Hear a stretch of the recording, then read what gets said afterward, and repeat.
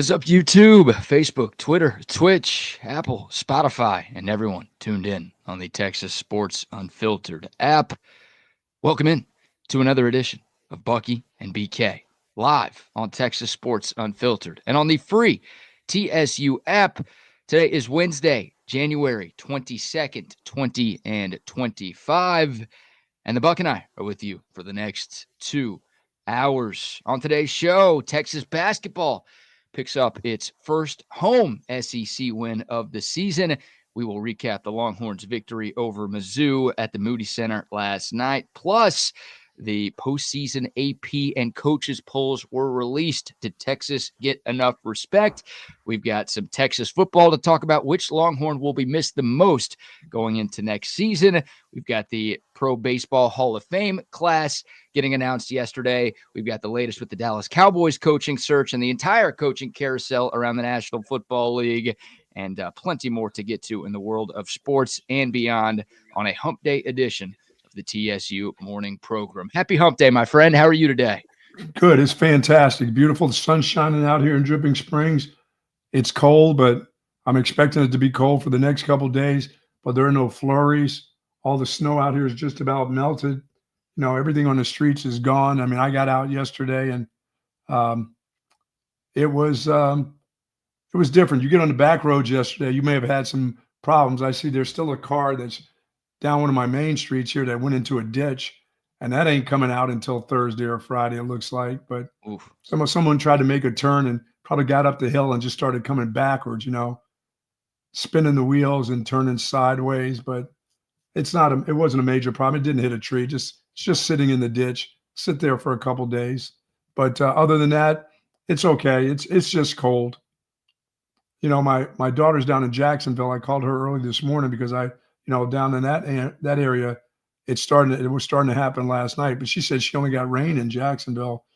But for where her school is, where she went to school at LSU, Baton Rouge, she said they got hammered with almost a foot of snow at them in New Orleans. But Baton Rouge sounds like it really got hit hard. Yeah, some of the pictures and videos I've seen from New Orleans, Baton Rouge, hell, even Houston and Galveston. I mean, there's snow on the seawall in Galveston right now. I saw a guy with a snowboard in Galveston yesterday. Hey, have a little snow. Come on, it's winter. Have a little fun. Right. Yeah, as long as the power stays on and the water stays running, I think everyone's okay with this. You just don't want ice. We don't want ice on the poles and stuff like that. I'm fine with the cold. My heaters are still cranking it up, doing a good job, bringing up that well water. You know, I'm not having to go to the store to get water. Everything, electricity's on. You know, I've got a little generator that when I got it put in, installed in the spring of last year, I said, I hope I never use it, ever. I hope it just sits there until I die. Yeah. And it never has to be cranked on. That'd be just fine with me. Amen. But you know, for those young people that are getting new homes, make sure that you add a generator to that home, because at some given time, you know it's going to happen. But I hope it's not this time. That's all I got my fingers crossed. The cold is okay. The cold is okay, and I hope everybody's safe out there. I hope everybody who had to go to work, you soft kids, get back to school, will you? Are they back today? Huh? Are they back today? They got to be back today. There's nothing wrong with the roads. I assume they're back today. You never know in this state. They could have been back yesterday, but we got so many bus drivers that aren't used to this stuff either, that they got to pick up your kids and, you know, make stops. And, you know, there's enough ice out there yesterday that could have been a problem, but they wouldn't have stopped anything back east. They wouldn't stop that little bit of stuff that we had yesterday or any of this other stuff that's, you know, less than a foot. They just keep on motoring, just keep on going. But for us, that's good. But I'm glad the kids are back, and as long as they're safe, that's all that matters, you know. Yeah. It really is. It's just about safety with these kids. You know, they hang out at the side of the road at bus stops. You know, people that can't drive will slide off. That's all you need is to have your damn kid hit while they're waiting for a damn school bus. So that's the most important thing. But we're back to normal now. It's just cold. Get over it. Good morning to the soldiers at Fort Cavazos, Texas, the soldiers in the state of Texas, and all those that fight for us each and every day. Thank you so much for what you do. It doesn't matter what the weather is. You are there for us, and we do appreciate it. But do be safe out there. Yes, sir. Yeah, I'm still sitting on this dog, and I took her out right after our show yesterday for about an hour. All right. He was ready to go, huh? Yeah, we walked around. We went to the dog park. We played fetch. I mean, it was a whole day. But I lost feeling in my hands about 15 minutes into that hour. And that should be the cue of, hey, man, maybe you should go inside. Like, the dog will be okay. You got to get your ass inside. Oh, yeah, for sure. Keep walking, whatever. We'll be fine. We'll tough it out. We'll figure it out. Dude, once I got back in my place, it took 2 hours for me to regain feeling. Oh, yeah. Like I couldn't even type on my phone. I couldn't type on a computer. I was asking Siri, like, hey, what do I do here? How do I get the feeling back in my hands? And she's like, oh, wave them in circles to get the blood flowing and rub them together like this to warm them up. And if anybody was like staring at me, crotch. Yeah, okay. Yeah, put them in your crotch or put them under your armpits. It's like if someone was looking at me through my window, they probably thought I had something seriously wrong with me. But it's not used to that type of feeling. I can tell you that. No, dude, I go out and check the I just go out and check the heaters on the pumps out there, and then I come back. I don't even play any of that. I did all my winterizing before and covered my plants and did some stuff that I needed to do, and that's it. I'm not going out there. I go out there to check on the heaters. That's it. Once I check on them and the thing is still going, I got electricity, I'm back in, and I'm not going. I'll go to Starbucks. I haven't gone to the store. I'm not going to the store till like Thursday or Friday. There's no reason for me to go. I went and got me a big old thing, a 2-gallon thing of gumbo, and I'm good. I'm gumboed up. My wife's the lasagna maker. We still have some slices in the freezer. She said, we got another slice. I said, that's another meal for me. I don't need to go anywhere. No, thank you. And when I had to go to the doctor yesterday, during the course of the show, they sent me a message, and the message was that we're doing things, by video. But it's only about 5 minutes from here. So I got out and went by there. But the ladies that work there are there. I'm like, where's the doctor? Oh, the doctor probably lives on some private road and couldn't get out. You know what I mean? The ones that work there, the reception people, they're all there. I'm like, well, if you're closed, what the hell are you guys doing here? The doctor makes a lot more money than them, and he gets to call the shots. So he gets to say, okay, you guys get in there, but just tell those other clowns I'm not showing up today. So you got told it was a virtual appointment, but you still went in anyways? Well, there was a message on which I was thinking that message is either we're canceling or whatever, but I couldn't find the message. And so I said, well, it's 5 minutes for me. I'm going to Starbucks anyway. I just drive, it's over by Covert right over there off of 71. And once you're on 71, once you're on the main thoroughfare, you're fine. Even if you're on Highway 12 or whatever, you're fine. But I went the back way of Crumley Ranch Road, BK, up the hill, and there was a Spectrum truck that was like stuck, like not on the side, but in the middle. I went around the Spectrum truck with my benzo and got up that hill. And I mean, I'm used to driving in the snow. I mean, I grew up in this crap, so I'm used to getting out there in it.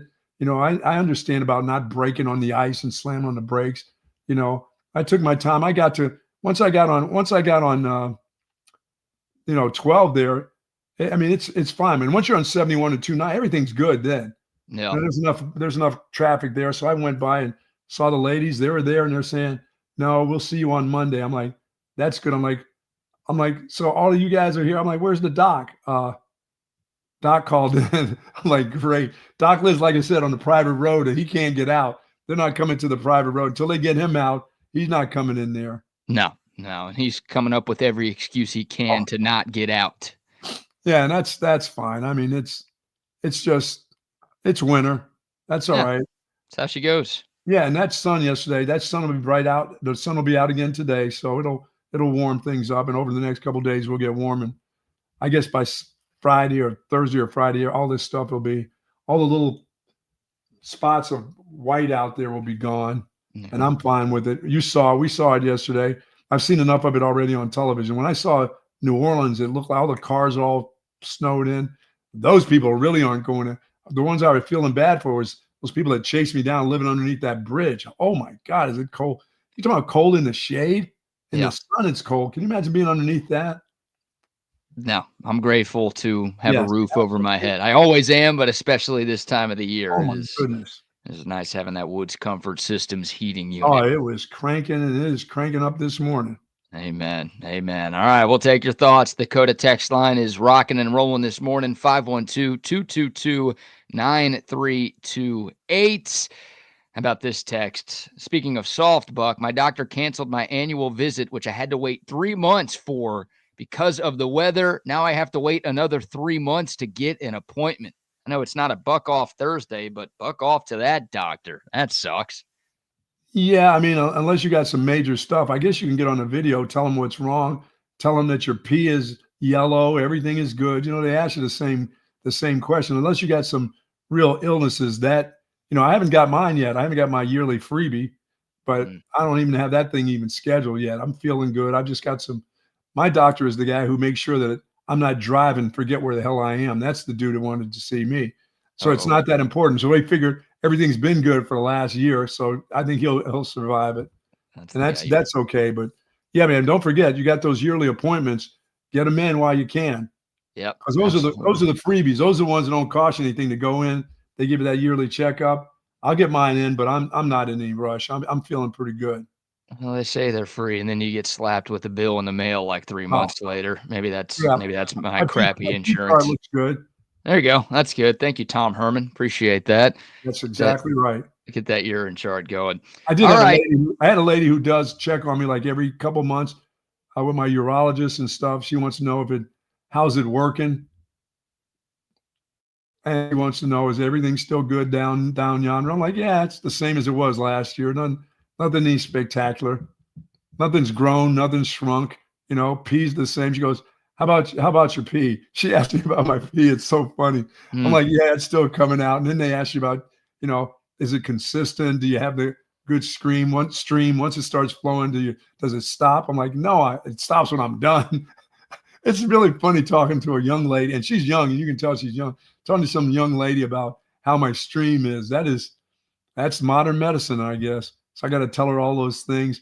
And then she goes, so I'll talk to you next month. And I'm like, can we wait a couple months before I tell you about my stream again? Did she ask you who your favorite magician was? No. She didn't say hers was David Copperfield and try to get a little handful of what you got?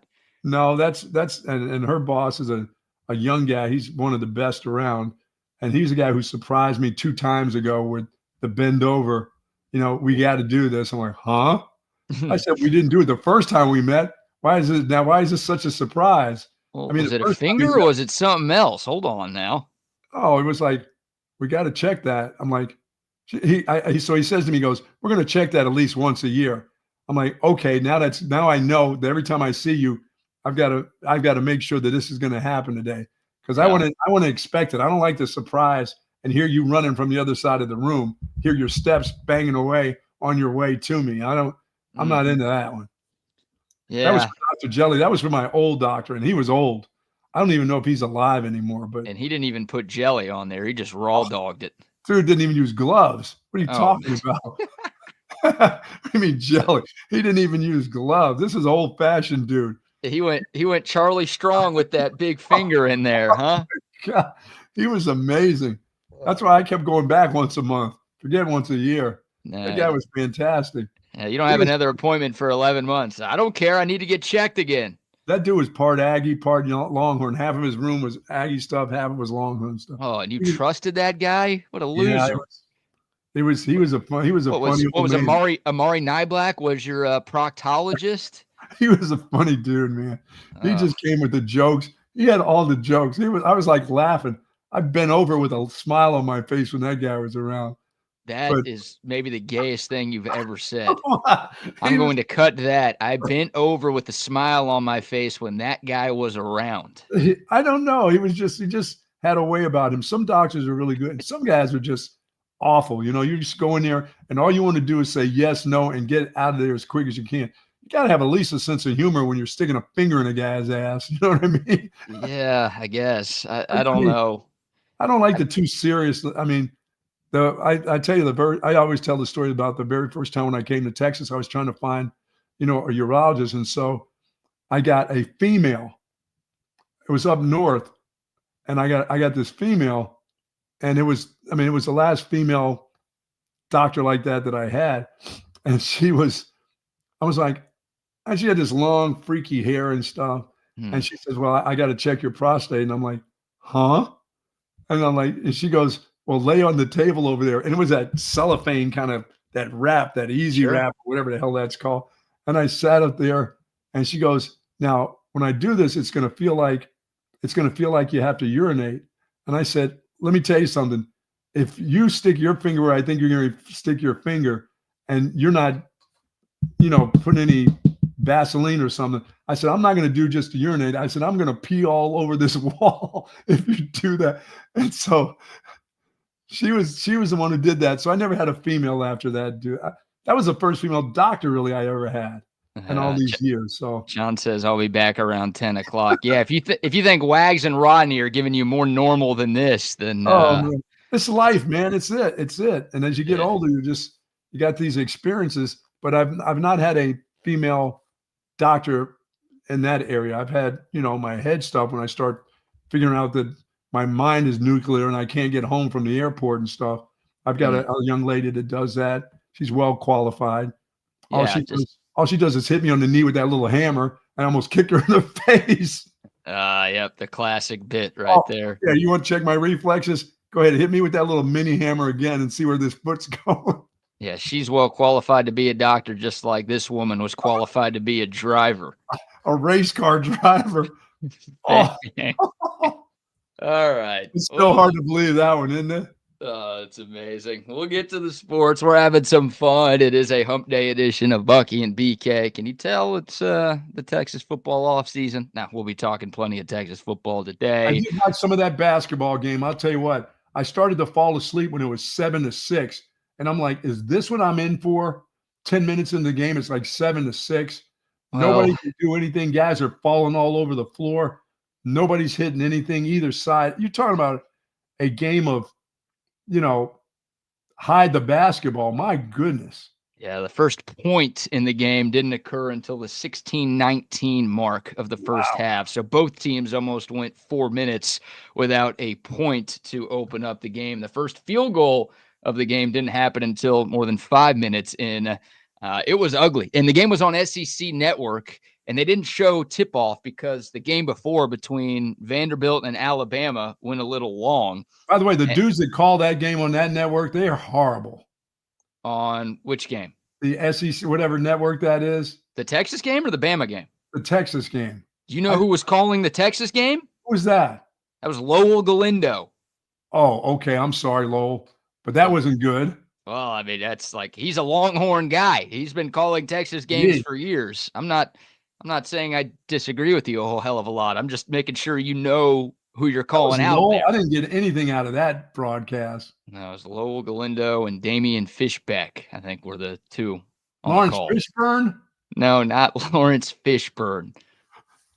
He's doing games now? No, not Lawrence Fishburne, not Blake Fisher on the Texans offensive line. None of those guys. Wow. Not, I don't know. I'm out of names. I'm out of fish today. Yeah, that was yeah, I knew it would be bad when the broadcast cut to the Texas-Mizzou game like 3 minutes in and the score was 0-0. Like that, there's your premonition right there. It's like you're mad that you think you're missing some stuff, and it's like, oh my God, the game before is taking so long. Can we just get to the Texas game, please? And then finally, Bama Vandy ends. They cut to Austin, and then it's 0-0, and you're like, oh, we didn't miss anything, number one, and it's going to be one of those nights, number two. And we still didn't miss anything into the next half. I mean, it was bad. Yeah, 61-53, the final. If your cousin bet the under, congratulations. Your cousin cashed in. It was a rock fight between two of the better offensive teams in the SEC statistically. I mean, Mizzou entered last night's game as the second best shooting team in the conference. They were also 4-1 in the conference going into yesterday. So give the Texas defense a lot of credit. They held Mizzou to just 31% from the floor. Both teams made just 4 threes last night. Oh, it was such a bad shooting night. I was going to say nobody played any. It was just like nobody was shooting anything. There wasn't any offensive sets to get guys shots. It was just run around. No, you take it. I thought it was like the Harlem Globetrotters last night again. It was well, if it was the Globetrotters, you should have gotten a refund on your ticket. I mean, Wow. it was a tough watch, but it's a win for Texas. That's the most important It's a thing. big win. And one thing they did, they out-rebounded. They had 39 rebounds. They out-rebounded Missouri. And we said that they've got to look a little tougher. Well, they did because there was a lot of balls clanging off the rim, and they Yeah. went after it. And they were undersized. Texas is an undersized team against that group, man. Well, yeah, Mizzou's got that one big 7-footer, but we did talk about it yesterday when previewing the game. Missouri's one of the worst rebounding teams in the Yeah, league. So that's where you felt like maybe Texas could win that battle or at least be close to Mizzou on the glass. And fortunately, they won the rebounding battle. And that's the first time since the Longhorns beat Northwestern State in 2024 that the Horns have won the rebounding battle. So they've played now 6 SEC games. That's the first time as a member of the SEC, the Longhorns have out-rebounded their opponents. That's a big reason why they are 2-4 in the league. Now, they beat Oklahoma. They only got out-rebounded by 1 in Norman in that game. Yeah. But, they have been just getting pounded on the glass in conference play so far. And they've been getting crushed in the second chance points category as well. Texas, 22nd chance points last night. Missouri only had 4. So that goes to your point. If you're able to rebound well, you give yourself those extra opportunities. And in a game as ugly as last night, you needed every opportunity that you could get. Yeah, that was a good win. I mean, it's whatever it is, it's a win. And you need another one this weekend against the Aggies. You don't need to lose to them because they're not playing that great right now, but they are a rebounding machine. And if you can hang with them in the rebound, which that's going to be tough. They got big guys. They pride themselves on especially offensive rebounds. So if you can hang in there, I just noticed that guys were going to the boards. Everybody was headed to the boards except for the freshman. He doesn't do any of that stuff. As I said before the show, the ball has to actually come to him off the rim. He's not going to the boards and fighting anybody for any rebounds. Now, if it bangs off and it hits him in the hands, he's okay, but he's not going in there battling. He's not a battler. Well, I'm not going to sit here and stick up for Trey Johnson very much after last night because it was a rough night for him. Believe it or not, though, he was tied for 3rd on the team in boards last night. So, he was? Yeah. That's how many balls clanked off towards him? There were a lot of misses last night, so that helps.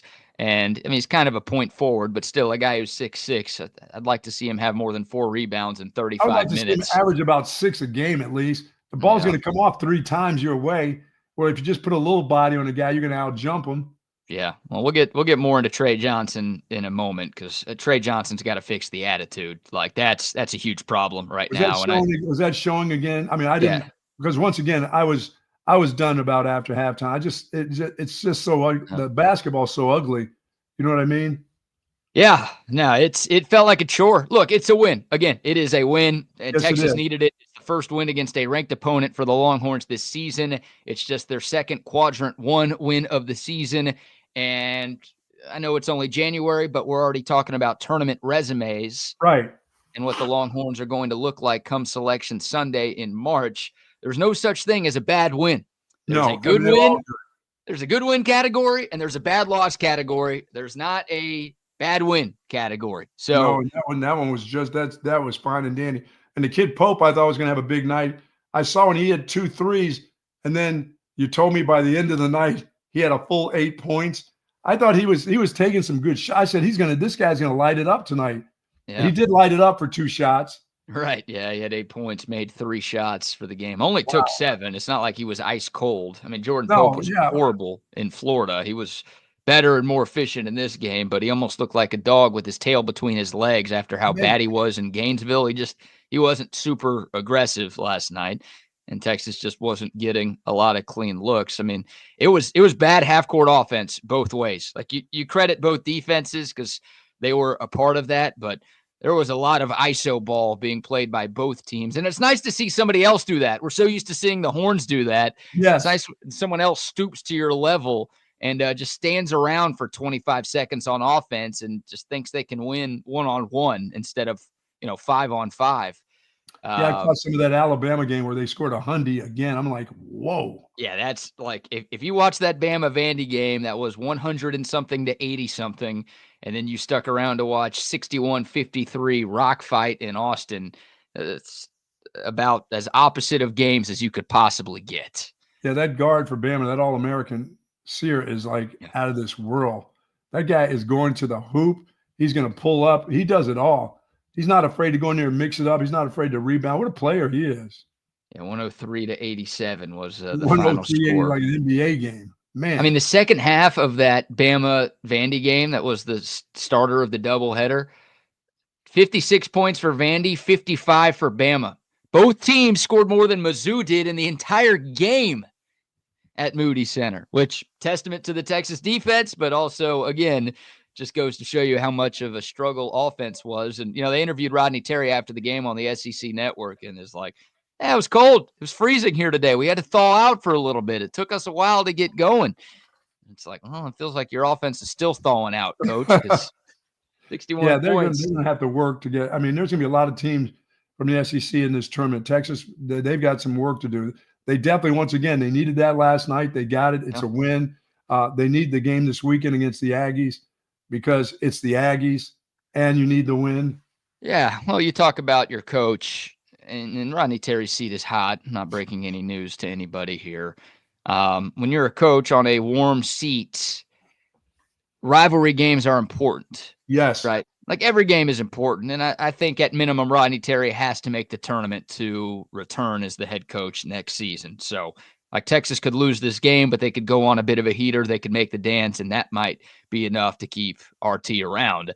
But you don't want to lose games against your rivals. No. And you don't want to get swept by A&M in your first year in the same conference as A&M in more than a decade. So, like that stuff really, really matters. Now, Rodney Terry beat Oklahoma, and he'll have the chance to sweep OU a little bit later in the year. They can win that game in Austin, but you don't want to lose both games to the Aggies. That's not going to help you with a fickle fan base that already seems ready to turn on the coach. So, also, that'd be another ranked win. I mean, Texas A&M is number 13 in the country. Yep. The Aggies play tonight. If you want to do a little scouting, they are in Oxford to take on Chris Beard and Ole Miss. The Rebels ranked 16th in the nation, so that's a pretty good game tonight if you're looking for some decent college hoops to watch. But yeah, obviously the first matchup between UT and A&M did not go well. Texas lost by 20 in College Station in the conference opener. So yeah, and you talk about the tournament resume. Joe Lenardi, going into the game yesterday, had Texas as a first four out. Now, I don't know if he's going to drop another bracket until next week, so we'll see what the Horns do against A&M. But if you're just curious kind of where Texas stands in the eyes of the bracketologists out there, they are right on the bubble. So picking up a win, once again, a Q1 win over a ranked team, that's very good for Texas. Yeah, I'll say this. If they can keep up the attitude about the way they played defense last night and being aggressive at the boards, they can hang in there with some of these teams. But some of these SEC teams are just bigger.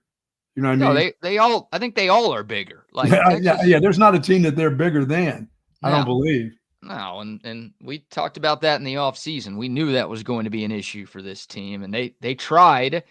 I don't know if they tried hard enough. I guess it's clear that they didn't try hard enough to bring in another big to pair with Caden Shedrick and Zarek Onyema, but they couldn't get anybody. They were going after, 5 or 6 guys in the portal, but a bunch of other teams were going after them as well. And sure, Texas couldn't add that extra big body that would really, really help this team. So yeah, they're going to get out muscled. I mean, look, they've been out rebounded in 5 of the 6 games they've played in. They're not all of a sudden going to go on a rebounding tear where they start winning that battle every night. That's going to be something the Horns have to deal with for the rest of the year. But as you said, if you keep playing hard, keep playing enough hard defense, you get a team on a cold night, you can win these kind of games like you did last night. And it'll be about your defense because offensively, it was a struggle. Kaluma with 14, and then I don't know what happened to the rest of those dudes. It just got ugly after that. Yeah. Here's the look. Kaluma played well, 5th double-double of the season, big bucket late. Caden Shedrick got posterized with like 7 or 8 minutes to go, and that like woke him up. Like he was so embarrassed and pissed off that happened. Where it's like, okay, I don't want my night to be all about that. I'm gonna see if I could do something. Hit a couple of buckets late, started attacking the glass a little bit more. And it's 9 points, 9 rebounds. Not the sexiest stat night of all time, but I I hope Shedrick gets posterized every night if he's going to start playing like that. Oh, hey, don't worry, he will. Yeah, well, I don't know. I mean, he's got to do something. He's got to do something more. But yesterday he was good. It was a solid performance by him. And now we get to Trey Johnson. 3 of 15 last night, 1 of 8 from three-point land. Was second on the team with 12 points. Did hit a big layup, really the dagger layup in the final minute of that game last night to put Texas up by 7. He's got to calm down a bit. His attitude, you talk about guys who wear their emotions on their sleeves. Yeah, it's a little much, isn't it? This guy wears it on his sleeves, his chest, his legs, his face, his shoulder, like everywhere. And look, he's consistent.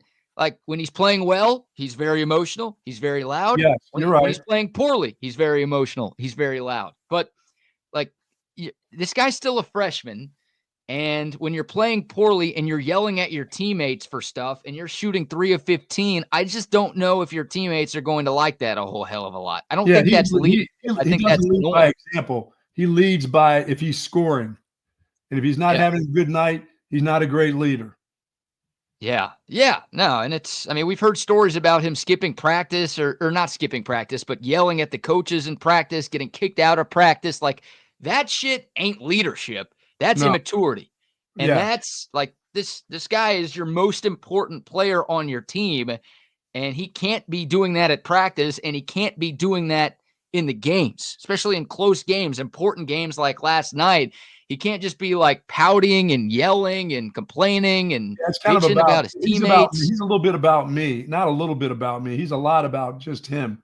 Well, he wants to win. It's not like he just cares about his own stat line. It's like he wants to win, but you can't be getting after your teammates. Look, people don't like that even when you're playing well, but when you're playing as poorly as Trey Johnson was last night and you're hurting the team with that play, then like I just think, look, this is very apples to oranges. This is the closest comparison I can give with my basketball experience.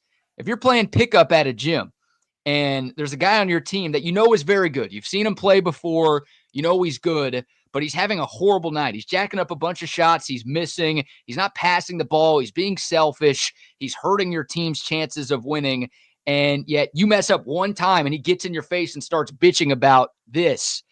You're just like, dude, shut the hell. Are you not like, do you need a mirror? Can you see what you're doing today? Like that pisses people off.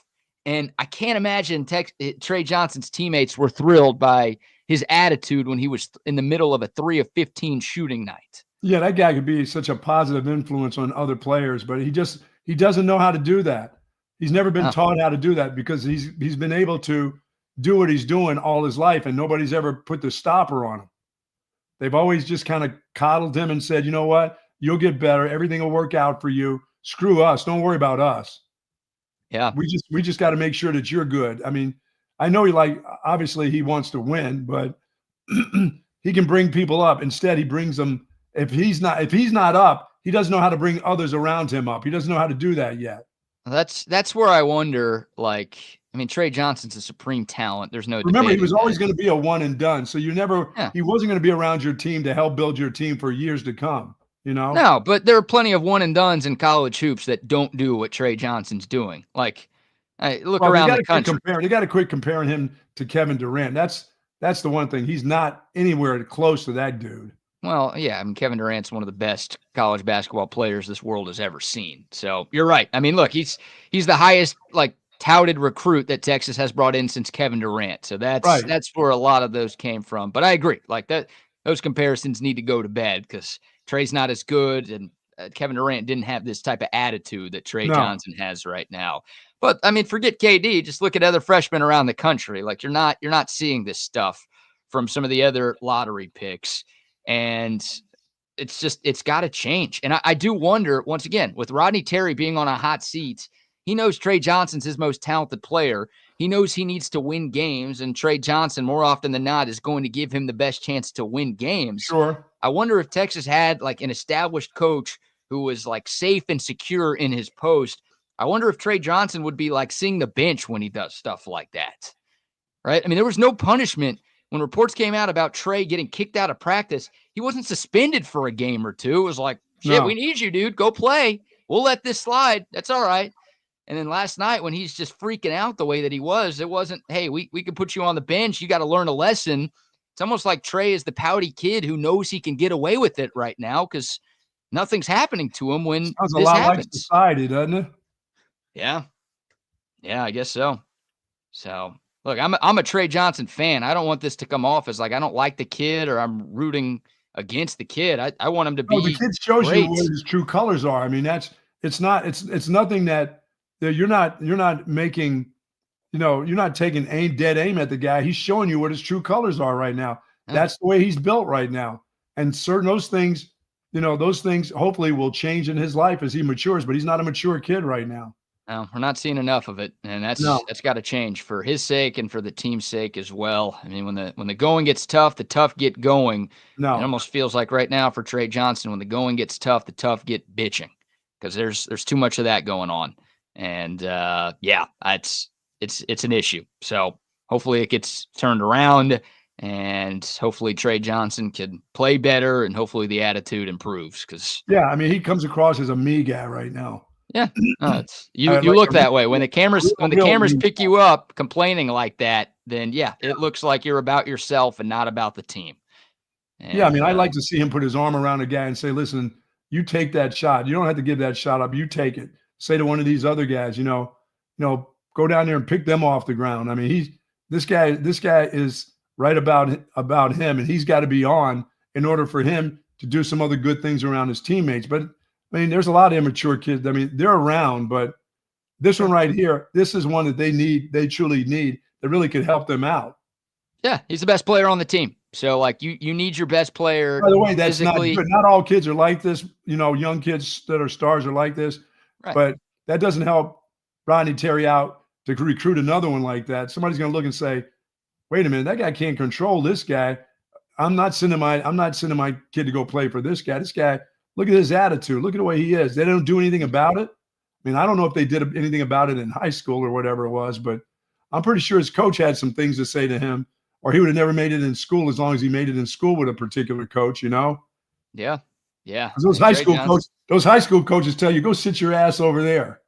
Well, Trey went to a couple of different schools. He was at Lake Highlands for the first 3 years, and he left to go to a prep school. I don't think he got kicked off. Like, he went to a basketball first school for his final year, and, I guess it worked. He was a top 10 recruit in the country, and, Trey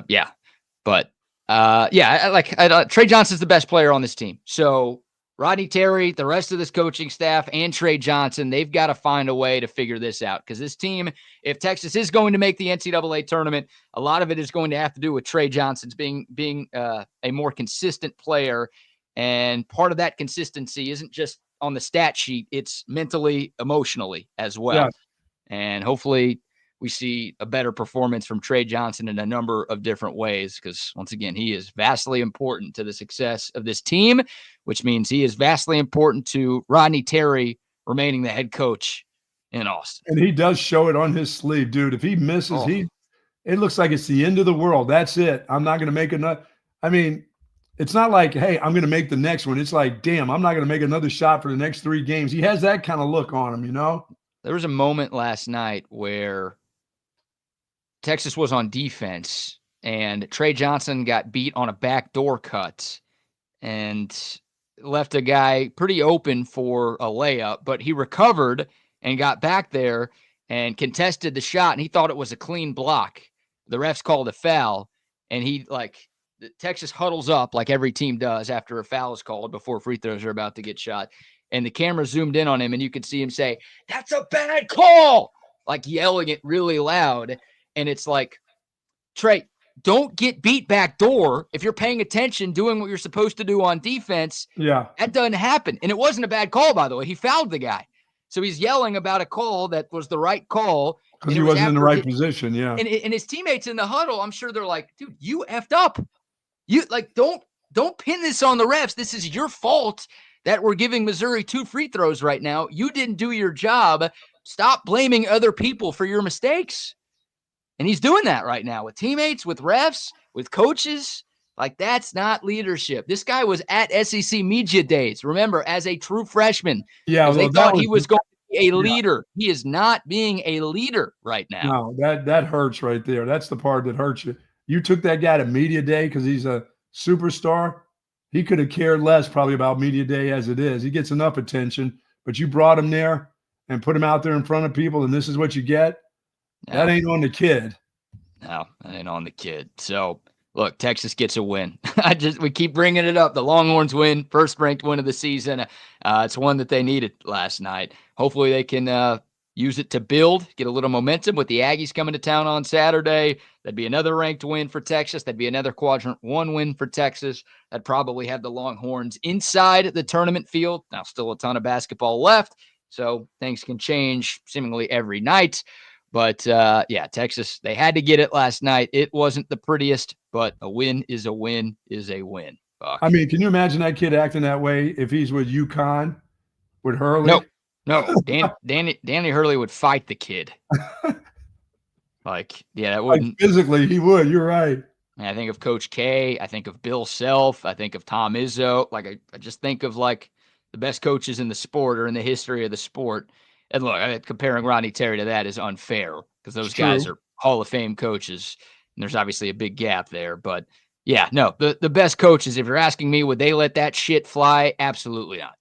Absolutely not. And the kids, by the way, the kids don't do that to the best coaches.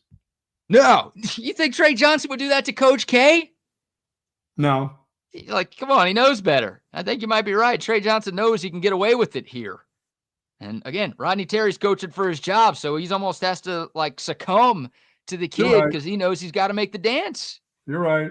That's not a good situation. We talk about Texas football being incredibly healthy.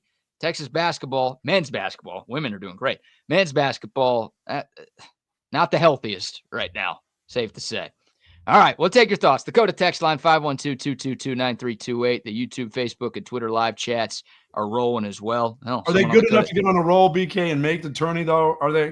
Is it just more a hope? Well, they've got the talent to go on a roll here. I think Texas, to be safe, they've got to get to 8 conference wins, which means 8-10, which means they'd go 6-6 in their final 12 regular season games. So could they do that? Sure. The schedule does get a little easier after Saturday. Now, you still have to play some really good teams, right? You haven't played Bama yet. You haven't played Kentucky yet. The good news is you get those games at home.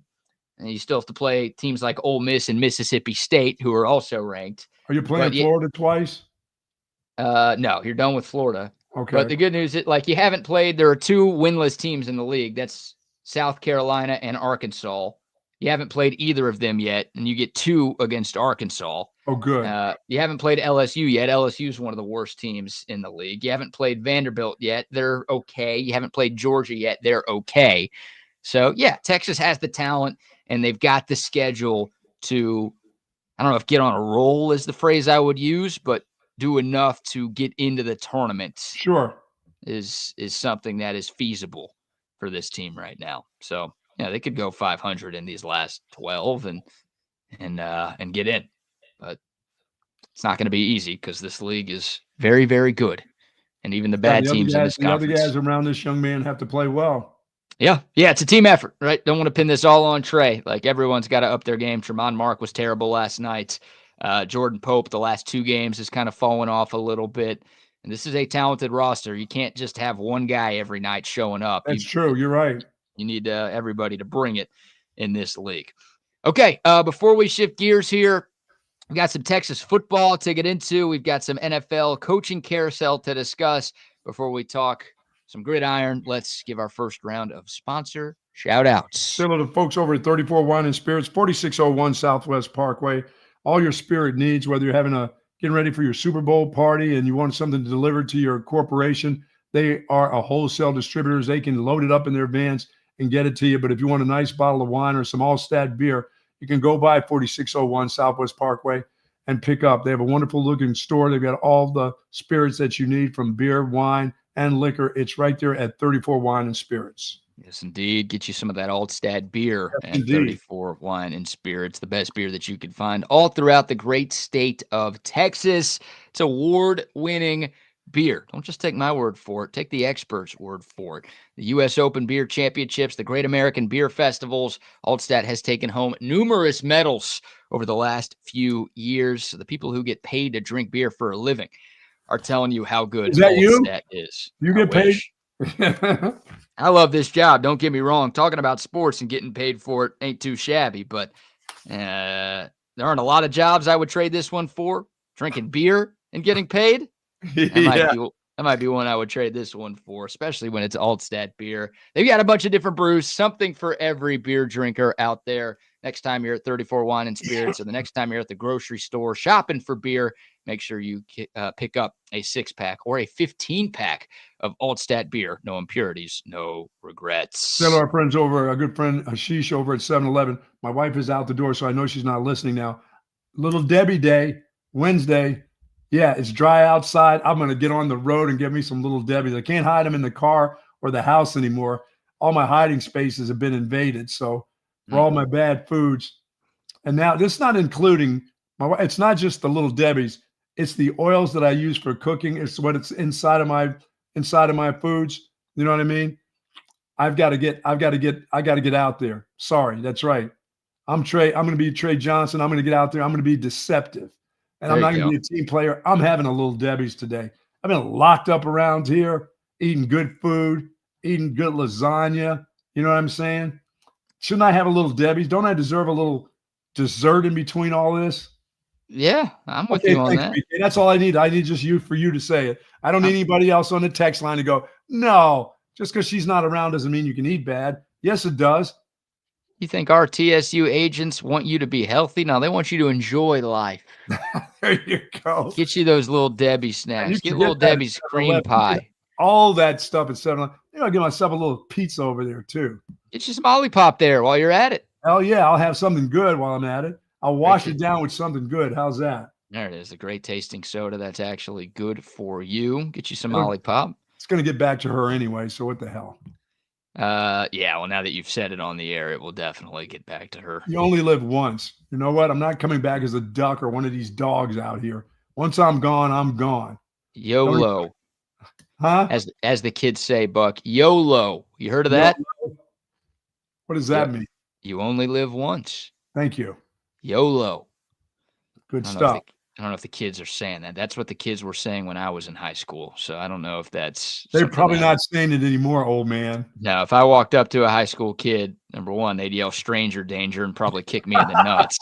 Number two, if I said YOLO, they'd probably be like, okay, boomer, and then go back to TikTok. Yeah, okay, boomer, get out of here.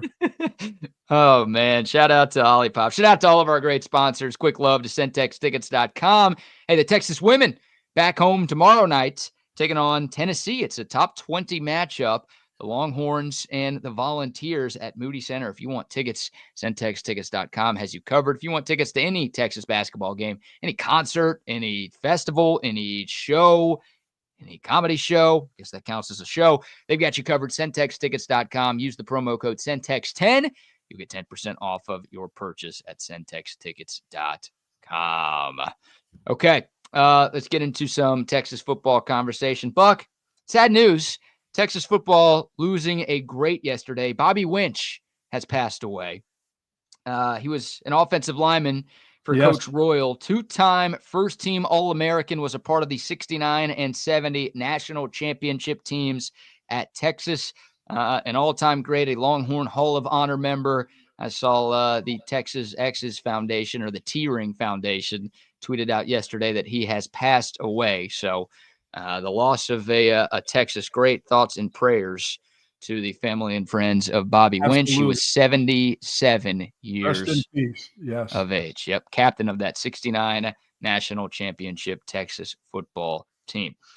All right, Buck, the postseason polls came out yesterday. These don't matter a whole hell of a lot, but I do want to get into them for a little bit. The AP poll, Texas finishes 4th in the country. Ohio State, number 1.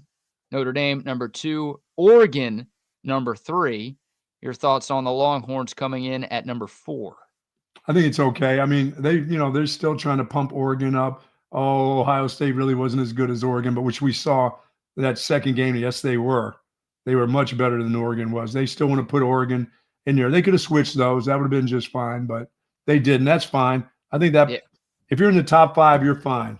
That's funny. The coaches poll actually did switch those two teams. So Texas came in at number 3 in the coaches poll. Ohio State 1, Notre Dame 2, Texas 3, Oregon 4. So the two polls, there's no college football playoff postseason poll, but the two main polls that people look at, Texas was number 3 in one of them, and they were number 4 in the other one. You got to put Notre Dame at 2, right? Yeah, I think so. They made it to the national championship, even though Texas put up more of a fight, and I think Texas is better than Notre Dame. Hell, I think Oregon's probably better than Notre Dame too. Mm-hmm. You got to reward the Fighting Irish for making it all the way to the title game. And like you said, being top 5 is the big deal because absolutely the first time since 2008-09 that the Longhorns finished the year in the top 5 in consecutive years. Yeah, I mean, I as I said, if you can do that, that's fine. Anytime you're in the top 5, that's a good thing. Top 10, not so much. It's okay. It's okay for Pitt or somebody like that. I mean, or Clemson, but it's not okay for Texas. Okay for Pitt. Pitt would be jumping for joy if they were ever in the postseason top 10. That'd be the greatest thing ever for Pitt. My sleeper team, they sucked. Yeah, they did suck. Hey, for some Texas teams in the last decade and change, I would in the top 10 would have been great. Give me top 20.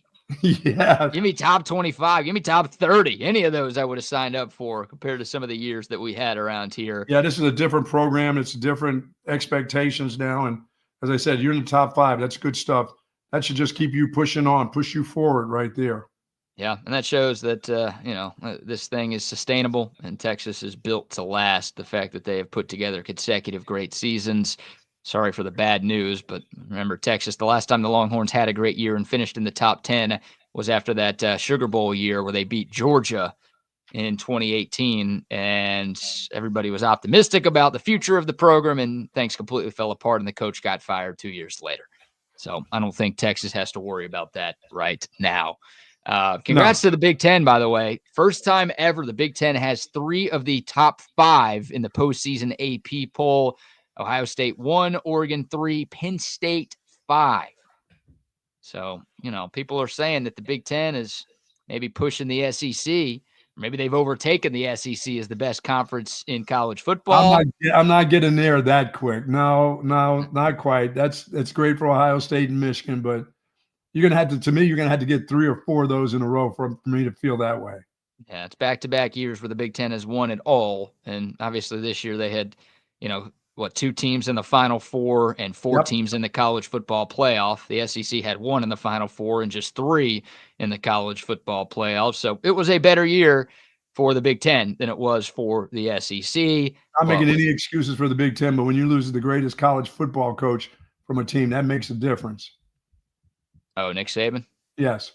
Yeah. I don't think Alabama would have missed the playoff if Nick Saban was still the coach. Hell, they damn near didn't miss it, and he wasn't a coach. He was pushing for it. They weren't even coaching them. They damn sure almost didn't miss it. You're right. But then again, speaking of Big Ten versus SEC, in the oh-so-important ReliaQuest Bowl. Oh, boy. Michigan beat Alabama this year. So there's another win for the Big Ten. But yeah, 2 years in a row where the SEC hasn't won the national championship, but you look at what the conference has done since 2000. It's going to take more than a year or 2 for me to change my thought on the SEC being the best league in the sport. But hey, if the SEC wants to get worse, Indiana, a couple more almost undefeated seasons for me to believe that the Big Ten is really there.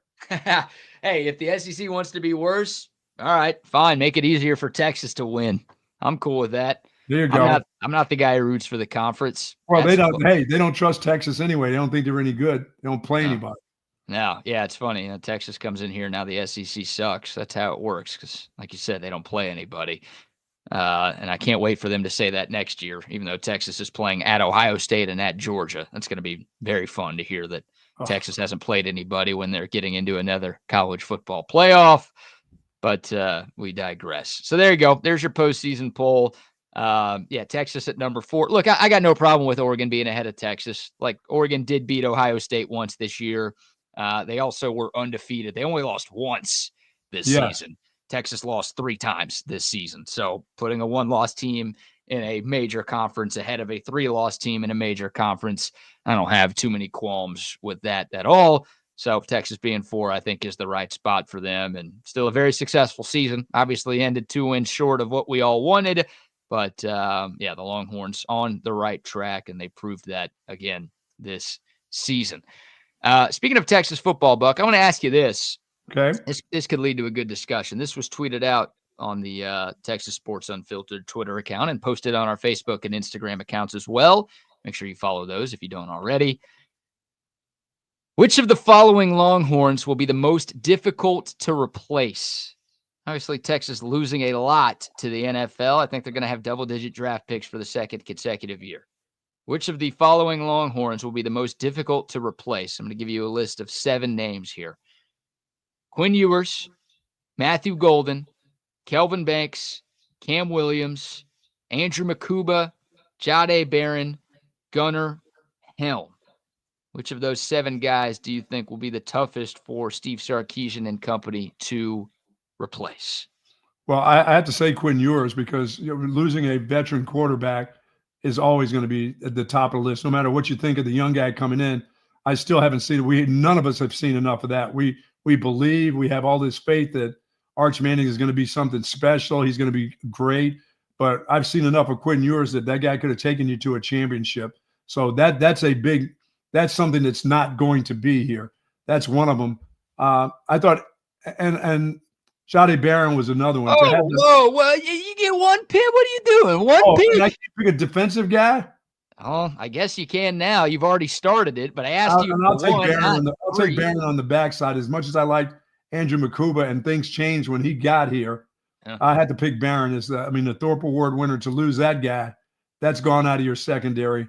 Although there's some good players back there and they should still be okay, to lose that cat is big because I think he was more than just a player. I think he was a fantastic leader. And for him to come back when he could have left, I think meant an awful lot. So I'll pick one on offense and defense. I think Quinn Ewers, when you lose a veteran quarterback, say what you want about the incoming guy, you don't know shit about that dude. You just think you do, and you hope you do, Yeah. Well, Vegas does not agree with you at all because I know. The 2025 Heisman odds came out yesterday. And look, there are a bunch of different sports books, but on betonline.ag, Arch Manning is the Vegas favorite to win the Heisman Trophy. And I hope so. And I hope everything about that kid that we've seen in spring games and his ability to go into other games and do some spectacular things.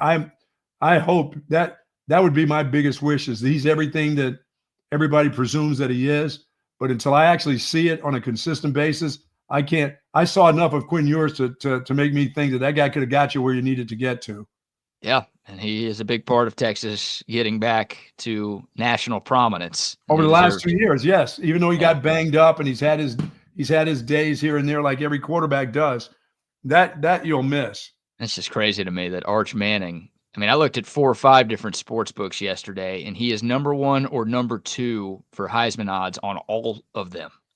Like a guy who started 2 games in his collegiate career, replacing a 3-year starter at quarterback. It's like the nation thinks that Quinn Ewers is not going to be that difficult to replace. And based on the way people, even Texas fans, were tweeting about Quinn Ewers the past couple of years, sure, it's like a lot of Longhorn fans don't think Quinn Ewers is going to be difficult to replace. But I don't know if he'd be my answer, but I'm with you. When you're talking about a 3-year starter at quarterback, you kind of knew what Quinn Ewers was, and you don't really know what Arch Manning is. So is the ceiling for Arch incredibly high? Yeah, could be higher than Quinn Ewers, but there's a floor that might be there that could bring Texas a step back in 2025. Yeah, like I said, you have a veteran quarterback. That's important. Hell, I won't know.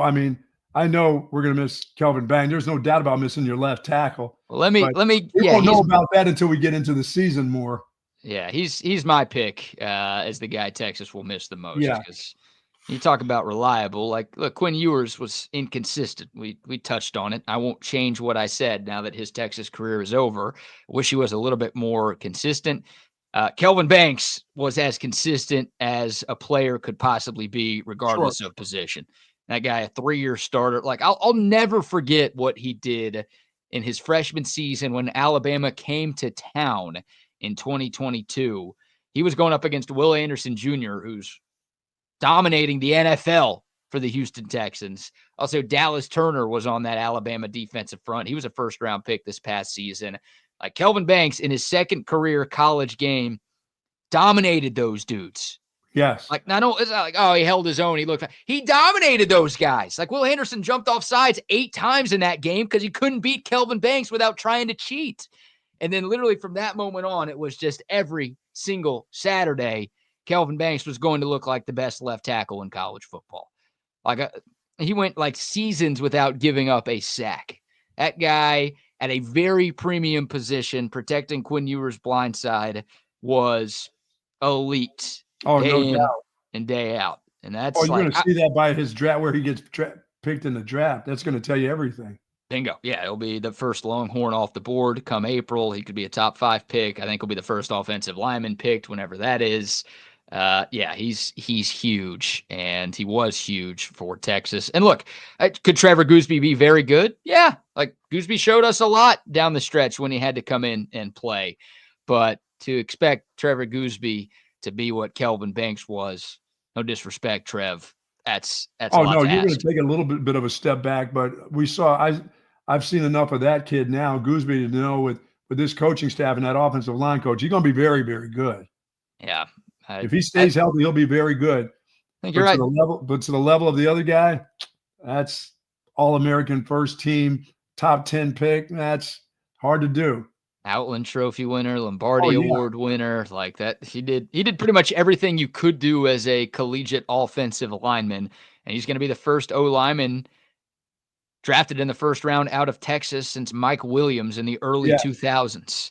Like it ain't a coincidence that Texas has had its best 2 seasons in a long time when they've had Kelvin Banks manhandling the left side of that offense. Oh yeah, when you got the quarterback, which you don't think is any good, throwing the ball, and that guy's protecting the blind side. So yeah, that helps. That helps too. Like obviously Quinn deserves a lot of credit. It's a team game, but O-line play, especially in the SEC, matters a hell of a lot. Yes, it does. And losing Kelvin Banks, I mean, you're losing 80% of your offensive line, so that's a scary thought in itself.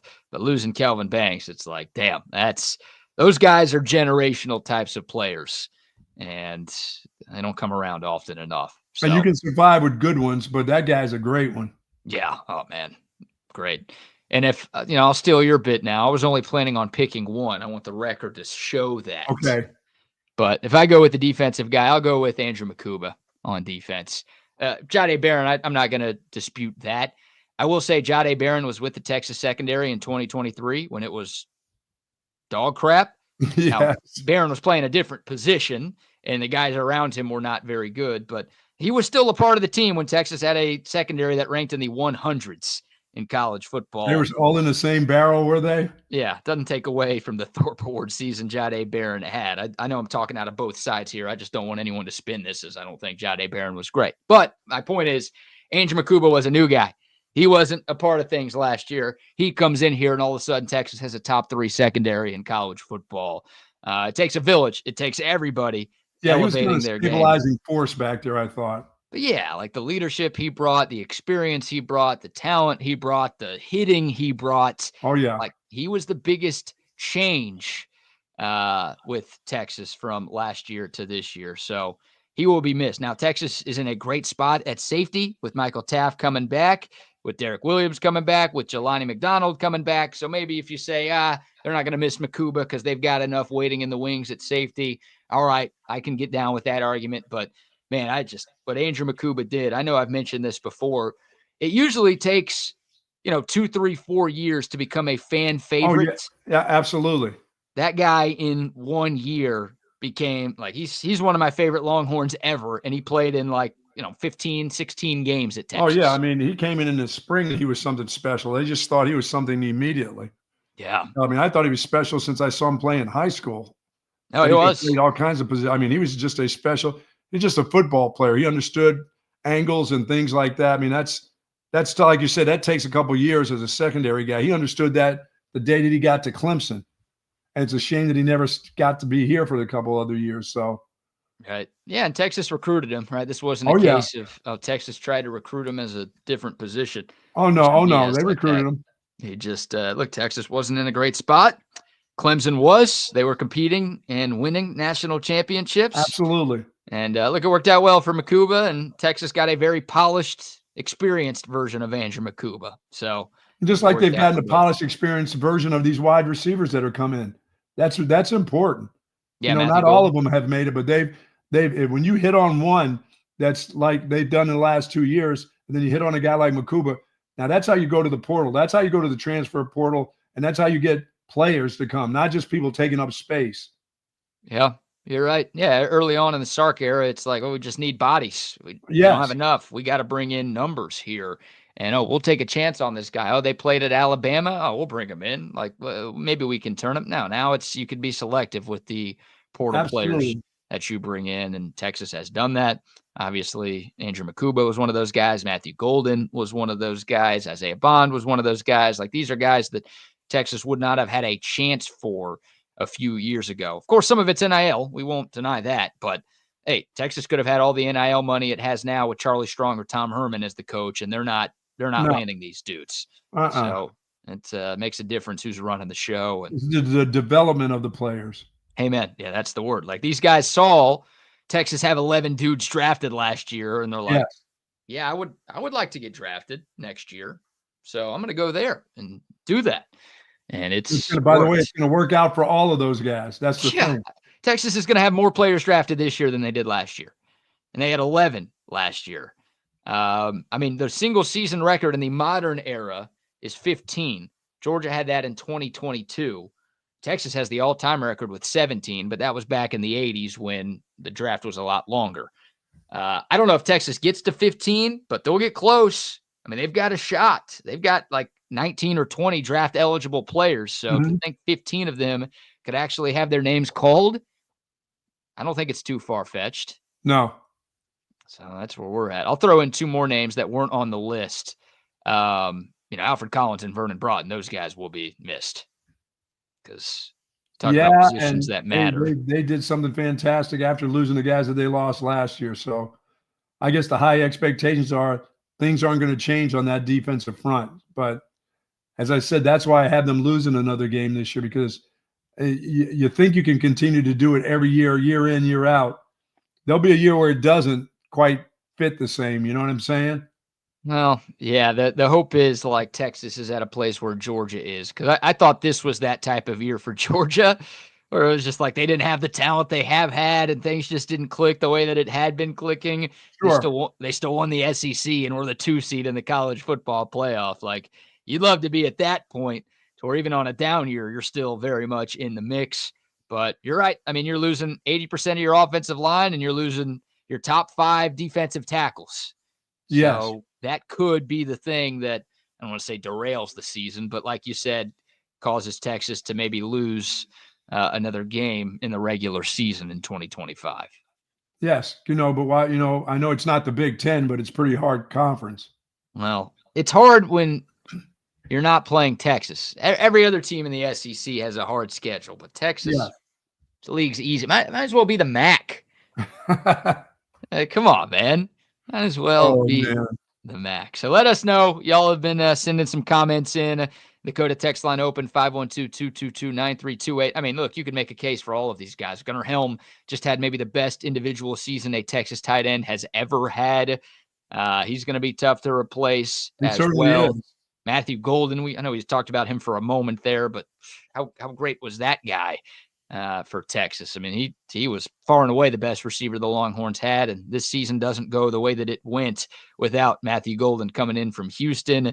So you can make a case for everybody on the list we just mentioned, but I'm going to go with Kelvin Banks, and you're going to go with Quinn Ewers on offense and Jahdae Barron on defense. Yeah. I'll take your thoughts. Yeah, Jake goes with a pretty similar top 3, Banks, Barron, and Quinn. We got a vote for Quinn and Barron. We've got Banks and Barron. We've got Banks. We've got Barron.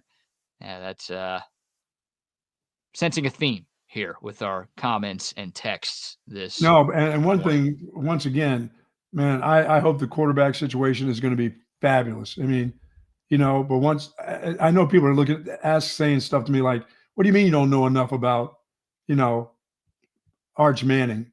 I don't. I haven't seen him play enough. I know, he played so well that they made him a guy that came in once or twice at the end of the season. I mean, you got to see him in a bunch of games. You know what I'm saying? I got to see him with some experience. And I think in my mind, he's got every tool there is. The surrounding cast has to be a part of it too, because he can't take them all on his shoulders. You know? Yeah. Like I mean, we're talking about a guy. Excuse me, Buck. We're talking about a guy with 95 career passing attempts.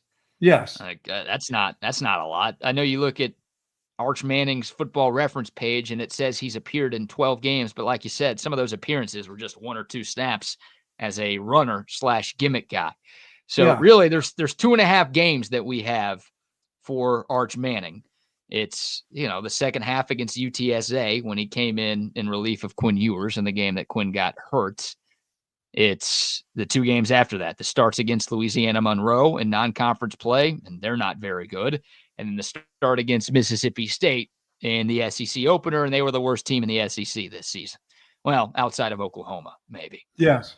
But Arch Manning, 9 touchdowns, 2 picks. He looked very good in those games. He really did. Yes, he did. So I understand the reasons for optimism. 5-star recruit, top 5 player in the country. Hell, his last name is Manning. Do we need to say anything else? I get why people are stoked, but I absolutely get your hesitation, reservation. You're cautiously optimistic, but you got to have the caution because we haven't seen a lot from the kid, and his first game is on the road against Ohio State. So welcome to the show, bro, for Arch Manning. Man. He's got a chance. Now, if he plays well, Texas wins that game, people will say Ohio State sucks and it's a down year for them. Get ready for that. But Arch Manning, obviously the legend, will grow. You think the Heisman talk is crazy right now? Wait till the day after on August 31st when Texas wins that game and Arch has 3 touchdowns and no picks. It's going to be crazy after that. That will calm some nerves. But yeah, we're talking about a guy going into his first season as a starting quarterback at this level of football with some tough games on the slate. Yeah, I understand why you're a little bit nervous about what the season is going to look like. But man, if he's what we want him to be. Well, and the team around him is what we want it to be. And if they continue to do the things that they've done over the last 2 years and they find that special wide receiver or that special tight end, Yeah. I mean, they're losing. That's another reason why I think it's fair to have some cautious optimism about Arch Manning. 9 starters are gone from last year on offense. 4 offensive linemen, 3 receivers, your number 1 tight end, your number 2 running back with Jaden Blue, who was a great weapon in the backfield. That's, if it was Arch Manning with the other 10 guys coming back, then all right, let's go. Feel great about this thing. But I mean, I know who the quarterback's going to be. I try to figure out who the starting running back will be. Well, the guy with the knee, what's he going to be like? How does he come back? Does he come back stronger, better? I mean, he won't be more experienced because he's been sitting around watching. His experience level in the SEC won't be there until this is kind of year 1 for him, correct? Yeah. So I mean, there's 2 years ago. Yeah, so there's a lot of guys that you got to replace, and a lot of guys who did pretty good things here. Yeah, the run game has to be better. That's kind of what derailed Texas's season this year. You look at their losses; they weren't able to run the ball consistently enough. But we also knew that was coming, and they found ways still to get into the. I didn't think it was coming. I didn't think it would be as bad as it was. And it Texas was good enough as a team, and they had some great running games. Not like the run game was a total non-factor all year, but it wasn't consistent enough. Yeah, I expected better against really good against Georgia. Yeah, Georgia and Ohio State. They're going to be there on your schedule for a while. They're not going anywhere. You're going to have to play them eventually. Look, the Texas played the 5 toughest games Texas played: 2 against Georgia, 1 against Ohio State, 1 against Arizona State, 1 against Clemson. I think that math is 5. They ran the ball well in 1 of those games. That was Clemson. It was huge. Yep. Ran for almost 300 yards. Got them the win in the first round of the playoff. First playoff win in school history. It was great. But in 80% of the games against the best competition you played, rankings-wise, that's a fact and an opinion, you couldn't run the ball at all. So, Trey Wisner, he was great. It's a great story. He's not elite, Jarrett Gibson maybe turns into that guy. CJ Baxter coming off an injury. Texas needs to have an elite runner, and they need to have more consistency in the run game. I mean, that's a quarterback's best friend, right? Having a reliable run game. So it really is a first-time quarterback's best friend. Texas has to find a running back or running backs to deliver more in bigger moments than they did last season. Part running back, part offensive line.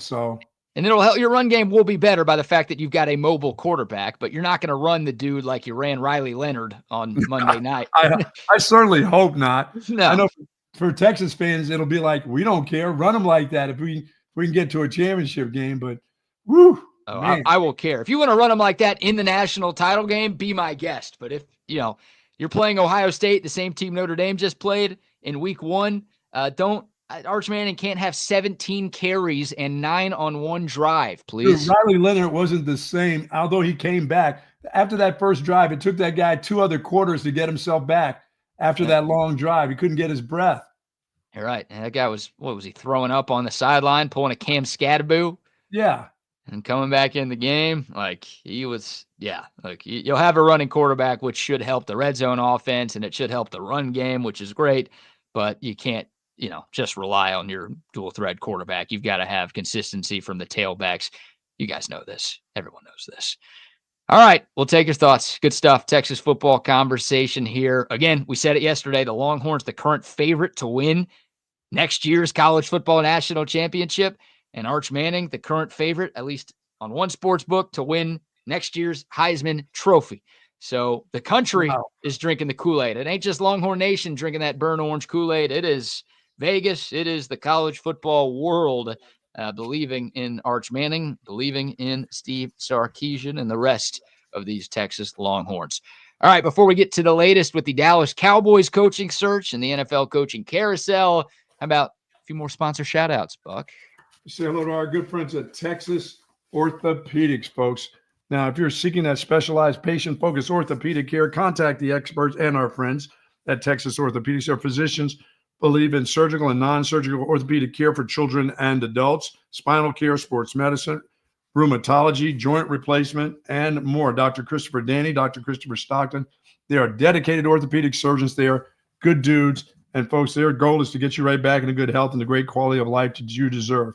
Texas Orthopedics is the largest independent orthopedic practice in the state of Texas. For more information, go to txortho.com. Yes, indeed. And some love to audio-visual consultations. Hey, if you want to get your TV setup done by the Super Bowl, our friends at AV Consultations can make it happen for you.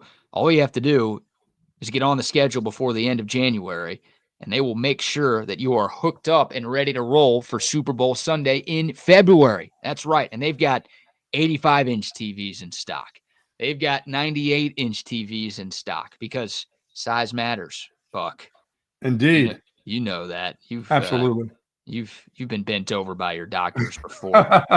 They also have 150-inch projection screens in stock, ready to go. They'll hook you up very soon. They can do the surround sound, the Sonos sound bars, all of that stuff, plus whole home lighting and surveillance, anything cool to make your home a lot more fun to be in. AV Consultations can make it happen for you. They're the best in the business, and they've been in business here in Central Texas since 1988. Go to their website, avconsultations.com. Look at the gallery of projects they've done over the last few decades. Get some ideas for your place.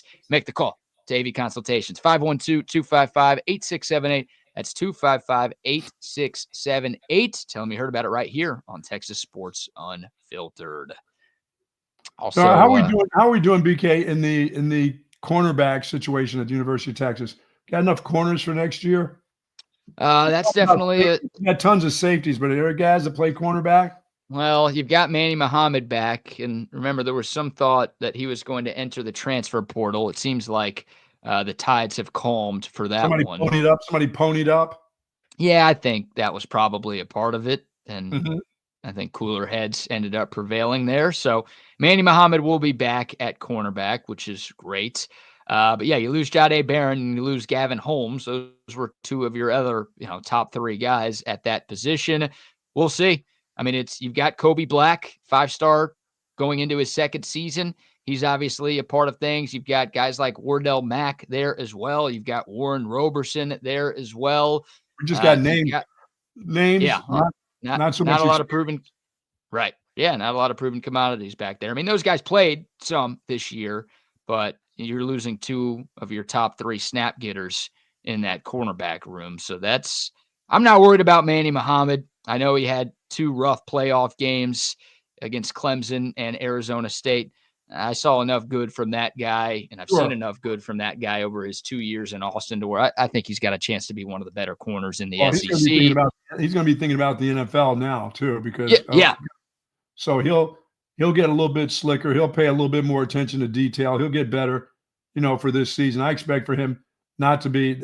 We won't be talking about him during the year. Like, once again, you got to, in that position, you just got to go on to the next play. If you get beat, you just go on to the next play. It's just he'll be waking more consistent, I would think, going to his 3rd year.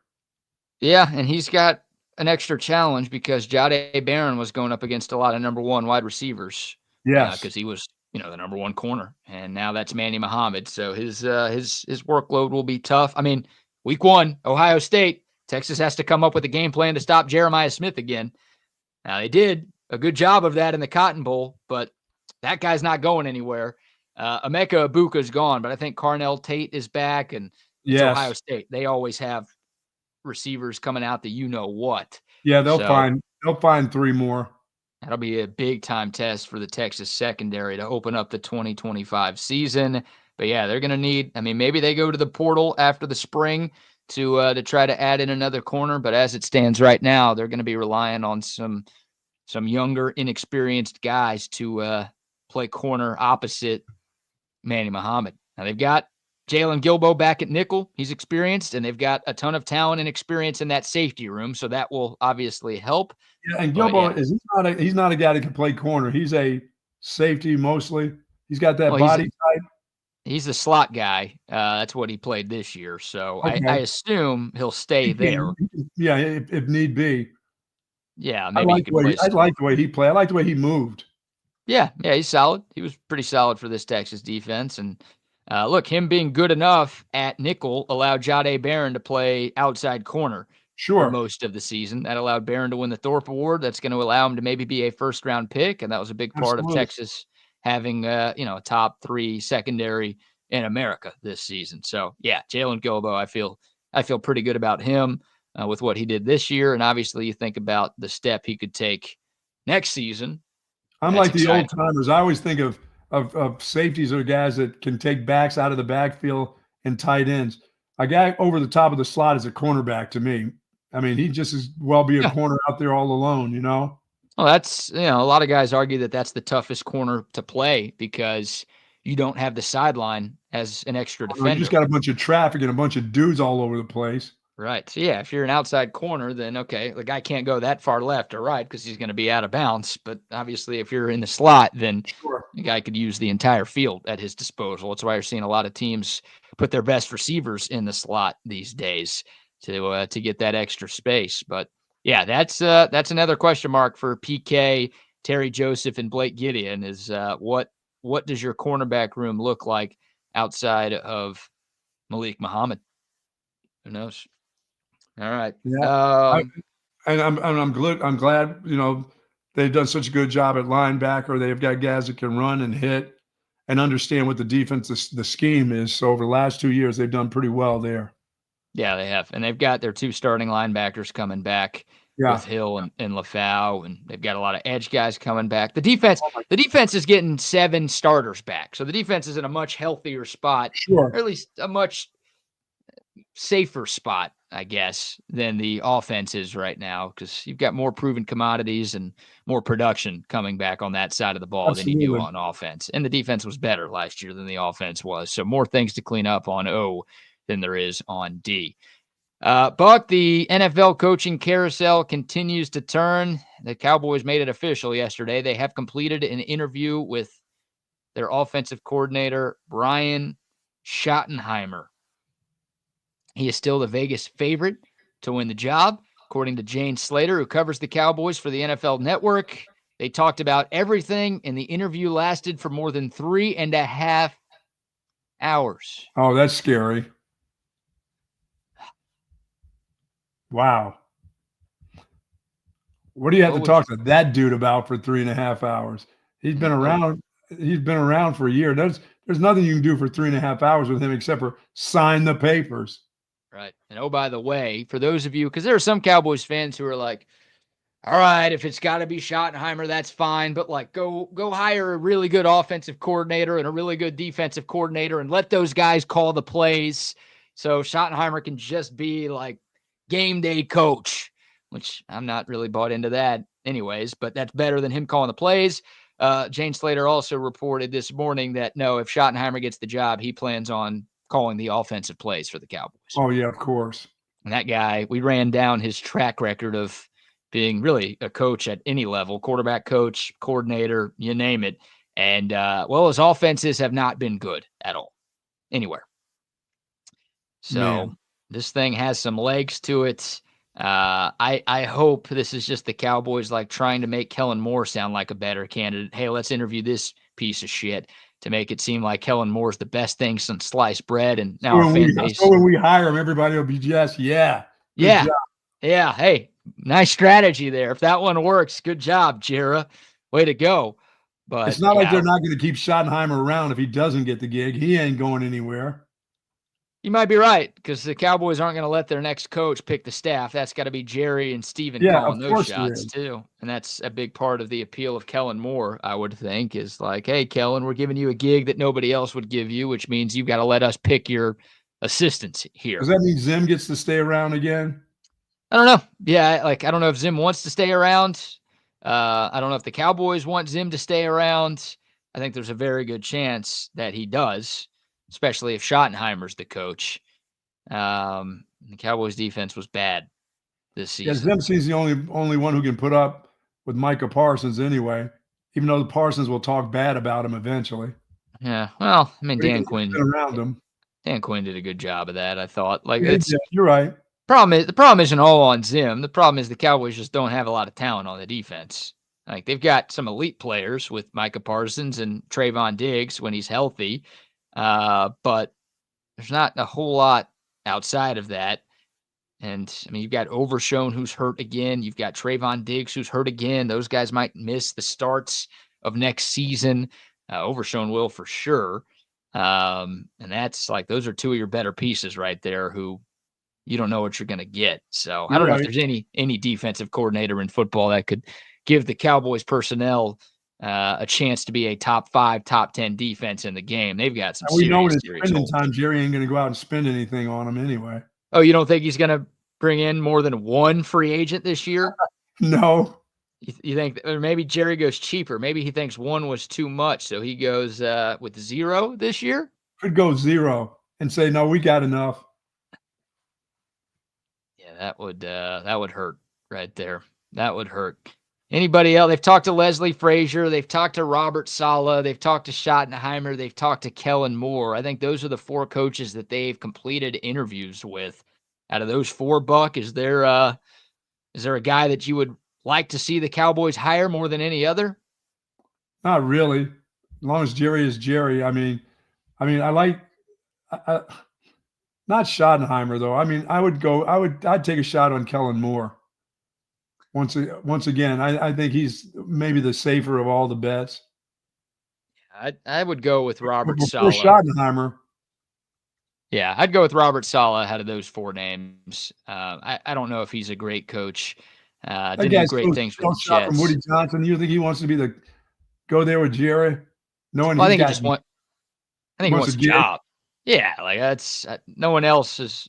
I mean, maybe somebody else would hire Robert Saleh this year, but I think Robert Saleh more than likely is going to have to go back to being a defensive coordinator to rebuild his image before he gets a head coaching gig. And I don't know how much of what happened in New York was his fault at all, because they suck after they fired him. Hell, they sucked worse after they fired him. Oh my God, the defense got worse for sure. And I like the 49ers pipeline, you know?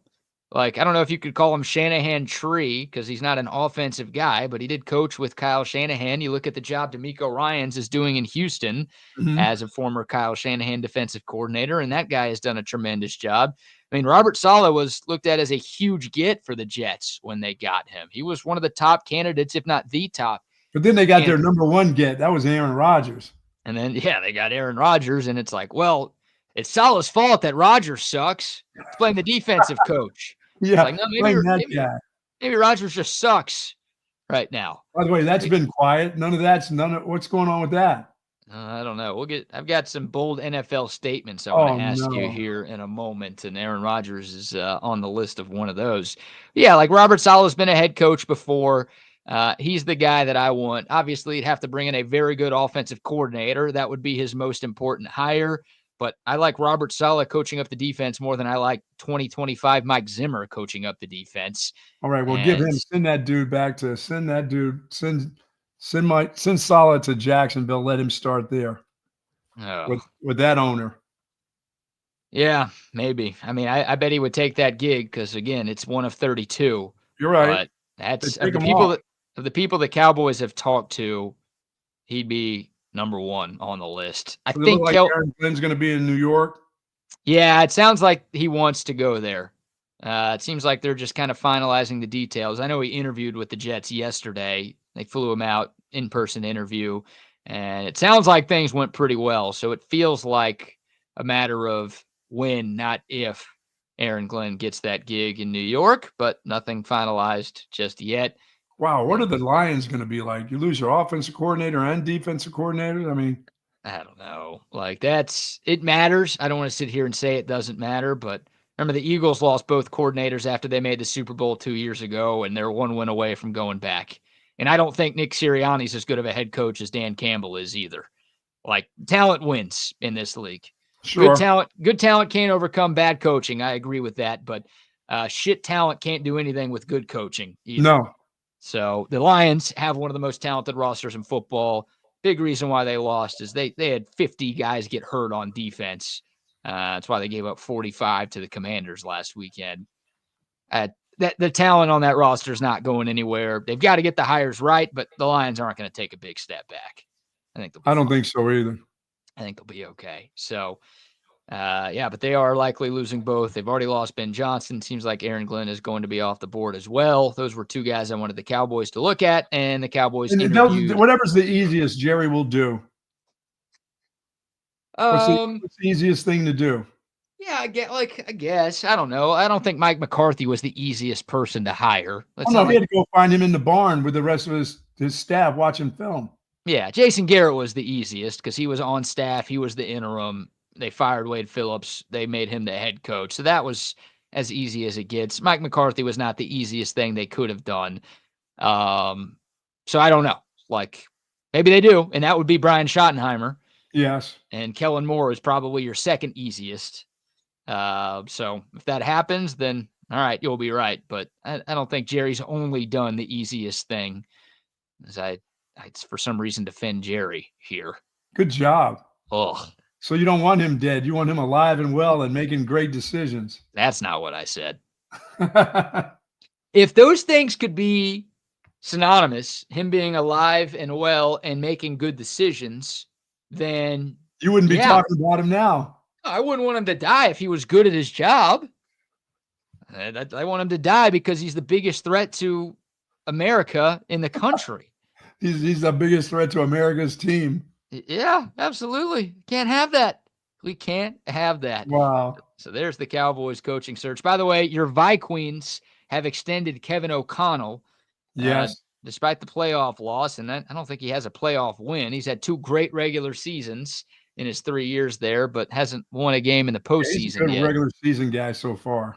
Yeah, he gets the extension. And look, you win 14 games with Sam Darnold. I think you've earned a little something. Yeah, Sam Darnold will have his own problems as it goes on now. Yeah, we'll get to him in a second. And, of course, the Patriots bring back Josh McDaniels as the offensive coordinator for the third time. Just trying to set him up for another head coaching job somewhere else? I guess so. He's been great as the OC there. He was great with Brady. He was also great with Mac Jones in Mac's rookie year. It was the best year he had. That's right. by far, and had people thinking Mac Jones was actually a good draft pick. And yeah, him as a head coach, disaster. Him as an offensive coordinator, it's been okay. So Yeah, maybe he good never. news. His home is a summer home, so he never sells his house anyway in New England. Right, right. It should be. Yeah, it just sits there. So there you go. There's your NFL coaching news. I've got some bold NFL statements here. We've Okay. got MLB Hall of Fame stuff to get into as well. We'll make sure to do that before we wrap up the show and hand things off to Chaos Theory at the top of the hour. But bold NFL statements, agree or disagree. Start with this one. Sam Darnold will be the starting quarterback for the Las Vegas Raiders next season. Agree or disagree? Boy, that's just bringing. I disagree. Okay. The No, Raiders I don't need think a quarterback. I know. I don't think he's going to end up being the guy to go there. They'll find some other schmuck. Yeah, I mean, we'll see if Sam Darnold gets brought back in Minnesota. I But think they bring him back to Minnesota. yeah, that feels like the most likely scenario. Maybe a franchise tag for Sam Darnold. But Yeah. if he leaves, the Raiders, they effed up their draft pick, so they can't get Shador or Cam Ward. And they're desperate for a quarterback. Sam Darnold might be their best option. They might be willing to throw that dude the bag. Oh my God, a bag to that dude. Tom Brady's going to be like, no, we're not giving this guy that. Are you kidding me? Bold statement number 2. Aaron Rodgers will retire. Agree or disagree? I agree. Think he's done? He's done. I told you he's going to be done last year. He's a one and done. He's done. You were wrong. You were right when you made that call. He survived the season without ripping the other Achilles. He's good. He needs to go up to the mountaintop or something now. So you want to go out like that? You know you're going to see him on one of these old Trapper commercials. You think he'll be the new? Oh yeah. News? Oh he's my!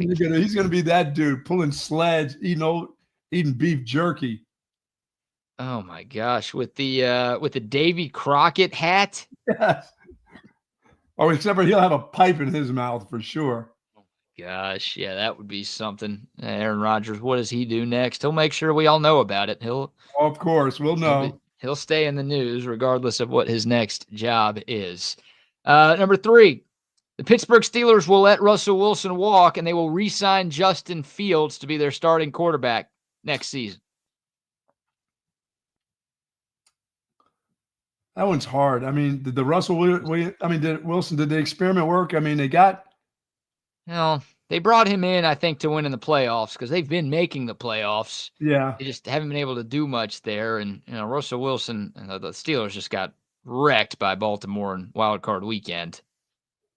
So, I mean, it wasn't bad. When Wilson came back, I think he was better than I thought he would be. But he didn't do what I think the Steelers wanted him to do.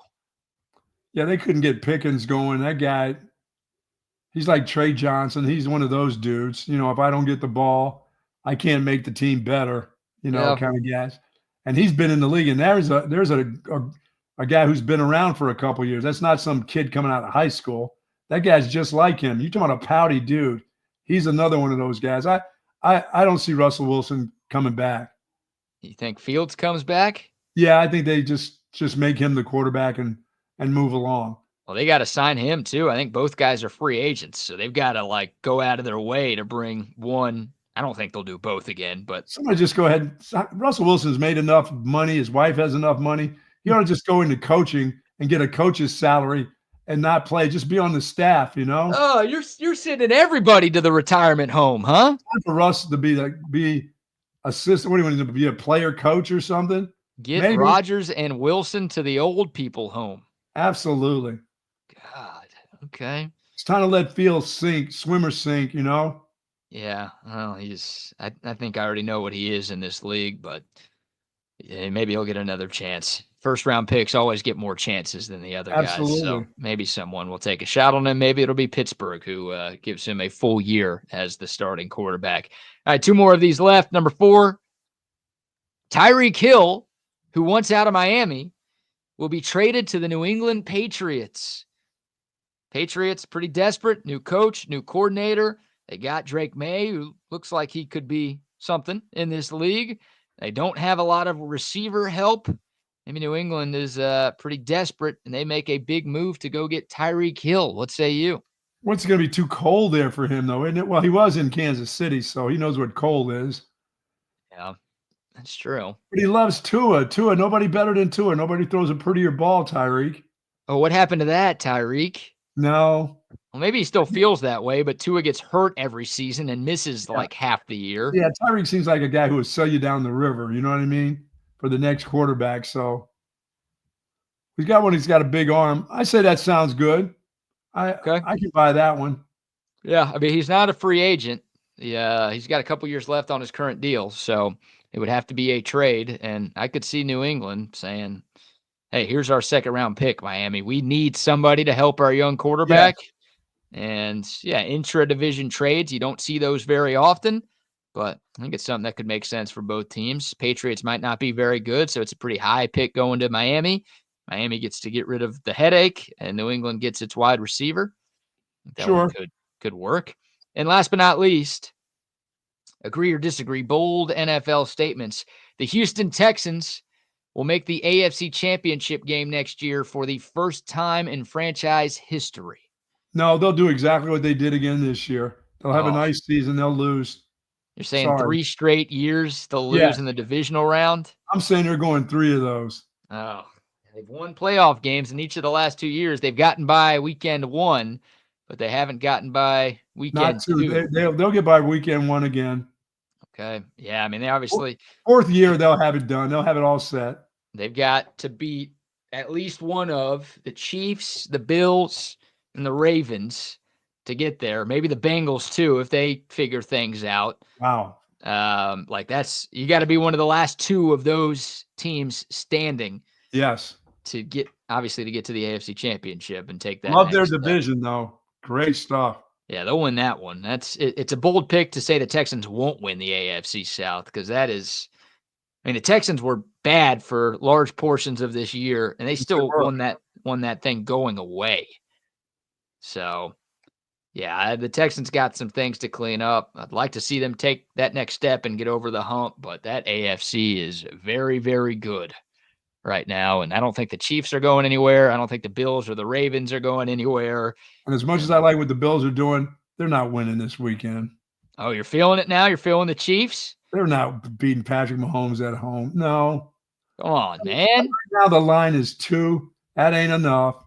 Okay. That went up. I think it opened at 1, so early money coming in on the home team. Please don't make it a field goal. It won't be. Get in on it now. Get your cousin in on it now if you're worried about that. I am. I've been riding the Bills. I'm done riding now that it's back in Kansas City. No thanks. You're riding wild animals? Kansas City is just, that defense is too much. I don't know. Joe Mixon was able to run it pretty well. Oh, you think Cook's going to cook against those guys? No. I mean, James Cook's having a great year. Like, Josh Allen is a better runner than C.J. Stroud is. So, hey, it's almost time to lift the trophy. Those guys are, you know how good they can get all of a sudden. You'll be like, how can they do this? Hey, they haven't won every AFC title that they've been to. This is the 7th year in a row, and they've won 4 of them? Yeah, they've won 4 of them because they've won 3 Super Bowls and lost 1, but they're 4-2 in AFC Championship games, and they're 3-2 in Arrowhead in AFC Championship games. So someone's beating them. The Bengals went in there, and the Patriots went in there once and got them. Could happen. It's not happening. It's not happening? No, it's not happening. Okay. Although, I would love to see the Bills and the commies go at it in the Super Bowl. How cool would that be? You're talking about some high flying stuff.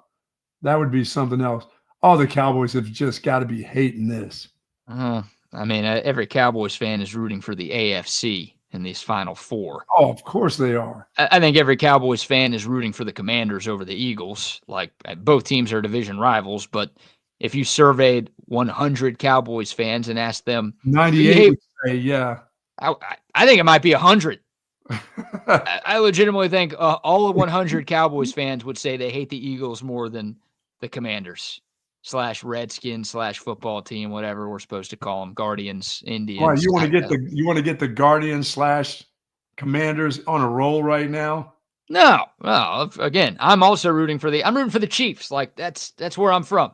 But most people are probably rooting for the Bills right now if they root for the Cowboys because they've had enough of Kelsey and Mahomes.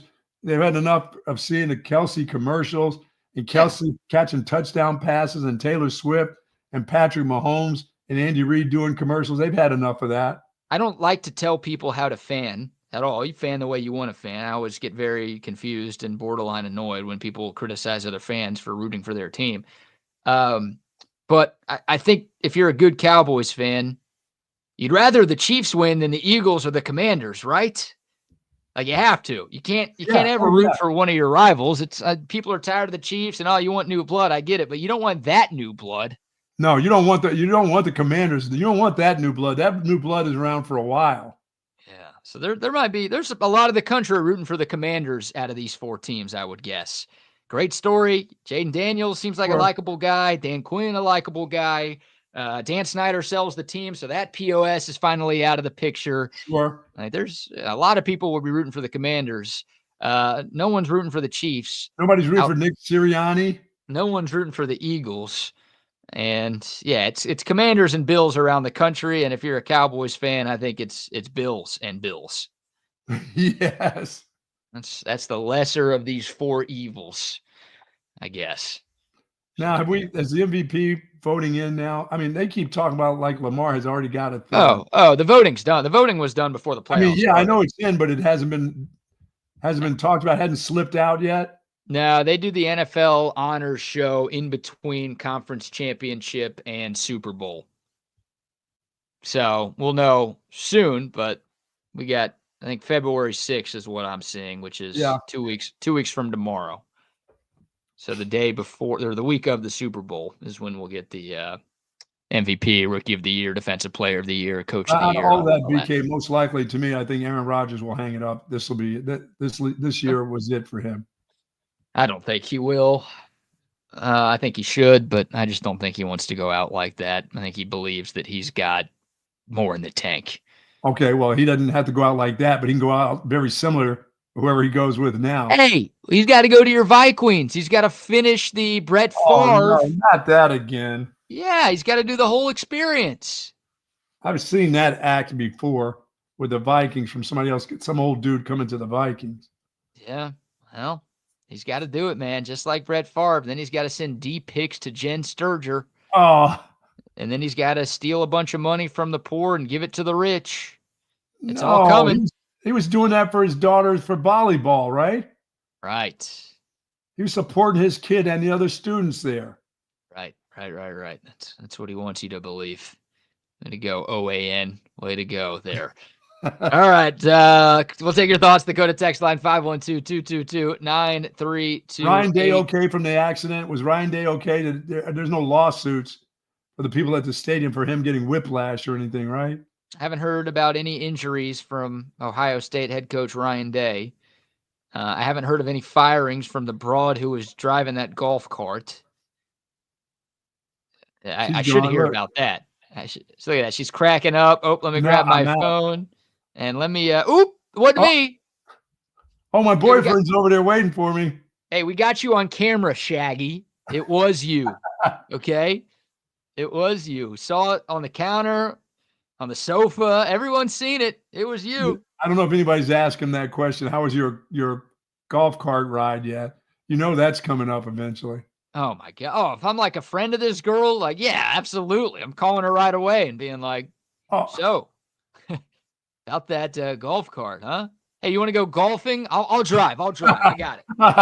You just sit in the passenger seat. If you want to play, fine, we'll play. If not, nah. You don't get to drive. Let me run into the trees and the bridges and stuff. I might get blackout drunk. I'm still driving this damn thing. I don't care if you're stone cold sober. I ain't letting you behind the wheel after this moment in time. Wow, what a moment. What a moment. All right, we've got some baseball to get into. The 2025 Hall of Fame class was announced yesterday. We'll talk about that. But before we do that, Buck, how about a few more sponsor shout-outs? Switch Comfort Systems, keeping it warm upstairs here this morning when it's supposed to be record temperatures. Kind of scary today. It's supposed to be really stay very cold today, but I see the sun shining. But you know what I feel? The warm air, thanks to my Woods Comfort Systems, and thanks to the folks there coming out twice a year and making sure everything's working properly. If you've got a problem, and hopefully you do not have a problem, Woods Comfort Systems, that's the group that you want to call, whether it's air conditioning, whether it's heating, or whether it's plumbing. They are the very best. Almost 70 years of service in Central Texas. Woods Comfort Systems. Yes, indeed. Shout out to our friends at McCall Custom Homes as well. If you want to upgrade your home here in the new year, reach out to our buddy Mike and the great team at McCall Custom Homes. They are custom home renovators and builders, and they've been doing that here in Austin for 40 years. They got your back. New kitchen, new bathroom, new both. They can do it for you. Go to their website, McCallCustomHomesATX.com, for more information and to look at the gallery of projects they've done. Look at their 5-star reviews on Google.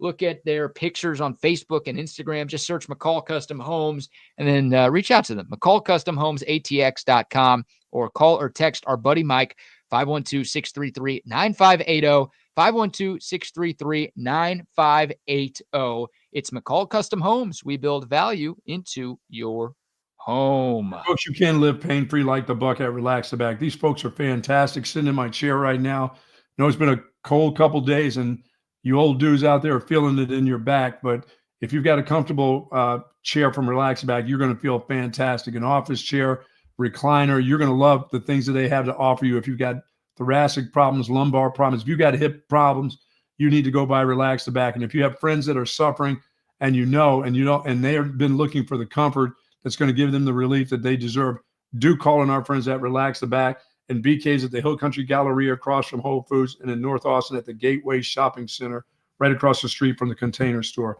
This is absolutely my saving grace right here, is this chair. And I will be in this chair this weekend watching me some football, NFL football. Not going in the Big Taco. My back is killing me from doing that, BK. I got to sit in this chair, got to move the chair around no matter what it takes. The chair has to come around.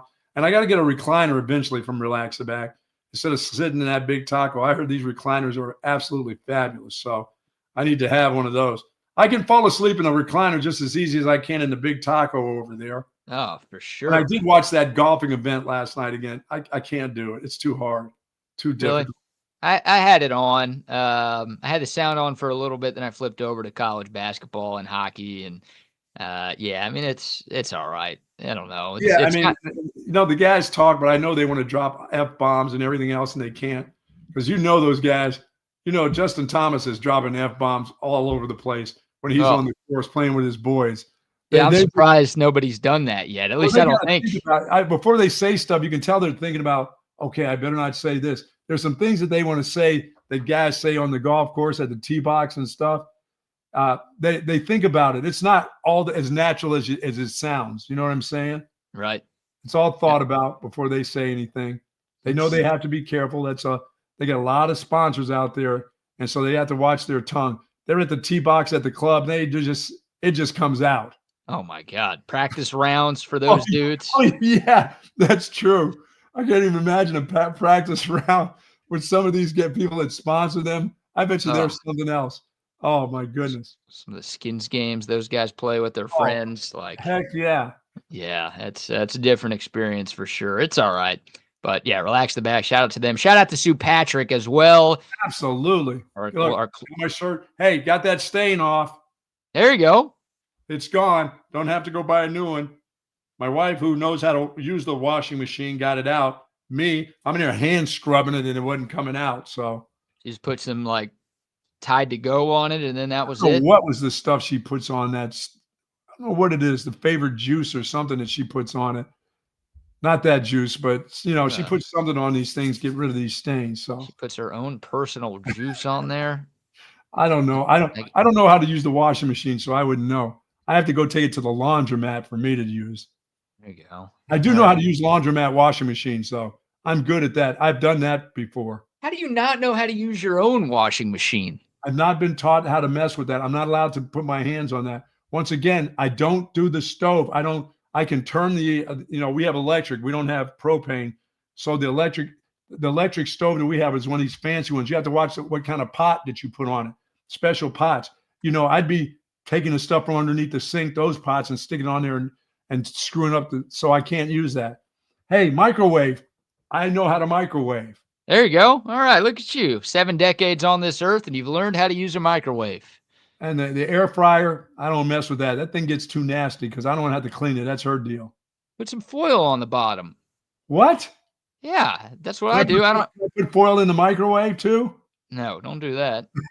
Don't. But in the air fryer, you could put it on the like as a liner. Thank you, BK. I didn't know that. That's good. Oh, good. yeah. That's good to know. Now I can go ahead and instead of sticking that thing that the Jano's guys got up the chicken's butt and stick it in the oven, I can stick that thing. I can stick aluminum foil in the fryer there. Good. It's good to know. Yeah. They sell them. I mean, you could just rip the piece of foil yourself, but they also sell like liners that actually fit your air fryer. Bed liners like the back of the car. Nice. Yeah, kind of like that. So I just use regular aluminum foil and just rip it and put it in there, but whatever. Okay, BK, right. Before we go, I found the young lady that killed the girl's goat. She's now $5,000, so she's on probation, $5,000, and she can't even feed her own pets. She can't be around other people's animals, and she can't even feed her own pets at her house without parental guidance. Like she can't feed the family dog without her mom or somebody being there. How about that? Are you reporting this, or was this already reported? Court ordered. Oh, okay. I didn't see there was an update in that story. Yeah, update. She can't be around other animals, other people's animals, or she can't go out and, if she's got any more livestock around, she can't do that. But her domestic ones, like the dog, the cat, the guinea pig, and all that kind of stuff, she has to have parental guidance in order to feed them. How about that? Wow. Yeah, if you don't know what the Buck is talking about, we touched on this story maybe a month ago where a high schooler at Vista Ridge was accused of killing another student's goat with pesticide. She wasn't just accused. She killed it. She killed it. And I guess that's the punishment right there. So what, probation, and she can't feed any animals without parental supervision? She can't be around other animals outside of that. Her domestic animals, she needs supervision to do that. She can't go over to the next door neighbors and pet the dog. Wow. So she's not going to jail?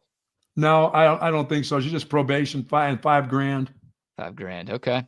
All right. And Willie's still dead. Poor Willie. She got off easy, man. That's a bad bit right there. But good. Congrats. $5,000. Your own dog that you live with, you got to have your mom there with you when you feed the dog. I mean, they're not going to check. Well, they're going to have someone in the house, like making sure that's the case. I mean, that's not going to be a thing. But I guess in the front yard, like if a neighbor sees her walking the dog or letting the dog out to the bathroom or something, then I guess they could call the cops and be like, this bee is. Oh, yeah, you're right. She ain't supervised. Yeah, that could be weird, but yeah, bad. No more eating the dogs. No more eating the dogs. No more killing the goats. These competitions, remember, like some of the prizes for these competitions were like $50. Yes, like, a whole 50 for winning that. You're really killing things for $50? Hell, I'd kill Jerry Jones for $0, I guess. So I can't be. See? Wow. I can't be too critical there. Oh man! Hey, real quick, I'm okay that she didn't have to go and serve time. Hopefully she will learn a lesson at 17 years old. That's going to be with her forever, no matter what. They're going to know her name. People are going to know who she is, and she's going to have to put up with that madness. But at 17, there's a lesson to be learned. So, and hopefully she does. Hopefully she does. I do wonder though. You know what they didn't say? They didn't say she needed to seek psychiatric counseling. That would have been one of my deals for probation. She needs to go see a shrink for sure. Yeah, I agree. And also that wasn't part of it. Just supervise feeding of her own pets. Yeah. Doesn't it feel like the girl whose goat got killed should get to kill one of her goats in return? Oh, yeah. Let one crazy go and be another crazy. No. A little turnabout is fair play action? Nah, that girl probably had a little bit more together than this young lady. Yeah, but that should be part of the punishment. It's not like, oh, she's going rogue and doing that to get back. It's court-ordered punishment. Like, you got to lose. Court-ordered to go kill somebody else's pet. You got to go kill. You got to kill her goat. She got you. You got to get her back. Oh, no. I hope not. No, they didn't get to do that. I don't think she'll be entering it in any more farmers market events or whatever it is. FFA or whatever. Yeah, she should be banned from all of that. That might not be court ordered, but that's organizational ordered. She probably can't ever participate. She was the president of that deal. Yeah, well, she's the president of being a piece of shit as well. So congrats to her for that. Yeah, what a mess. Thank you for that. I hadn't seen that update. So that came down, I think, yesterday or the day before. Putting the bow on that story right there. Quick shout out to Waterloo Printing and Graphics, rocking the TSU sweater. Very nice. They can hook you up. You've got a business that needs gear, signs, whatever. Waterloo Printing and Graphics will take care of you. Based right here in South Austin. Great customer service, quick turnaround time. They've got your back. Just reach out to our buddy Adam, 512-300-9641. You could make her go on a ride with that lady with the golf cart. Maybe you get those two together for a little trip. Oh, how's that for a punishment right there? The 17-year-old murderer with the golf cart murderer. She's not a murderer. Congratulations, murderer. She just bumped the wall. She just grazed the wall. That ain't a graze. I've seen grazing. That ain't a graze. That thing is, look, it's stuck. Like Ryan Day looks like he's hurting. Looks like he's about to throw up here. Oh, my goodness. This guy's like Riley Leonard here. He's so woozy after taking a bunch of hits. Congratulations, murderer. Yeah, congrats, murderer, golf cart lady. How about a hit and run on camera after the national championship game for everybody to see? I can't believe that. She off though, man. She was out of there. Where do you think she ran off to? I don't know. Right? Maybe to the unemployment office to start getting her first check. Yeah, because she's gonna have to pay for somebody's back surgery. Yeah, she's gonna need a new job. Off she went. Look at that. Yeah. Will Howard just like cracking up. Ryan Day. He's still got his shoulder pads on. I mean, Ryan Day could go to a George Carlin show and not laugh. And that guy, like, I know. I don't even know if he's a real human. That guy's a robot, dude. Maybe he doesn't seem like a fun guy, does he? No. Like if you're ranking the list of coaches you'd want to play around a golf with or have a beer with, whatever, like Ryan Day would be very low on the list. You have to go with Urban Meyer to a bar, right? Well, I'm going to get some ass if I go with Urban Meyer. I hope the girl's not listening today. She don't like that. Boy. Yeah, with Urban, you get some valuable life lessons with Urban Meyer. Absolutely. With Ryan Day, you just get like a crappy time. I think that's all you get with that dude. As we bring she murdered that golf cart. Yeah, she did. It was broken. You're right. It was dead. The golf cart was dead after she ran it into that wall, the concourse of Mercedes-Benz Stadium. All right, we're still in time from the boys. Sorry about that. Man. That thing surged, man. When it took off, it's like, come on, hold on. I mean, it's Rodney. I know you've been in a golf cart that surged like that on you. Just look at that right there. I mean, I mean, the turning radius right there. I mean, you see the freaking wall right there, right? I know. I like how she gets out. She's kind of looking around like she knows what the hell she's looking for. She's like, it ain't going. I'm out. Oh, my God. Yeah, she tried to slam on the accelerator. By the way, why is she even like with a golf cart? You don't even need to put it in gas. You could just like let it go, can't you? Yeah, I mean, look. She just slams on the gas and goes right into the wall. Oh, my God. That is such, oh, man, she is. And Ryan Day, I mean, you're right. I mean, that's like, I've got my wife and her friends. I mean, they're really into, new comedians and all these different things. And every now and then they'll drag me off to a comedy show. And I'm like Ryan Day. I'm sitting there like, this ain't funny. I'm like, when am I going to laugh? When's somebody going to drop a racial joke? I mean, come on. When am I going to get a good laugh out of this? Yeah, give me something to laugh at. Guys, speaking of laugh. So I heard you guys talking about, you got the Eagles and the Commanders and all this. Who's America going to be going for? I mean, look, I actually have some scratch on the Commanders. When we were at Circa, I bet that they were going to win the Super Bowl. Wow. So I'm kind of hoping that the Commanders are able to do something. I cannot stand the Eagles. Did you guys hear the mayor of Philadelphia the other day? No, what did that goof say? Cheering on her Eagles. Here she is. She's doing a chant to cheer on the Eagles. You all say E-L-G-L-E-S, Eagles! Let's go, Birds! E-L-G-G-E-S. One more time. Hear you all say E-L-G-L-E-S, Eagles! Isn't that Let's go, AR there, Birds! sister? ELGSES Eagles? Eagles. One more time. Wow. Hear you all say E-L-G-L-E-S, Eagles! Let's Wow. go, Birds! Oh, And we all- can't accept that. We can't accept that. And all those dipshits behind her are spelling it the same way. Uh, I guess. Right? Wow. Okay. Yeah, that's worse. That's worse Ladies. than JTE Jets. I know. I know. Worse- Oh my God! We're trying to That's, spell things. Yeah. that's the mayor. That's Sherelle Parker, the mayor of Yes. Philadelphia. The Oh. mayor of Philadelphia. One Hear more you time. all say E-L-G-L-E-S, Eagles! Shouted go, out that Birds! L. She shouted that L out nice and loud too. Jeez, what a mess. A lot of What a mess. confidence.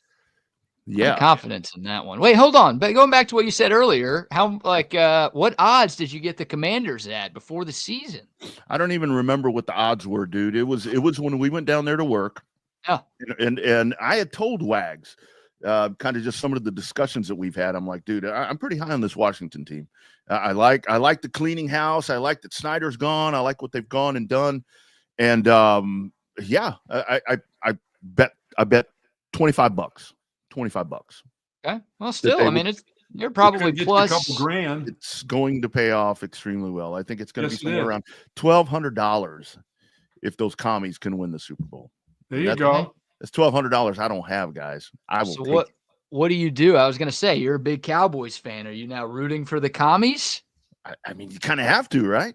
Yeah. Oh, I you're mean- you're a communist. You're a I'm a communist. communist. Yes, I'm a you have communist. to. I'm a Redskin. I'm an Indian. I mean, Yeah, that- you got I to. am. You got to root for them. Got That's to, your man. money. That's your green. That is So my. you can be red for a day. That's it. I can do that. I can do that. You'd be I'm red for it. brown skin. I'm brown skin. I could be a red skin for one day. There you go. Yeah, I like And that. then collect those greens. you ain't never lie. You ain't never Yeah. lie right there. We'll take that. Buck, if you got to go, I can stick around with Double right, R for I'm- a few minutes. I'm headed off, boys. Y'all be safe. All right, man. All right. Wags is on his way. He's dealing with something this morning, but I'll stick around for a few minutes. Double R, what's going on, man? Yeah, we'll get him in here, man. Chaos Theory firing off 10 o'clock. If you guys are on the that free Texas Sports Unfiltered app, we do remind you to check in on the Coda text line 512-222-9328. We love your comments on the show today. Here's what we had planned. Obviously, had to drop that. Had to talk about the Eagles because we're into the Final Four. Got to talk a little baseball. Who did not vote for Ichiro? We'll try to figure that stuff out. Little Texas basketball. But wanted to start off, and I'm glad that you're here because I think you and I can have a pretty good discussion about this Dallas Cowboy coaching search. When I saw yesterday that Brian Schottenheimer, I'm like, oh my God, are you kidding me? And I still feel that way. I still feel that way. But you know, the more I think about it, and apparently BK, he's emerged as like, I mean, a prominent choice. I mean, it's like this dude is like the odds-on favorite. But you know, when you think about this, just in everything that is going on in Dallas, Dak Prescott is that's the franchise. That's a dude. Everything's going to run through Dak. You know, I think that Schottenheimer, with what he and Mike McCarthy have been able to put together, what do they call that? Texaplex offense or whatever the damn thing is called. I think I don't think it's a good option. I don't think it's a good option. But I think if Dak Prescott is your conduit to this whole team, this is suddenly starting to make sense to me because those two got a pretty good little deal going on right there. And this is a Jerry hire. I got a funny feeling this is going to go down, man. Schottenheimer. Yep. Oh, Jerry, that's what they want you to think. They want you to fall into their trap, Double R. Don't do it. That's how they're going to sell this thing. It was like, hey, Dak Prescott's had his best years of his career with Brian Schottenheimer here, and we won 12 games in 2 of the 3 seasons that Schottenheimer was here. So there's a lot of good that we've been doing around these parts, and we don't want to do something to completely break it up and start over because we don't need to do that. So they're going to try to convince you that now Schottenheimer is the right guy because it's, he's all the good of Mike McCarthy, but none of the bad. So all the things that you really liked from the previous era of Cowboys football, you're going to get from Brian Schottenheimer. But, the bad stuff, all that Perkins menu reading on the sideline, that heavy breathing at the press conferences, and all of those game management errors, and maybe putting Zeke Elliott at center and all those other things that you didn't like. Now, those are gone now that McCarthy's no longer here. Yeah. And I don't know, man. It's I like the Kellen Moore. I mean, at this point, I like that. I mean, it's when this initially went down, I'm like, no, not Kellen Moore. But as we've gotten deeper into this, and now, that pebble has fallen to the bottom of the fish tank, and we're talking about Brian Schottenheimer. And again, I mean, no offense to the guy, but it's like, is this really the direction that you want to take this franchise when there are so many different things that you want to work on? I still think that Jerry and Steven and man, give Will McClay a little bit of say in this whole thing to where they're still focused in on Dak is going to be the thing that's going to take this team forward. And that's unfortunately the truth. I mean, that's your guy. I mean, with Ben Johnson going over to Chicago, and something that Wags and I are going to talk about, we kind of want to do the comps between what Detroit has and what Ben Johnson's going to. When you look at what Dallas has right now, it's Dak Prescott, and everything is going to center around this guy because you can't trade him. You can't get rid of him. Nobody's going to take that on. That's going to be the dude leading you forward. And shit, if he gets hurt again, you're into this mess for a third time. Yeah, the Cowboys have a lot of holes on their roster, but Dak Prescott's not one of them. Like he's, I think most teams should try to build around their quarterback. And when you have a proven franchise quarterback, you should be trying to build around him to get you to a Super Bowl. And Dak is a franchise quarterback, so he's sticking around. He should stick around. You should do whatever you can to make life good for him. And yeah, I mean, I'd prefer Kellen Moore to Schottenheimer at this point. His track record of success is a lot better than Schottenheimer's, even though Schottenheimer has been around the league as a coach a lot longer. But of those two, I would go with Kellen Moore. But I want to mess with the status quo, man. Like now that the commies are in the NFC Championship, everyone knows this by now. You've talked about it. I've talked about it. Everyone's talked about it. The Cowboys were the only NFC team since the turn of the millennium to not make it to the NFC Championship game. So when I hear like, oh, we're going to bring a guy who has familiarity with the way things go, maybe the way things go has been terrible. So why would you want to have familiarity with that instead of bringing somebody in that can mix it up a little bit? Yeah. And I know the answer, it's Jerry Jones, but like the rational way of thinking, the way that most owners and general managers would want to operate would be, we've got to do something different to get different results instead of the definition of insanity, same thing over and over again, expecting different results. It's insanity what the Cowboys are doing right now. And I think where the Cowboys have really kind of missed the boat thing, because you can look at it. You can look at this thing. I always kind of judge everything by the state of the, in this case, the National Football Conference, of the NFC. I mean, you've got obviously Detroit's there. I mean, Chicago's making moves to get better. Tampa Bay. I mean, I think the Rams are deadly. I mean, we're seeing that when they have all their pieces in place. That's another one that I go back to. But now if you're the Cowboys, it's always been the Eagles, kind of that one where you're constantly in that battle and chasing the Eagles. But now you've let the Washington team become relevant again. While you're sitting there spinning your wheels, doing the same shit that you've always done that you're talking about, Washington is now, and they're only going to get better. I mean, they're kind of doing this right now with a little bit of kind of that the replacements feel, if you know what I mean. I mean, it's just wait till they start adding the pieces. I mean, Dallas is not only letting the conference slip away, more importantly, they're letting the division get away, which if you can win the division, you're in good shape. But culture. Yeah. And who's not to say, if you sit here and you jack around and you're sitting there jangling your jewels and doing different things, that the Giants don't surpass you at some point. So Giants ain't doing it. Giants got the same problems that Dallas do, only their owner isn't in the way. It's the GM. So well, it's easier to get rid of the GM when the GM is not also the owner. Not just, yeah. Look in the mirror. You're fired. He ain't gonna do it. I got He's this nuts. dog. I'm dog sitting, and she's getting mad that I haven't taken her out yet. Yeah, so I know the I'll drill, get it, man. Hey, thank you I'll for filling in for me, man. We got some complications this morning. Thank you. Yeah, of course, brother. Of course. I'll be listening, guys. Have a good show. Right on, Take man. care. Thanks, man. Dude, how are you? Man, I'm doing well. The snow is all melted, my man. It was So like we because of the snow, we went ahead and made some chili last night, or I made some chili last night, and I perhaps put way too much chili powder in. It burned me. It's burning me more than twice, amigo. It is. Legs are horizontal. Picture Jeff Daniels in Dumb and Dumber, nice. but I mean nothing's coming out. Yeah. Legs are Yeah. horizontal, but I mean we got nothing coming out anymore, and it's just it hurts. Like it's pain. I feel like it's the chili powder that it's now passing through my my colon. It's sorry to share that, everybody, but man, misery loves company, and I want everybody to be miserable with me right now because it sucks. It absolutely sucks. So do you have? I mean, you need to go on Amazon and get yourself some baby wipes delivered. Man, I'm like backside right there. I am patting at the moment now. Like I'm patting. Ooh, It's so raw, sore. Sorry, guys. Hey, it's chaos theory after all, man. Yeah. I Hey, mean, man, that's make sure you guys like the video. what we're doing Everybody right like here, the man. video. Yeah, and Welcome to remember, Chaos Theory, we've already been at it for about 15 minutes. I've been sitting here watching and listening to BK and Rodney sitting here talk about the Dallas Cowboys. We are going to talk about Ben Johnson and his comparisons from his old weapons to his new weapons. We will be getting that. But Rodney, also, you want to talk about some baseball and some basketball, huh? yeah, man. Yeah, we'll get to let's save Ben Johnson for a little bit later because that's going to be, I think, a longer discussion. But so who in the hell? Real quick, Jake, I wouldn't call it a phobia, right? But I don't poop in public unless I'm like at a hotel, right? Oh, wait.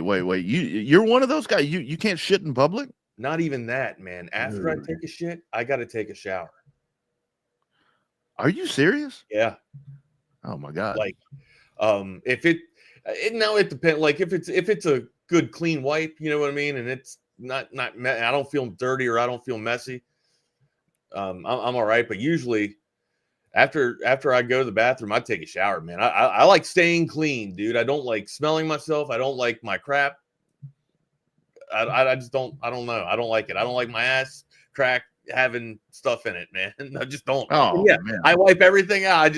I like being clean. I like being extra clean. Maybe it's the fact that I had to endure so much when I was in the military, but I mean, you go 57 days without a shower, and the smells that would just come out were awful.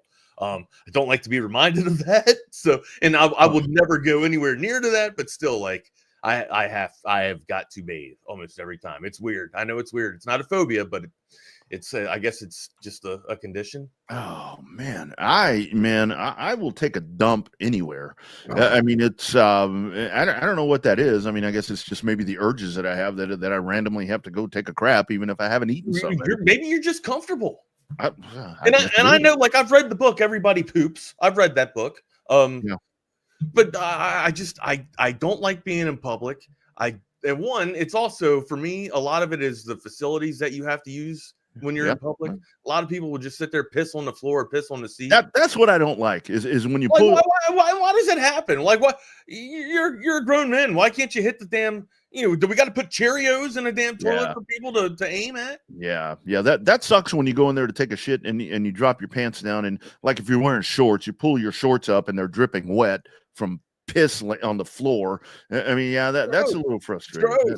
That's a little frustrating. But I'll tell you guys, if you're ever hanging around me out in public and I go tell you, hey, I'll be right back, I need to go to the bank, that means that I'm going to go make a deposit. So that's my code word for I'm gonna go take a shit. So there was this dude when I was working with Tom. There was this dude that was a real guru at setting up automation and everything, and he would come out, when the houses were almost done with all the installments, and he would be the last guy to kind of touch stuff up. And it hit him really bad one time to where he's just like, hey man, I gotta go find a place. Like I can't do this. And I mean, I don't know if you've seen Train Spotting, Rodney, but there's an episode in Train Spotting to where Ewan McGregor has to go use the bathroom, and it's labeled like the worst toilet in Scotland. It is absolutely atrocious. This bathroom, this porta potty was right next to that condition of the worst toilet in Scotland. I don't blame him for going and trying to find like some nice porcelain to go take a dump in, but this guy was gone for about 3 hours and we were held up and couldn't get the job done because of this guy, man. Yeah. Oh my God. Yeah. Well, I've gotten way too comfortable with taking dumps at work. Yeah, man.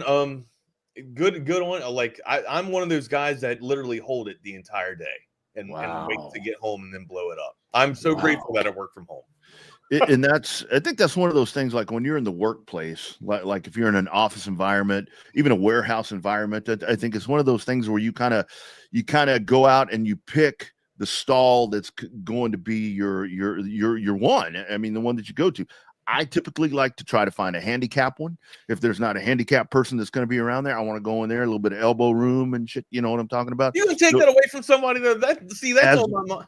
As long as I mean, if somebody comes rolling up and needs it, I'll get out of there, be like, okay, I'll yield if I'm in there on Twitter. You know what I'm saying? Somebody comes in and rolls up and needs it. You'll be like, hey man, I got a warrant for you here. Go ahead right away. Yeah. It's like, this is yours. It's handicapped person. Hey, I left you. You've earned it, man. Don't worry about it. Here's a gift. Like, you've earned it. All that I have is jacked up ankles and feet. So this is your stall. But yeah, I mean, I just kind of go. I mean, even in Porta Johns, I mean, great call right there about ACL. I've never been to ACL. I'll never go to ACL. I've turned that thing down many, many times. Yeah, but I don't think that I'd want to go take a dump in an ACL potty because people do. And here's another PSA. If you're going to go to the Porta John and you're going to take a dump, after you get done, I think I've said this before, put the seat down because it kind of keeps the smell in that tank. It doesn't let it just ooze out of the top. So for company time poops, do y'all stay real quiet in the stall when someone comes in? I'll tell you, when we were at the radio station, Bob Cole would have conversations with you. That dude's on the phone in there. Like he would literally have conversations with you. And then when you would go, the one Zach Christodoulides was washing his hands, after everything. I was in there taking a piss. Bob was, you could always tell it was also Bob because of the smell of shit and cool water cologne, right? The mix of it. And Rob, I mean, I'm not lying. You just always tell. And then Zach was washing his hands, and then I guess they had a I'm picturing a conversation that they had together because Bob knew exactly that it was Zach washing his hands. He goes, Zach, that just came out of my ass. Can you believe that? Like I mean, he just like God's in the shitter, when you hear that kind of voice right there. And kind of to that other point right there, like when you're in a public setting and you're in there kind of doing your business, I know that I do this when I hear the door open and somebody's coming in and I'm sitting over there on the throne. I always do the old just so they know that I'm over there. Yeah. You know what I mean? Yeah, it's like no. Usually I. So speaking to what Doza would say, sometimes like if I have to be in public, if there's a moment to where I absolutely have to poop in public and somebody comes in the restroom, even though the shit particles are already in the air, I'll stop shitting just until that person gets out of there. Because when I'm blowing mud, man, that's exactly what I'm doing. It's not a good sight. It's just not a good sight. And that's usually why I like to do it in privacy of my own home and then have the amenities to take a shower right afterwards, my dude. This past weekend, when I was working, I mean, I was in a venue. There was a bathroom right by where I was located with my booth thing, and it was a three shitter. You had three stalls and a bunch of urinals, and I went in there one time. I'd had a Frito pie, and I went rolling up in there, and I had to go to the bathroom, and the things are full. Dude, I'm in there like 10 minutes. And if I hadn't been in work attire, I was going to holler out, are y'all writing a book in there or what? I mean, do your thing, wipe your ass and get out. I mean, don't make a career out of this. Jeez. Tom McKay, Coda text line. Shit talk is more interesting than basketball. Sometimes it is. But I mean, we did have a win yesterday against Missouri. So top 25 team, or excuse me, a top 20 team rather. And also, I think it's it might be the first conference win. No, I'm wrong. Second conference win for Coach Terry and the Longhorns here. A much needed win, of course, when wins are few and far away with this gauntlet of basketball that the Longhorns have coming up. It's always nice to get one, especially against a team that just got anointed into the top 20 here. Maybe it helps out a little bit with the Ken Palm rankings.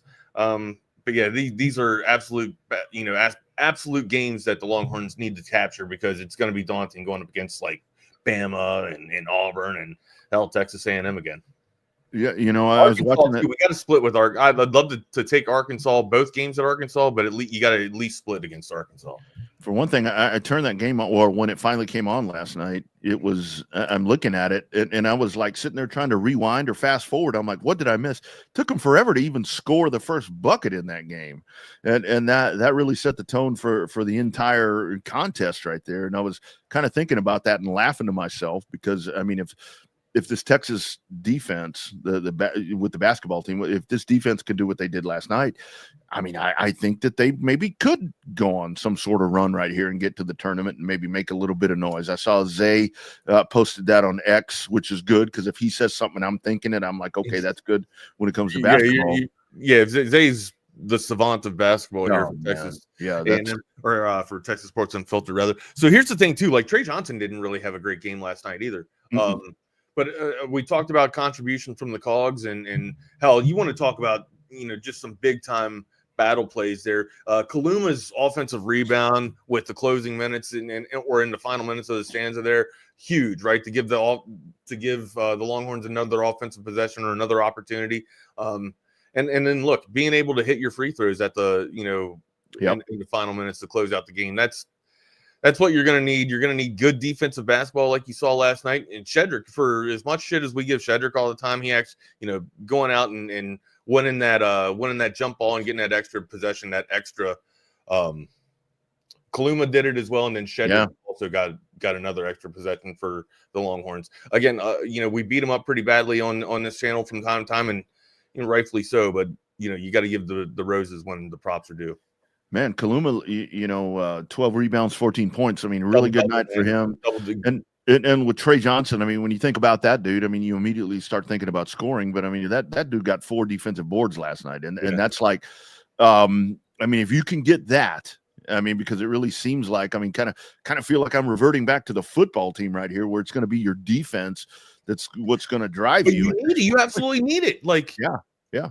You got to get stops. You got to get some stops. And the problem is that the Longhorns are so bad in half-court offense and half-court defense or half-court sets. But last night it did all right, which was weird, because with Missouri, I feel like the Longhorns' strengths are when they run 100 and when they go when they pick up the pace. But last night, slowing it down a little bit actually worked in their favor, which I wasn't for. I didn't think it was going to work out for them, but proved me wrong.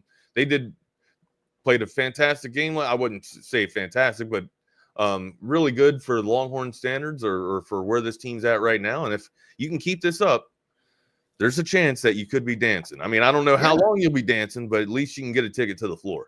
Yeah, and that's the whole thing right now. I mean, I think what this team needs to do is, now that you're in league play, I mean, you got to find how you're going to win games. And I think that's maybe what they did last night. I mean, you're not going to sit here and light the scoreboard up and do all these different things. I mean, that's just not the style of this club. But I mean, I think if you can do that, and I think it would be, I mean, for a lot of reasons, it would be really, really good if you can win at home and beat Texas A&M on Saturday, because that's going to kind of give you 2 back-to-back wins right there. That's going to roll you into the next week. I mean, I think that they may have found their niche last night, whether they intended to or not. Yeah. Whether, I mean, Missouri, I mean, they Missouri, what's that dude's name? They have one guy on there who's a really good scorer, and they locked that guy down. I mean, they locked that dude down. So yeah, who, Bates? Yeah, talking about Bates. Yeah, maybe they found their idea. Or might be Perkins. I can't remember. I'm sorry. I might have to leave you for 5 more minutes, man. That's all right. You just tell me when. It's burn. I'm trying to get through it here. I'm trying to push through it. Yeah, no, it's all good. But yeah, Texas wins ugly. I don't give a damn. A win is a win. It's like we talked about with football. Especially a much needed win for the conference. Yeah. Absolutely. Wag, speaking of Texas baseball or basketball, if you're a Texas fan and you haven't been over to passes.com, you are missing out. We're into basketball season. We saw the ladies on Monday night, just an impressive win there over Maryland there on Big Fox TV. Passes, a content creator company that the Texas One Fund is partnered with, is giving Texas fans behind-the-scenes access to your favorite team that you cannot find anywhere else. You know what the Texas One Fund does? They give to Texas athletics. Really cool thing right there. Now you can get something back in return. Athlete spotlight access, memorabilia, VIP experiences. And not only that, you're not just donating to help the future of Longhorn athletics, you're getting something in return where it's like, you know, what I get? You get really cool stuff there at passes.com. Head over to passes.com/Texas One Fund. Again, that's passes.com/Texas One Fund today and be a part of that. Men's and women's basketball, you got swimming, volleyball, and lots more. Also, if you're in the need of a new or pre-owned car, truck, or SUV, one place to go. It's our friends at Covert Bee Cave. We've done our luncheons out there during football season. Covert Bee Cave, one of our pioneering sponsors right here on Texas Sports Unfiltered and TexasSportsUnfiltered.com. Here's a word from the great folks out in Bee Cave, Covert Bee Cave. It's a family atmosphere. It's not just when you stop in, you buy your car. From communication to expertise to professionalism, it's exactly what I expected from the Covert family. So they make it so easy for me. That car that I wanted, they found it, and I didn't know if I can afford it, but they make it possible. You'll see that they really will move mountains. They're going to do what they need to do to get you what you want and make sure you're happy with it. Come and experience it for yourself. Covert, born and raised in Austin. Absolutely. Nobody beats Cover Deal. Not now, not ever. Also, lastly, got to talk about our man, Tom McKay. He's on the Coda text line right now, 222-9328. If you were looking for the ultimate, I call it a speedway system. I call it a stadium system. I call it a football arena system, whatever it is, Tom McKay and Audiovisual Consultations are there to set you up. And right now, if you're wanting to get ready for that February 9th contest, when the Kansas City Chiefs take on whoever from the NFC, Tom McKay, get a hold of him by the 31st. By the end of this month, Tom and his crew will get out there and get you set up and have you ready for that big game.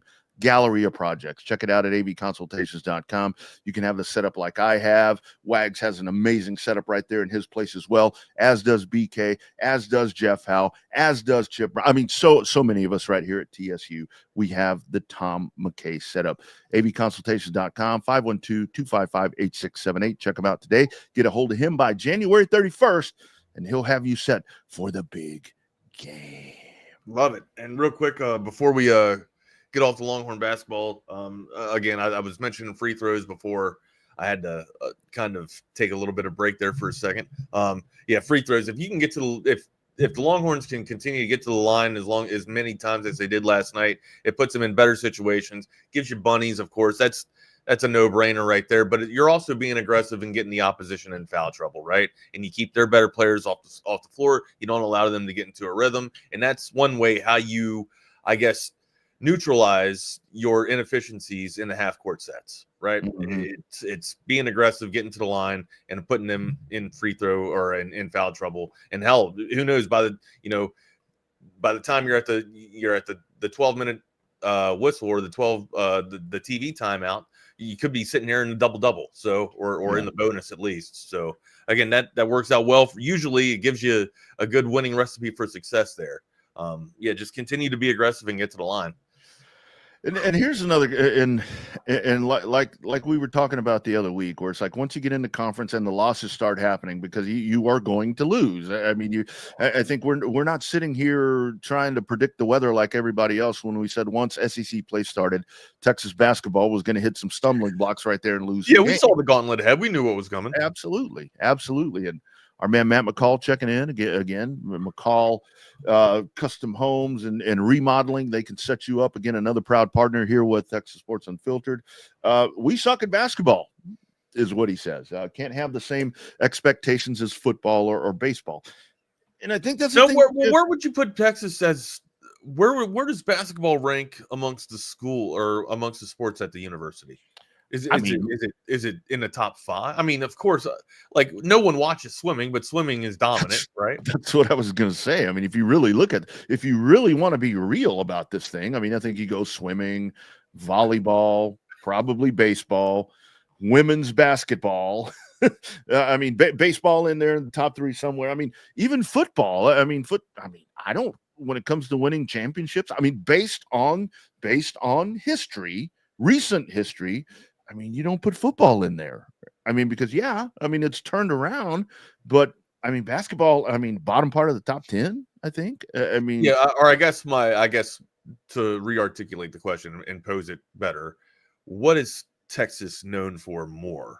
Right? Like, what does their basketball program, sit amongst all the sports that they have on the 40 acres? I guess that's the best way to pose it. I seriously think it's middle of the top 5. I mean, if you look at it that way, I mean, you had the Tom, and the thing is, a lot of people talk about the Rick Barnes runs, because that's when you had the Final Four. But when I really think about Texas basketball, because I mean, I go back and I think about way back in the day with Mike Wacker and Abe Lemons and all of that. I mean, I'm that goddamn old that I go that far back and think about that.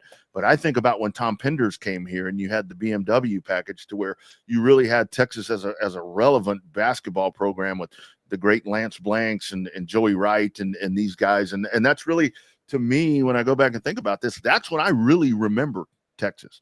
I mean, I think that one year that Mike Wacker went down, late 70s, early 80s, whatever it was, he had that knee injury. That's when Texas was going to be really good. He went down, they sucked. And then Abe Lemons was gone. And here comes Bob Weltlich, and you were kind of into the football program thing there. And Tom Penders came around and kind of gave it more of a national feel, a national philosophy to it, and really turned it. Wax, why do you make me feel so old when I start talking about I don't know. You're the one that takes yourself down the damn trail.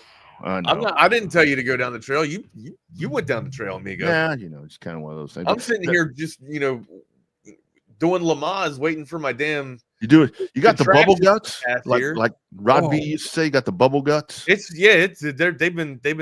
talking, they're bubbling, they're doing a whole bunch of stuff to me, amigo. Yeah, just kind of gurgling like a frog's mouth. Yeah. All right, let's get into this Ben Johnson thing here, man. We got about 20 minutes to talk about some more sports. We still got to talk about baseball too.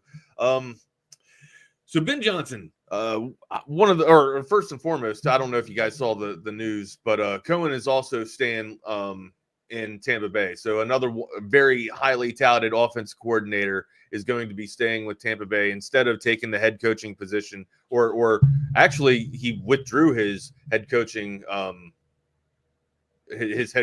position, or I guess his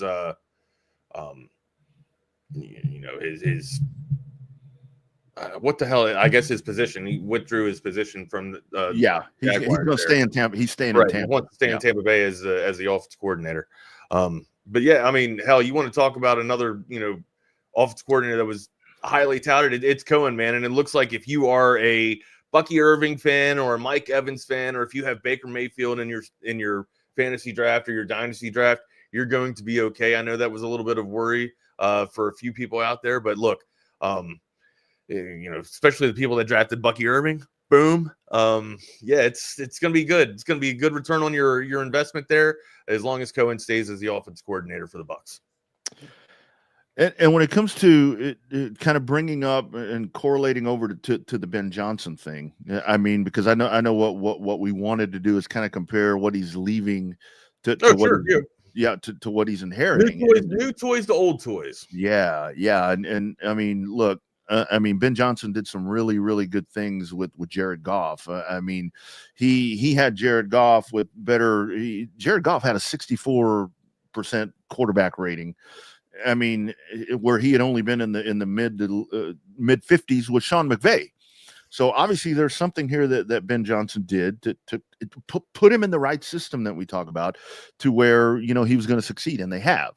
I mean, it's been one of the top 3 offenses in the NFL. I think the emergence of Amon-Ra St. Brown too, right? Bingo.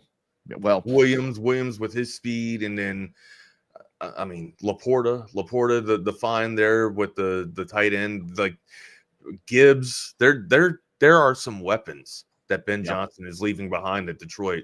Now let's talk about his new weapons that he's going to receive here, right? We all know Roschon Johnson, how hard of a runner that this dude can be in the backfield there. You got Herbert as well, and I'm forgetting another running back that they have in their backfield for Chicago.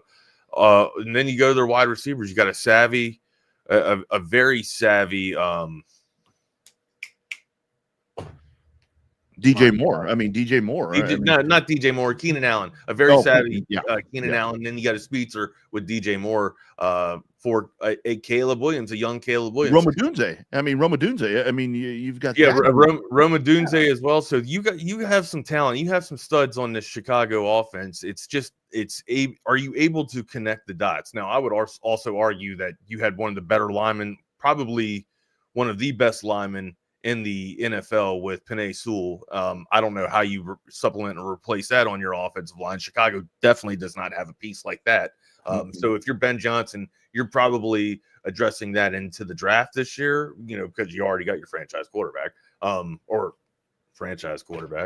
But yeah, I would like to think that the way they go now is through an offensive lineman through the draft. So you are going to have to address that, because I think that's one of the things that really made. We can talk about everything, all the different specialists on the Detroit Lions offense, but I mean, the job that Hank Fraley did with that offensive line in Detroit is that's what's lacking in Chicago. I mean, you go back and you look at what Caleb Williams did this year. I mean, the protection was horrible. I mean, the guy was getting chased around like C.J. Stroud. I mean, you can kind of make the comp with those two guys about them getting beat up and so forth. I mean, hell, he still threw for 20 touchdowns, but his QBR was 47%. And that's the problem when you have the lack of protection. And Hank Fraley is a very interesting piece in this whole puzzle for Chicago. I think if Ben Johnson can find a way to bring him over, I don't know if you make him the OC. He's never called plays before, but I don't know if Seattle's knocking on the door for Hank Fraley, but I think that's a big piece. If you can bring him to Chicago and solidify that offensive line, that's going to be the key, because Caleb can't be running for his life the way he was this year. You think Dan Campbell lets Fraley lead that locker room? I saw something.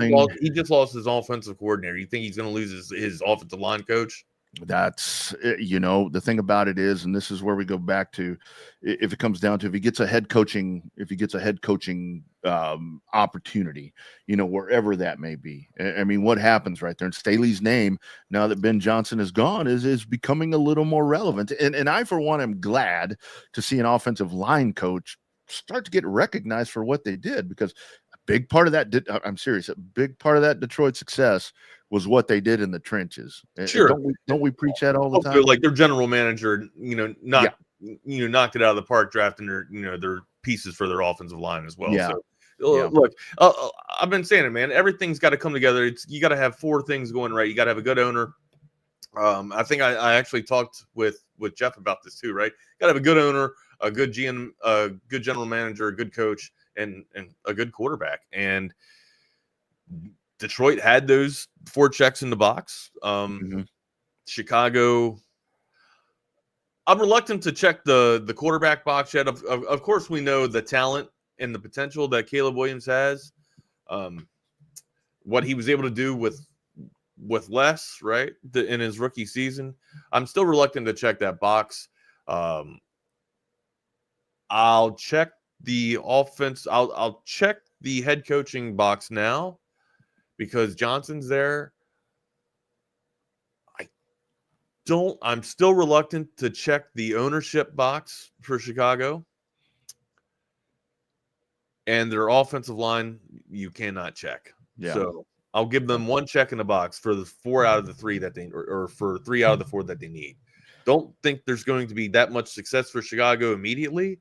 They have to address the offensive line in the draft, and also like their kicking game wasn't exactly the best either this year too, right? So there were times where the Bears would get down into at least a scoring area or a place where they could at least get 3 out of their drive, and they would squander it and come up with nothing. So a lot of things have to happen there. But if you're breaking down the old toys to the new toys, receivers, let's go with the receiver room, okay? Of course, you got Amon St. Ra, or Amon-Ra St. Brown, who is one of the better wide receivers in the NFL right now. I struggle to put him in the top 5.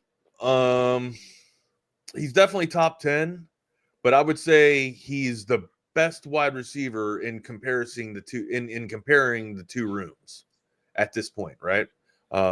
Keenan Allen, of course, is the crafty veteran with one of the better route runners in the league. DJ Moore, he can have flashes, but the one that's been doing it consistently over the past 2 seasons have been Amon-Ra St. Brown. Yeah. Collectively, I do think Chicago has the better wide receiver room.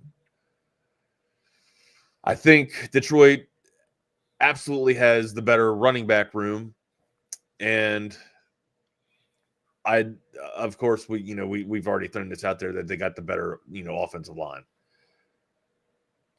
Saying that, Ben Johnson's got his task cut out for him, right? Because you definitely got to supplement the toys that you had, but you got some pretty good productivity there in your wide receiver room. You just got to build off of that. And again, I think you do that wholeheartedly. You do that through the offensive line and addressing that first.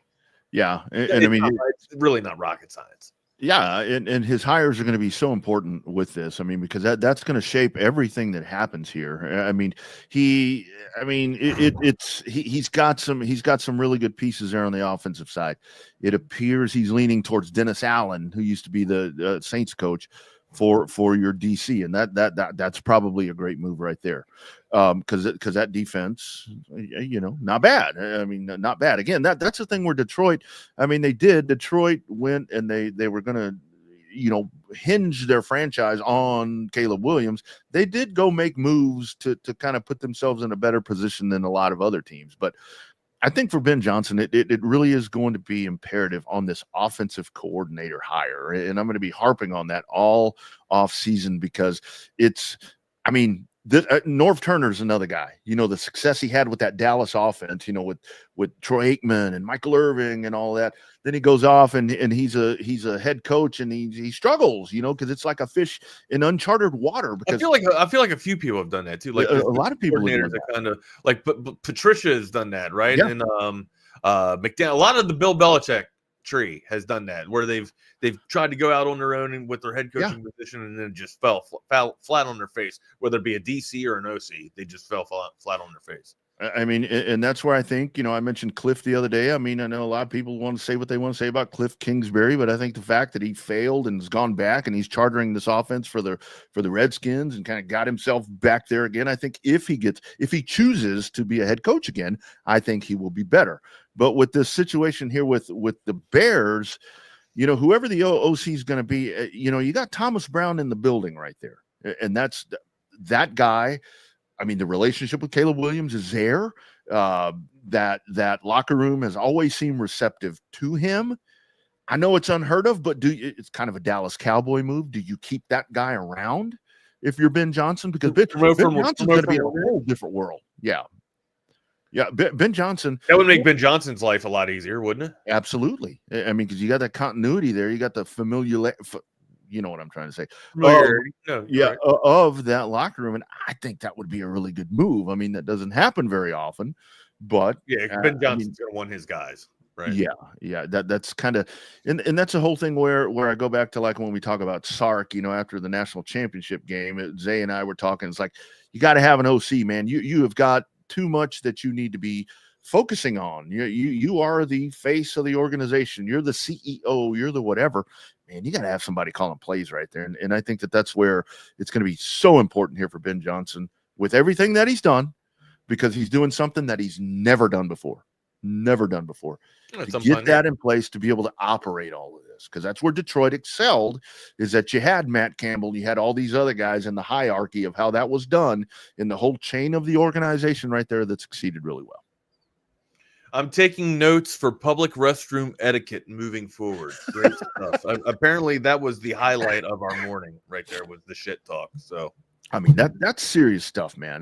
It's life stuff. Pooping's for real. And the whole thing is, I totally get with people that you just can't go drop trow and do that anywhere. I mean, I totally get that. Well, apparently you don't have a problem with that. I don't have a problem with that. But growing up, I mean, like when I was a kid, I mean, I'd be at my aunt and uncle's house, and if there was frozen pipes or whatever the case was, they had an outhouse. I went and shit in a wooden building. So it's like, I have shit in a wooden building myself. Yeah, I'm sure you have. I'm sure you have. So like Porta John, not that big a deal. Just kind of try to make sure that it's as clean. But let me tell you something. That wooden house didn't have piss and shit all at the bottom of the floor. That's Right? that's So really that's why the public restroom thing. Just no, I'm not about it, man. Just not. About it. Yeah, that really is the thing. Guys that are just tuning in now and missed our, the first 15 minutes of our conversation. We had a lot of poop talking poop. Why do I feel like Double R has got a satanic altar in the dark room he broadcasts from? You should maybe go over there and have some of the sacramental wine that he's got back there. Never know what you're going to find in here, man. I'm actually trying to clean this place up a little bit, and I'm finding all kinds of crazy shit in here. So is your room darker than mine? This room is just terribly dark. This room is blue. I see you got some football playing on your reflection there. Oh yeah, what is that? Oh, they're previewing the Commanders and the Eagles. How about that game? Yeah, giving a little preview right there to that. But I don't know, man. And this goes back to like here's a good example where we talk about the guys that coordinator versus head coach and all that. I saw yesterday Josh McDaniels apparently is going to join his man Mike Vrabel there in New England as an offensive coordinator back there. That's not a good idea if you're Mike Vrabel. Dude, that's a Dallas Cowboy move right there. I don't like if you're Mike Vrabel, go with something new, Mike. Go with something new. Yeah. It's like every now and then, like we were talking about with the Cowboys, where it's like, look, you look at the history here. If you have something that's not working, if you're going to drop your dude a bone or whatever, let him do something else. Make him an advisor or whatever they call those different things. It feels like the locker room, no matter where McDaniel goes, the locker room is lost on McDaniel. Mm-hmm. Does it not? Mm-hmm. Yep. And that's, I think where it goes back to that situation is, and this is where I'm curious to see with Ben Johnson. Rob, I'm with you. I'm sorry to interrupt there, Rodney. I'm with you here, Rob, but I feel like McDaniel has a real bad ego problem. That's like I feel like it's complete autonomy or monarchy there with Dan McDaniel and his playbook calling, and doesn't give the quarterback the autonomy to do so, or really doesn't adjust to the quarterback. Now you might be right. He might be an offensive coordinator guru to where he can basically get the best talent of every quarterback out there. But apparently, it does seem like he loses a little bit of the locker room when he doesn't allow to acquiesce or doesn't allow the players to get what they need and acquiesce to them. Yeah, and that's where I think the Ben Johnson thing, I see there Josh McDaniels, 6-time Super Bowl champion, and that's where you go back to the Brady Belichick thing. Was it one of them? I'm a big fan of What Have You Done For Me Lately? Yeah. What, was it the system? I mean, are we 3 years down the road? Ben Johnson, not on the Coda text line, Coach Ben Johnson, where he's fired, and it's like, okay, he was a part of a good system. It was Dan Campbell. It was Staley. It was all these other guys. I mean, was he just part of a really, really good unit, and then he goes out on his own and it doesn't work? I mean, well, here's the one thing that I heard about McDaniel at Oakland is that he was trying to implement the Patriot way, and people, the Raiders weren't responding to that. Now maybe, you go back to your old stomping grounds in Foxborough and reiterate that, and the response will be a lot different and probably a little bit more receptive there in New England than it is in Oakland. Obviously, if you're trying to theme everything Patriots in Oakland, it's probably not the best look. And that's a great point there, because now with the Raiders, I mean, that job is still open. And how much of that is going? And now Tom Brady, is supposedly going to be a big part of this group that's going to help, which he is. He's partial owner, I guess. How is he still doing football broadcasts if he's a partial owner? It's a whole different discussion. But anyway, is Brady really going to try to interact that Patriot way into Las Vegas, or is he going to be progressive as an owner? Unlike, I don't even know if it's the Patriot way that Brady. It's the Brady way. I think it is. Yeah, I think it's TB12. Yeah. Now, of course, a lot of that he picked up off of Belichick, right? And just do your job. But yeah, a lot of that is infused with Belichick's tutelage, but it's TB12 way. Mm-hmm. And that's where I'll be curious to see if that's going to be a spark or something that's interjected into the Raiders franchise that kind of gets them out of just kind of been in that Mark Davis, bleh, for so long. Mark Davis still have that haircut, and that very, very young girl too, just like Bill Belichick. in the fanny pack. Yeah, man. You know what, man? I got to figure it out. You can basically do anything when you got money. Right. And a good buddy of mine says that too, and I just never believe him. But he lives in his own world, and I live in mine. Ain't that right, Tom? Ain't that right? Just along for the ride. I tell you. Yeah. Along for the ride, Mr. McKay. Just along for the ride, buddy. That's it. What else? We got to talk baseball Hall of Fame. Is that what you want to get into? That's the last thing on the one sheet here. Yeah, man. So CC Sabathia, my man Billy Wagner. If you haven't seen that, find that on X where Billy Wagner got the call. You tell me people aren't passionate about baseball. Watch that dude get the call that he's going into the Hall of Fame. And this was his last chance. Right. This was his last chance. So we talked about that last year, right? We thought that Billy Wagner probably getting in on his last nomination. Yeah. So good for him. So who's the one dude that didn't vote for Ichiro? Come on, man. God, what an asshole. Yeah, there's got to be one, right? That dude. So when Suzuki Ichiro came over, or excuse me, Ichiro Suzuki came over.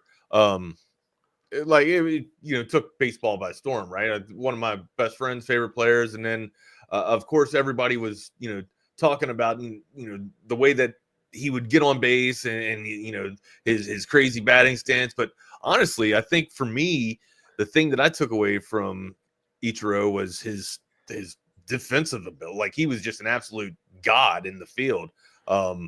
His ability to field balls off the wall and then get them right back in without allowing runners to advance to the next base. That anybody that plays ball before knows how important that is to your defense and how important that is to your pitcher to keep runners on and leave them stranded on the pond. And so Ichiro was a big part of that for the M's and for the Mariners there. Mm-hmm. Yeah, absolutely. I mean, that was one of those guys. What we can sit here and look right now what's going on with the Dodgers and everything that they're doing. But when Ichiro came over, I mean that was one of those changing baseball and for the good. I mean, I feel like the Mariners were pretty damn good when he came over there too, right? I think they were just getting off their run with Griffey and Martinez and Buhner and all those studs there. And then I think they had King. Did they have King Felix when Ichiro was there? I think so. Yeah. I believe they did. Hernandez, for those of you guys that don't know who I'm referencing there with King Felix.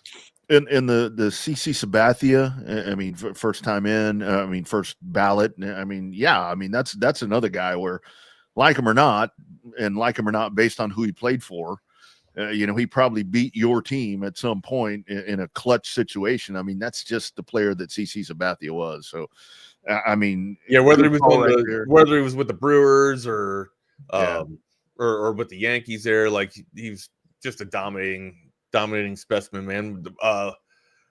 What is he, like 6'7", 6'8"? Yeah, 300-pound unit just coming in and throwing heat at you. Yeah, this was the thing that I always liked about Ichiro was because when I played baseball or beer league softball, more the latter, I was a left-handed batter. I did everything else, and I do mean everything else, if you know what I mean, with my right hand. And so, I mean, that dude right there is like, holy shit, man, that's a special talent right there with what this guy's doing. And how Andrew Jones can't get 75%, I don't get it. I mean, I think that's a dude you need to get in. I think he's right there around 65%. Carlos Beltran. I was going to say Beltran didn't get it either. I think so. I hate to say it, but I think that Beltran, even though he played for my team for a good while, I mean, I think Beltran he's gonna fall back into that cheating thing, and that's going to be where the writers, because it's the writers. I mean, the writers are the ones that make these decisions for whatever, and that's this one asshole that won't vote. So he's going to fall into that, but Andy Pettit's not. Yeah, I mean, yeah. I don't know. Andy, despite being a Yankee and wearing the pinstripes, Pettit's probably one of my favorite pitchers. And it's weird saying that. It's almost sacrilegious saying that, being an Oriole fan. I don't know, man. Maybe it's his attitude, honestly. It's the fact, it's his I don't give a shit approach to basically anything. And I think that's the type of mentality you need when you're playing sports or basically just being an alpha in this world, man. Oh man, I got to tell you, some of the happiest times for me, whether it paid off on the diamond or not, was you're a Houston guy, yeah. So yeah, man. When you had the Astros and you had the Rocket and you had Andy Pettit, I mean that's a pretty damn good combo, right? I mean, so let me ask you this: Andy Pettit and the Rocket, or JV and Garrett Cole. Ooh, damn. Because Houston has had some pretty good aces in their rotation. Yeah, man. Now I know it didn't all come together and galvanize with the Rocket in Pettit's moment. They didn't really have, the bats in place for him, or a lot of the bats that are in place kind of now for the Astros. But damn, man, like pretty good combos, pretty good pairs of aces coming through that damn Houston rotation. Yeah, I think you have to look at it because I mean, when you look at Verlander and that right there, I mean that's championships. I mean that's World Series titles right there. I mean, and Andy Pettit and Roger Clemens to me is always going to be the what could have been. I remember when the Astros got to the World Series finally for the first time, and I go and I watch Game 1. We were at a local bar in Round Rock. Tracy and I had just gotten together. We went on a date. And we're like, she's an Astros fan. I'm like, let's go watch a game. And we found this game. We go over there, and it's like, holy shit. And it's Clemens pitching in that first game, and it just did not end well. And it's like, these dudes are about to get swept. After all of that heartache, these guys Tracy on a date to a baseball game instead of like a dinner on your her idea. That was her idea. That's a winner. That's the winner. Thank you, Tracy. That's what I'm talking about. I'm telling you, Jeff Howe will be on here in just a little bit, in just a few minutes. I've got a stack of cards that she has in a closet that I want to get to him just to get his kind of assessment on what some of those things are worth, because it's some vintage Houston Astro cards, man. Good stuff. Wife loves baseball. She's like, I don't like football. I certainly don't like basketball. Baseball, I'll watch at any time with you, babe. I'm good with that. I hear you. Good with that. I hear you. Anything else we want to talk about before we kind of turn it over to the boys from It's Only an Hour? I think we got it covered. Manny Ramirez also, we forgot to mention him. He was also one of the selectees yesterday for the Hall of Fame. Yep. So, Ichiro, CC Sabathia, Billy Wagner, pretty good little crew right there. So, looking forward to that. Of course, tomorrow we can start previewing the NFC East, NFC Championship game. Start previewing that. Kansas City as well. Looking to get to the Super Bowl again, taking on the Bills. We can work towards the end of the week. Oh, there they are. There's the aforementioned. Perfect timing, guys. I got to get the hell out of here, man. You got to. I don't know if you guys are apprised of what's going on this morning, but we got some bad things going down below here, gents. So we got to get out. You gotta go pinch one off, Wag. So we've been pinching one off for since 3:30 in the morning, Jeff. Take care, brother. Bad. It's bad. Be good, guys. Explain. Hey, Rodney, since you're here, you want to do a little crosstalk for a sec? Yeah. Speaking of vintage cards, man, and you mentioned the Astros. It ain't Astros, but I got some Nolans right here that are going to get off to get graded at some point. Some nice. 77, 78, some 80 Nolan tops. So good stuff right there. Good stuff. I'm pumped about Billy Wagner going into the Hall of Fame. I didn't appreciate Billy Wagner like I should have until I started covering minor league baseball. I was in Round Rock just hanging out for a couple of years, and I came to appreciate it because the more I heard scouts talk about Billy Wagner, they said it's amazing that a guy, and he didn't have the elbow problem, the TJ problem until later in his career. Yeah. So this was like probably 4 or 5 years before that. It said a guy that's been that durable and that effective, who's that small, yet he can throw that hard, is amazing. And I was like, yeah, he for a little guy that can run it up there 98, 99. And I don't know if you remember, Rodney, but I felt like the Astros had, because of the Jimmy Williams failed experiment, and then they ended up hiring Phil Garner halfway through that 04 season. They had really squandered a great bullpen, because that 03 team from 7, 8, 9, you go Bradledge. If you get it to the 7th, you go Bradledge, Octavio Dotel, Billy Wagner. And it's like, dude, yeah, good luck with that.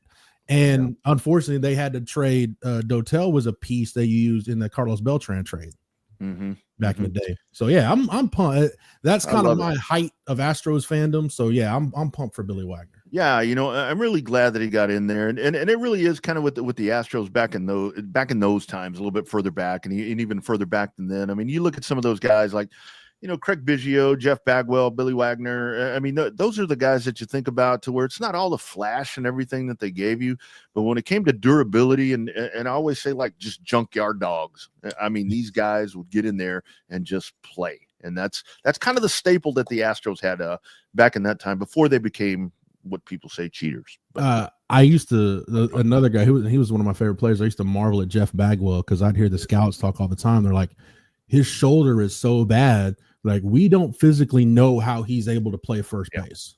Yeah, like he can't throw the ball, like he has to shot put it. And this was like 03, 04. And at that point, I'm like, man, if they were an AL team, Bagwell would have been a DH, the last 10 years of his career. Because it was amazing because that was the consensus. Like, he's a medical miracle because we physically don't know how he's able to play first base. Yeah. And I always thought, with Biggio, it's like that dude was a catcher. I'm like, that guy? That guy was a catcher? Not a center fielder at all, as we found out.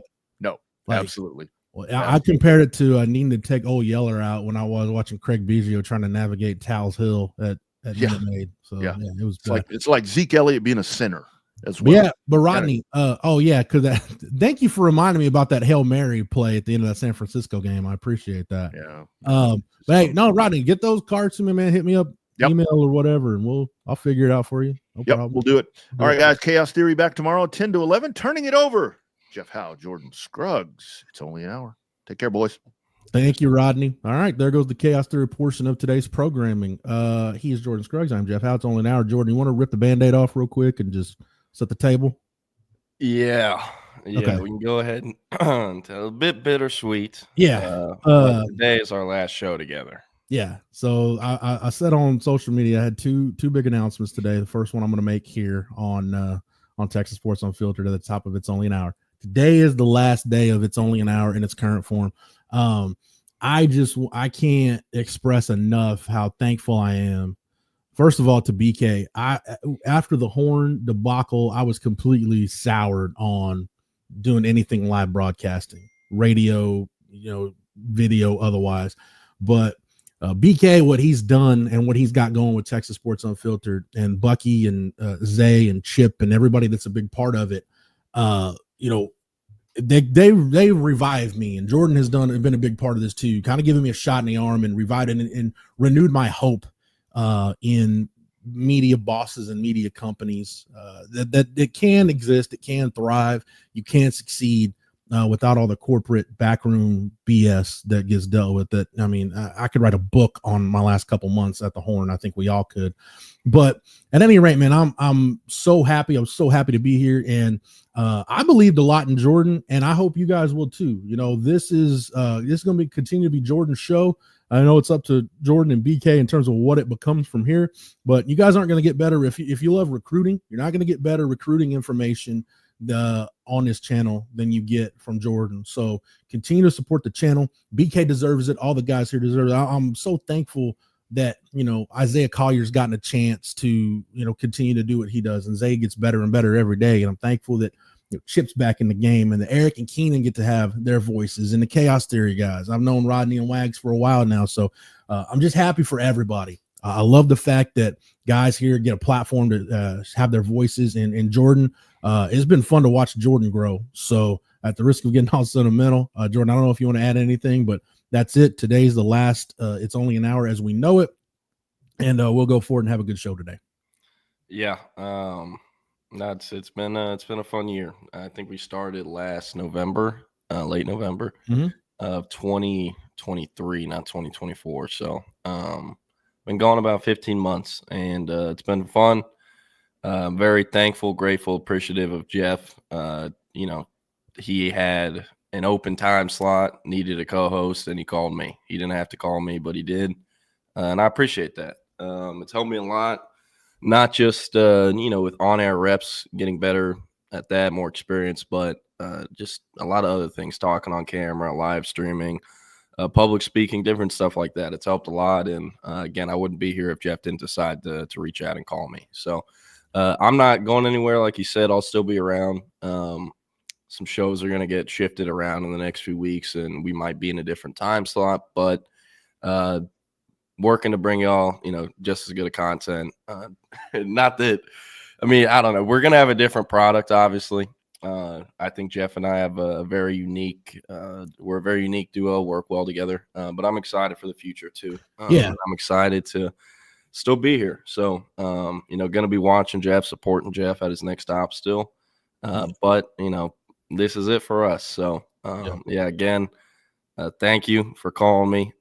You didn't have to, and it's been awesome the last year, and I'm excited to keep coming back. So we're going to go out with the bang, one last show. And so if you have any favorite memories or there's a favorite show of yours from us, I guess, the last year, and you want to comment that, go ahead. But we're just rocking and rolling for the next hour.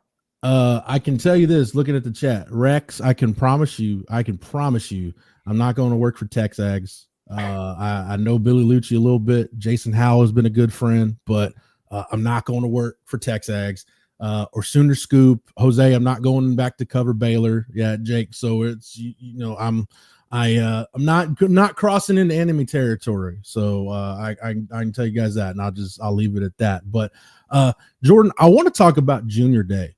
And kind of get an idea of the list. We've talked about kind of the preliminary list, if you will. Give me your kind of 30,000 foot view of this Junior Day. Because it's different because you look at last year and the staff had several weeks to put that thing together because the season ended on New Year's Day. Now with it ending 10 days later and you're dealing with the portal and so much other stuff, is it going to be fewer kids in terms of volume just because there's less time and you want to make sure you give kids the proper time? Kind of give me your 30,000 foot view, what you expect to happen on Saturday. Yeah, I think the Junior Day, what they do on the Junior Day, and kind of, I guess, the concept of it, I feel like has changed a little bit as the staff has gotten deeper into their tenure at Texas. Mm-hmm. Like last year, for the most part, it was kids who had just finished their junior year. It's obviously Junior Day. That's how it'll work. But there was, I feel like, a bigger group of underclassmen than we currently have on our list to be there on Saturday. Obviously, the list will keep increasing between now and Saturday, and there'll probably be about 10 to 20 kids that we didn't have on our list that show up because, they don't have an offer. We didn't reach out to them. And yeah, if you miss anything, just go back to the top of the hour, I guess. Coach 420, we appreciate that. But for the Junior Day, I think Texas has the way they're recruiting now, or their outlook on it is like, and pretty much every school does this, but they don't really get into the nitty gritty of any recruiting classes until like spring, when that class is in the spring of their junior year. So heading into the final summer before summer OVs. So I like that it is an emphasis on junior guys. Again, usually doesn't feel quite as the percentage isn't as high of junior guys as it is this year. Mm-hmm. And it's a really good list. A&M held their Junior Day this past Saturday, so it's not like there's a ton of like scheduling conflicts with that, which does mean the large majority of the in-state targets are going to be at Texas on Saturday. Yeah. So that's definitely a plus, but far from, I guess, the Junior Days you might have covered under Mac Brown or Charlie Strong, Tom Herman. Rarely has Texas picked up commitments from this Junior Day. Now, last year there was two, Racing Guillory, and he was no longer in the class a few months later. And then Lance Jackson, he didn't publicly commit the same day as the Junior Day. It was a day or two after, but he silently committed on his Junior Day visit this past year. And talking to him, that wasn't even something he planned to do. He just showed up and was like, yeah, I know this is where I'm going. I'm just going to go shut it down. Because that's kind of the kid Lance Jackson is, or I guess was. Excited for Junior Day. Should be pretty damn good. Diabell will be there. Chris Stewart will be there. 2 commits in 2026, and they'll be around peer recruiting. So, yeah. I can tell you this, how much Junior Days evolved. We weren't allowed on campus. Media wasn't for the Mac Brown Junior Days. It was something, it was almost because you got to remember at that point, Texas is still ripping off 10-win seasons and competing for conference championships. So it's in the heyday. Before NIL, It's in the heyday under Mac, and Junior Day at that point was seen like it was like a sacred event. And I remember the class, that 09 class, with Garrett Gilbert and Chris Whaley, Alex Okafor. That class was the first class I remember. I'm sure it was different, but that's the class where I really remember there was like a handful of guys that committed to Texas during the Junior Day weekend.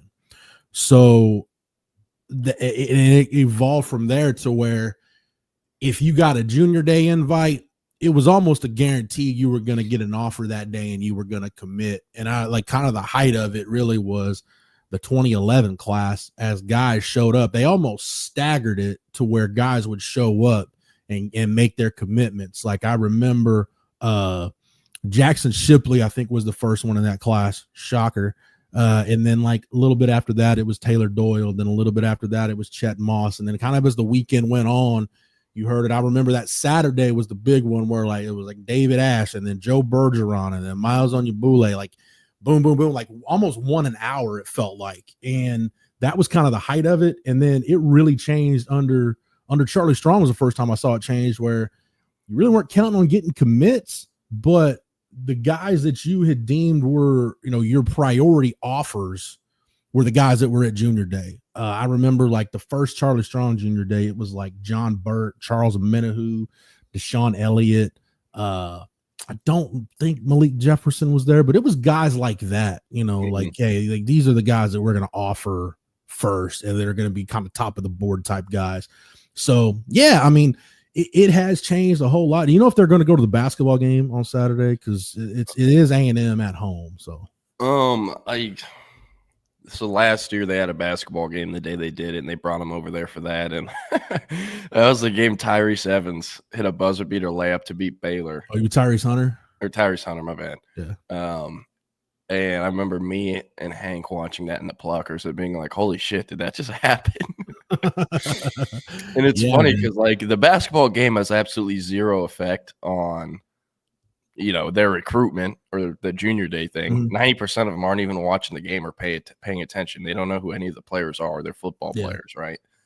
And so, like, we'd ask them, like, what do you think about the Texas game? And they're like, oh, it was fun.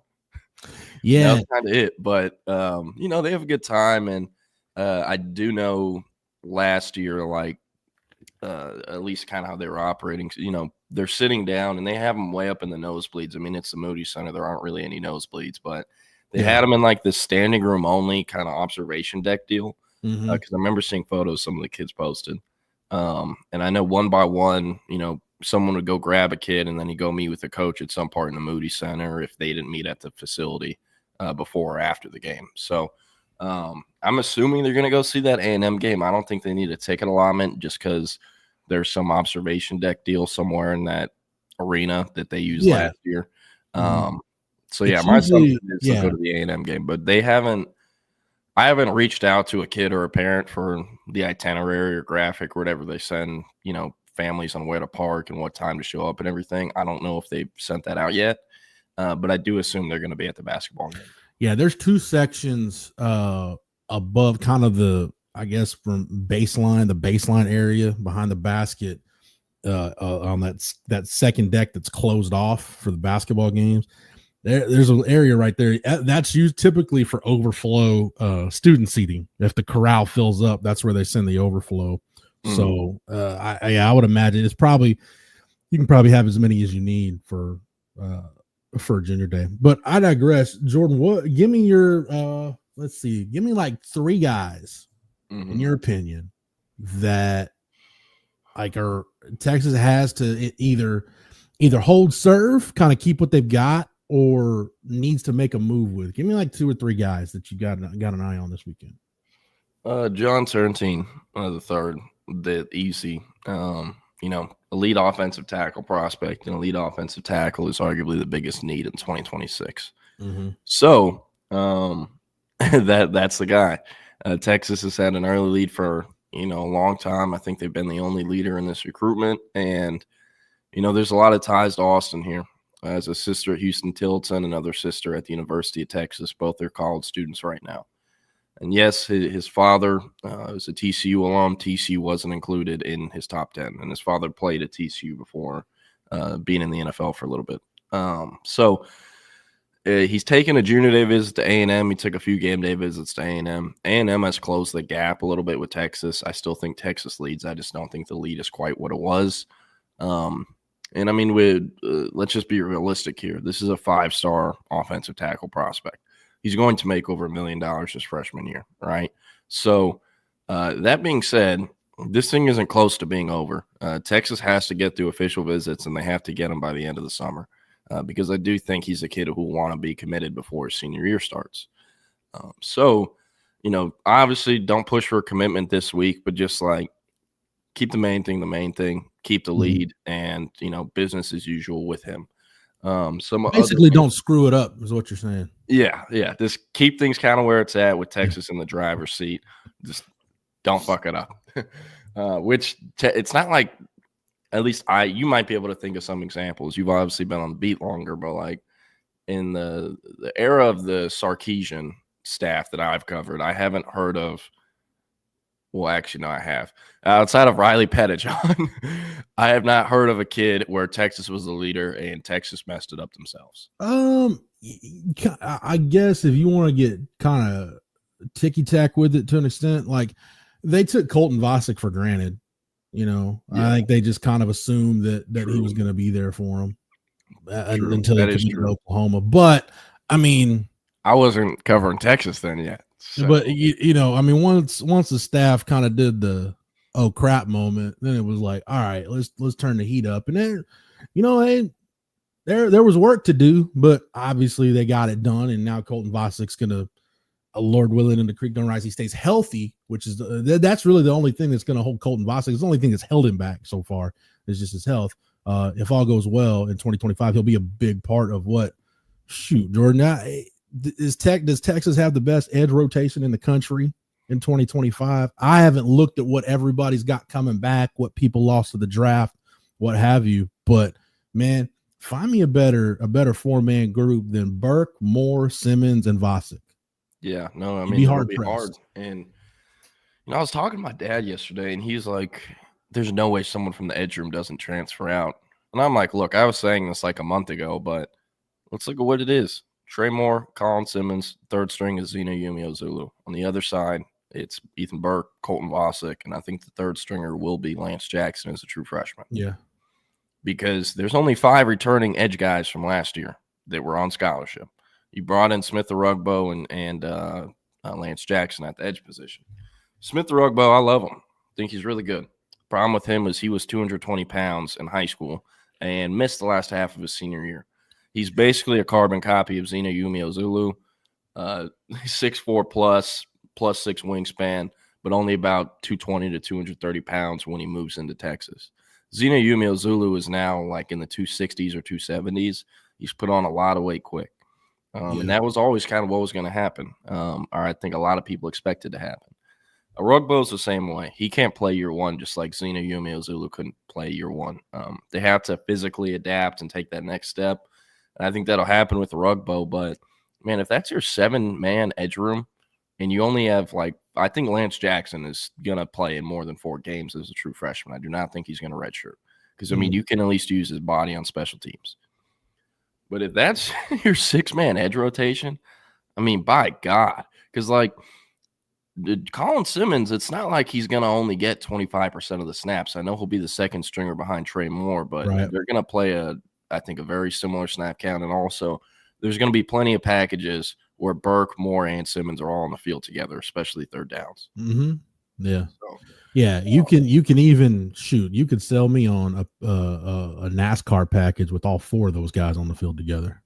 Yeah, no doubt. Because losing Collins and Broughton, I don't know where, your interior pass rush is going to come from. We'll see.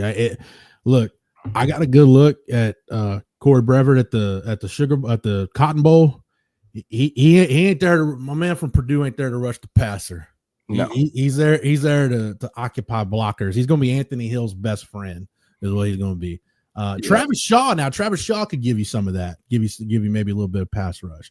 But your pass rush is going to be your edge guys and then Anthony Hill. Yep. Jake Bayless, South Carolina, I think will be up there. Obviously, they have Dylan Stewart, but and they're losing Kyle Kennard to the draft, who won best defensive lineman in college football this year.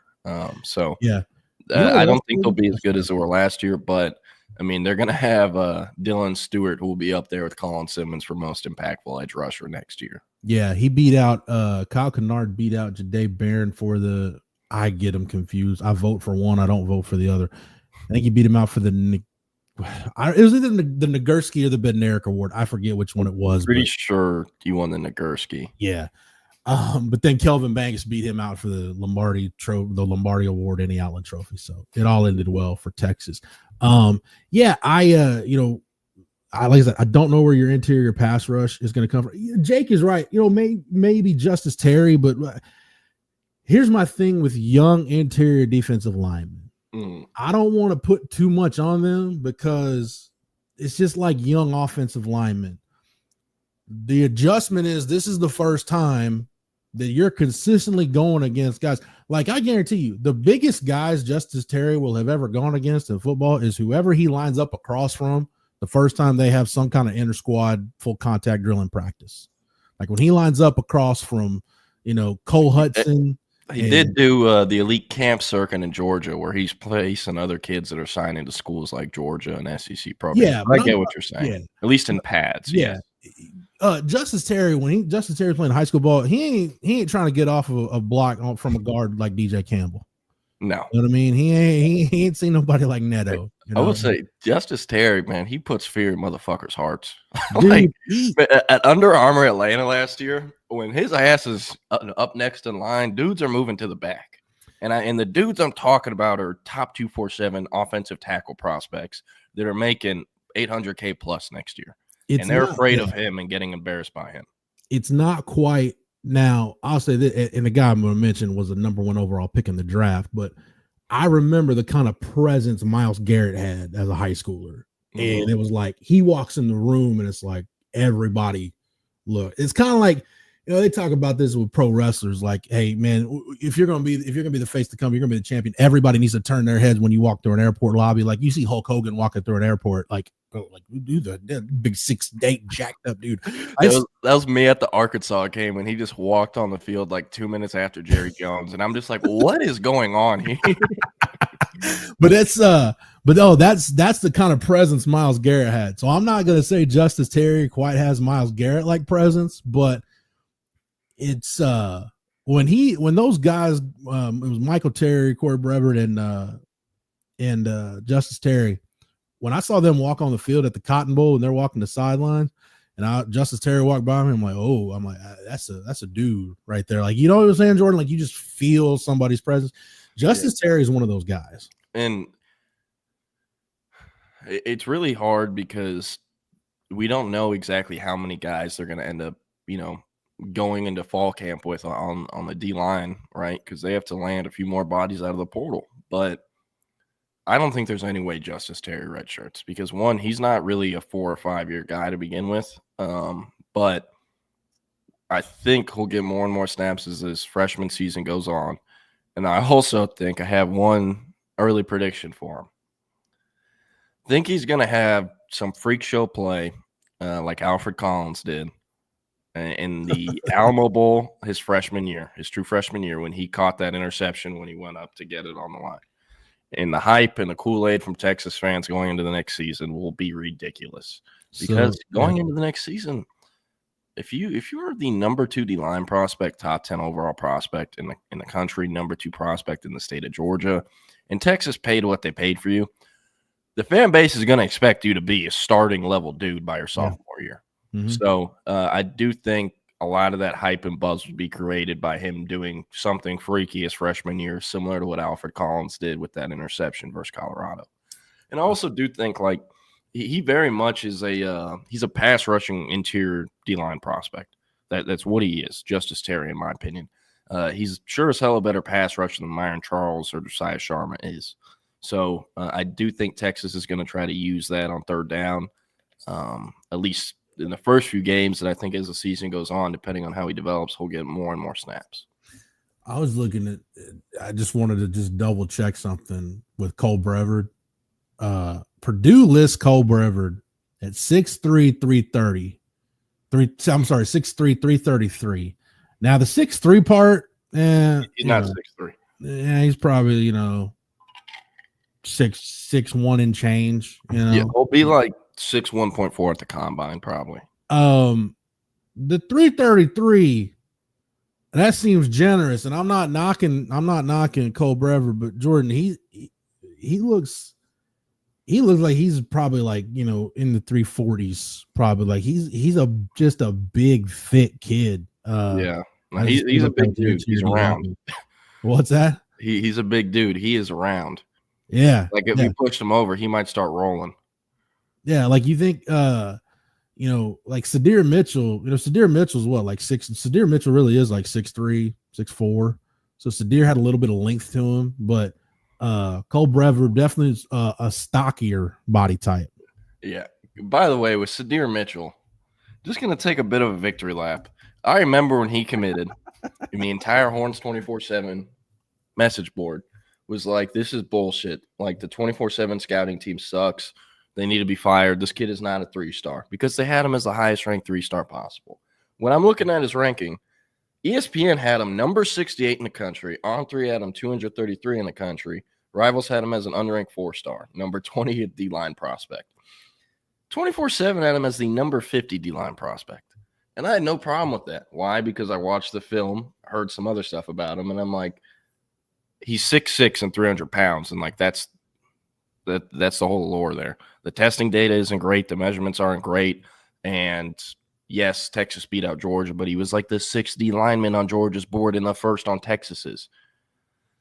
Like it was very clear I think to a lot of people after just a few months with him. But what happened with him is not surprising to me, especially with the fact that his D-line coach left, and this is what happened in year one without that D-line coach that recruited him. Yeah. So yeah, man. Like I don't really. I'm not expecting him to do much at LSU, at least this year. They have Dominic McKinley. He's going to play year 2 and will likely be the guy in the interior. And they have a few other bodies. They also portaled. So we'll see. But it's interesting. And I'm not trying to revise history, but you look at Bo Davis, like Bo Davis's first go round at Texas. Just look at the first go round. Like think about the guys he recruited. Malcolm Brown. Yeah, he was on the Malcolm Brown recruitment, but Oscar Giles was the guy at Brenham, all the time. Anytime I was at Brenham and Texas had been there or was planning on to be there, it was always Oscar Giles. Hassan Ridgeway, that was a great Will Muschamp eval. Hassan Ridgeway. Nobody knew who the hell Hassan Ridgeway was. And Muschamp. Mansfield. What? Mansfield. Yeah, Mansfield High. There were 2 guys in that 2012 class that were Muschamp evals that weren't on anybody's radar, and Texas was really fortunate to get on those guys early. It turned out to be 2 NFL guys, Hassan Ridgeway and Duke Thomas. Nobody really took any didn't really know who those guys were. And Duke and I talked about this when we had him on the show at SEC Media Day. Like it was Muschamp. Muschamp just loved Duke Thomas. He loved Hassan Ridgeway. So Texas was able to get in on those guys early, specifically Ridgeway. We're talking about interior defensive linemen. Paul Boyette was that was a legitimate Bo Davis take. But when I think of it, like you go on, like Poona Ford was a Charlie Strong guy. Chris Nelson was a Charlie Strong guy. So it's like you're really missing something from Bo Davis. And then you look at the second run, Jordan, and yeah, Bo Davis, I give him all the credit in the world for turning, finding what he needed to find to unlock Tavondre Sweat and what he did with Alfred Collins and all these other guys, Coburn and Ojimo. But you look at the recruiting results. We talked about it the other day. The 2022 interior D-line class is a wash. Like, pretty much got nothing out of it. No, it's not a good group. Let's go through the players he recruited at Texas in his second stint. Jere Bledsoe, gone. Sadir Mitchell, gone. Chris Ross, gone. Zach Swanson, gone. Aaron Bryant, gone. Are you Alex January, still there. Yeah. And honestly, Hills, still there. I don't want to, who'd you say is still there? Melvin Hills. Yeah. That one was, I talked about it a little, like the Melvin Hills recruitment. There was Like Texas has put more recruitment into recruiting some walk-ons, I feel like, than they did at the end with Melvin Hills. Like if it wasn't Texas, he would have gone to like Tulane. Yeah, probably. I don't want to shortchange Bo Davis's recruiting effort with Alex January, but that's a legacy kid, right? Dad played at Texas, so that's I don't ever want to call a recruitment a layup, but it's probably about as close to one as you can have, especially like, hey, he's at Colin Simmons' school. He's a good player. Alex January was like a no-brainer. It also like I always heard for Alex January that someone close to his father told me that very early on when he started getting offers, the family was basically like, yeah, we're going to take visits and give everyone a shot, but like we're going to Texas. Yeah. And there's a 2026 kid whose father has said that to someone else I know, and they're a legacy. Mm-hmm. And I have a crystal ball in for that kid. But with January, they had to beat out Texas Tech, Oklahoma, and LSU. But I don't think Oklahoma or LSU really pushed for him because they were like, this kid is going to Texas, but he's good enough where we should still probably recruit him in case. Yeah. But it was a very unique recruitment. And there was no BS, no fluff, no nothing. It was very straightforward. So, hey, somebody's trying to get you to spill the tea, asking if it's Caden Finley. Let me ask you this, because I've never talked to the young man. Does Caden Finley like have an idea? Does he grasp like how good his dad was at Texas? I don't know. Because I've talked to Michael Griffin about that. He asked me that same question, and I was like, I don't know, because he did he was old enough, and he would have been like 5, 6, maybe 4 years old, 7 years old. But I mean, his dad was still active in the league when he was old enough to remember it. Mm-hmm. Like I've seen photos of him on the field, with his dad before games with the Packers, all that. But yeah, I mean, he's old enough to remember that. And I'm sure if Texas is smart, like I think they are, they're shoving it in his face. Hey, this is all the records your dad broke here. This is everything he accomplished here. All that. And it's kind of hard to pitch the same thing to him because he's a tight end that was there 20 years ago when no one on staff was on staff then.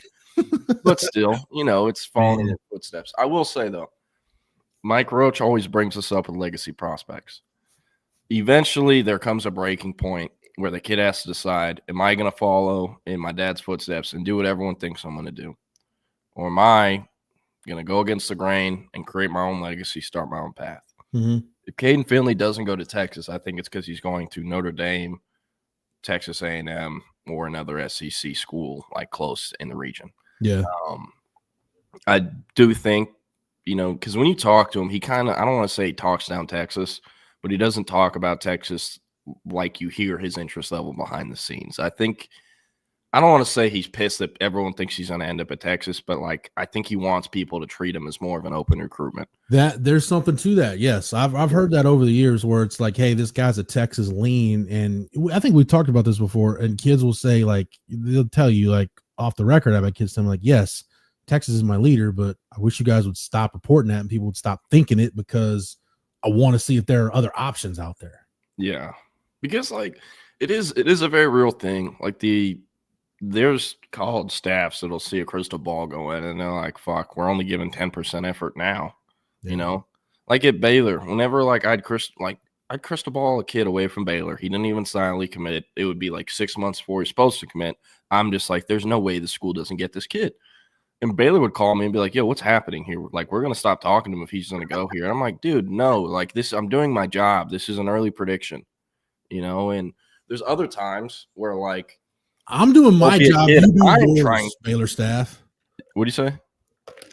She says, I'm doing my job, Dave Aranda staff. You do your job. Recruit the kid. Yeah. That's what you get paid for. But there's also times where there'll be a kid I know in Austin that I might be trying to help out and, get him some more exposure or whatever. And, hey, I really think you should look at this kid, coach. This is such and such, such and such. And it's like, okay, looks him up. Oh, here he has a crystal ball for this school. We're not going to waste our time here. And it's like, dude, he has a year left before he has to sign. And he can start at your school by year 2. So I definitely get the kid side of that, not wanting it to be as out there. And I mean, hey, Caden Finley's not at Texas this week, and he's going to Notre Dame. Yeah. He doesn't have any Texas visits scheduled. I do think he's going to, eventually end up in the class. We'll officially visit and take a spring visit here or there for practice. But, yeah, like you said, he's kind of trying to play down, I guess, that Texas is where they're at. Antoine, are we counting Rocket Ismail in that group or no? That's what I want to know. You can throw this comment on the screen, George. Said Caden Finley visiting Notre Dame. Man, you act like Will Fuller. Jeff Samardzija, Golden Tate, and Great House are really the only good wide receivers on the planet. Yeah, Will Fuller was a first rounder, but yeah, hey, let's put some respect on Rocket Ismail's name. Yeah, if we may. That's a former Walter Camp Player of the Year right there, Jordan. Rocket Ismail. But with shit, man, if I'm Notre Dame and Marcus Freeman, I'm assigning Jaden Greathouse to host Caden Finley. They're like identical almost. Yeah. Very, very, very similar prospects. And I do think the success that Jaden Greathouse has had at Notre Dame might make Texas like Caden Finley a little bit more. Yeah, Caden Finley has better testing data than Greathouse ever had. They're about the same size, and he's quicker in and out of breaks. But still a lot of similarities there. Both freshman year varsity starters at historic programs, Alito, Westlake, and both are Alito lost in the playoffs, but Jaden Greathouse is going into his senior year with 3 rings. Finley's going into his senior year with 2 rings. So, yeah. Oh yeah, boy Rex. Yeah, no love for Tim Brown. No, Tim Brown's a Heisman winning wide receiver. Yeah, you can. I'm ashamed that I didn't mention Tim Brown. So yeah, there's plenty. Notre Dame, man. This is what aggravates me now is I've just talked up Notre Dame's wide receiver history. So somebody please punch me in the face next time you see me that I just bragged on Notre Dame football for about 2 or 3 minutes. So speaking of wide receiver, they're gonna have to bag someone in April. They need someone. Like I love Jaden Greathouse, one of my favorite kids I've ever covered. But if that dude's your receiver 1 and you have to rely on him to be your receiver 1 year in or week in and week out, you're not gonna get very far because we don't know who the hell the QB is even gonna be. That's the other big question is who's going to be throwing the wide receivers the ball. No wide receiver is going to portal there if they don't know who the quarterback is going to be. Yeah, that's why Miami couldn't get anyone to come in at receiver or skill position, and they got Carson Beck. So, yeah, I mean, Notre Dame, I can say it now. And by the way, I have not talked to Chip. I do not know which school it was that apparently offered Quinn Ewers $8 million. Eventually, I'll tell you all if I'm able to. But I know Notre Dame was talking to Quinn Ewers, and they were very interested in bringing him to South Bend for his last year of eligibility. So is Georgia, so is Miami, so are a few other schools. But Notre Dame needs a quarterback very badly. I don't think they like what they have coming back, at least in terms of starting next year. Mm-hmm. They're going to have to do some tampering. There's going to be so much tampering going on this spring. And another thing, the April window is 9 days. It's 9 days. So for us in this industry, that's 6 a.m. to 8 p.m. like work days for 9 days in a row. That is going to be hellacious for all the movement that could happen. Because I don't know, man. I've just got a feeling as pretty. I mean, other than Carson Beck, unless I'm just missing something, the winter window was pretty nondescript. Like just nothing really big happening outside of Carson Beck. I mean, we're sitting here talking about like, Mateer and some other guys that in previous years would have been like, 6-7 storyline down. And it's like, this is front page news. The winter window left something to be desired. I think that's just setting up for the spring window to be. And I do think the compressed window makes it even more. There's even more of a sense of urgency for guys to jump in. It's like, hey, if I want my spot, I got to jump in now.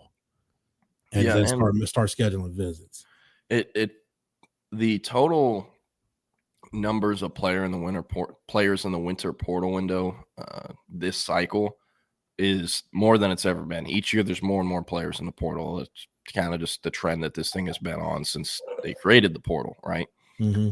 But although the number of players increased, the number of top end players that could actually play at schools like Texas and be in the first or second deep, that number of dudes was smaller than it's been last year or the year before, it felt like, where there's actual legitimate difference makers. So usually those guys, there's even less of them in April. But I do think because of the situation Texas is in with plenty of other schools where they're expecting certain guys to go in that either never went in or they didn't want to, overpay for, A lot of other schools are in the same boat, and a lot of guys are going to be doing tampering. Like the game is the game, but it's a dirty one, And I mean, late March, early April, every trainer, high school coach, handler, 7-on-7 coach in America, their phone is going to be going off the hook if they got someone with years of eligibility left in college that is a dude. So I think especially, if you were on one of the, let's say you're a team in the CFP, right? Any of the 12, unless you were 100% dead certain that you were going to enter the portal, you probably didn't, because, hey, I want to enter the portal and risk not helping my team win a national championship, or just the timing just didn't make sense. Like I said, unless you knew you were leaving, what is the point of going in? Now, I know you've got the 5-day window after your season ends, but if you're on the fence, is 5 days enough to decide? Probably not. So I think a lot of guys on those 12 teams, that especially those 12 that were on the fence and didn't feel like they had enough time, they're thinking about it now. So they're thinking, okay, by the time that spring window opens, I need to be 100% sure, am I staying or going? Yeah, and I mean, you're going to have a decent chunk of guys that end up going in. Yeah, one thing I think that backs up what we're saying about kind of the top end potency being down this year. I think with Justice Finkley, he played like barely 100 snaps this year at Texas. I think it actually might have been less than. It was his lowest snap count he's ever had in the 3 years at Texas was this season. He took visits to Minnesota, Mississippi State, Kansas, Cal, and like 3 others. And he's making good money next year. I don't know what Kansas is paying him, but I am heavily assuming it's at least $250. And he was one of the top edge rushers in the portal. And he played like, I'm assuming you're pulling it up, his snap count? I can't. You're all good. But he played very few snaps this year at Texas, and he was that highly coveted by several, pretty decent Power 4 programs. He also kind of Georgia Tech was also a school in the mix for him. He did have unique recruitment because, as people who have followed him around for a minute, Finkley is a focus on books and ball. Academics are pretty damn important to him. And with 1 year of eligibility left, he was going to go to a school, or at least look at the schools that can also help him for life after football, just like Texas could. That's why he chose Texas over staying home and playing for Saban in Alabama. But that was one of the top players in the portal. It was Justice Finkley. So if he's getting paid and bursts that well and is getting that coveted, imagine if it imagine what Ethan Burke's market could have been. And he was the guy we were watching for to potentially go in the portal, but he didn't. But even think Colton Vasek, what his market could have been. And it's because the number of difference makers is lower. Number of difference makers in the portal is lower than it's ever been, or at least feels like that in the last few years. Justice Finkley, 95 snaps for Justice Finkley. How many were on special teams? Any of them? I can't sort that by PF. This is just on defense. This is defensive snaps. Gotcha. Like some of it this way. Derek Williams got hurt, and when he blew his knee out, Derek Williams played 3 more snaps than Justice Finkley. Yeah. No, I mean, looking at the snap count on PFF is nuts sometimes, because like Tassili Akana played 48 snaps at Texas. You want to guess how many were on special teams, Jeff? Pretty much almost all of them. 46 of them. Yeah. Yeah. And I don't remember him getting much run. Yeah, like Calvin Simpson Hunt, he's a corner who came out of Waxahachie. He was super fun in high school. He was on this team with Keith Abney, a few other really good Hatchie players. Keith Abney is the Arizona State player that speared Isaiah Bond in the Peach Bowl, if you remember that hit. But Abney went both ways, and they were awesome in high school. I saw him play, and I really like him as a prospect, but, he goes in the portal the other day, and everyone on our board is like, hey, is Texas going to look at him? And it's like, no. This dude has less than 100 career snaps, and all but 5 of them were on special teams. This isn't a guy Texas goes after. Yeah. So, and they never recruited him off him out of high school either. Hell, so it doesn't make sense. Ty Anthony Smith played more defensive snaps than Justice Finkley. And there are even fewer snaps to go around at linebacker. Man, Marshall Landwehr is on like half the special teams units. He might have had more snaps than Justice Finkley. He had 16 on defense. Let me see if I can find Marshall's special team snap counts. I don't think it'll give it to me. Yeah, it won't give it to me. But. And I'm very curious. Jake Bayless brings up an interesting topic. What is Cam Rising going to do? Because he's a grad transfer where he can go in the portal at any time. I mean, at least that's my assumption. He's been in college like 8 years. Well, I If mean, you're not a grad transfer by now, like, have you been going to class? Does he even want to play football at this point? I don't know. But, I mean, if I'm him, I'm at least convincing someone I do so they can overpay me. Like, and it depends on what do schools see Cam Rising as? Do they see him as a starter? Do they see him as an insurance emergency backup? I mean, it's got to work out for both parties. And I just don't know I don't know enough about Cam Rising's situation to know if he just hasn't found a situation that he likes or if the situation that he wants exists. yeah. You know what I mean? Yeah. Antoine said, I was hoping UT recruited Lake Travis's Carter Buck and Ben Duncombe. Carter Buck committed to TCU this week. Took a junior day visit, committed on the visit, and that was that. Didn't even have an NIL package or anything in place, just wanted to be there. So I think that could be a storyline to monitor. Or, to be honest, I think he's worthy of offers that are better than TCU. I think he could play in the SEC. Also a little biased, and I'm higher on him than most, but I've also seen and had more live exposure to him than anyone else in this industry. So I do think TCU will eventually have a fight on their hands. Texas, the two main in-state edge guys are focused on are Jermarion Carlton and KJ Ford. If they miss on those guys and some out-of-state targets, I could see them, circling back to Carter Buck. I could also see a scenario where he's just so good as a senior and he has a really good senior year where Texas is like, hey, this is a local kid that's too good for us to let leave the city. Like, think about what happened with Ethan Burke. That's literally exactly what happened with him, where Texas offered him the night before signing day because it's like, this local kid is too good, and we'd rather figure it out with him than here. For years, and Michigan developed him into a really good player. So I think that could potentially happen with him. And as far as Ben Duncombe goes, he's just going to be a longer developing prospect. He needs more time, and his body needs work. We'll end up somewhere FBS because with how premium a position defensive line has become, interior defensive line, someone's going to take a shot on him as a project because he is like a +7 wing and can throw a shot put like 58 feet. Yeah. Now, his body's still developing, still growing into his frame, but there's so much to work with there, and with the background, with the bloodlines and everything.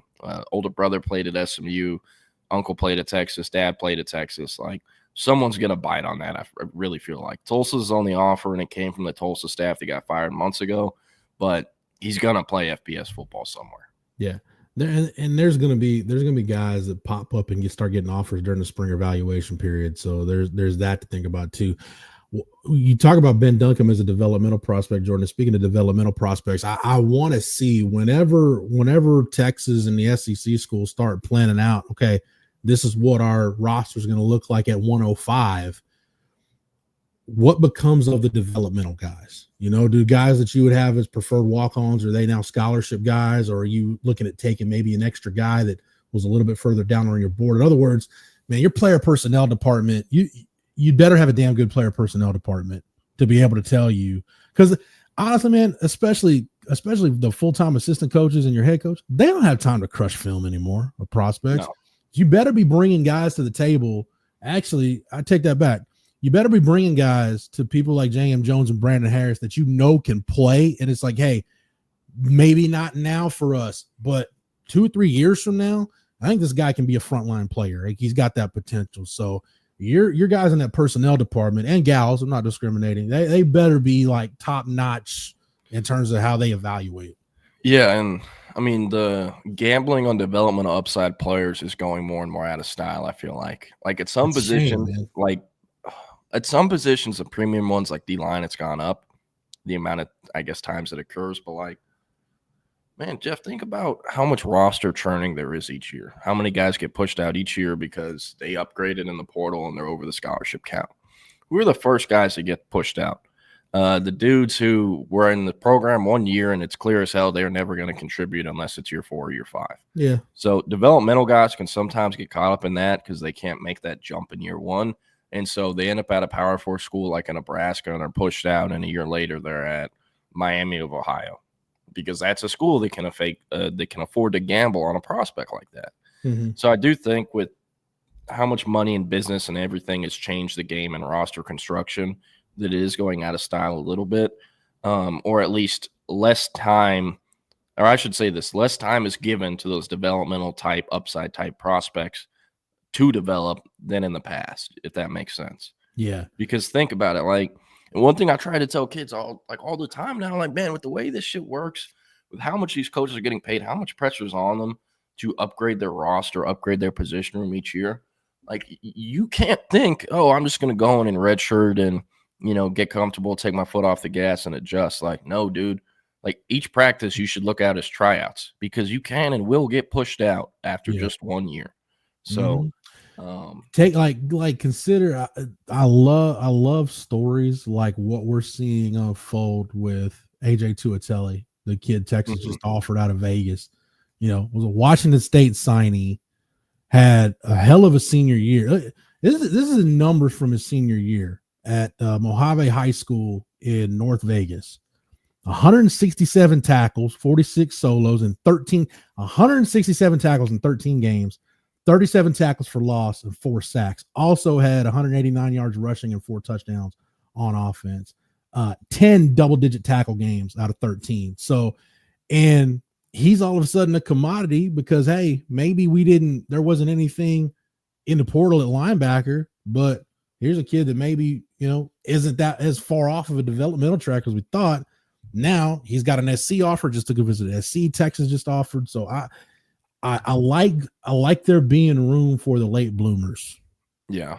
And I think, like, I've seen some people ask, like, why are they pursuing a high school player? Why wouldn't they go portal? They don't really need guys, now that they have Brad Spence, they don't really need guys that have to rotate and play next year. They need guys for the future, because the one kid you took in 2022 is no longer playing football, Trey Johnson. You took 4 kids in 2023 at the position, but all of them have left in the portal besides Anthony Hill and Leon Lafau. And Hill's going to next year is his last year at Texas. Yeah. Plain and simple. Leon Lafau, I think, could potentially leave depending on how his year does, but it's probably going to be a year 4 guy. And then in 2024, you sign 1 player, Anthony Smith. And in 2025, you sign Bo Barnes, who I think has the potential to play early. And then Jonathan Cunningham, who is not going to play early unless it's special teams. He has to put on weight and physically develop. And he'll have time, which is fine, but they need more bodies in a younger class because of what's happened with recruiting the 22, 23, and 24 classes. So I like that evaluation a lot and think it makes a lot of sense and makes more sense than, taking a dude in the portal who has 4 years left, but he stinks right now. Yeah. I love the fact that I saw Tope Amade said this on Twitter the other day. I think it was when Amari Black went in. I don't think it was when he committed to A&M. I think it was when, got to go to the portal to get a tight end. And it's like, not every answer to roster attrition is go to the portal.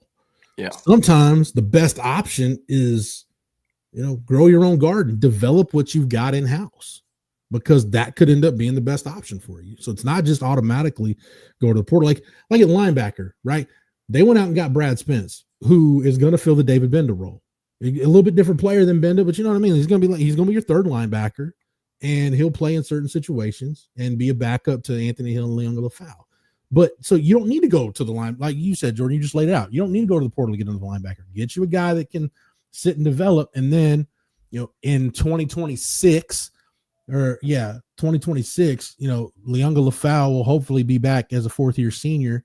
And now you can say, okay, Bo Barnes, in a hypothetical world, AJ Tuatele, Anthony Smith, Jonathan Cunningham. Now you guys compete for that other spot. Yeah. And let competition sort out the depth chart. Yeah, the 4 main guys this year are going to be Ant Hill, Leon Lafau, Brad Spence, and Anthony Smith. Now, if one of those guys gets hurt, they might be screwed a little bit because, I like Bo Barnes, but not worried about him running the ball. When they got to pass it, him in pass coverage could be a liability depending on how this spring goes. He just, so many people are obsessed with freshmen playing year 1, but so many people forget, that's not supposed to happen. Yeah. They're playing, it's because they're either that elite that they're better than everything else you got, which is a very rare case. It's a Ryan Williams, a Jeremiah Smith type guy. Or you have so many injuries that your guys are so bad where they have to play, like Cole Hudson, Not that Cole Hudson was bad as a freshman year starter, but he had to play because that's literally the best Texas had at the time. Mm-hmm. So, like, it's not supposed to happen. Like, man, and even if it does, like, not everyone is a year 3 guy. Cam Ward has been playing football for how long now? So, yeah, he's going to be around one guy. Not every true freshman that plays a lot is Kelvin Banks. No. And that, okay, I was thinking about this, Jeff. So we were talking about Nick Townsend, or like, we think he's physical enough or physically ready enough to where he could come in and play year 1 at the bare minimum on special teams, even though he's showing up in the summer. Yeah. You know who else showed up in the summer that no one really brings up? Kelvin Banks. Mm-hmm. This dude was giving Will Anderson the motherfucking business, his second ever college game. Yeah. He's destroying him. And, man, like, I know we talk about Kelvin Banks is the best Texas O-lineman since who, but, like, man, Kelvin Banks' true freshman season is the best off Texas O-line season since who, even before then. It may honestly, considering the circumstances, it may be the best season I've ever seen. Yeah. Because you consider, go back and look at the first round edge rushers, the first round guys that he went up against. All right. That's Will Anderson. That's Tyree Wilson at Tech. That's Felix Anudike-Uzomah at K-State. Will McDonald at Iowa State. All those guys were first rounders in the next draft. And I don't think Kelvin gave up a sack against those guys. Yeah. And this is common sense. I guess I'm just saying the thought out loud, but like, think about how much better Kelvin Banks made that Texas edge room. And vice versa. Oh, yeah. So, yeah, because after I'm getting my ass kicked all camp, and now I'm like, not everybody's like our future first round left tackle. Yeah. Yeah. No, it's a bit of a change. Jordan, Jose mentions it, but you've gotten like 3 or 4 questions in this chat since we started. Do you want to address Micah Hudson's future at all? You don't have to if you don't want to, but yeah, so I've seen some of the tech stuff. I haven't since this whole thing with A&M, I guess, started back up like last week. I haven't reached out to him. I'm not going to call someone in that situation like that. Talked to some folks in Temple and some other people who are kind of around him, around the portal recruitment, and the things that I've been told made his time away from the A&M football program seem justified. Like there's something going on that's more important than football. Now I have seen.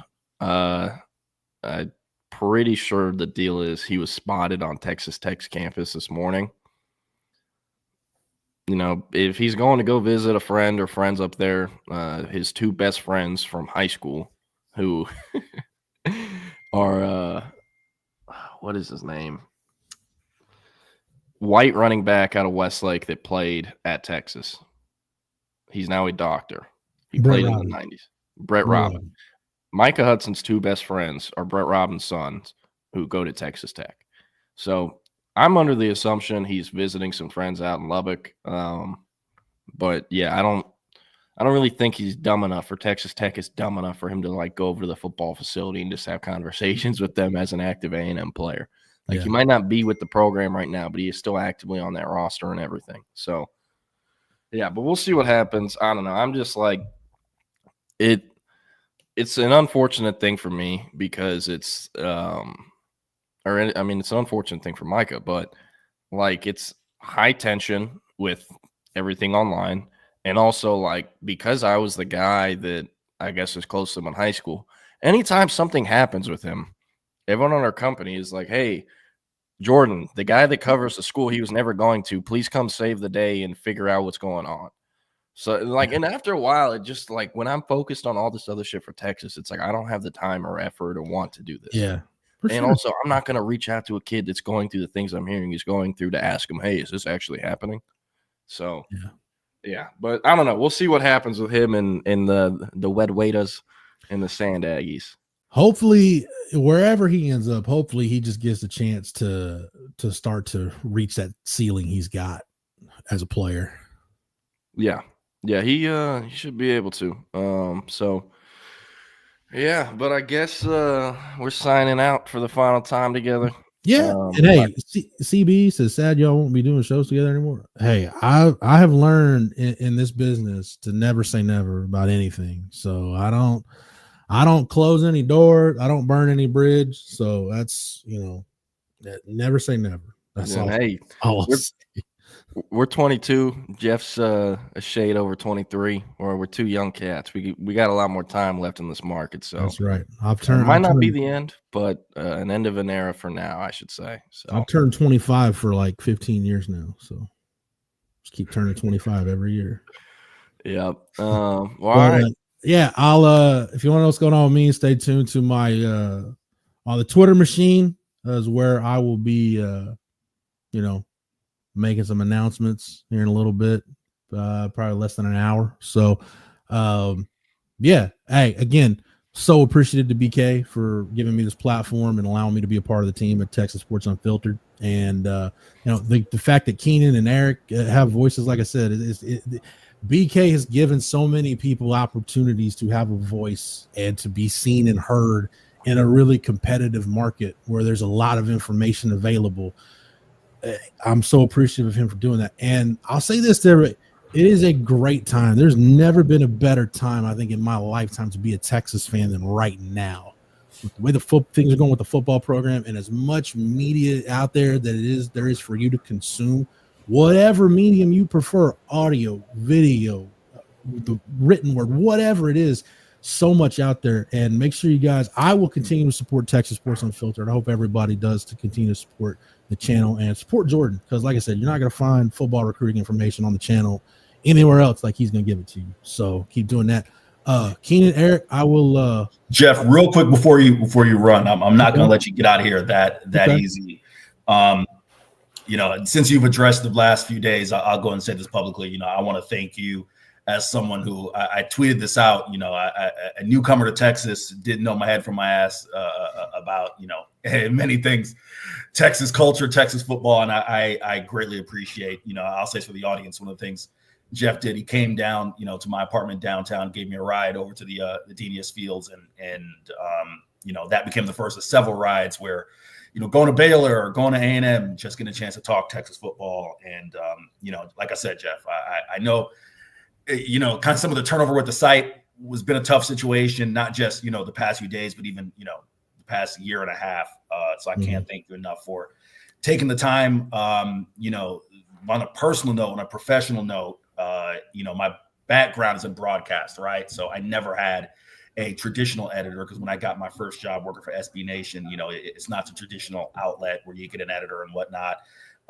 And Jeff really was the first person to really kind of, take the time to, provide certain feedback and whether it was covering basketball or doing things I hadn't done in the past. So I want to thank you for all your help there. And knowing that this is the end of it's only an hour. I will not, go too deep into the journalistic weeds, but I know that means that you will be around the 40 acres in some form or fashion. So hopefully, Jeff, I'll get a chance to say what's up moving forward.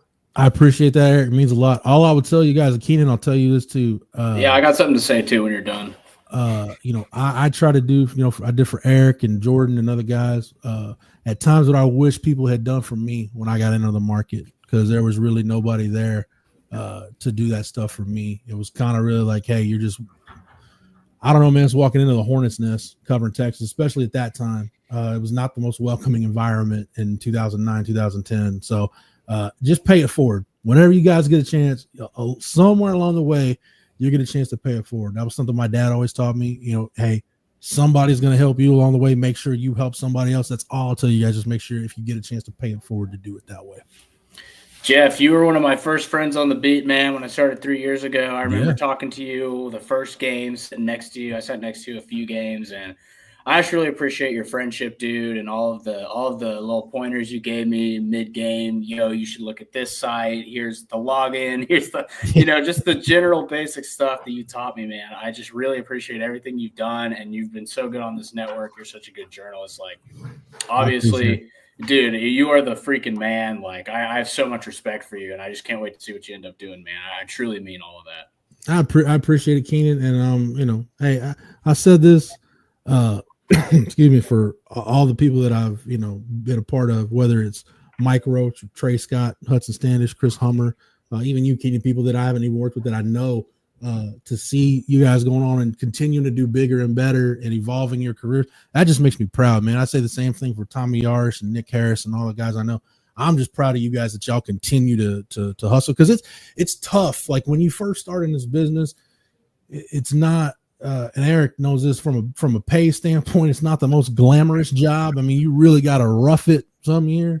But once you break through and you can do this and pay the bills, you can get somewhere. And I'm proud of all you guys, everybody that I've come in contact with that I've helped somewhere along the way. I just appreciate it. And I appreciate all the listeners too. I see Ike, David Keith Williams, Jack Burton, Jake Bayless. If you want to make a couple more Derek Wareheim cracks before I'm done here, please have at it. And that'll be Keenan and Eric's to deal with. Ricardo, Rex, CB, Coach 420, everybody, Antoine.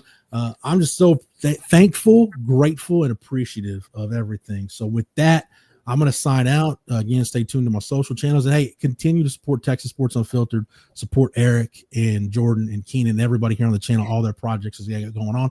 And I think you guys will see me and hear about what I've got going on soon enough. So everybody take care and enjoy the rest of your Wednesday. Love you, brother. Love you, Jeff. I'm just, I guess, going to talk a little bit. So going forward, like I said earlier with this show, we might be moving to another time slot. Potentially, we'll see. It's only an hour title is going to be changed. We're going to have a new title. Don't know quite exactly what it is yet, but there will be a new title.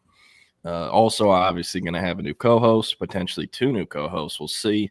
But going to be much more focused on pure recruiting and also college football in Texas and pro football in Texas. So a little bit of a hint, but excited. That should start hopefully next week. Still finalizing things. New title. Jeff was here an hour. I actually like that.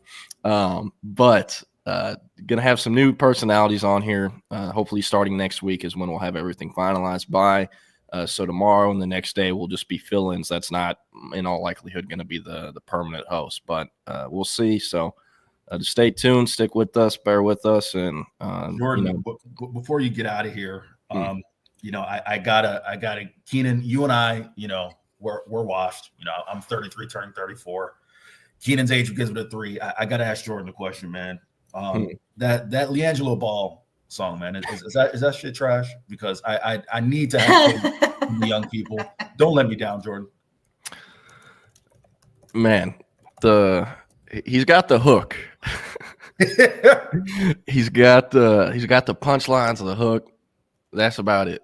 I don't know any of the words of the song besides I might swerve him in that corner. Whoa. Like a line or two after. So, I'm cool with it. It's a meme song. Everyone's going to forget LiAngelo Ball's even making music in about a month or two. That's how the shit works. He's in the limelight, 50 minutes of fame, whatever you want to call it. So, I don't really have an opinion on it. I get, why people, I guess, are talking about it, loving it or hate it. But, yeah. Jordan's answer just restored my faith in the young people. Because the amount of Texas, I'll just say, the amount of people at UT who rocking with that trash, as I think it was Patrick Beverly who said, that shit is a no. That's what it is. All right. It is horrible. And with that being said, we're agreeing with P-Bev on something. I kind of hate Patrick Beverly lost his damn mind. Like, he was such a consistent, reliable player for those, those fucking Rockets teams. Yeah. Him, James Harden, Dwight Howard, Chandler Parsons, the cat who wore number 6 for him, I think Terrence Jones. Like, they had some dudes on that team. Really fun team. And then something happened where got hurt. Was a dude. No doubt. Something happened with P-Bev where, I don't know, he probably had a bad experience with something. I don't know. But something has to happen with your brain chemistry for you to start telling Steph Curry, you had the last 5, but I got the next 5, or whatever he said. Knowing you're being recorded as well, and you still say that. But yeah, so I'll be back tomorrow and Friday, 11 to 12 this week. And like I said, time slot might get changed, but excited for the future. Going to miss doing it with Jeff, and I'm very grateful for him. BK needed another show, hired Jeff. He needed a co-host, said, Jeff, you can call anyone you want. I don't care. Just, get a co-host. I was his first call, and I said yes while I was on the phone the first time. So I wouldn't be here without Jeff. I know he's no longer with us, but again, I wouldn't be here. He's not like he's dead, but no longer with us on TSU. And I'm very appreciative for him getting me on this network, and excited for the future here. So I'm not going to take away any more of y'all's time, and I'll see y'all tomorrow. Please, Jordy. That was the final. It's only an hour. Jeff Howe, Jordan Scruggs, take you up to around midday. We are false start. We are not going anywhere for the foreseeable future unless Keenan gets a job like Jeff Howe, in which case we will go away. But nah, I'm holding the dime, brother.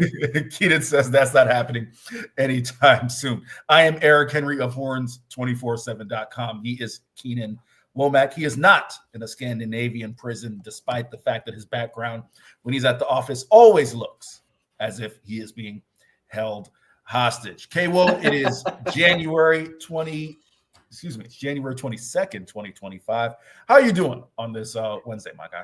I'm good, my friend. I am ready to talk some college football, ready to talk some hoops. Got a big win last night. The Horns did. Wasn't pretty.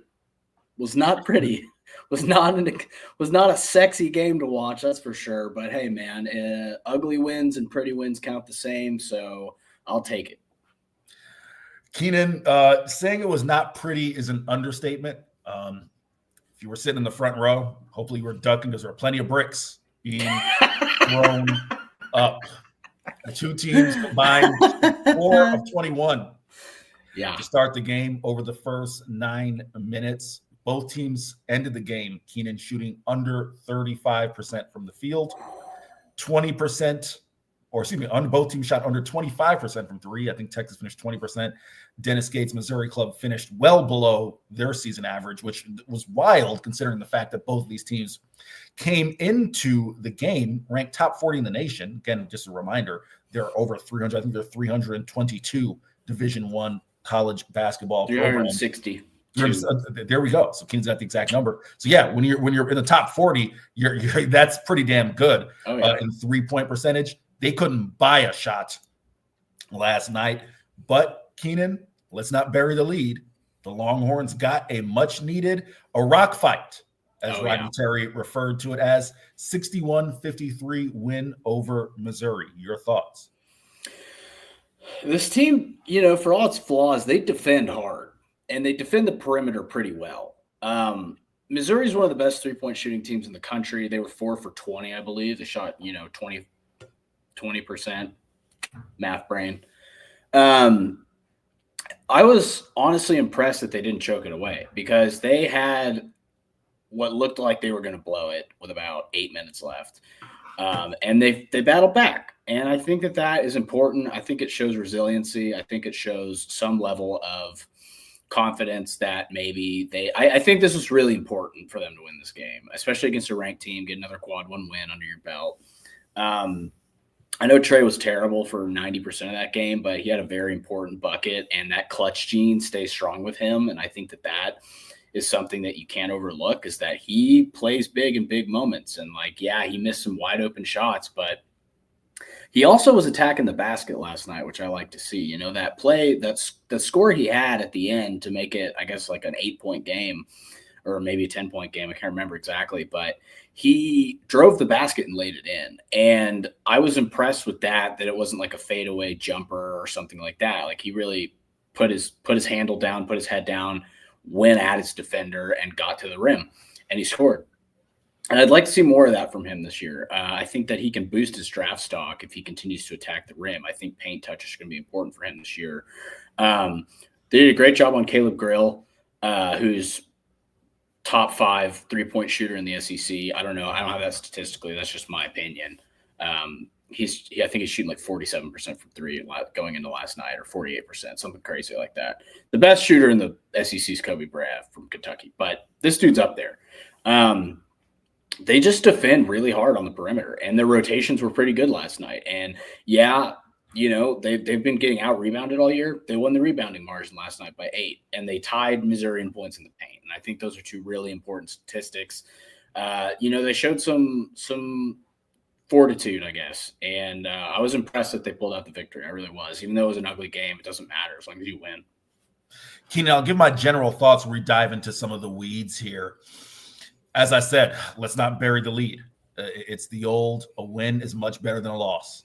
Oh, yeah. In this case, it was a much needed win, especially with A&M coming in on Saturday, especially with the trip to Ole Miss coming up after that. It was a much needed win. The way you feel about Texas' schedule, we talked about it yesterday, right?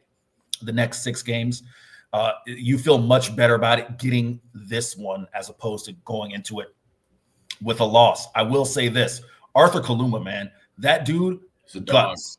I mean, it's you.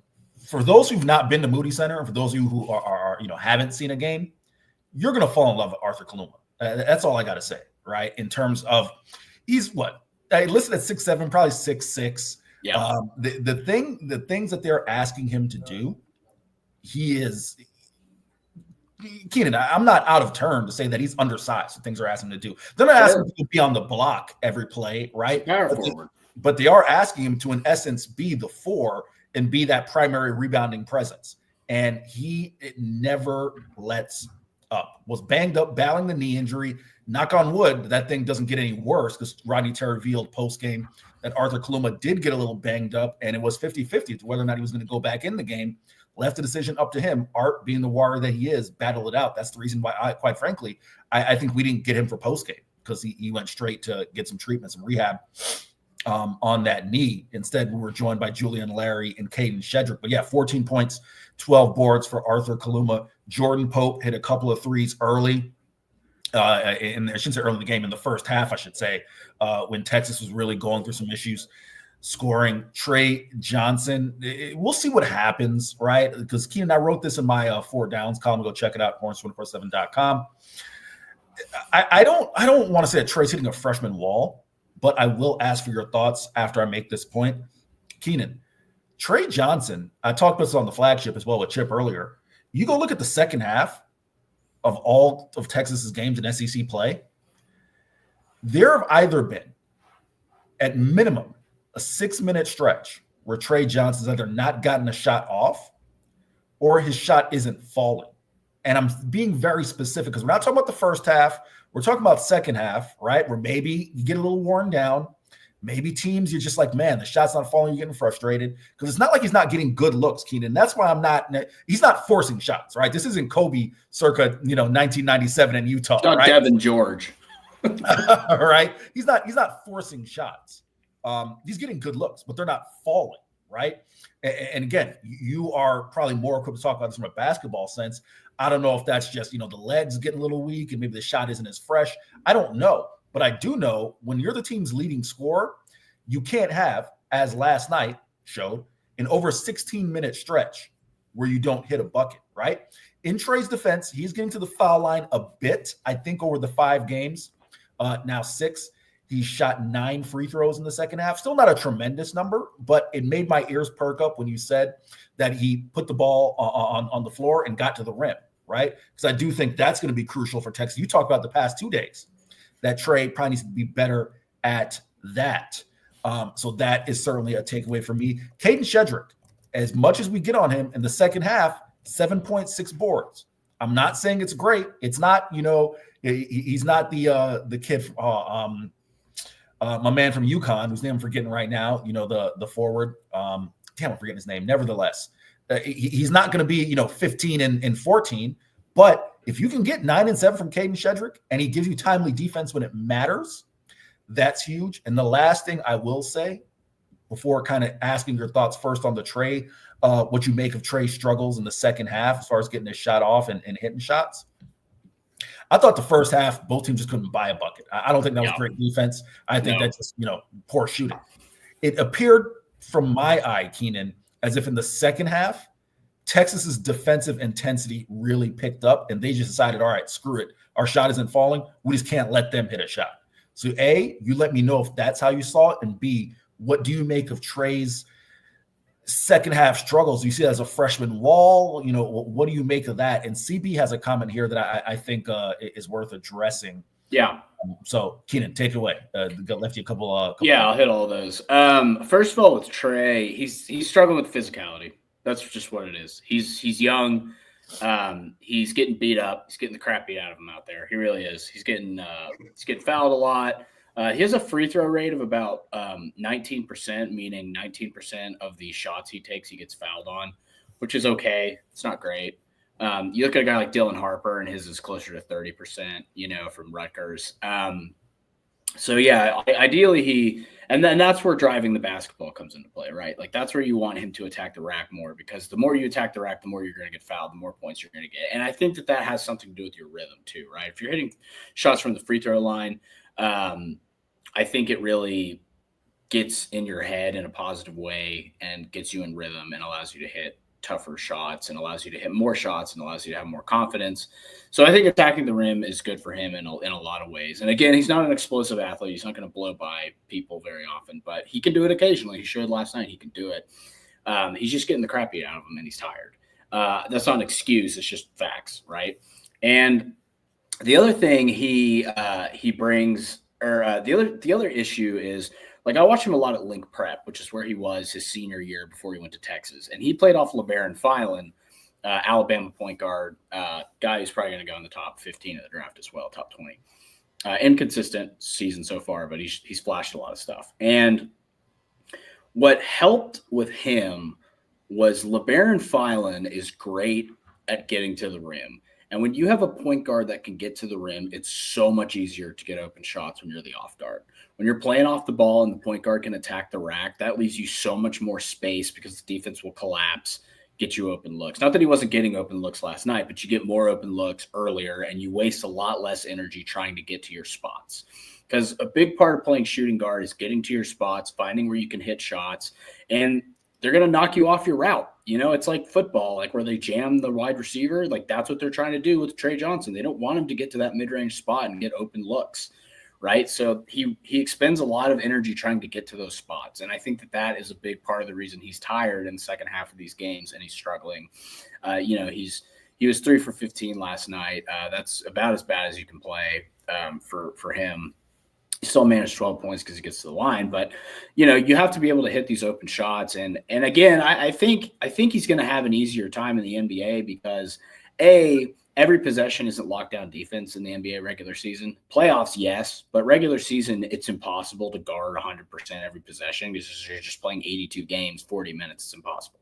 So I think he'll actually probably shoot better in the NBA and have more success his rookie year than he did at Texas. Not points per game wise, but maybe percentage wise, right?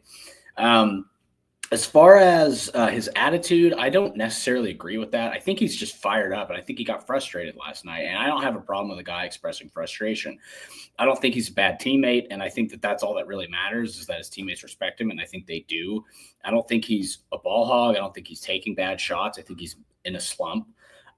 So I kind of disagree with the characterization that he has a bad attitude or that he's immature. I really don't think that he is. I don't know what Zay said exactly. Was that a tweet of his or something? If you could pull that up, or whoever can pull it up or whatever. Yeah. And then as far as just like the team struggling in the first half, yeah, I agree that both teams like just couldn't hit any shots, right? Like the defense was good, and Texas plays good perimeter defense, and they have all year, right? Like that is one strength of this team is effort. They give a damn and they play hard. Like whether or not that works for the long term on offense has yet to be seen. What I can't tell you, though, is they held one of the best three-point shooting teams in the country to 4 for 22 from 3. Now, you look at this game, and the teams combined 8 for 42 from 3. Like, this was a rock fight of the highest order. But what I loved about the effort was that even when they looked down and they weren't hitting shots, they stayed in the game with their defense. They gave effort. They rotated on the perimeter correctly. And honestly, I know Shedrick played a good game last night, right? 9 points, 6 rebounds, or 9 points, 9 rebounds. Like that, if you can get that out of him semi-regularly, he's good enough to win you some games in the SEC. He doesn't have to go, like you say, he doesn't have to be an Alex Caravan or a Liam McNeely. He doesn't have to go 15 and 14 every night. If you can get 9 and 9 out of him, you are golden. Especially when you're getting some of the production you're getting from guys like Arthur Kaluma, who had 12 boards last night and 14 points. again, they won the rebounding margin, and that's so important against a team that, has forwards like Mark Mitchell, has guys like Josh Gray. Like, they have big dudes out there. And they did a really good job in the paint, and I was just really impressed with the effort defensively. Like, even when the shots weren't falling, they were still going hard. And that's really important, man. That shows resiliency, and that shows consistency, and it shows that whether or not you love RT as a coach, he is a motivator, and these guys do play hard. So really quick, what Chris Bennett's referring to, we had a conversation, you may not remember, maybe 2 weeks ago, where Zay had made some comments on his show about Trey Johnson's attitude, referring to saying, he was apparently cussing out teammates in practice, so on and so forth.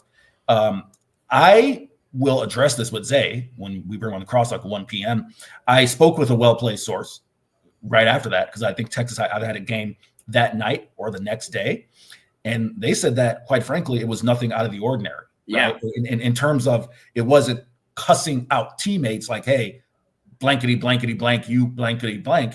It's the spirit of practice. And that there was some foul language used, but it wasn't necessarily directed at the guys as much as it is Trey being competitor. So to be fair, that source is someone who probably has, UT's best interest in mind. So you do have to take that into account. But from everything that, and again, I'm not necessarily disputing Zay, because Zay obviously is someone who is well, plugged in. He spoke about his relationship with Rodney Terry yesterday, right? But everything we've heard, CB, on Trey is that he is a fiery competitor, and that's who he is, right? And he's been that way since he arrived. So I'll take it up with Zay at 1 and kind of get his thoughts there. Keenan, I do want to ask you this. Arthur Kaluma said in the post-game, again, they didn't bring him to our post-game, but he was on with Craig Way. He said, we grew up as a team tonight, okay? And I'm curious your thoughts on that. But first, I'm going to play some sound for you. I've got the Longhorn Network queued up here, so I appreciate you stalling for a second. I asked the question to both Julian Larry and Caden Shedrick, and I'm going to play that sound right now. Question for both Julian and Caden. Arthur in the post game with Craig said that he felt that you guys grew up as a team tonight. I'm just curious, you guys are both veterans, played a lot of basketball. If you felt over the course of 40 minutes, you guys grew up as a team tonight. Yeah, definitely one of our more complete games. And you can tell, like, we were coming together, just the huddle just being more connected, just guys talking to each other more. Like, you can just tell, like, as that game wore on and, the thick started getting closer and started getting towards the end, we really came together. Yeah, I would agree. Oh, sorry. I was just going to say I would agree that the game was in the balance there for a little bit. They took the lead. I think that we showed a lot of composure and, staying to our game and not, coming down and, just panicking. And I thought we stayed really poised the whole game. And that's the reason why we were able to pull out the win tonight. Your thoughts, Keenan? Yeah, no, I think composure is the name of the game here. They easily could have panicked and been like, we're not hitting any shots. We can't get this offense going, struggling in every aspect of the offensive game, but they didn't, man. They locked in, they defended, they rebounded. Again, that is so huge that they won the rebounding battle. I don't know how many games in which they've won the rebounding battle in SEC play. Can't be many of them, right? They certainly lost it to A&M, certainly lost it to Florida, probably lost it to Tennessee and Auburn. So they may have beaten Oklahoma on the boards. I'm not sure. But Mark Mitchell is a good forward, right? The Duke transfer to Missouri. That guy has some NBA buzz. Not this year, but maybe next year. I think that it's really important that they were able to prove to themselves that they can play physical basketball. Maybe this is the jump they needed. I'm not saying they're going to win a natty or go to a Final Four, but maybe this gets them more competitive against the Alabamas and Kentuckys and Mississippis of the world, right? Like, maybe this is a spark for them that they can play physical basketball. And whether or not the shot's falling doesn't really matter if you're getting rebounds and you're getting extra possessions. Those shots don't have to fall at the same rate if you're getting extra tries. I came off a mute. It would help if I did that. No, I agree. Listen, I like you said, right? Not saying that this is going to propel them to a national championship, but there was something about that second half, Keenan, in which the game could have gotten away from them. Right? Yeah. The game could have gotten away from them, that they found a way to win. That to me does feel like a measure of, I don't know if it was, growing up as a team. Maybe it's coming together as a team, right? Because we failed to take into account, and I could pull up KenPom here on the fly. I'll try to do so. That when it comes to minutes continuity, there's a statistic that KenPom uses, minutes continuity, right? They are they have 19.9% of minutes continuity. That's 276th out of how many Division I teams, Keenan? 362. 362, right? That ain't a lot.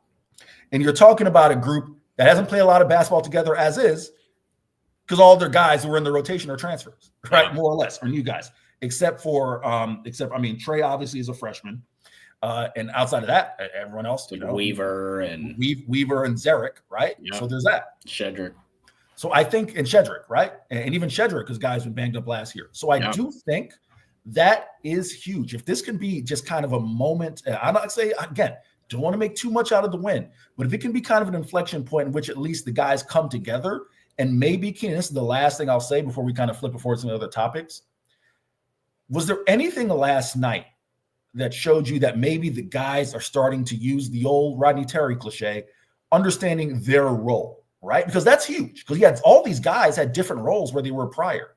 Was there anything that maybe showed you, like, all right, at least some guys are kind of falling into their role? Yeah, no, that's really important. I actually just wrote a piece for Sports Illustrated this morning about this kid from Colorado State, Nick Clifford, and he's like a fifth-year senior who's going to be a first-round draft pick because he figured out his role and exactly what he can do at a high level. And that is the reason that this team is going to be more consistent, I think, going forward. That's not a promise. That's not anything other than my conjecture. But, yeah, man, I mean, like, it was interesting to see how the guards played last night. Again, only 3 assists from Julian Larry, who was the leading assist man for the Longhorns last night. But then again, only 3 assists from Tony Perkins, who was the leading assist man for the Missouri Tigers, too. So that shows good. Like, the continuity for me is so much about the defense, too, right? It's so much of it is like, do these guys know where the other guy is going to be on the defensive end, especially with these perimeter defensive rotations, right? When you're rotating and you're switching on screens and defending in that way, and they did some hedging too. When you're doing stuff like that, like you have to be in tune. It's like being an offensive lineman, right? You have to know where the other guys are. And I think that that's really important. And I think that they may have figured something out defensively last night because, like, first of all, they play way better at home. Let's just say it. They just do. If they had played Florida at home, maybe I don't think they would have won, but I don't think they would have lost by 25 points, right? If they had played this kind of defense against Florida, they probably still would have won, but it wouldn't have been a complete disaster like it was in Gainesville. They need to be able to bring this defense on the road, though, right? If they're trying to win any of these conference games, if they're trying to pull any upsets, because they're going to have to pull a couple of upsets to make the tournament, likely. And they haven't upset anybody until last night. Last night was the first time it was an upset as far as like net ranking, being ranked versus an unranked team, that kind of thing. I don't know what the spread was. I didn't look, but 2.5 in Missouri. Texas. Oh, Texas was favored last night. Okay, interesting. Well, either way, I still think that it's important that they beat teams that are better than they are. They're going to have to do that at some point this season. And the way you do that is you muddy things up for an opposing offense. You make them turn it over. You limit their assist numbers and you rebound. You don't give up a ton of second chance points. They didn't do that last night. I think they gave up, they gave up 8 offensive rebounds last night. I'm sorry. Go ahead, Keenan. I'm sorry. No, you're good. And Texas almost doubled them on the offensive rebounds. I mean, that is a huge deal, I think. I don't think that would be something that you should overlook if you're a fan. It's like this team cares. Like, they give effort. They're not going out there. They're not to take shots, but they're not Arkansas right now, who just doesn't look like they care. No, I just was going to say, sorry, when you said second chance points, that stood out to me because Texas had 20 second chance points compared to Missouri's 4. And so they did get the edge on the boards, but Missouri, not particularly a great rebounding team. No. Although they have trended in a better direction since SEC play started. Let's run to some of the comments here really quick before we put a cap on Texas basketball. We'll talk a little bit about All-American and also get into Brian Schottenheimer. That's what we're doing. Anyhow, go to a couple of comments here. Dollar Tree coaching tree. Coach 420, my guy, Coach 420. Appreciate you rocking us as always. Hell yeah, Coach. Man, I'm starting to like Pryor. The more he plays, he seems extremely athletic, like Jericho Sims. Different position, but he definitely is a really freaky athlete. If he can get his handle down, right, and if he can shoot a little bit better from three, so he can attack closeouts, like I like him a lot next year as like a real wing option. Maybe not a starter, but a guy that can come off the bench for 5 real minutes because he has high upside as a defender. CB, real quick, didn't think you were disputing me or Zay. Just wanted to kind of provide that juxtaposition there between both thoughts. Jake, you and I both would like to see them play. I don't root for Texas. I don't root for any team. But I'd at least like to see some of that defensive energy travel on the road. No doubt about that. Richard Rodriguez, appreciate you rocking us. If Trey wasn't yelling at his teammates when he was called for that foul late in the game, I replayed it and he clearly is yelling in the hole. That's a bad call. I know that's a bad call. Yeah, I haven't had a chance to watch the replay of the game, but I do know that, again, I think Trey's, whatever you want to say about Trey, I think it's guided in the right direction. I don't think it's misguided. When you talk about kind of, his competitive spirit there. Which was one more real quick I wanted to get. Richard's comment. It says their defense needs to continue to improve and become consistent because their offense probably won't. But that is Chris Beard's approach. Great defense, inconsistent offense. Not this year. Ole Miss got a hell of an offense this year, man. That cat got posterized, played better after the posterization. That is true. That is true. Fire up. So K. Dot said he wrote a piece for SI. Yeah, man. Kenny Womack doing his thing, dog. I've been writing for Sports Illustrated. Yeah, I'm on 2 beats. I'm on the Mavericks beat. If you're a Mavericks fan, check it out. And I write about the NBA draft. I write about 3 pieces a week for them too. So check it out. Do not sleep on the kid. But Keenan, yours truly, my travel schedule will depend on Texas's next outing against A&M because if they win, that means your boy's probably heading to Oxford, Mississippi via Memphis to go see Chris Beard take on his former team. Remind me, that would be the first meeting, correct? That'd be the first meeting between. So it would. Yeah. We'll see what happens there. All right, Keenan, let's put a quick pause on things. If you're in the market for a new vehicle, y'all know where to go by now. You don't need me to tell you, but just in case you need a refresher, look no further than our friends at Covert BK. We'll let them tell you all about it. Be back in 30, and then Keenan will tell you how to improve your sleep, something that, as I have been emphasizing, your boy is in need of, especially getting home at 1 a.m. after the game last night in a quick turnaround. But first, our friends at Covert BK. It's a family atmosphere. It's not just when you stop in, you buy your car. From communication to expertise to professionalism, it's exactly what I expected from the Covert family. So they make it so easy for me. That car that I wanted, they found it, and I didn't know if I can afford it, but they make it possible. You'll see that they really will move mountains. They're going to do what they need to do to get you what you want and make sure you're happy with it. Come and experience it for yourself. Covert, born and raised in Austin.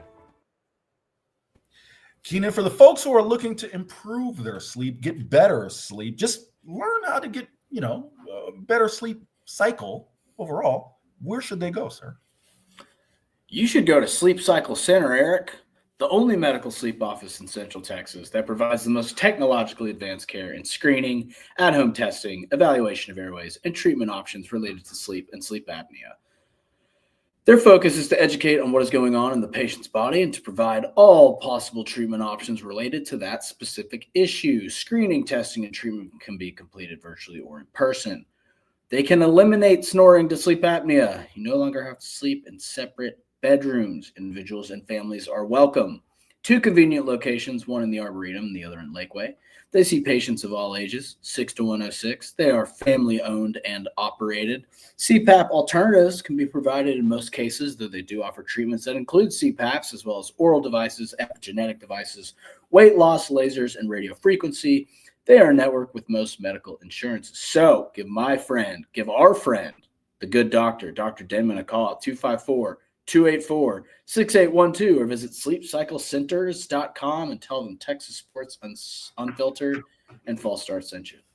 No doubt about that. Keenan, your 5-time world champion, Dallas Cowboys, America's team, are looking to go with Brian Schottenheimer. Yeah, man. Right, Brian. Not great, Bob. Not great, Bob. Not Marty Schottenheimer. No. Marty Schottenheimer. First off, I believe Marty Schottenheimer. I can't remember if he passed away, Keenan, or not. I should check that on the air. But I know he was battling. I think it was ALS, if memory serves me correct. Oh man, that's tough. One of the great coaches. So that not there, but not Marty Schottenheimer, but Brian Schottenheimer. Keenan, your thoughts? Yeah, let me give you Brian Schottenheimer's resume over the last 25 years. All right. Washington Redskins quarterbacks coach, 28th ranked offense. San Diego Chargers quarterbacks coach. The only years of Drew Brees' career where he didn't look Hall of Fame level. This is from Roger Sherman, by the way. New York Jets offensive coordinator. Wasted some of the NFL's best defenses with Mark Sanchez. Georgia, 2015, 85th in overall offense in the NCAA. It's Mark Richt fired. Before that, St. Louis Rams offensive coordinator, 25th ranked offense, 21st ranked offense, 21st ranked offense. Colts quarterbacks coach, 30th ranked offense in 2017. Seattle Seahawks offensive coordinator, didn't let Russ cook. Jacksonville Jaguars, 32nd in offense with Trevor Lawrence and widespread dysfunction. Eric, this doesn't seem like a good hire to me, but what do I know? I'm just a stupid sports fan.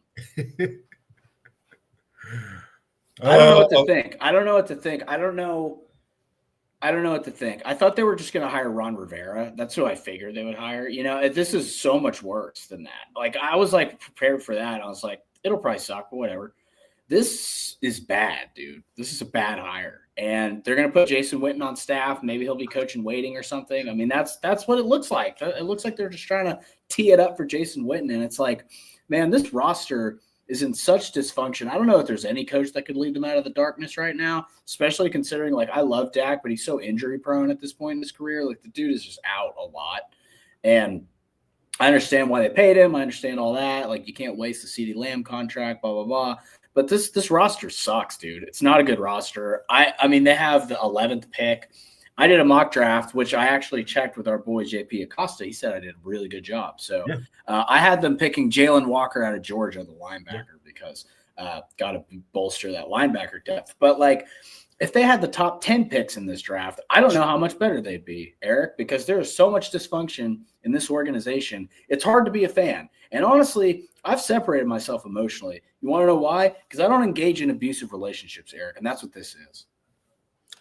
That was a certifiable mic drop there. Jake Bayless makes a good comment that I'm going to address in a second. Just to clean that up, yes, Marty Schottenheimer did pass away in 2021 from Alzheimer's. I want to quickly give Marty Schottenheimer his flowers. Oh, yeah. Great. Really quick, Keenan. Marty Schottenheimer was a head coach for 5, 10, 15, looks like 16, 17 years in the NFL. That dude only had 2 losing seasons. Oh, he was a genius. Or 3 losing seasons, and had, we're counting here, 1, 2, 3, 4, 5, 6, 7, 8, 9, 10 win seasons. So Marty Schottenheimer, I know he never won a Super Bowl, but I remember, obviously I'm too young to remember the him like with Cleveland and Kansas City. But I remember those San Diego teams with those teams were nasty, bro. And Gates, with Danny Johnson. And lights out Sean Merriman, although we feel strong about women beaters, so he falls in that category as well. Yeah, he's gross. But like those teams were really, really good. I think they had the year they went like 14-2, and then the Patriots upset them because that was the year. If memory serves me, that was LT's last game in San Diego. It was. He signed with the Jets. Just try and get that ring, man. Anyhow. Okay. Shout out, rest in peace, Marty Schottenheimer. Before I get to my thoughts, I think Jake Bayless really kind of hits the nail on the head. Your thoughts, Keenan? Already in the building. Cheapest option. No other team will compete for his services, obviously. Jerry's next biatch ticks all the boxes. Jake, you are a Cowboys fan, and I can tell by that succinct summary of what Jerry Jones is looking for. He's looking for a yes man. He's looking for a guy, and I think that's part of the reason McCarthy was starting to buck a little bit, and I think that's one of the reasons they let him go. I really do think that. That's why Parcells left, or he fired Parcells. I mean, not that those teams were great, but you know what I mean. Like, he fired that guy. He fired Jimmy freaking Johnson. He fired Tom Landry, dude. Come on. Those are legends, man. And, like, the funny thing is when you hear Jimmy Johnson talk about Jerry, he's like, yeah, Jerry thinks he's more responsible for those Super Bowls than me. And it's like he 100% thinks that. 100% thinks that. Keenan, I'm gonna jump in real quick. I talked about this with Jeff in Crosstalk, and I'm pretty sure you were there. Jerry Jones thinks of himself as a football guy, man. He does not think of himself as a rich guy who owns a team, right? Because I noted that Jerry Richardson was the only other former real player with any real experience. Of course, you know, Jerry Jones didn't play in the NFL, but was the co-captain of the '64 Razorbacks. That he decided to make sure, Razorbacks. To make sure that trivia question was up on the board at the Cotton Bowl. That had nothing else to do with the game. Of course, no. They all were Ohio State and Texas questions. But Jerry Jones thinks of himself as a football guy, right? Yeah. And, you know, CB says pay Tashard Choice CDC for Jerry takes him. I think that's a really astute, you know, like point there because Tashard Choice probably going to be an NFL running backs coach for a long time. If unless he wants, you know, he has head coaching aspirations. I don't know. But that certainly would be a role. Keenan, I want to merge your fandoms here, right? And I know you said you've hopped off that narcotic. However, you are off it. I'm sober from the Cowboys. However, you are a DFW native. Yeah. I wrote this in my 4 downs. I said, Chris Del Conte is the anti-Jerry Jones. Okay? Because he hires good people, empowers them to do the job, and stays out of the way. And you can, you know, you got to take into account, Del Conte was a track and field guy at Washington State, right? So he could view himself as, I think there was a study done that showed something like 18% of ADs were former student athletes, right? Not a lot. Yeah. Most ADs tend to go up the administrative route, right? Yeah. You know, they work their way through and work their way up and then, you know, get a job. Del Conte could be like, yeah, I'm a jock, right? And I want to be involved in these decisions, so on and so forth. No, he empowers guys. I will say this on air, Keenan. I'm sure you can validate this. You don't have to. I'm sure you can.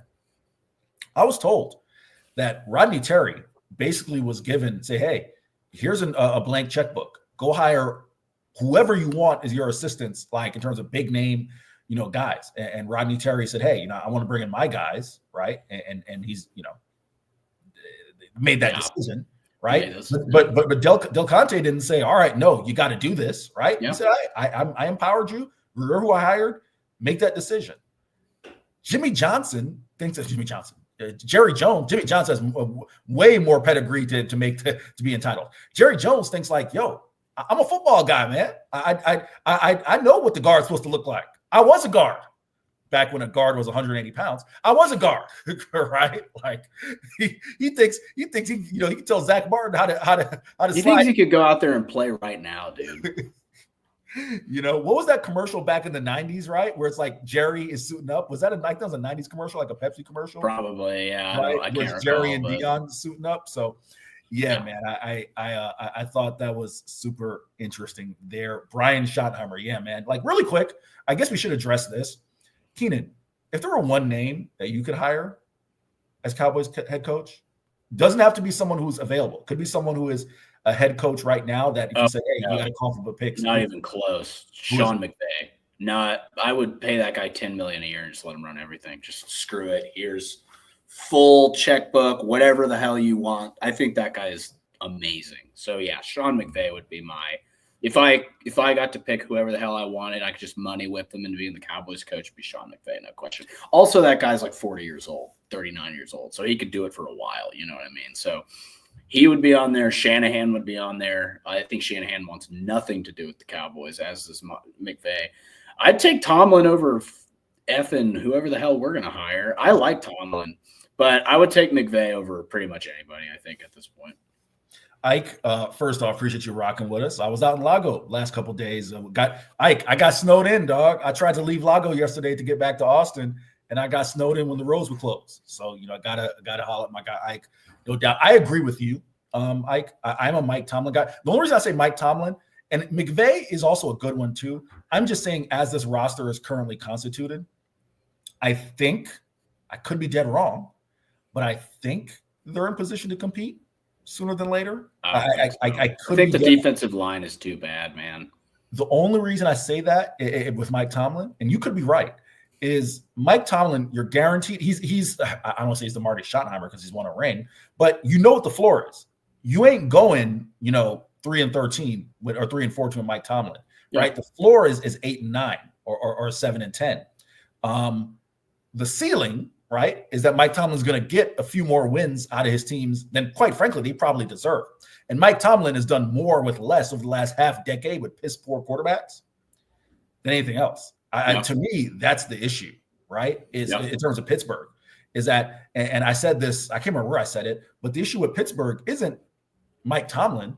It's that he's so good of a coach that he gets the extra 2, 3, 4 wins to get them in the playoffs, but they're not bad enough to where they can actually go get a real quarterback. So they're having to do this with these makeshift guys, right? Whatever's left of Russell Wilson. So that would be my choice there. Jake Bayless says he would do unspeakable things to get John Harbaugh here. Yeah, listen, that'd be awesome too. Hey, Keenan, that may be another one, because if we really want to have a conversation, I know Lamar Jackson's getting a lot of the blame for Baltimore's postseason success. I think you got to start pointing the finger at John Harbaugh just as equally, if you're going to put the finger at Lamar, right? So that I don't think you should point out Lamar or John. I think you should point at Mark Andrews, brother. Well, there's that. OUDNA, buddy. There is that for sure. Man. Cops would not let your boy get out in the Mustang. I tried to use the best. Loman Ford, I think, is that road, Ike. That's where where I'm usually at out there in Lago. Was trying to get out, but your boy could not. So I had to wait till the road's clear. Didn't get out to about 3 p.m. Keenan, as we wind down today's show, one of the other topics that you talked about, we'll pull it back really quick, was talking about the first team All-American. So far, ESPN dropped a list of their college basketball first team All-Americans. And as it is loading here we go. I'm just going to read off the names, then I'll let you have at it. Janai Broome on the first team, Cooper Flagg, Cam Jones, who has been a stud for a while, Eric Dixon from Villanova, and Mark Sears from Alabama. The second team, Dylan Harper from Rutgers, Braden Smith, Purdue, Chaz Lanier from Tennessee, Hunter Dickinson, feels like he's been in college freaking forever. But hey, I'm not mad at the guy who sticks around at Kansas, and PJ Haggerty from Memphis. And the honorable mention, one Trey Johnson is on that list. And notably, Texas Zakai Ziegler, someone who I'm a huge fan of. Alex Caravan was the UConn forward, by the way. I was trying to remember. Baller. Someone who I'm a huge fan of. Keyshawn Gilbert at Iowa State. That guy's Love awesome. His game. So, Keenan, your thoughts? Yeah, I mean, Cam Jones is the closest thing to James Harden I've seen in college. Like, he plays so much like him, just ISO ball. He's not as big as Harden, but he's just like, he can shoot the hell out of the ball. He's a great three-point shooter, great assist guy. Cooper Flagg, man, he's really living up to the hype, and the hype was great. You know, he was super hyped coming into this season. And, you know, he had a 42-point night the other night. I think that he's one of like 10 freshmen ever to score 40-plus points in a game, something like that, in Power 5, Power 4, whatever it is now. I guess in basketball it's Power 5. But, you know, I read about the NBA draft, and so I've watched a lot of Cooper Flagg, and he is certainly worthy of the top overall pick. The change I would make is I wouldn't have Sears first team. I would actually put Dylan Harper there. I think Dylan Harper offers more. He's bigger. Dylan Harper's a freaking tank, right? Like Ace Bailey's his teammate. They're both going to be top 5 picks. Ace Bailey's like a 6'9" wing, but he weighs 180. Dylan Harper's 6'5", 220. Like he's a tank. People say, I've heard a lot of comps. I've heard Anthony Black. I've heard Cade Cunningham. That's saying a lot because Cade Cunningham is tearing up the NBA right now. I mean, what he was doing to Amen Thompson last night, who's one of the best defenders in the NBA, was just cruel. I mean, he was just abusing the poor guy. Chaz Lanier's been awesome. Tennessee just killing it in the portal once again. You know, I think Chaz Lanier can do like 85% of what Dalton Connect could do last year. I think Connect he's a little bit bigger, a little bit more range, but Hunter Dickinson just bores me. I'm sorry. I hate to be a hater. He's the most boring dude to watch in college basketball. He's like, he's a much more boring Zach Edey. Like Edey to me was fun to watch because he was so skilled, right? Like his moves, like Hunter Dickinson's not an NBA guy to me. While Zach Edey's doing a great job, right? PJ Haggerty's been freaking awesome. Memphis playing really well right now. Shout out Tyrese Hunter, former Longhorn, who seriously like sacrificed his body for the Texas program. So if you're a Tyrese Hunter hater, I don't know what to tell you because that guy balled out for Texas and he was really, really good. And when he wasn't really, really good, he was injured and he was playing through injury. So always be a fan of his. Ace Bailey's on this list again. Ace Bailey's another guy. I'm trying to think of comps for him. I've heard Rashard Lewis as far as just like a big shot making wing who's like 6'9" and like pretty athletic. People want to compare him to Durant. He's not Durant. He doesn't have the handle Durant had. I mean, Durant was basically a 6'11" shooting guard. You know what I mean? Like the way he could handle and get to the rim and shoot off the bounce and stuff like that. Not that Ace can't shoot off the bounce. He's just not quite there yet. RJ Davis, North Carolina. North Carolina's not very good this year, but he's been a standout. He'll always be a standout. He's a star. And North Carolina's kind of interesting, not to keep going on sidebars, but I'm just kind of opining on college basketball at large at this point. North Carolina has this freshman named Ian Jackson. They call him Captain Jack. And this kid is electric, man. He's so fun to watch. I think he'll probably be a top 20 pick right around there, something like that. So North Carolina is really bad, but they have good players. I think that Hubert Davis is kind of on the hot seat there. I don't know how much longer he's going to be the head coach in North Carolina, which sucks because he got into the Final Four in his first season. But Ryan Nembhard, Gonzaga, obviously stud. His brother is killing it in the NBA right now. He's like Tyrese Halliburton's backup for the Pacers. He's been awesome this year. Yeah, man, Trey Johnson makes the list. Alex Caravan. And what's funny is Alex Caravan and Liam McNeely, they're both kind of similar players in that they're these combo forwards that defend and rebound and shoot the ball well. I see Caravan as a first-round draft pick, and I see Liam McNeely as a top 12 pick. Like, I think Liam McNeely's a baller. And the way the Mavericks are going right now is we just found out Derek Lively's out for 3 months, guys. That's not good news, Eric, if you're a Mavericks fan. Derek Lively being out for 3 months, not great, Bob. What up, Zay? I'm opining on college basketball at large right now, so feel free to jump in. I got to hop off in a second. But yes, real quick, Keenan, before I'll let you jump off, and I'll close with Zay. Couple quick things. One, Tyrese Hunter, damn near having career highs and everything. He's awesome. So he's having a great year there. I hope he has a great season. Zay, I'm right there with you. Keenan, the other thing real quick before I let you go, and of course, as always, great show, brother. We'll do it again tomorrow. The Michael Redd comp that you had for Trey Johnson, boy, that got shit on in the media room. Really? Josh Newman, who else didn't like it? Damn, who was to the right of me? Josh crapped on it. A couple of people crapped on it. I can't remember who the hell was there. Said Golden crapped on it. Who do they like as a comp? They didn't give me a comp. Well, that's not fair. I don't want to. I put you this way. I gotta wait. I don't want to betray their trust for something that was said in the media room.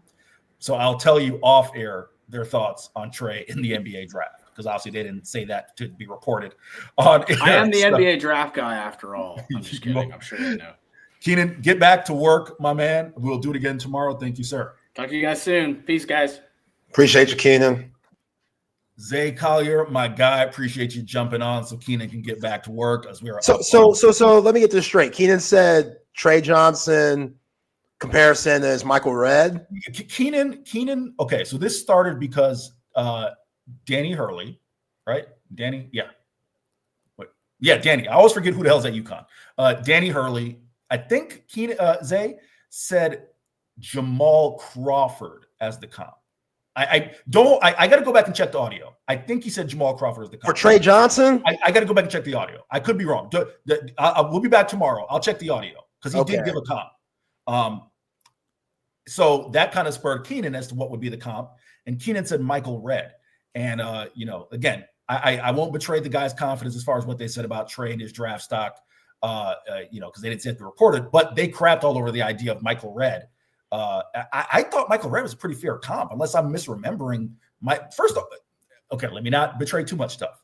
I thought that's a fair comp. Let me just stop there, Zay. Your thoughts?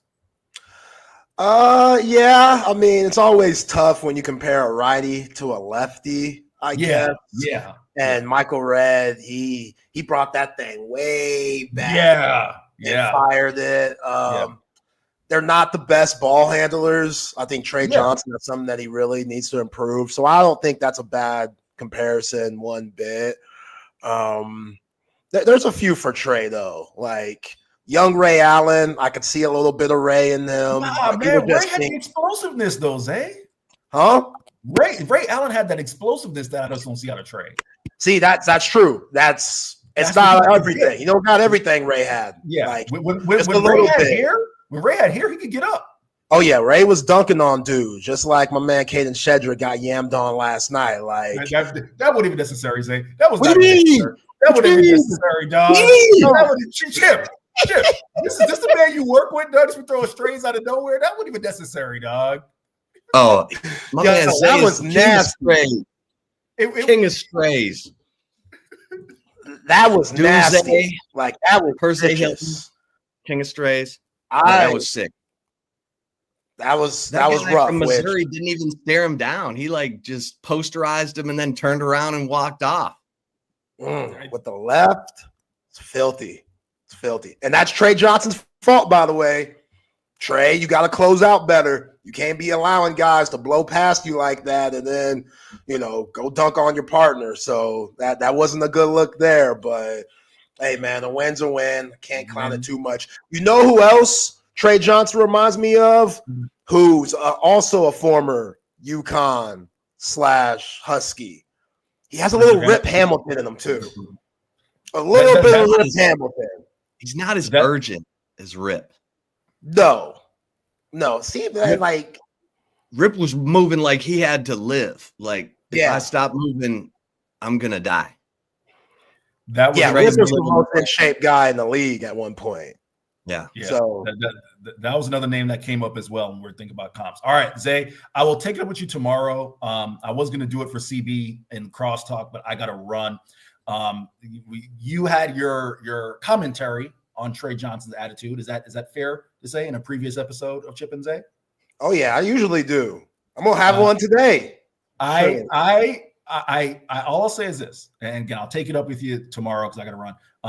I spoke with the source who felt that Trey's attitude isn't necessarily out of the ordinary. It's been what it's been the entire year, and that was just a spirited practice.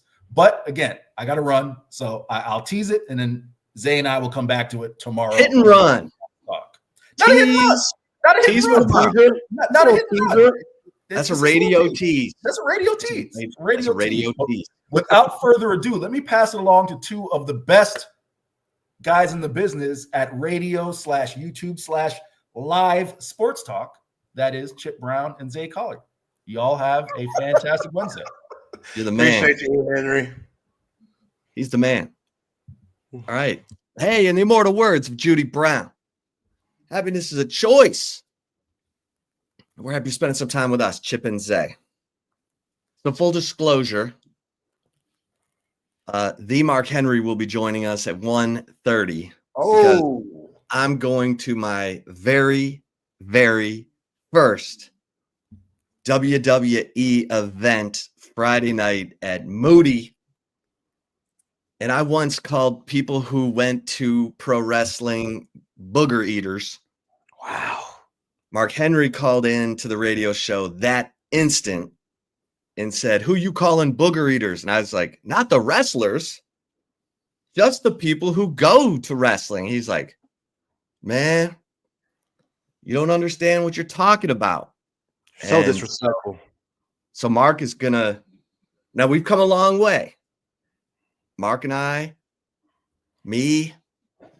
fully appreciate the adult soap opera that is WWE, and those dudes are putting their bodies on the line. It's ridiculous, the stunts that they do now to raise the level.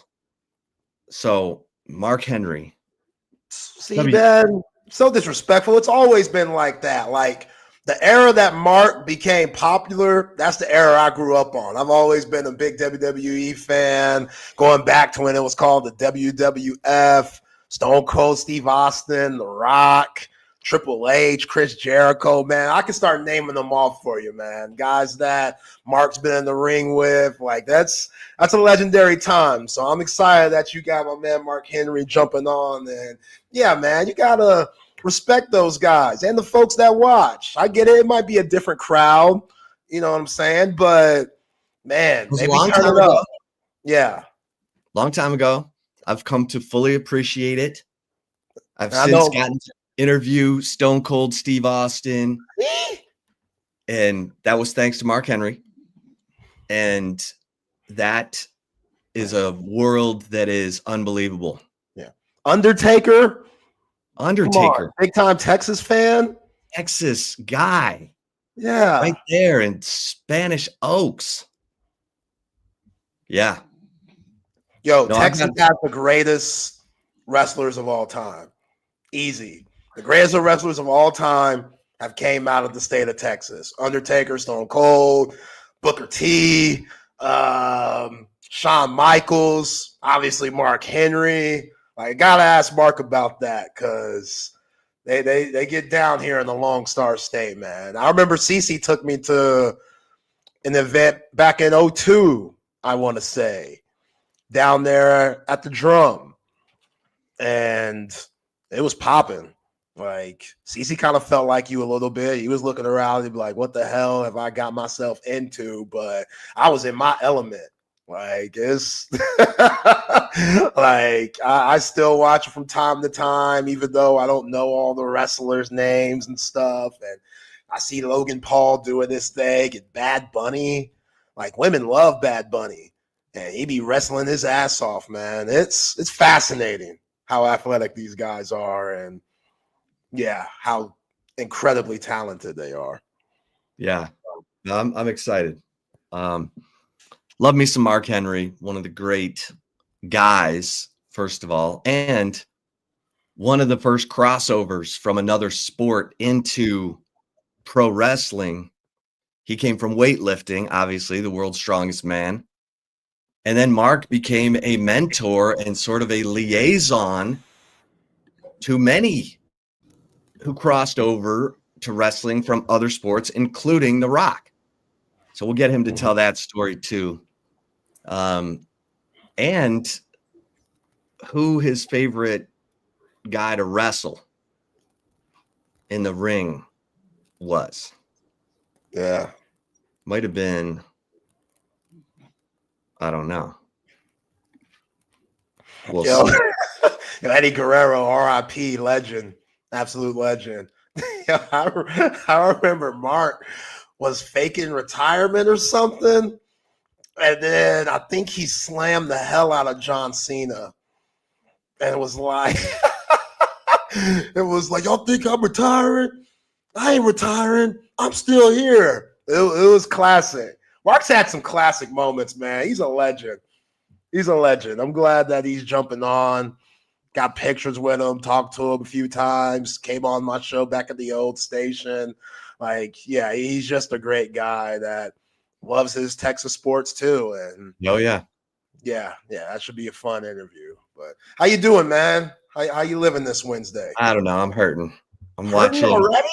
I'm watching Ben Johnson doing Bears press conferences. Now Aaron Glenn's going to be the Jets head coach. So now I'm really counting on Dan Gamble, the fighting Texas Aggie, to come through with a new staff. Talked to John Brown briefly. He apologizes he couldn't come on. He had to pick up his wife at the airport. But we'll get him on next week. That's probably better anyway. Let some time pass. Yeah. See what's going on. But no, man, we got a loaded show. I want to start things off,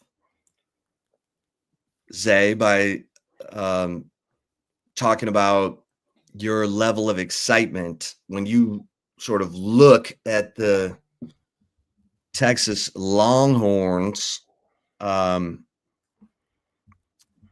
spring ball, little ways away, but with the guys returning, what are you excited about?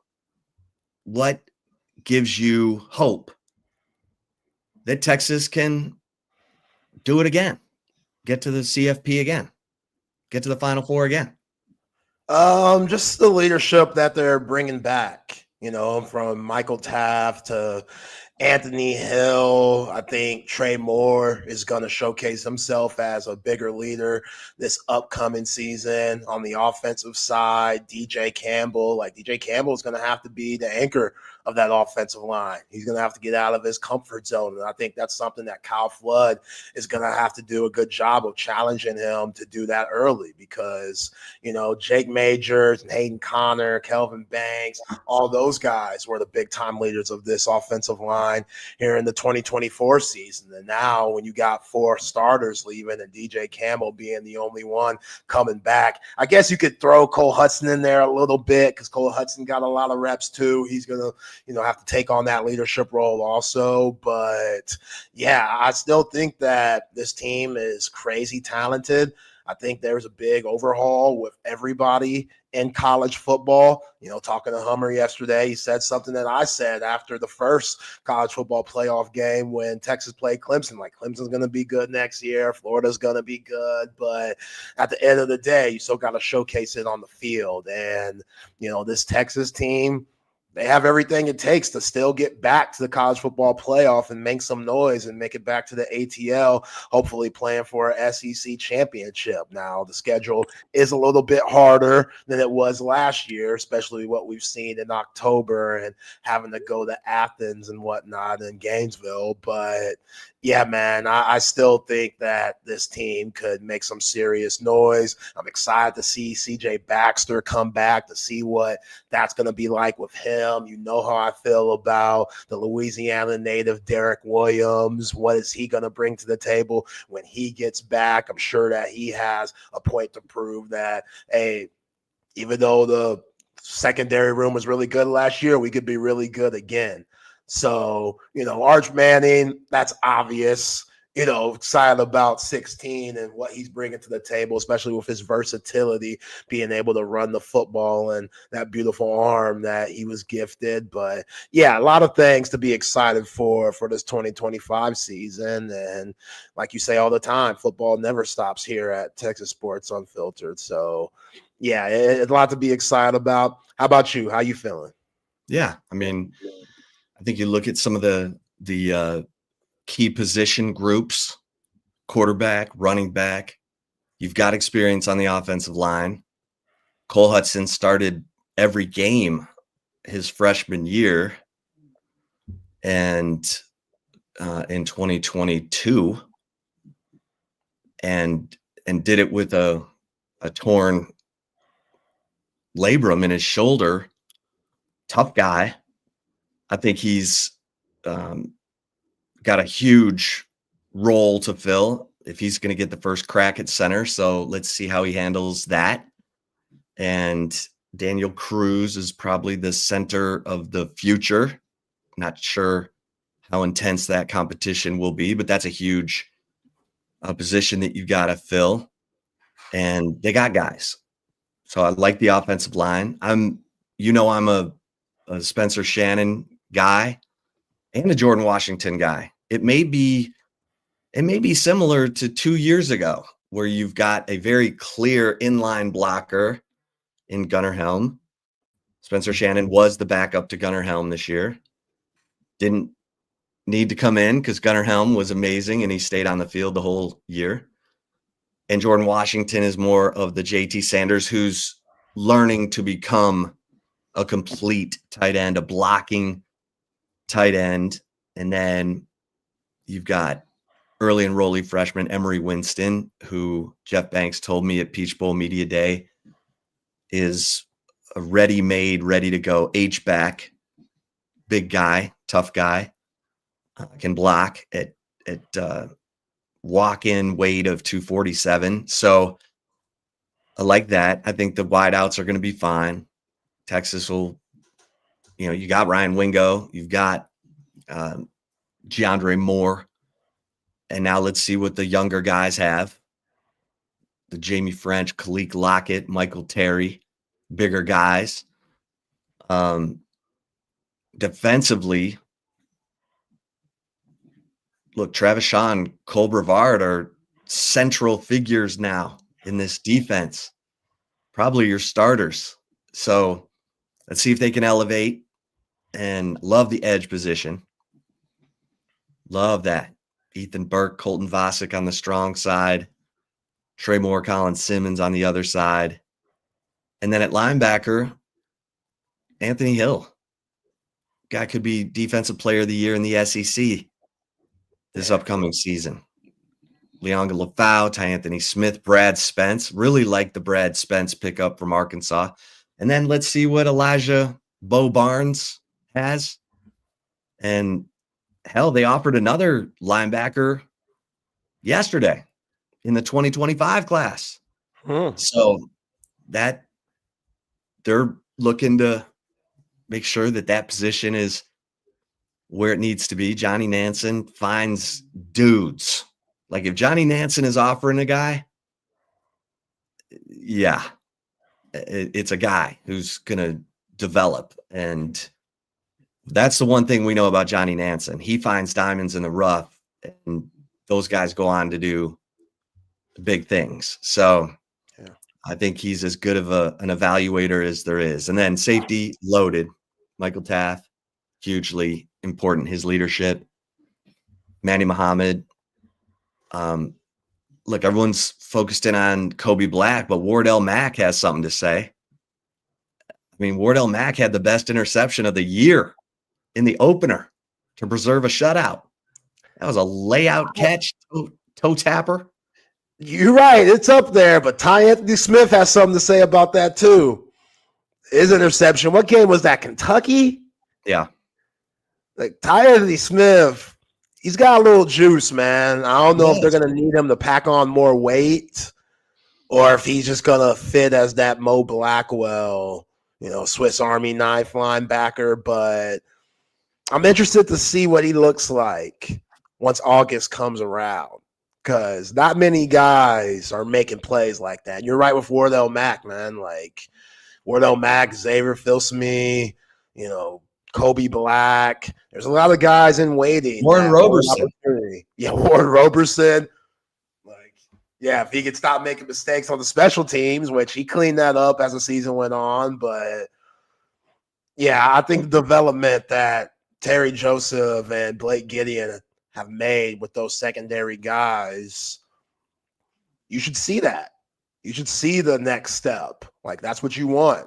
Those guys should be able to believe in what, hey, you see John A. Barron going crazy last year as a Thorpe Award winner. Did you watch him? Were you following him around? Were you seeing how Andrew Makuba attacked every single day? Gonna need that from some of you youngsters out here. And I think they're about it, but like, let's see. You mentioned it. They develop players. Like, when was the last time you felt like a player didn't get developed? Oh, gosh. With this coaching staff, I can't even think of one right now, to be honest. Like, that's tough. That says a lot that I can't think of anyone, really. Because, I mean, it did take David Benda 6 years, but talk about development. Like, I think he's going to make a 53-man roster on the next level somehow. I agree. So, I agree. And look, Jalen Ford was the second lowest. No, he was the lowest recruit in his recruiting cycle. And remember, they had to convince him, you're ready, you're ready, you're ready. And it took him 3 years, but then he exploded. He was the Big 12 Defensive Player of the Year. So should have been. Should have been. Robbed. To this day, robbed. Gunpoint. Brutal. That still pisses me off, man. Like, what are we doing? Brett Yormark, that's on you. We're giving it to Felix Anya Duque Uzoma, who did nothing except get stoned by Kelvin Banks. Well, a lot of guys got stoned by Kelvin Banks, but yes. Right. But we're going to give the Big 12 Defensive Player of the Year to him. What are we doing? Yeah. That was because Texas was already out, already given their notice. They were bigger and better things, Brett. Yeah. But, I look at the incoming freshmen, early enrollees, most of whom are early enrollees. And I'm excited to see what Bo Barnes is about, because he's walk-in 239 at linebacker. Damn. How about my guy? I mean, Josiah Sharma, walk-in 348. I don't know if he's got to spend a lot of quality time with Torrey Becton or not. I'll find out. And then how about Nick Brooks on the offensive line? 6'8", 354. Large humans. Yeah, I'm looking forward to seeing what Nick Brooks has got. Yeah, so I look at this and I'm like, obviously the wide receivers are going to be,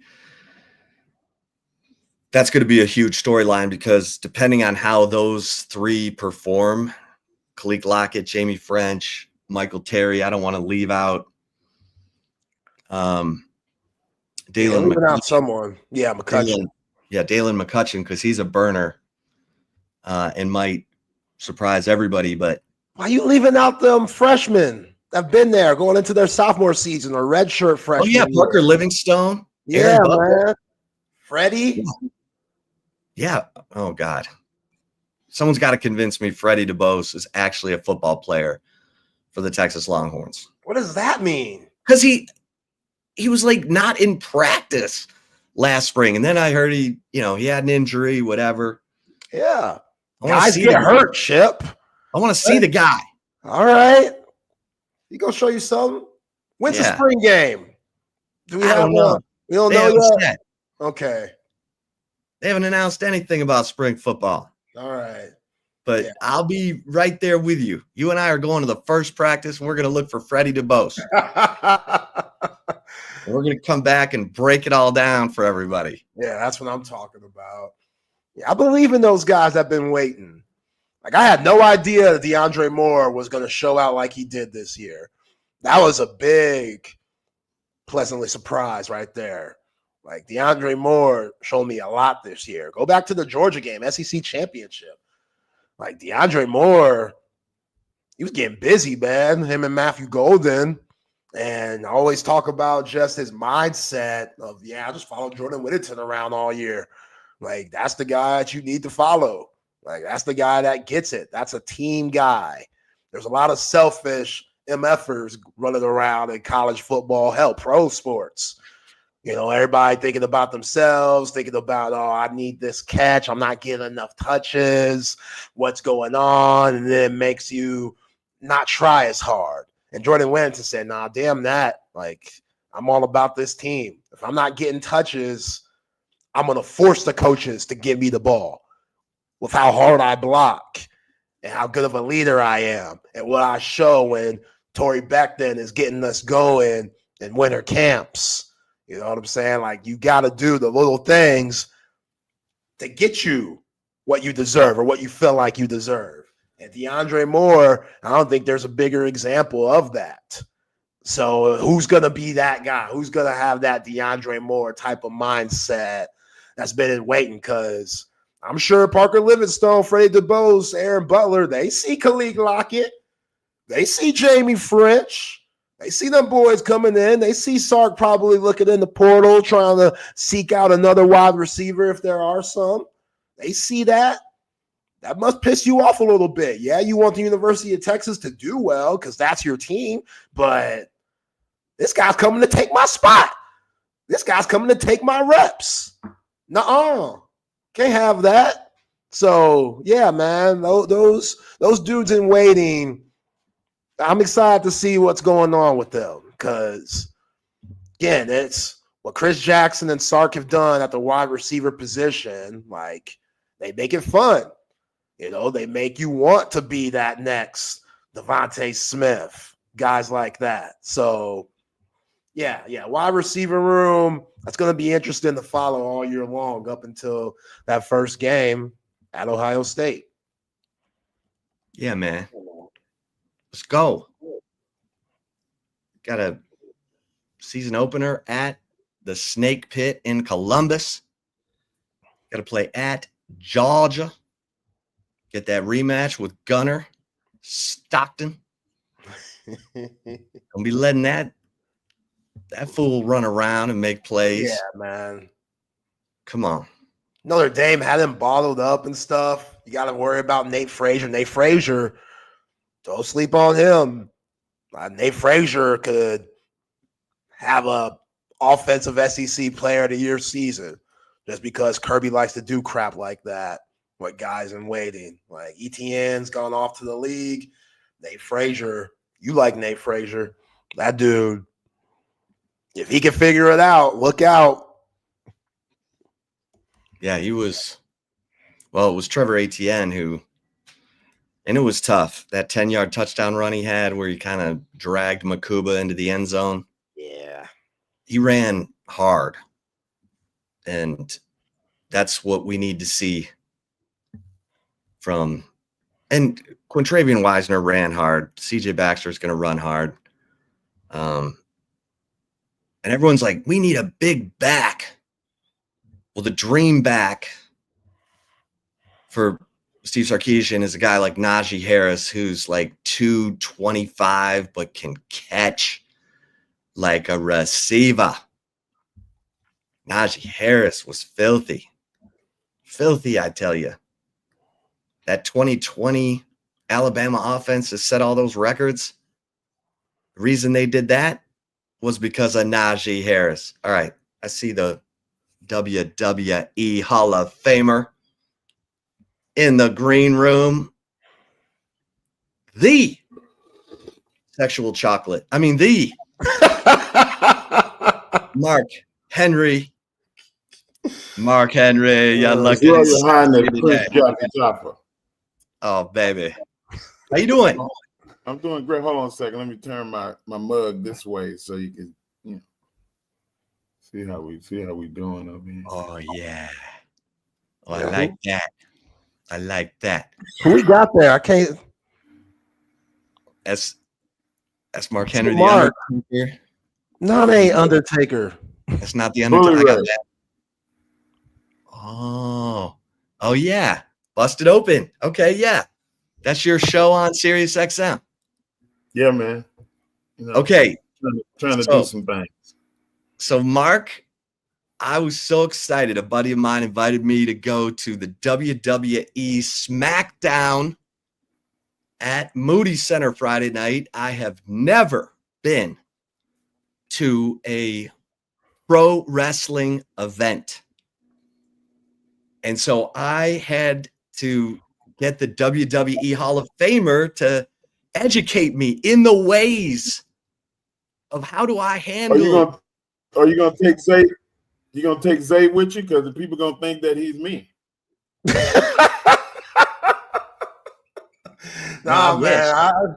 My sexual chocolate ain't as high as yours, Mark. You know what I'm saying? I appreciate it though. I've been before. Oh yeah, Zay's been. Oh, you've been. Oh yeah, I've been before. Chip, you're gonna have the time of your life. You're gonna have the absolute time of your life. Like the live events. I mean, even it's TV is great, but I had more fun at the live events. Where the time restraints are not confined, and they won't come out there and wave the white flag to get you off the stage. Is that what they do? No, they just scream at you, through the full producer. They're doing the commercial. And you're like, you gotta go.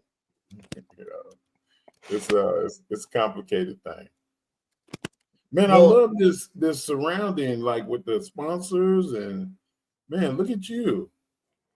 Oh yeah, we doing it big here at Texas Sports Unfiltered, Mark. You know, BK's really hooked us up and made us have a good platform to just give out our great analysis here, Chip and Zay. So it's a good time. Appreciate you jumping on. Hey, and it is a great analysis. I love listening to y'all, and I feel like that listening to the podcast is for me is easier than live because I'm on the air from 7 to 9. Yeah. Well, and that's always the struggle listening to sports radio when you're on sports radio. Yes, sir. Yes, indeed. Okay, so WWE SmackDown, I got Nightmare Cody Rhodes. I got the U.S. champ LA Knight. I got the Street Profits. That's who you're picking? Huh? That's who you're picking? Well, no, that's who's on the card. Okay, I was gonna say, like, if don't bet your money, because anybody that's going against Cody Rhodes, it's a wrap. Cody gonna beat the brakes off everybody. He's a real deal. So that means Vince really likes him. Well, Vince is not don't run WWE anymore. Okay, is that his son? So you have to. Yeah, Triple H, you've been under a rock. I'm gonna have to give you the full. You gotta put him on game, Mark. I'm gonna have to put you on game. Like Vince McMahon is out. You know, TKO owns the company, WWE now. They paid $8 billion for it, and The Rock is on the board of the TKO, and Triple H is in charge of the company now. Was that always his plan? Like back during his wrestling days, Mark, like Triple H, because I know him. And He wanted to run it. Yeah, he always did. And there's very few people that can fill that role because you become secondary to your job. That's a very huge job, and it is going to consume everything you do. So there's no appearances, there's no movies, there's no. Once you become the guy, you don't have time for nothing else. You got to manage 160 talents along with the international schedule, the largest thing being WrestleMania, which it might take a team of 10 the entire year just to get through the half of what's required for WrestleMania itself. Nevertheless, the rest of the pay-per-views and all of the things that goes on. So every time you see a show on Saturday or Friday, those shows take weeks. You're on a 6-month schedule. So, they're ahead 6 months. So 6 months where you come in, just think that's you're 6 months behind. Wow. So this event Friday night, will that go out live on television?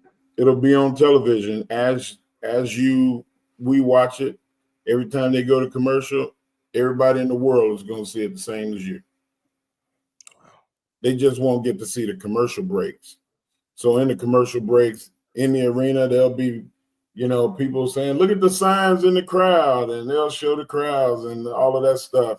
And then when it goes silent for a minute, and then you come back and the music starts playing again, now you're back live on television again. Okay. So you're going to have fun during those break periods. There's always entertaining things going on. Now, what are you doing during this event? I'm going to be watching because I don't work for them. Okay. I'm going as a guest, and there's a couple of kids that are special in the community that I'm going to meet and greet with. So that's always good. To meet with our Special Olympians and other kids that are not as fortunate as we are.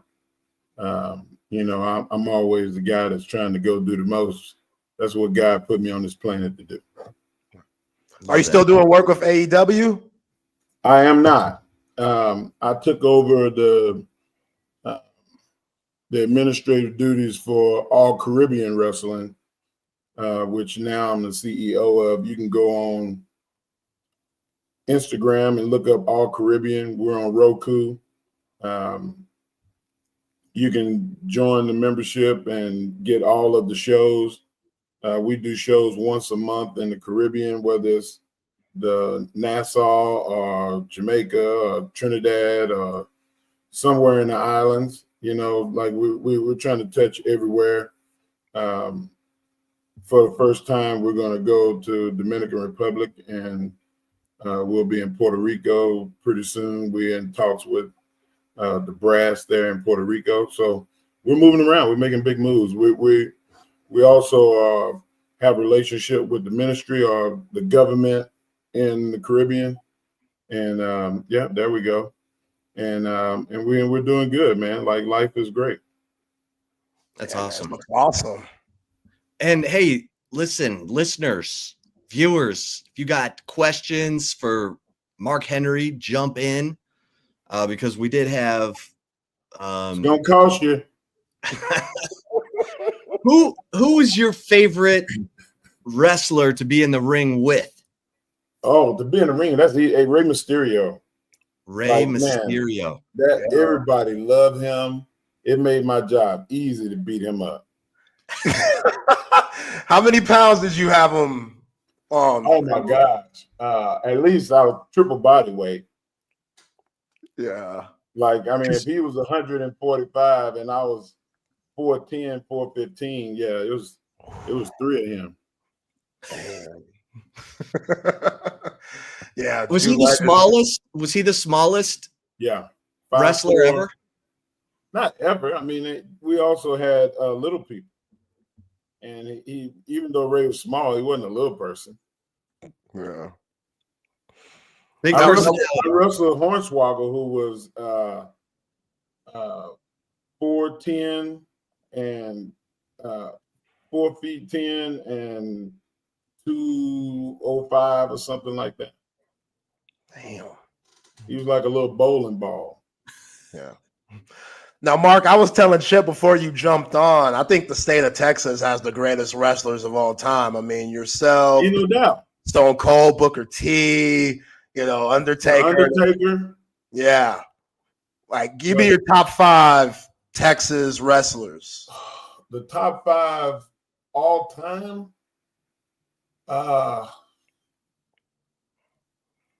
You'd have to put Undertaker, Shawn Michaels, Fritz Von Erich.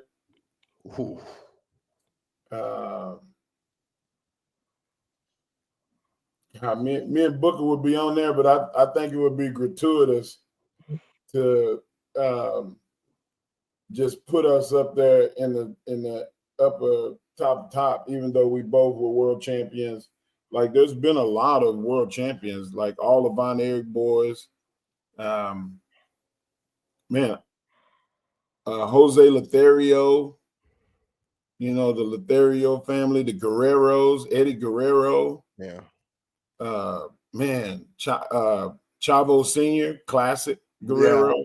Yeah. You're a bad dude when your nickname is classic. Texas we ruled the roost for years and years. Even though Danny Hodge was from Arkansas, Danny lived here for the bulk of his career. A lot of wrestlers did, because of how popular wrestling was. You got Bradshaw, John Layfield, multiple-time world champion. If you go throughout the history of pro wrestling, you're going to find about 30 people that are from Texas. Right now, the current women's champion at TNA, Jordan Grace, she's from here in Austin. Texas is, we dominated. All right. Someone wants to know, was Hogan a diva? I have no clue. as far as like talent wise, I wouldn't say a diva. You would say a diva if you were calling somebody a female. First off, and secondly, you would say that they wanted a lot of attention. Every wrestler is a diva in that case. Then everybody, the whole point is to get attention, and do what it takes to get the most attention. And if you have the most talent and you're not getting enough attention, then you got to be the squeaky wheel, and the squeaky wheel get the oil. All right, this from CB May Young stories, Mark. Oh my gosh, that's another one. May Young was from Texas. May Young was really. She was Miss Texas. Google her pictures of her when she was Miss Texas, when she was a young woman. She was beautiful, bro. Like it's hard to, man, you can go through the list. Texas rules. May Young had it rough, like she traveled when the men didn't even want her in the arena. They didn't want her in wrestling. There was a time she told me that she got treated like black people in the 60s, in the 30s. She traveled with the female wrestlers, and there were 5 of them that were women of color, whether they were of African descent or Spanish, or there was a couple that were from South America. Like they all traveled together and they treated them all the same. It was horrible. And she said that there were guys that would berate her and talk down to her. And there was some, champion in particular that said something very crass. And she told him, if you're going to disrespect somebody, at least have your pants zipped. And when he bent over to zip his pants, she kicked him below the belt. And her and about 3 other women stomped his lights out. Wow. So there's your May Young story, Chris. Okay, Iron Claw. Oh yeah. I mean, it was an awesome movie, man. Like based on the Von Erich family. I think it's still like you can go to Netflix or Amazon, one of those movies streaming devices, and check it out. It's a great movie. Make sure you have your tissues with you, Chip, when you watch it, though. Yeah, you're gonna if you don't cry, something dead inside you. Yeah, that's one of the tougher watches that I had to watch this last year. But yeah, great movie, as Mark said. Mark, watching that Jamie Foxx comedy special. I don't know if y'all saw it, but you better get your tissues ready. Yeah. Another Texan, by the way. People don't Jamie think Foxx. of Jamie Foxx as, but from Terrell, Texas. Yeah, we rule the world. That's right. Mark, talk about just the evolution of women's wrestling, because when I was a kid, it was a little scandalous. I mean, I still loved it. Like all wrestling, mud wrestling, all of the sexist type of stuff. Yeah. And then there was once the diva era was over in pro wrestling, and it evolved to having talent, not just being beautiful. Wrestling took off for women, and I think that was a great thing. Happened in the late '90s. People like Trish Stratus and Michelle McCool and Jackie Moore, another Texan, by the way, and a list of stuff to go on. Like now, women are in the main events. You have people like Becky Lynch and Bianca Belair and Jade Cargill and Charlotte Flair and all of the women in every other company. I mentioned Jordan Grace, who's a champion at TNA. There's a lot to Thunder Rosa she's from Mexico. She lives in San Antonio. Like that pro wrestling for women is just as important and just as popular as men's wrestling. There are several all women companies. Wow. What do you think of Triple H as a CEO? Why is he the right guy? Because he loves it more than anything else. You know, I think that if you made him pick between pro wrestling and his family, he'd probably go, let me. I mean, that dude, he loved it, man. Like, he committed his life to it.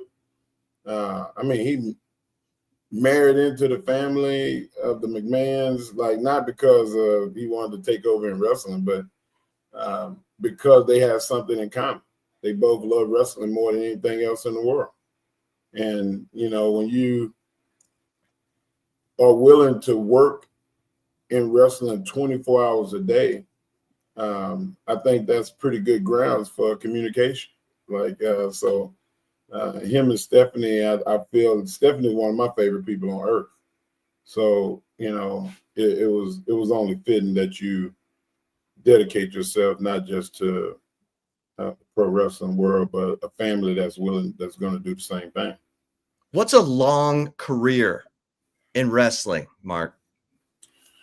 A long career is probably about 7 years. Having a good, we call it a run. You get a 7-year run, you did pretty good for yourself, you know. But then there's exceptions to the rule where, you know, like myself, this is next year will be 30 years. And to be in my 29th year, it's an unbelievable blessing to be able to be a part of something that long.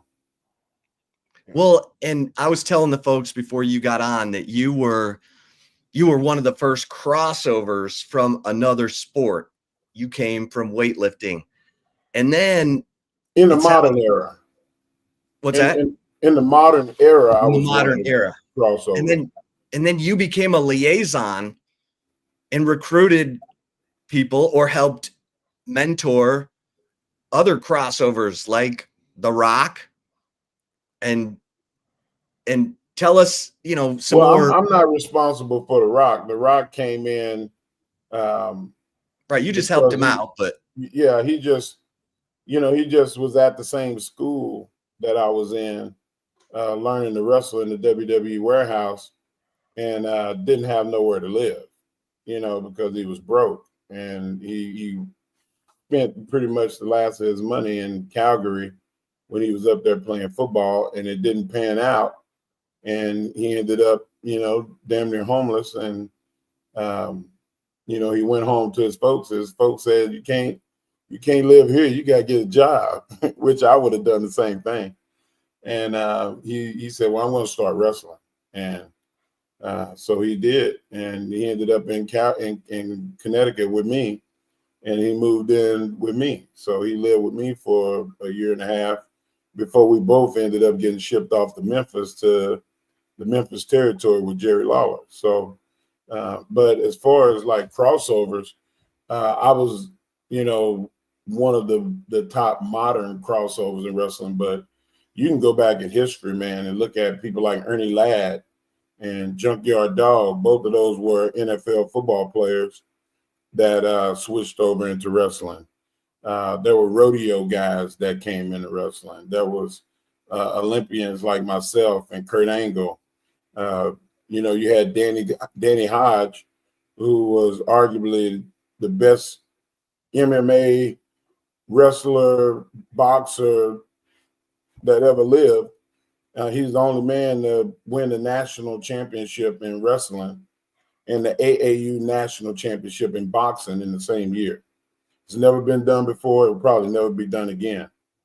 If Danny Hodge would have been born in the modern era, you wouldn't know who Conor McGregor was. Like, wow. You know, he was 200 pounds and he could beat anybody. He could out wrestle you and he can outbox you. Good luck with that. Where's Brock Lesnar these days? You know what, man? I wish I had a direct bat line to everybody, but I don't. I subscribe to that theory of mind your own business. My wife will tell you I'm very tunnel vision. I don't ask a lot of questions about people's personal life, because if they start asking me about mine, I'm going to ask them why you want to know.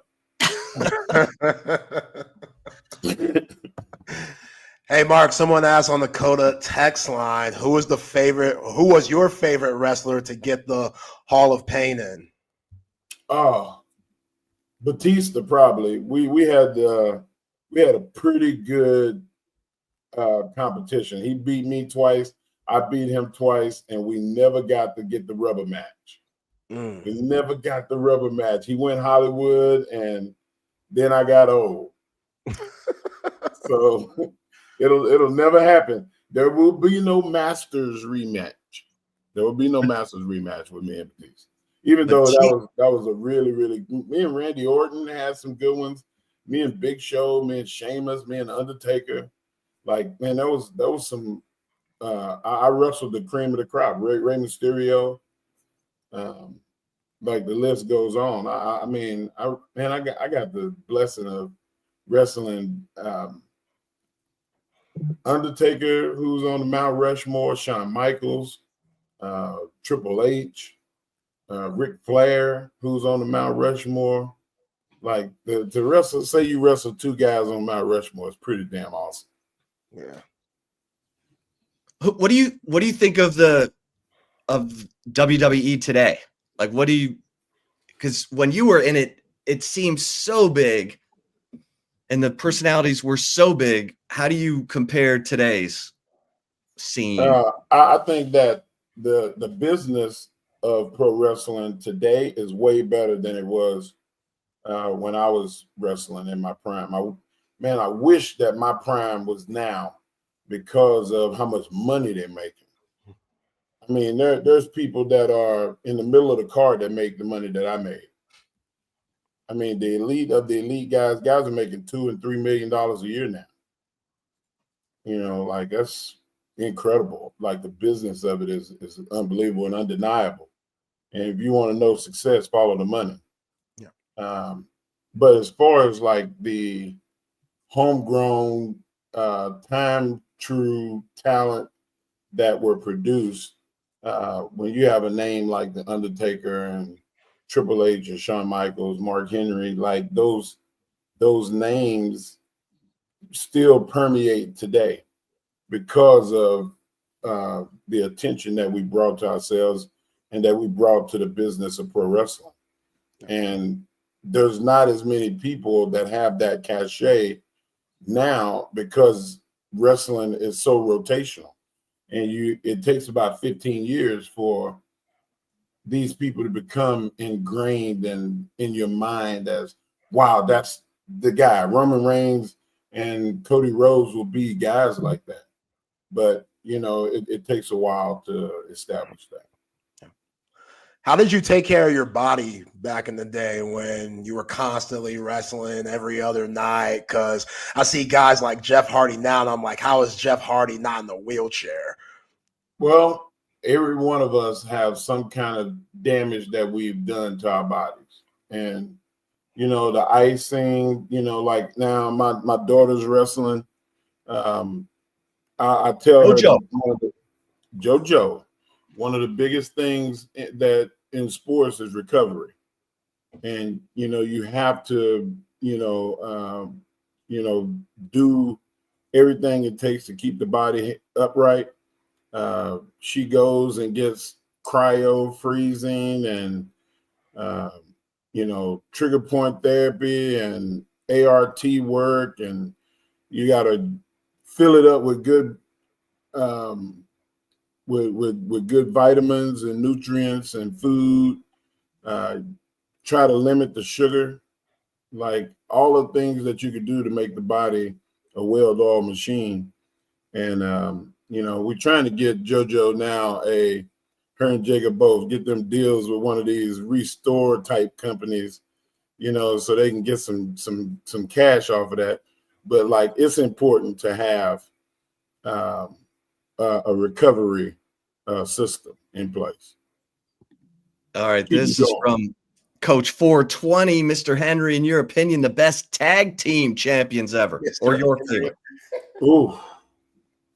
The best, statistically speaking, you would have to say the Dudleys. They won more championships than anybody else.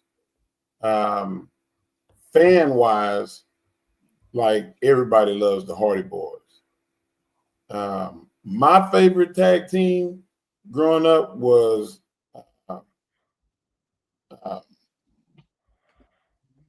Tony Atlas and Rocky Johnson. Man, they were fun. Watching Ron Simmons and Butch Reed too. Like I loved them as kids. You know, I would see them in AWA. You know, wrestle and sometimes you would see Junkyard Dog tag team with Andre the Giant at WWF when I was a kid. So I like them too. So I mean, I was an Andre and JYD guy. So I guess my tag team experience as a kid supersedes as an adult. Did the Dudleys ever put you through a table? No, they never put me through a table. They put Mae Young through one. Yeah, I remember that. Yeah. I was glad it was her. Oh my gosh. Oh, Mark. I didn't want to go through the table. Chip, are you going to do the Mark Henry 300? Again. Oh, so for those of you who don't know, this was the craziest bet. So it was the Falcons Patriots Super Bowl. I was dead set that the Falcons were going to win this Super Bowl by 2 touchdowns. I said it all week. And Sean and I bet, and the loser had to do the Mark Henry 300. And of course, the Falcons are up 28-3 or whatever the hell it was. And Sean disappears. Like we're all at cover 2, and he just slips out the door. And then all of a sudden, the Patriots start coming back. All of a sudden, Sean miraculously reappears when it looks like the Patriots are going to win. And sure enough, I have to do the Mark Henry 300, which... Well, so let's explain the 300. So I have a exercise program called 300, and it's 300 reps. And you got to do it as fast as possible. You want to do it under 3 minutes because it gives you a sense of cardio while you're getting stronger. And you're keeping your body in complete work because it's a whole body workout. So you do 100 upper body reps. I mean, whatever you want to do, curls, overhead presses, bench presses, lateral raises, rows, push-up, whatever. Then you do 100 core reps, whether it's crunches, sit-ups, scissors, knee slides, you name an exercise. Same thing with legs, squats, lunges, and Chip had to do the 300. All during the show. During the show. So every break, I had to get as many as I could in before the end. I had to do it all during the show. It took him an hour, but he got rest. I felt like I got rest. It's kind of cheating because, he had to sit and talk for 15, 17 minutes at a time. And then he would, in the break, he would do like 3 minutes. And then he would go and he'd do another 10, 15 minutes. And it was shoddy at best. But like, I want him to do it again, only like straight up. No 30 minutes under. Let's go. Well, why are you looking around like that? I thought I had done something good. I thought I had accomplished something. It ain't the real 300. It ain't the real. Technically, it's not the real 300. One of these days, we'll record it. Let's record it, and then I come back on, and then I'll evaluate how you did the 300 under 30 minutes. That's what I'm talking about. Put him on blast, Mark. He always flexing on the show and stuff.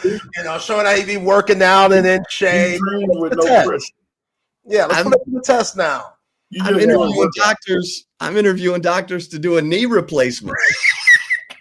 You can do a leg workout without doing squats. Oh, good.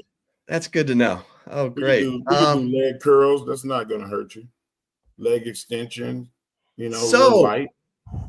About the WWE SmackDown. See how he jumped off that? He trying to play it off. Okay, so of this card, Nightmare Cody Rhodes, LA Knight, Street Profits, Bianca Belair, Tiffany Stratton, Solo Sikoa, Bailey, Nia Jax. who's your favorite? Like who are you telling me, oh, Chip, just wait till Cody they take Rhodes, like without a doubt. Cody Rhodes is, man, he's the guy, he's a champion, and he earned it.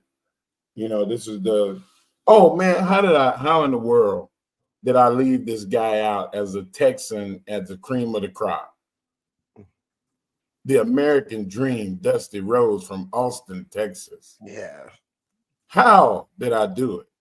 So many. They make, you know. He dined in castles with kings and queens and slept in alleys and ate pork and beans.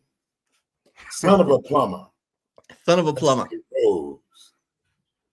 Come on, man. Like Texans is we own the roost.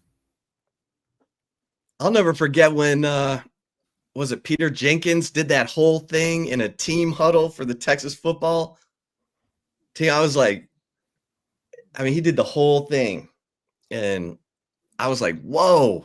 Well, Cody is his son. Cody Rhodes is Dusty Rhodes' son. So gotcha. Coming to Austin, like he was born in Georgia.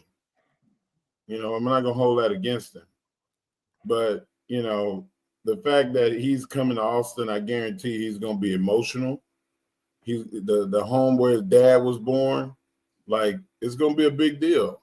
And I feel sorry for whoever got to lock horns with him because he's gonna be motivated. Yeah. How does it feel, Mark, when you see those guys whose fathers were legends, and then now like Cody Rhodes, and I see Rey Mysterio's sons making a name for himself, and obviously Randy Orton and stuff. Like, if your son came to you and said, "Dad, I'm ready to follow in the footsteps and stuff," how would you go about that? Hand me that degree, is what I'm going to say.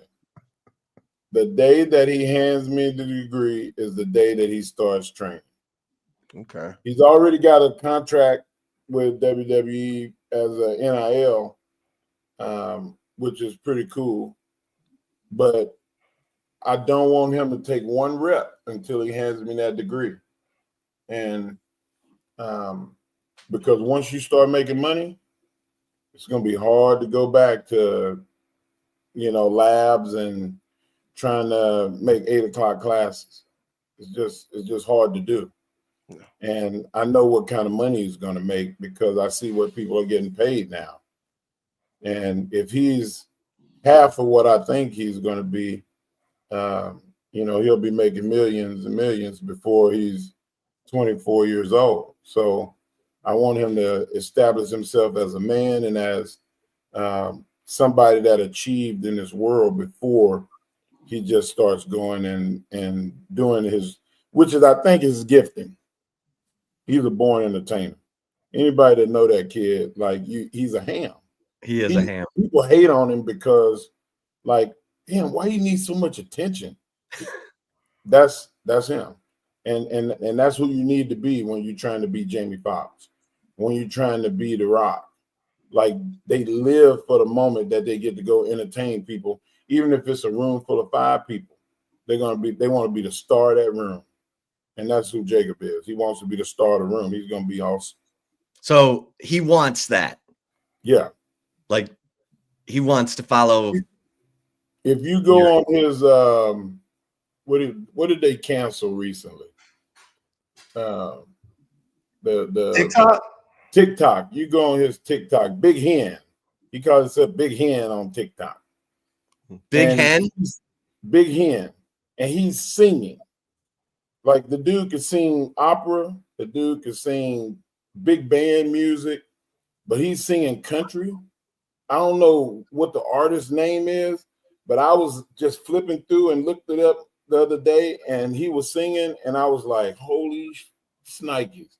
He sounded like Teddy Swims. Wow. I was like, what year is he? He'll be a sophomore next semester.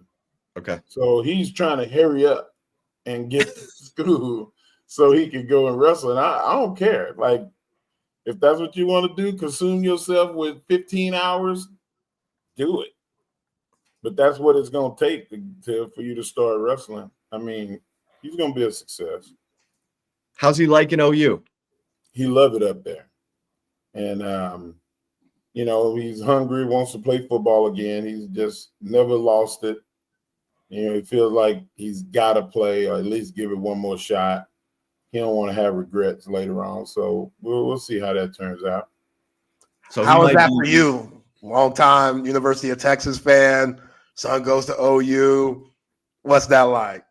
Man, it's painful. It's absolutely painful. Like all of my Texas buddies, they're like, hey man, so when you know Jacob goes and competes, you know, you gonna wear an OU shirt? I said no. I'm gonna wear all black with the tiniest OU emblem on the shirt. And I'm gonna have a UT shirt underneath just to balance out the pain so it don't burn my skin. Yeah. Texas doesn't have wrestling. No, we don't. But we have football. And if he goes and makes that team, the Red River rivalry is going to be a little bit different at the Henry House. What's he weighing these days? 285. He's 6'2", 285. Just, you know, 700-pound squatter and 700-pound deadlifter. Really strong. He can get under you. And he understands leverage, being a wrestler. He's going to be a credit to somebody playing football. Oh, man. Even if Oklahoma says no, somebody's going to say yes. All he's got to do is get out there. And that's like Mason Graham, the kid who ended up at Michigan, who was a big-time wrestler. Not the biggest guy, but leverage. Yeah. He'll get on somewhere. That's exciting. One of these alums that listen to this show, they'll call out pretty soon. Hey man, we tell Coach Sark to bring him in. I guarantee you, he wouldn't be at the bottom of the roster. Wherever he goes, he's gonna play. They need help at Texas in that room. Everyone just walked out the door. They want big humans, man. At Texas. You know, that's sometimes presidents. We saw Sadir Mitchell leave because he was, you know, he wanted something else. But size ain't everything. Yeah, it's about the dog. You know, Aaron Donald was 285 pounds, 6'1". Jacob's taller than him. Yeah. So I mean, you know, look at Poona Ford out there, 6 feet tall. Big Poon. Still out there killing it, man. Yeah. I think that we put too much emphasis on what the size of the player is rather than the heart of the player. For sure. And Jacob got some good measurables too. Like he's fingertip to fingertip, 80 inches. I guarantee you, UT may got 3 or 4 defense linemen that's that measurable. Right. Yeah, Ethan Burke's 83 and he's 6'6". You got to have long arms, and you got to be 6. Usually those guys are 6'6", 6'7". Jacob's 6'2", with 80. Long arms. Let's go. Do the right thing, Texas. I'm just saying. Y'all know how to get hold of them. Hey, Zay, you got one more. We've kept Mark way too long. Oh yeah, we kept him too long. Man, I'm gonna have to charge y'all double now. That's Chip. That's coming out of Chip's fee, man. What do I buy? What do I buy you at the SmackDown? Do I get you a protein shake or something? No, man, I'm good. I'll go to catering. You know, I get eat some of their food for free. Okay. Don't buy me nothing. Okay.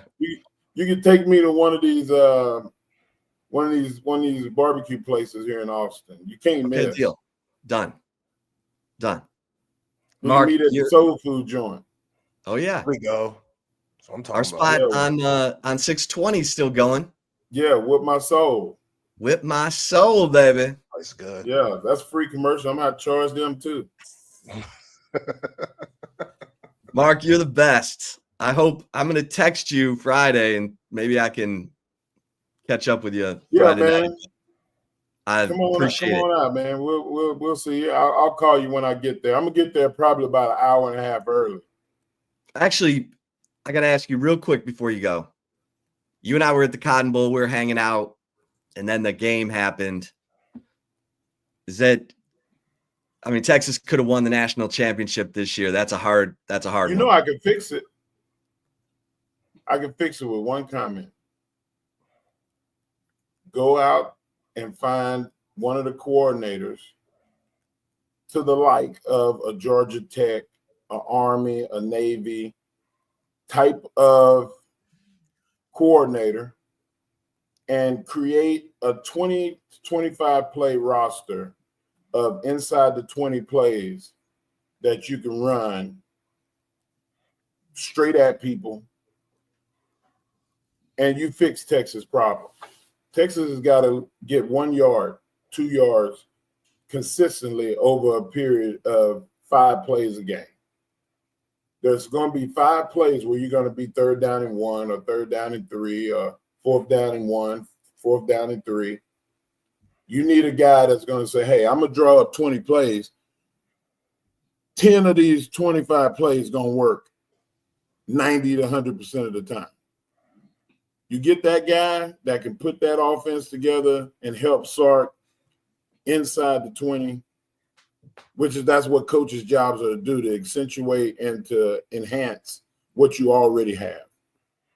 With Texas talent, can you imagine some of these? Why not go extra deep offensive tackle? Why not put Gooseby in there at tight end? Malik Agbo, load him up. Yeah, like load up and put Arch in there and just goes, look, we're going straight ahead. I don't give a hell who they got. Right. We're going straight ahead, guys. If we ain't worth 1 yard, then you don't need to be at the University of Texas. Well, that mentality is what wins championships. Yep. I love it. I don't care what's in the playbook. This is a playbook. Throw the playbook out. Don't give a damn. We're going straight ahead. You're not stopping us. They got the best strength coach in the country. And I'm not saying that because I like him. I'm saying that because that's what he won the award. Right. For the best strength coach. Yeah. Let him earn his money. Get these guys right and go straight ahead. Going laterally. That's like going, hey, Mark, you want to go run a marathon? No, I don't. Why run when you can fight? Stand and fight. Thank you. You're welcome. Amen. Sexual chocolate. Preach. Somebody preach now. Somebody give me amen. Come on, amen. Appreciate you, Mark. Mark, you're the best. Hope to see you Friday night. Thanks so much, man. I'll see you Friday. We'll make it happen. All right. I'm going to have to get Harge out there. Yeah, get Harge out there, man. Harge-alicious. Yeah. Tell Harge to be easy on DJ, too, because I've seen Harge when DJ's out hooping and stuff. Harge, he one of them dads in the stands. He be wilding. He one of them dads. Man. He one of them dads, man. Like, man, Harge, let the boy hoop. I forgot you was a hooper, Zay. I don't know something. Come on, man. I forgot. Hey, next time I go watch DJ play with Harge, I'm calling. Yeah. You got to show up. Like, it's awesome to watch. Yeah, he can hoop. He can play. I'll come just for the comedy. The comedy of errors. I mean, Mark, appreciate you, man. All right, guys. Y'all be good. You're the best. Mark, appreciate you. There he is. WWE Hall of Famer Mark Henry. Sexual chocolate. Yeah, that's fun, man. That's fun. Let's get a couple mentions in here. Like passes.com/Texas One Fund. Here's the deal. That Arch Manning podcast I've been telling y'all about, they're making that part of a 10-day free trial for you to become a member over there at passes.com/Texas One Fund. Remember, the money is, if you're a Texas fan, that money's going to help NIL. That money's going to help the Texas One Fund, but you're getting stuff in return, like these podcasts that the Texas student athletes do 4passes.com/Texas One Fund. You can only get them there. So get over there. I always say bookmark it because the different student athletes have different stuff going on. They'll call one of your friends and wish them a happy birthday. Hell, they'll call you on your birthday. They got signed memorabilia. They got all kinds of things. So just bookmark passes.com/Texas One Fund. They've always got stuff, different stuff going on, different opportunities for you. Jim Schlossnagel Q&A that you can be a part of. It's constantly evolving. So get to passes.com/Texas One Fund. Go check out this Arch Manning podcast. Try the 10-day free membership. And if you're a Texas fan, it should be a no-brainer. They do need your help. They do need your help. A steady commitment. You know, whatever you spend on coffee at corporate coffee places, they'd love to have your help. Hey, Cover 3, I'm wearing the hat today. Cover 3. You know what I'm saying? I'm part of the Cover 3 golf committee. We do a golf tournament every year for Partnerships for Children. We got a meeting coming up. We always meet, of course, at Cover 3. But just the food is going to bring you back every time. Like I could go through menu items, the ribeye steak tacos, the brick chicken and mac and cheese, the Sean Adams prime rib sandwich. They got great salads, the Allendale salad. I always love the Cobb salad with the buffalo chicken in it. It's a great place for lunch. It's a great place for happy hour. They got the $7 social hour menu. It's just the best vibe, best place to hang out with friends, and of course, the best place to watch your favorite team. So get to Cover 3 Anderson, Cover 3 Round Rock, and of course, Cover 2 at 183 in Lake Creek. And like I say, if you get one margarita, you'll be in great shape. I wouldn't push it past 2. Let me just put it that way. But you know what I would push? About audio visual content, because I've had the personal experience. My man Tom McKay, 3 different houses he set me up with the big screen, the surround sound, and he can do it for you too. All you have to do is call 255-8678. And Tom and his crew bring everything to you, from the free consultation to installation. Tom and his crew bring everything to you. You don't have time to be lugging 80-inch TVs around town or punching holes in your drywall. Let Tom and his crew come take care of it. They're the experts. They're going to go over it with you, tell you exactly what you need, what you don't need, which is always nice. But if you've been wanting to do that media room, like I said, electronic shades, surveillance, maybe you have windows really high in your house that you want to put some electric shades on. That's what Tom McKay and Audiovisual Consultations is all about. Just give him a call, 255-8678. And speaking of homes, how about that redo? You've been wanting to redo that bathroom. Maybe it's just a countertop, whatever it is. McCall Custom Homes, Mike at McCall Custom Homes is the man. Family owned and operated. They've been doing it for 40 years, father-son team, but they care about you. They know Austin. They know the level of quality that needs to be brought into the home if they're going to redo something. The touches here and there, the floorboards just right, everything. That's what you want. You want an amazing experience, and that's what Mike and McCall Custom Homes have going for you. Check out their work at McCall Custom Homes on Facebook and Instagram, and check out their brand new website, McCallCustomHomesATX.com. It's McCallCustomHomesATX.com.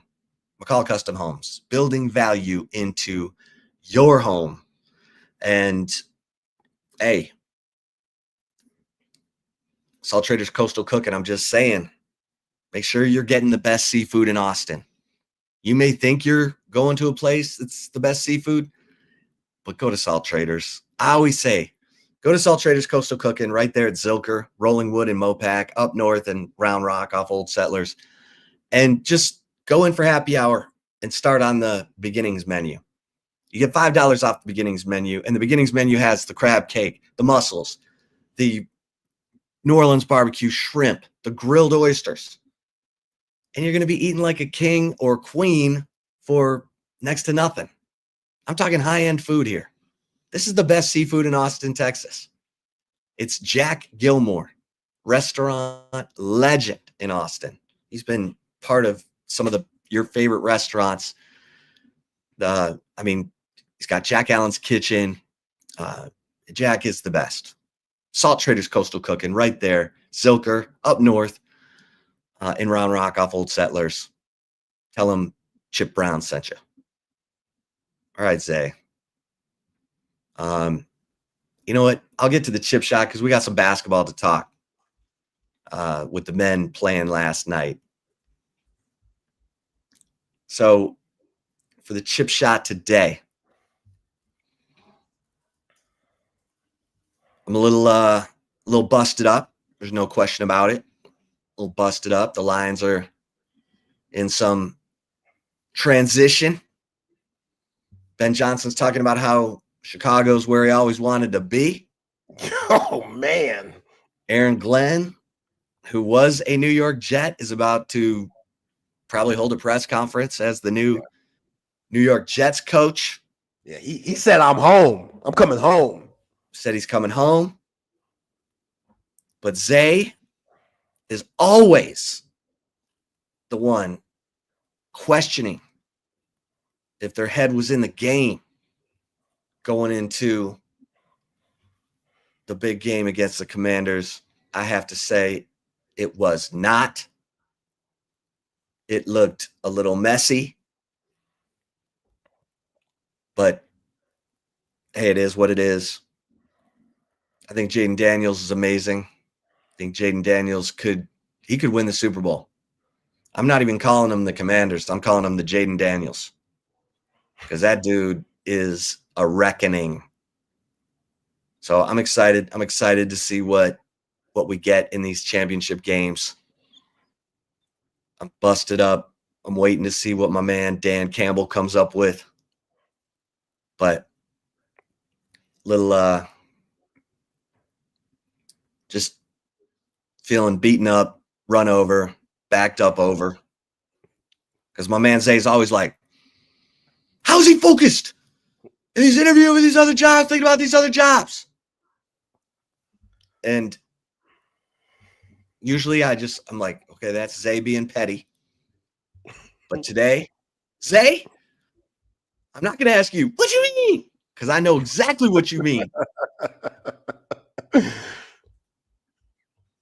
I don't like saying it, man. You know, somebody on the YouTube comment section said yesterday, nah, this is Dan's fault. And yeah, I could put some on Dan, but it's tough. It's tough when you're on this roster and you know on both sides of the ball, this could be it. Like Ben Johnson changed a lot of guys' careers, obviously with the help of Dan Campbell and the rest of the organization. But there's a reason why Ben Johnson got a head coaching job. There's a reason why Aaron Glenn, same with him on that defensive side, which he had a lot to put up with all those guys on IR on defense, and Aiden Hutchinson, who looked like he was going for a defensive MVP before he got injured. You know, like it was a lot. Say this. If Robert Saleh doesn't get a head coaching job, then come on down. You take Robert as the defensive coordinator? Yes. Okay. Yes. Now he might be holding out for a head coaching job. I thought he got screwed by the Jets. But yeah, he and Aaron Glenn can just switch spots. I'll take that. Come on, Dan. Get on the phone. Oh, I'm pretty sure he's on the phone. I'm pretty sure he's making those calls, trying to figure out, hey, how do we get back to the NFC Championship? You know, but that's a lot of change, man. And Amara, he said on his podcast, Equinemius, that he told Ben Johnson, yo, We waxing that ass twice a year. Don't think just because you gone, we gon' spare y'all any. No, hell no. You the enemy now. So on the other side, Ben Johnson's probably like, yo, I got the 411. Like when it comes to the scouting reports and preparing for Detroit Lions now, I mean, he should know Jared Goff inside and out. Hell, what Jared Goff likes to eat every day. Things that not too many guys know. How Jared Goff ticks. Same with Jahmyr Gibbs. Same with Amon-Ra, Penei Sewell, the whole crew. So it's going to be fun to see those matchups with the Bears and, Caleb Williams looking like a damn detective today during the press conference and stuff with the trench coat. Let's see if he can make Caleb Williams look like the number one pick, because everybody and their mama is looking at Washington being like, y'all made the wrong move, Chicago. Y'all got the wrong guy. Like, yeah, y'all had the Heisman Trophy winner in 2022, but the one in 2023 still playing, still going, a monster. Hell, what'd you just say? Not even the Commanders, the Jaden Daniels.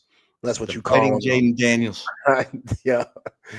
And yeah, so I'm it's a tough loss. This is what happens in all of sports. Guys move on. It's never the same team as it was the year before. You hope, but that's just not how it works. It's not realistic. And yeah, we'll see what it is in the 2025 season. See if y'all could get back to that, domination, which it was a good year. I mean, it just sucks. Like too many injuries, too much bad luck. And now these guys being gone, I get why it hurts, brother.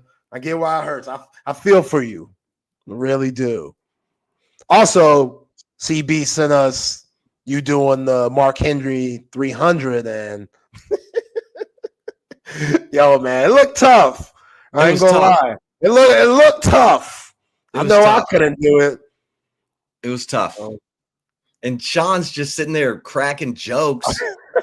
I'm down there doing push-ups. He's like, I don't think that elbow's bent enough. I'm like, yeah. Why don't you take my elbow right in your neck? Oh man, that's gold. That was an epic day. I still can't believe the effing Falcons lost that Super Bowl. Anyway. Tragic. Yeah. And I got it, Cowboys fans.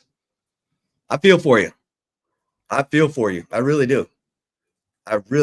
Because Cowboys fans are so loyal, so fierce, and show up. Y'all watching the game, Cowboys fans? They NFC Championship? Right. That's a lot of NFC East. Yeah, I couldn't do it. At least take some Pepto before you watch it. You know what I'm saying? Some Tums, some with the help the indigestion. Because that make you throw up all over yourself seeing those two teams play themselves into the Super Bowl. We do not have a date yet for the spring game. We are waiting for that. OU does. Oklahoma, they've had it announced before their beat down to Navy. Who was it? Who they playing that bowl game? They lost to Navy. Yeah. They had it all planned out. They can't wait for the next season. But Texas, like, next. Yeah. Texas, we're gonna have to wait a little bit. Let's get to the right call. Let's get it. Before that, though, shout out to our terrific mentions and sponsors here on Texas Sports Unfiltered, like Covert Bee Cave. My wife and I, y'all should know by now, but I'm going to tell y'all again. We are Covert Bee Cave people. We love our Buick Encore. It's absolutely magnificent. And y'all could be like us, too, because they've been doing it here for over 100 years. In the Central Texas area and beyond. They continue to get better in Covert Bee Cave. Hey, they're the best, y'all. I mean, when it comes to new pre-owned vehicles, it doesn't matter. They are outstanding when it comes to the service and the customer satisfaction. 7 terrific brands to choose from: GMC, Buick, Ram, Jeep, Dodge, Chrysler, and Cadillac. Go to covertbcave.com to see all the latest specials and inventory. Nobody beats a Covert deal. Not now, not ever. And Leaf Landscape Supply. If you're looking for large quantities of supplies to fulfill any type of landscaping job, trendy house plants, collection of specialty plants, and rare plants, Leaf Landscape Supply is your one-stop shop for everything you need. Go visit both of their locations, one down south off 290 in Monterey Oaks and one up north off of Pond Springs. Full service wholesale and retail plant nursery and landscape supplier here in the ATX. Check out their website at leaflandscapesupply.com to see everything that they have to offer. And when you make a purchase, let them know you heard from the boys at Texas Sports Unfiltered. You heard from your boy Zay Collier, and you get 10% off. 10% off at Leaf Landscape Supply. You can't beat that. All right, y'all. I saw what some of y'all said on the Coda text line. Zay, what are your thoughts about this Texas men's basketball team? Well, we're going to break that down here on the right call. Talk about Tums and Pepto-Bismol. Like, watching that game last night almost gave me the runs, because that was some of the worst, ugliest basketball that you're ever going to see in your life. Ever. I mean, 61-53. One team shoots 34% from the field, 20% from three. The loser team shoots 31% from the field, 18% from three. And hey, a win's a win. If you're Texas Longhorns right now, you're looking for any win, however it may be. Second quad one win of the season, first OU, now Missouri. And look, if that defense is going to be like that, then we'll take that. I'll take bad offense for terrific defense. Like Dennis Gates, he couldn't figure it out. Coach of Missouri couldn't figure out what Texas was trying to do defensively. And, Julian Larry, we've been hard on him, Chip. You said it the other day. Like, it looked like he's lost all his confidence. And I agreed with you. Like in the Florida game, he had 5 turnovers, and his stats aren't anything nice whatsoever. I mean, the dude had 4 points, didn't have a field goal, 3 assists, but his defense on reigning SEC Player of the Week, Caleb Grill, was elite. Absolutely elite. Caleb Grill had 6 points, I think. 6 points, 1 for 5 from 3, 1 from 6 from the field. He could shoot it.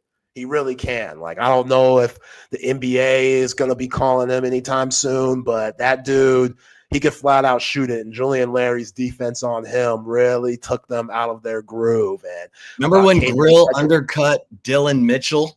Yes. I do remember that. In Ames, they didn't call it. So dirty. And it left Grill with a wide open 3. He hit it, and then it ignited this run, and Iowa State ended up winning the game. Yeah, Caleb Grill. I remember that dude. Yeah, he could light it up. But again, the D on him was terrific. I thought the D on Mark Mitchell was really good too. Mark Mitchell's their best player, averaging around 14, 15 points a game. You only held him to 7 points. So again, the defense has to travel. Against Florida, just too many mistakes. Guys getting beat back door. One guy drives and another guy on defense comes to help. They make one pass, that guy drives, and then no one's there for a layup. Crap like that can't happen. Like Rodney Terry, your defensive guy, the defense, it has to be good every game, because the offense, hit or miss. You never know what you're going to get with the offense because they're so stagnant all the time. They rely so much on ISO ball. You're not going to get much assist because, again, it's just a one-on-one type of game. But defense, the defense should be there night in and night out. And last night, that was their best defensive performance of the season. Now, it sucks that they didn't shoot well themselves, but 18% from 3 in this era of basketball, college, NBA, whatever, it doesn't get better than that. 20% from the field, like, you're locking up. You're really locking up. So I was very impressed with the D. Trey Johnson, I didn't like his antics once again. He went 3 for 15, 12 points, but he pushed the hell out of the senior associate athletic trainer Warren Young when he came out the game, because Warren Young tried to see what was wrong after Trey ran into a player, which it should have been a foul, but Trey was pissed off. He comes to the sideline, pushes the hell out of Warren Young, and it's just like, dude, chill, please. Like, I people like to disguise what Trey Johnson does with his attitude as a competitor. And people always look at MJ and Kobe because they were assholes. Like, those guys, like MJ beat the hell out of Steve Kerr in practice. Kobe was constantly, bad mouthing his teammates and stuff like that. But those guys are different.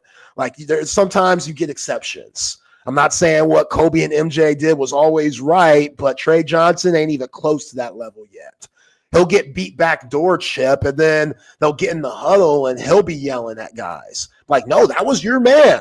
The reason why Keenan Shedrick got his head put in on that dunk was because you got blown by, because you allowed the guy to go past you and then dunk on Keenan Shedrick.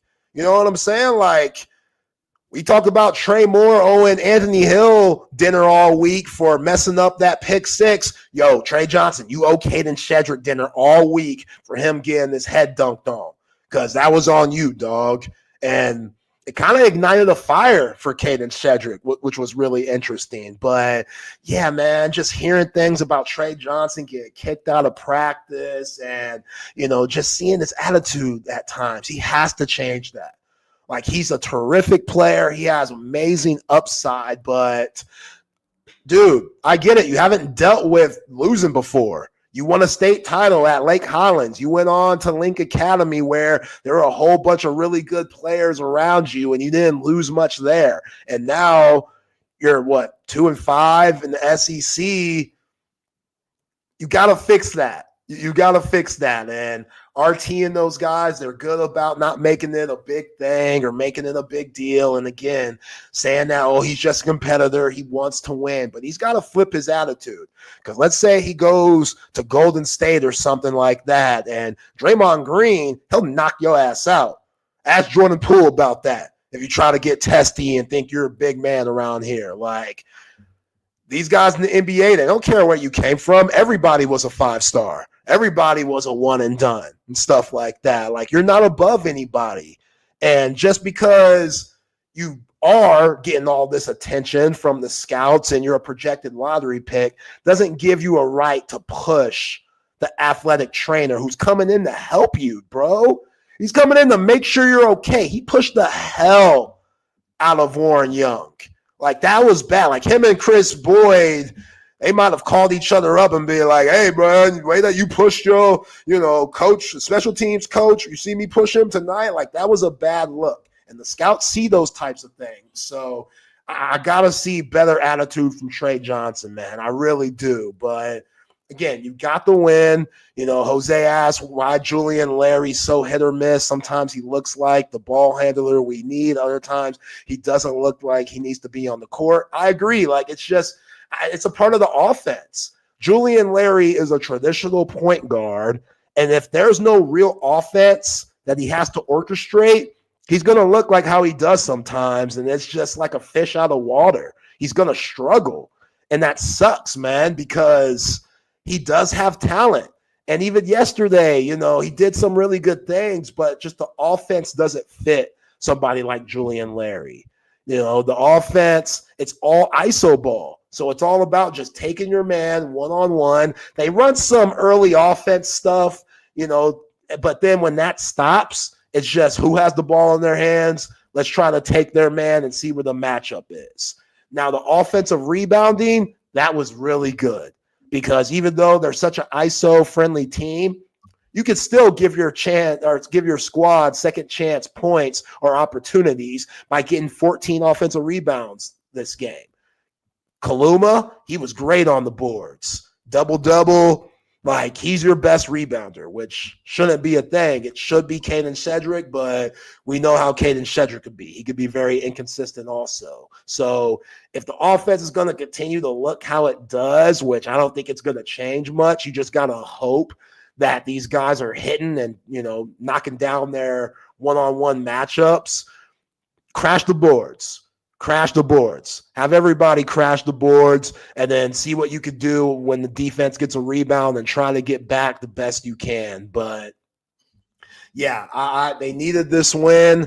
I still think they're on the outside looking in when it comes to the tournament, but the schedule gets easier. Like, your tough SEC schedule, we've seen that.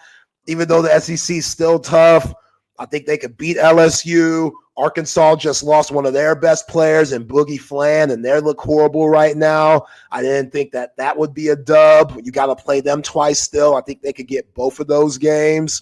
I think you could beat A&M coming in this weekend with No Way Taylor. That's what I was going to say. This A&M game at home is a must-win. Yeah. Because you've won 2 of 3. You beat OU on the road, which OU basketball has a Texas problem. They're 0 for their last 8 against Texas, but you got to handle business. And I remember in that A&M game, they got off to a good shooting start, Texas did. And they led early in that game. And then they didn't maintain. The defense didn't come out.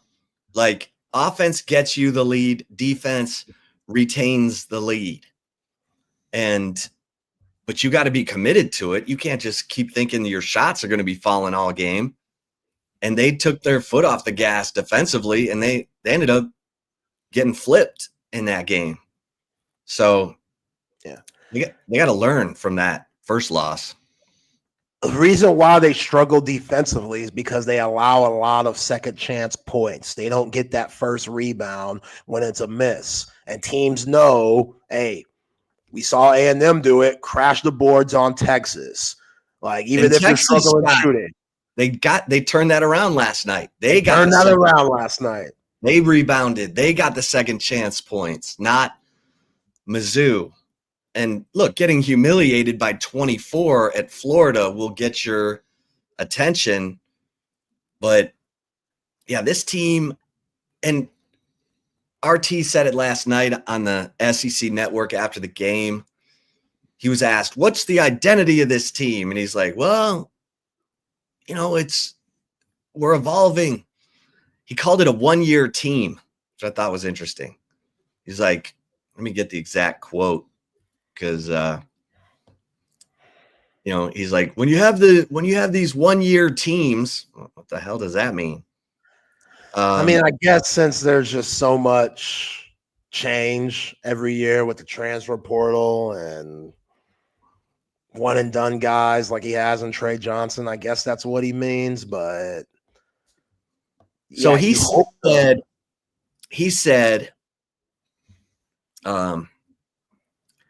asked about the identity of the team, RT said, quote, it takes some time over the course of the season for a 1-year team that you put together. The thing that we've got to get back to is really trying to guard hard. I thought we really guarded hard tonight. We held those guys to 27 points in the first half. They've been getting 50 at half the last couple of ball games. So, okay, RT, you're the defensive guy. You get what you demand. Demand it. And let's see how that looks on Saturday, because here come the Aggies. Texas needs to split with these guys and keep building momentum. What do I got to do to see a little more Nick Cody? Am I crazy? I mean, the guy's hitting 80% from the floor. I don't understand. I don't understand why you're not playing him. And he's just a little bit. Yeah, just a little bit. Like, why Devon Pryor give all Nick Cody his minutes? Because Devon Pryor's not giving me anything. Like, I get it. He has a lot of upside. I don't really understand the difference between Devon Pryor, who got 7 minutes, and Nick Cody. Like, yeah, he hit 2 free throws and stuff, but it's just weird. It's really weird. Him and Jamie Vincent. I think Jamie Vincent should get some tick too. You know, I don't know. If this is a NIL thing, screw it. Yeah. Like Nick Cody, he's hitting 80% from the floor, 12 of 15. He's 2 of 2 from 3, 2 of 3 from the free throw line, 5 offensive boards, 6 defensive boards, and like hardly any minutes. I want to see more.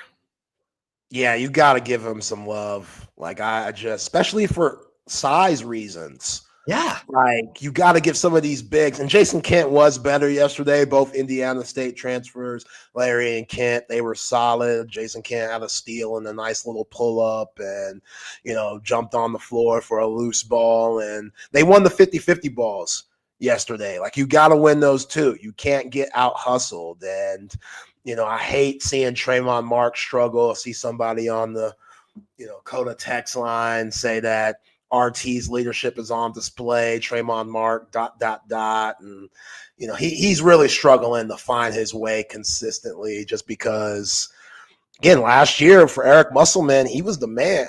Like, he was the point guard of the team. He had the ball in his hands a ton.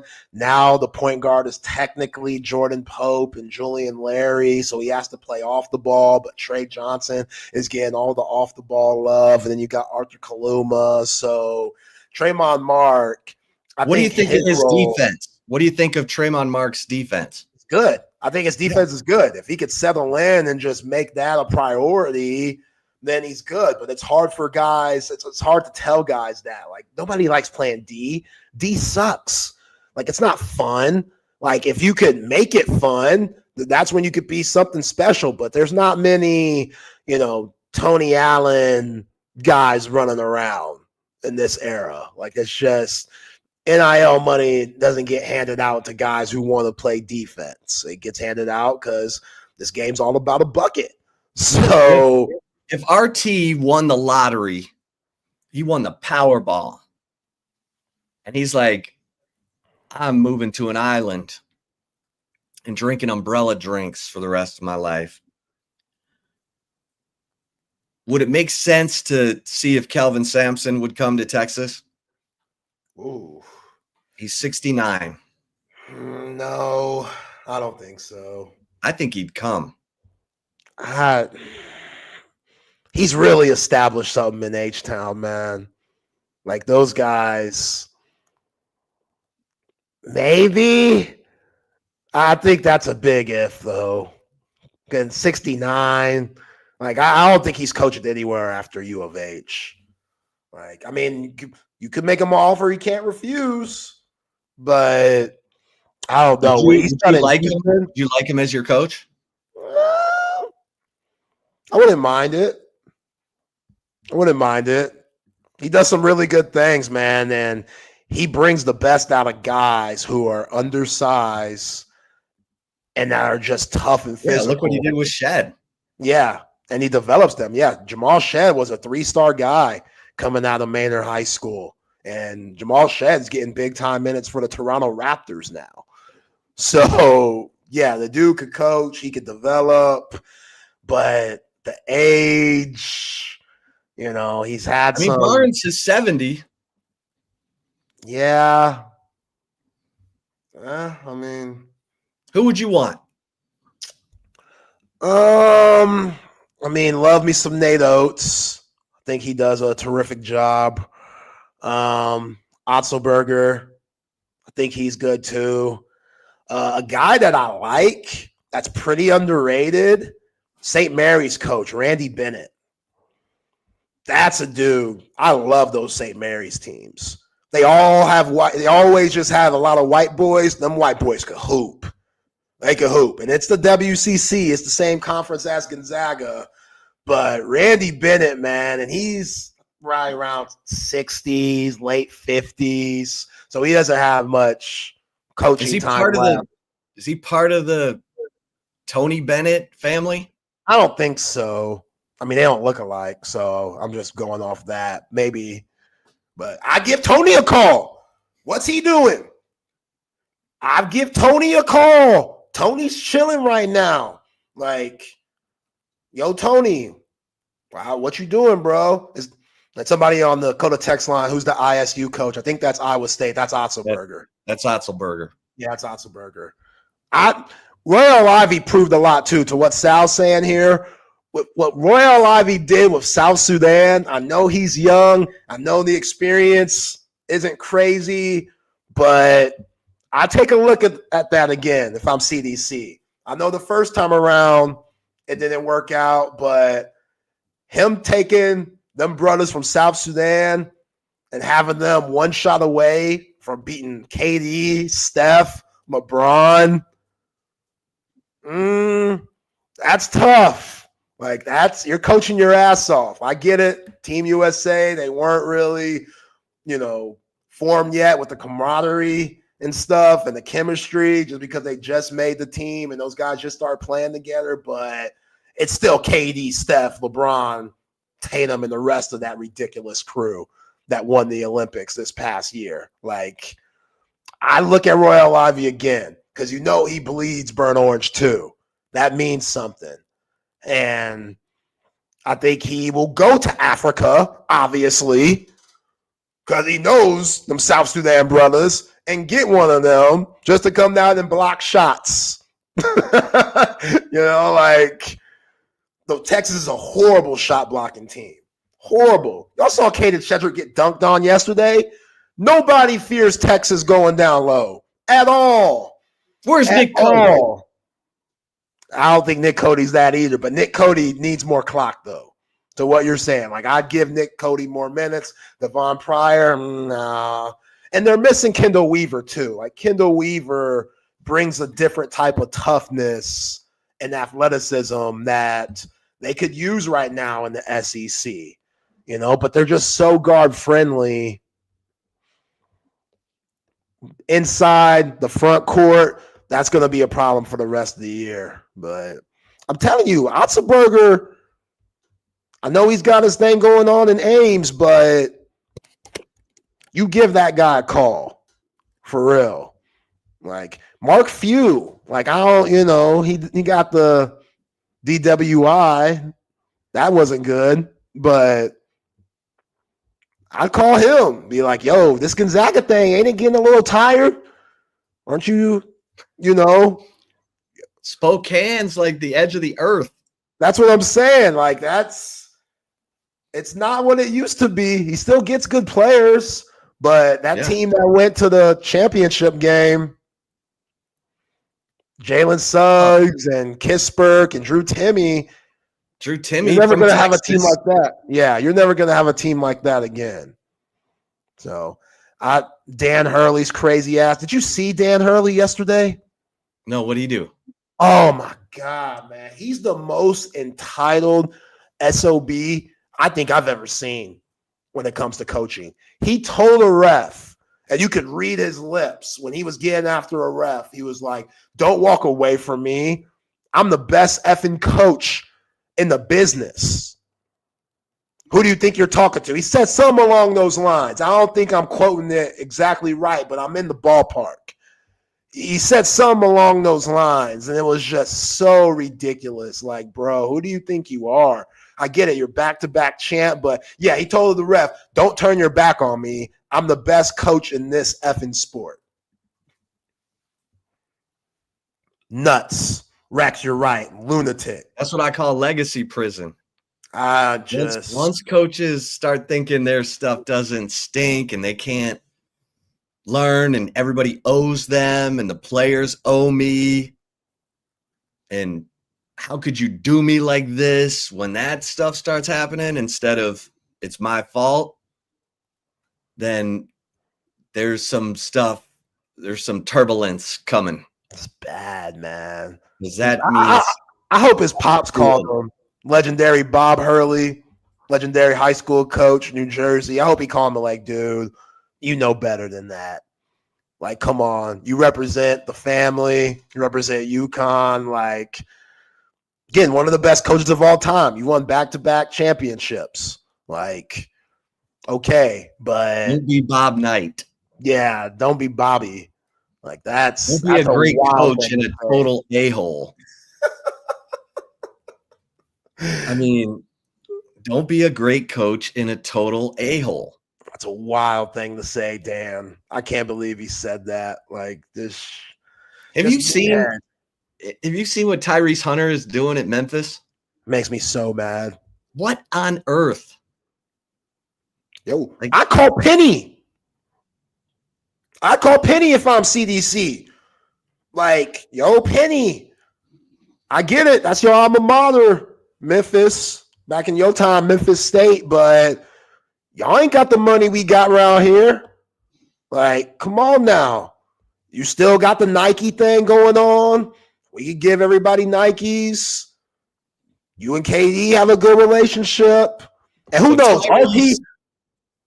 Tyrese Hunter is shooting 43% from the floor and 43% from three. He's averaging 15.1 points per game. He's shooting 80% from the line.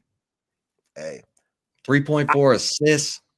Just like Steve Sarkisian is a quarterback guru, I think Penny Hardaway's a point guard guru.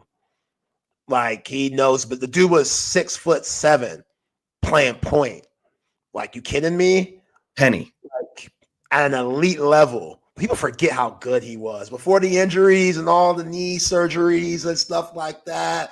Like, Shaq did them wrong. Shaq, just because Alonzo Mourning got a big deal and Shaq had to one up that. That's the only reason why Shaq went to LA. If he would have stayed in Orlando, Jordan wouldn't have 6 rings. Absolutely not. No. Yeah, they got swept in 96 and that was it. But again, Penny's injuries, that hurt him too. But damn, man, Penny was ridiculous. Like, I'd give Penny a call. There's a lot of guys I'd ring up. And who knows, RT could go off a crazy run. Like we saw it last year with NC State. With my man with the crazy hairline, Keats. That dude, he was about to get fired too. They win the ACC tournament. They make it to the Final Four. The dude gets an extension. Yeah, with old DJ Burns and stuff. Like, who knows? Texas could figure it out late. It happens. We've seen it before. So I don't want to completely bash Rodney Terry. Look at this. I know, right? That's growth coming from me right now. Sunshine Day. A little sunshine today. Hey, after a you win. never know. You never know. We've seen a lot of crazy things. Never know. You know? That UConn team with Kemba Walker, they were on the brink of not making the tournament. They win the Big East, end up winning the Natty. Kemba, one of the greatest guards in college basketball history. It happens. Hey, before we hand it off to the SEC Unfiltered guys, how about Texas, #1 preseason in softball, ahead of 4-time defending national champion OU. Okay, why are you shaking your head? I don't like it. You don't like it. You don't like it. There's nowhere to go but down. And you're in a league where 7 of the top 11 are SEC teams. And Texas plays Florida to open SEC play. And Florida's #1 in the D1 softball polls. Yeah, I don't like it. Sure, Lucas and Cole cannot wait to do a little softball crosstalk. Just kidding. Let's see. What do we got from the Kohler Bear? Respectfully separate.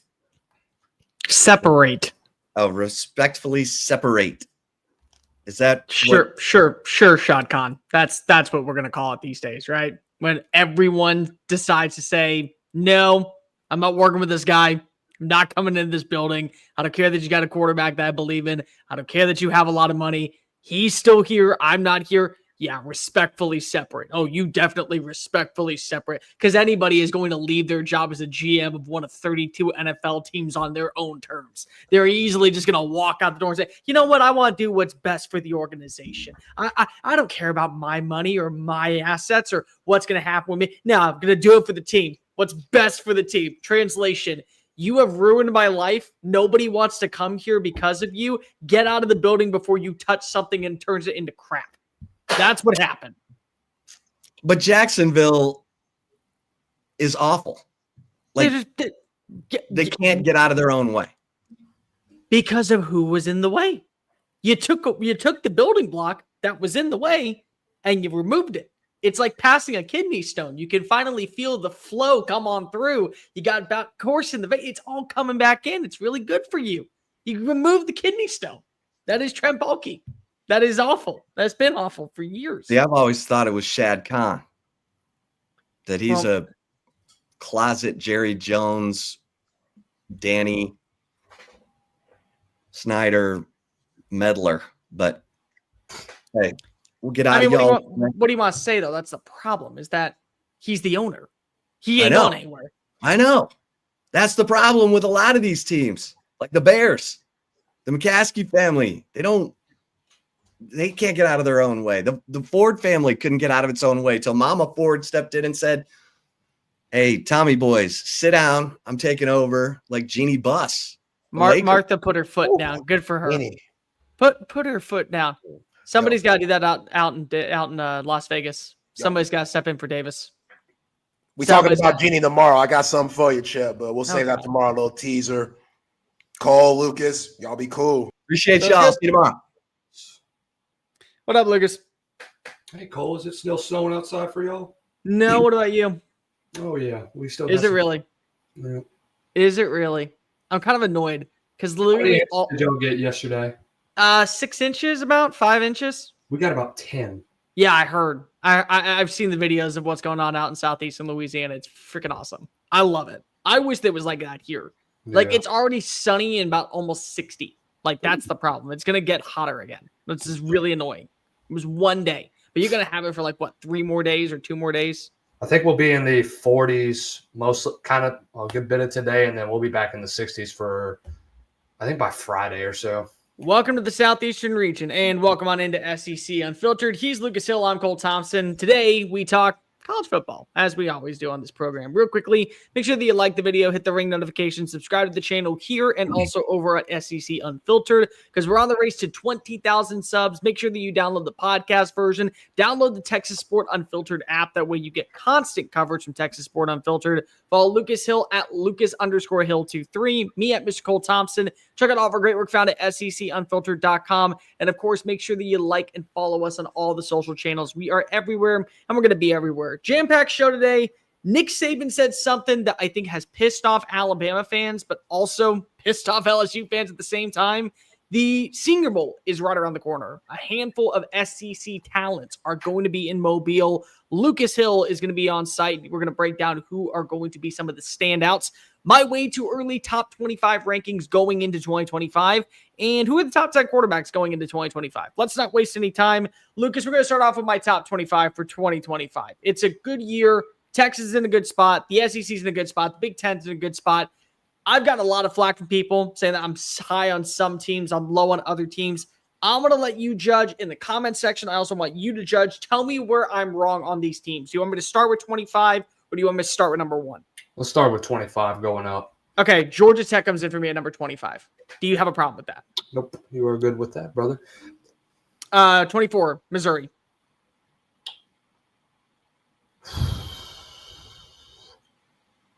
I think that's right around that right range. It just depends on what Eli Drinkwitz does with the offense for next year. And, I mean, who you bring in as Q. I mean, don't you have, Pine coming in as your starting?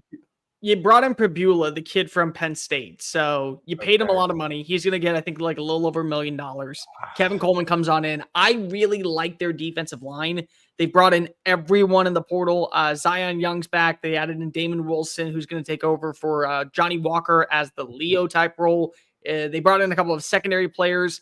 I really think that they have a good, solid top 20 unit defensively, and the schedule's manageable. I mean, they're switching out one non-conference game and everyone else is the same. All 3 losses they had were on the road. They're all at home next year. So you're telling me that I can at least maybe split the series with Texas A&M and South Carolina? Okay, so now we're looking at a 10-2 season. 10-2 gets you in the college football playoff if you're in the SEC. So I just feel like that I don't want to go too big because of I don't know what the quarterback play is going to be like, but the pieces are there out in Columbia. 2023 Auburn. It's rough. I know. There's a part of me that hates it. There's a part of me that gets it. I almost put them at 25 just for it. I'm never going to put them in the top 10. Like there's people putting them top 15. I'm like, that's ridiculous. But you have a problem with it? I think you got to start him off unranked, to be honest. Look, I give Hugh Freeze a lot of credit for what he's done with recruiting and getting dudes from the portal. What does the on-field product look like? And do you have a system that can fit, whether it be Jackson Arnold or the other guy that they have that's supposed to be really good? Either or, can Derek Nix get it done on offense? Because last year it was a S show at best. Well, so, is Freeze taking over the play calling full time is the question. If he does, he's got to. I think so. Because, I mean, if you're wanting to be more consistent on offense, you got to be able to find a dude. And you got to have a better play call selection that fits Jackson Arnold. Look, we saw a lot of Jackson Arnold running a lot of option, especially when they lost basically their entire receiving core. And then you saw a little bit of success, but can you be consistent? That's going to be the problem for Auburn this year. Sure. I do like the portal additions. I think that they're upgrading a quarterback with Jackson Arnold. I think he's a good fit for the system. I like Eric Singleton. I didn't think they needed Eric Singleton because of what they have with Cam Coleman and the 2 other young guys. Thought they needed to get a tight end. They didn't address that need, but they do have some good defensive pieces. The problem that I have is that it's such a young defense that now you're asking the offense to kind of carry the load. I thought they were just a turnover team last year. Like they were masquerading as an overrated roster when really they're probably 2 or 3 plays away from being 7-5. And I'm not saying 7-5 is good in Auburn, but what I'm saying is that it gives you a chance to say that you're continuously improving. You're taking a step in that next direction. And then if you win your bowl game, you're 8-5. And we're talking about Hugh Freeze, and we're talking about this offense, and we're talking about the Tigers completely differently going into year 3. They've had the pieces. It's the same schedule. It's hard for me to say that they can't get better. It relies on quarterback play, and it relies on your defense being a veteran from the get-go. 22, I have Iowa State. Probably got one of the best quarterbacks coming back in the Big 12 in Rocco Beck, so I wouldn't have a problem with that. 21, Kansas State. Flip Iowa State and Kansas State, then I can see that. Yeah, that's fine. And I honestly almost did that. 20, Indiana. I'm really high on Indiana. I like Mendoza coming on in. The problem is I'm concerned that they're going to be either what Minnesota was after 2019 or what Indiana was after that 1 year with Michael Penix. That's my one concern. But I know Kurt Cignetti, he's a winner. He's always been a winner.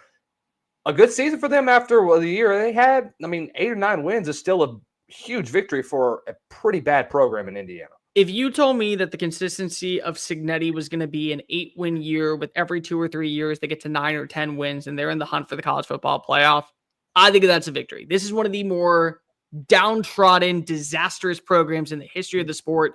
They barely get winning seasons, let alone bowl eligibility. They went to a college football playoff. Were they a little bit overrated this past year? Probably, but they still had a great defense. They returned their top 2 starting wide receivers. They bring in the kid from Appalachian State. I like Mendoza at quarterback. I like their running back room. They brought in the UAB transfer. I think they're still going to be in that same 8-9 win range. 19, Texas A&M. Okay, we got to take Texas A&M out of the top 20. I'm sorry. Yeah, I'm sorry. It's if we're going to get the same consistent season where they're going to be a 7, 8, 9 win team, no, I just don't see them in the top 20. Put them at maybe 21, 22, unless you address the concerns that are on offense. And if you can finally break out this year, look, they had a lot of young dudes last year. Make no mistake about it. You got a freshman starting quarterback. You got a freshman that's supposed to be probably the best athlete that has come through Texas A&M in a while in Marcel. Wait, who are you talking about? Terry Bussey. That's what I'm thinking of. Oh, Terry Bussey. But he's supposed to be the best athlete they've had in a while. And look, you're going to lose a lot of dudes on the defensive line. Can you rebuild after that? That's the biggest concern I have for Texas A&M. That's why I'm kind of leaving them out of the top 20. If you told me that they were at number 20, I could get behind that. If you told me top 25 they were still in, I can get behind that. The question is that if you're telling me straight up, do you think that they would beat Iowa State? I personally say yes. Do I think that they would beat Mizzou? Well, they already beat Mizzou last year, and Brady Cook was playing in that game. So I would say yes. Do I think they would beat Auburn? Took 4 overtimes in the voodoo magic of Jordan Hare to be able to win that game. So it's like I'm going based off of where I think that they would win. I still feel like that they're probably an 8-win team, but I feel like every team that I've already listed, either they're a 10-win team in an overrated conference or a conference to where there's so much parity, or they're a 9-win team in a really good conference so far. And I think the A&M falls in that 9-win range. Number 18, SMU. They get Kevin Jennings back this year or no? Okay. No, Jennings is back. Okay. I can see that, definitely. 17, Michigan. That's another tough one for me, but I'd switch SMU and Michigan up. I wouldn't complain about that much. 16, Ole Miss. Young roster. We'll see how they perform with what Lane Kiffin can do with Austin Simmons in this young offense, but I think it's reasonable. My big thing is that I've already seen proof of concept when it comes to a team like Ole Miss. They go into the portal every year. They finish with the top 3 portal class. They're going to turn out NFL talent. They're going to have 1 or 2 All-Americans or All-SEC players that come from the portal. They had the best recruiting class underneath Lane Kiffin in the history of Ole Miss football. They have stability with some young playmakers. They have some guys that are still on the roster. Veterans are coming back in Caden Lee, Trey Washington, Logan Diggs, 2 starting offensive linemen. It's all the same proof of concept. Simmons looked awesome in the one drive that he played against Georgia. So it's like, if you told me right now that they are a 9-win team next year, but they're a solid 9-win team, like they lose to South Carolina, they lose to LSU, and then they lose to Georgia, and not like some Kentucky or some Florida roster. Yeah, okay, I can get behind that. I think that that's a very solid, fair comparison, because if they're playing against inferior competition and the competition that they're losing to, it's just simply better than them. That's what I feel like when it comes to them. Miami at 15. Reasonable. You get Carson Beck as your starting Q. He should be healthy by the time we get into fall ball.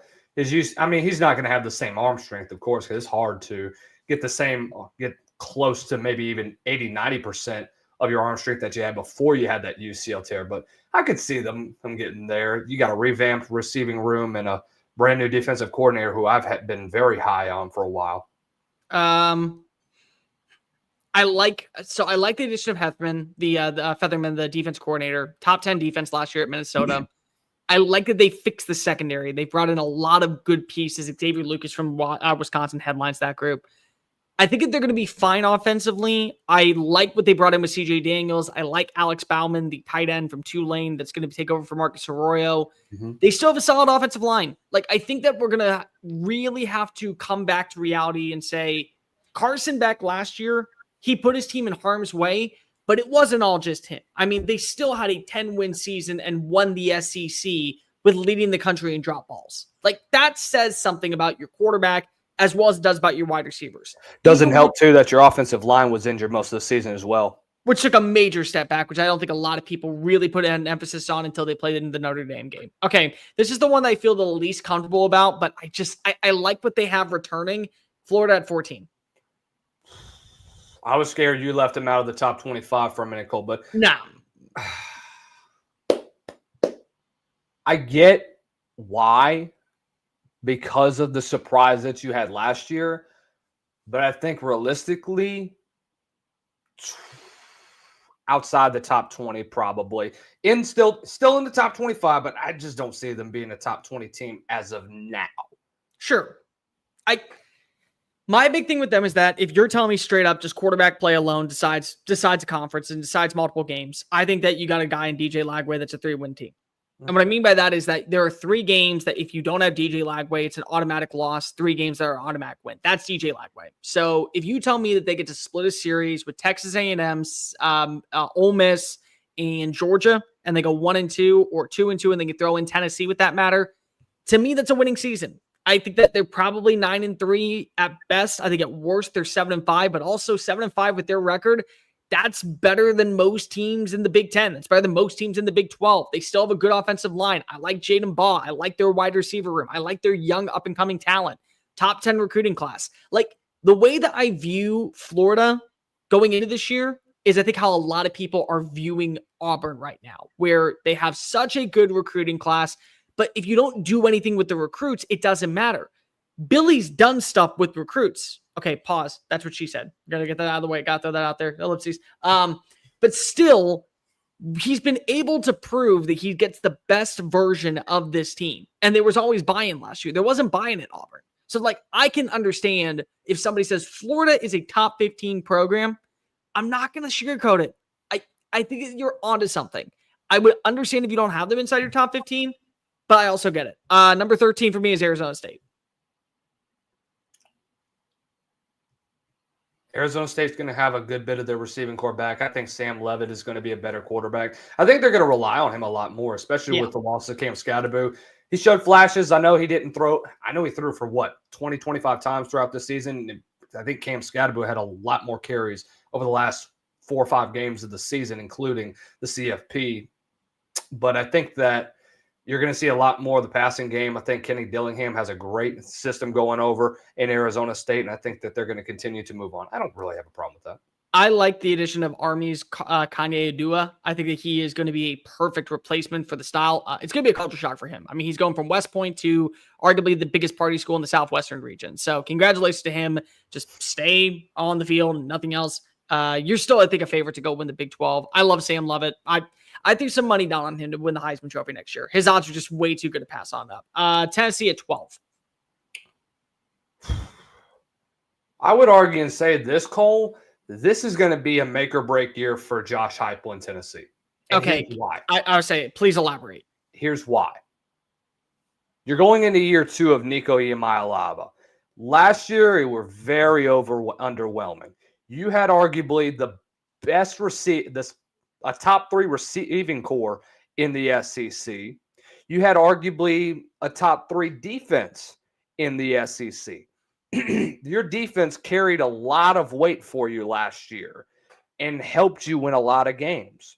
There were also times where your offense was very inconsistent, a la the second half of the season following that Arkansas game. It just seems to me that Tennessee cannot have another year like they did last year. Look, I understand they made the college football playoff, but we're talking about maybe 2 or 3 games that could have went into their opponent's favor. Kentucky was one great example. They were pretty much a complete meltdown, or basically a Vanderbilt meltdown away from losing that football game. So you're talking about 2 or 3 games that was a decider between a 10-2 season and another 8-4 season that would have put Josh Heupel way deeper in the hole. Now that you made the CFP last year, does the weight kind of come off of your back? Yes. But to me, this is a big season for them, knowing that you're going to lose a lot of dudes at the receiver or position. You're going to lose a lot of dudes on the defensive side of the ball. Your core offensive line, you're going to lose them. Cooper Mays is gone.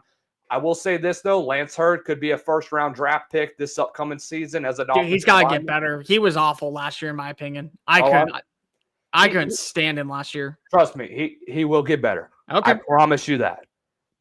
I've seen the dude before. And he went to he went to Neville High School, which is about 3 or 4 hours up the road from where I'm at. But the guy has a lot of talent. The guy is a first-round talent. Make no mistake about it. I do think he does get better in year 2 of the system, but it's a make or break for him, knowing that you have to replace a lot of talent.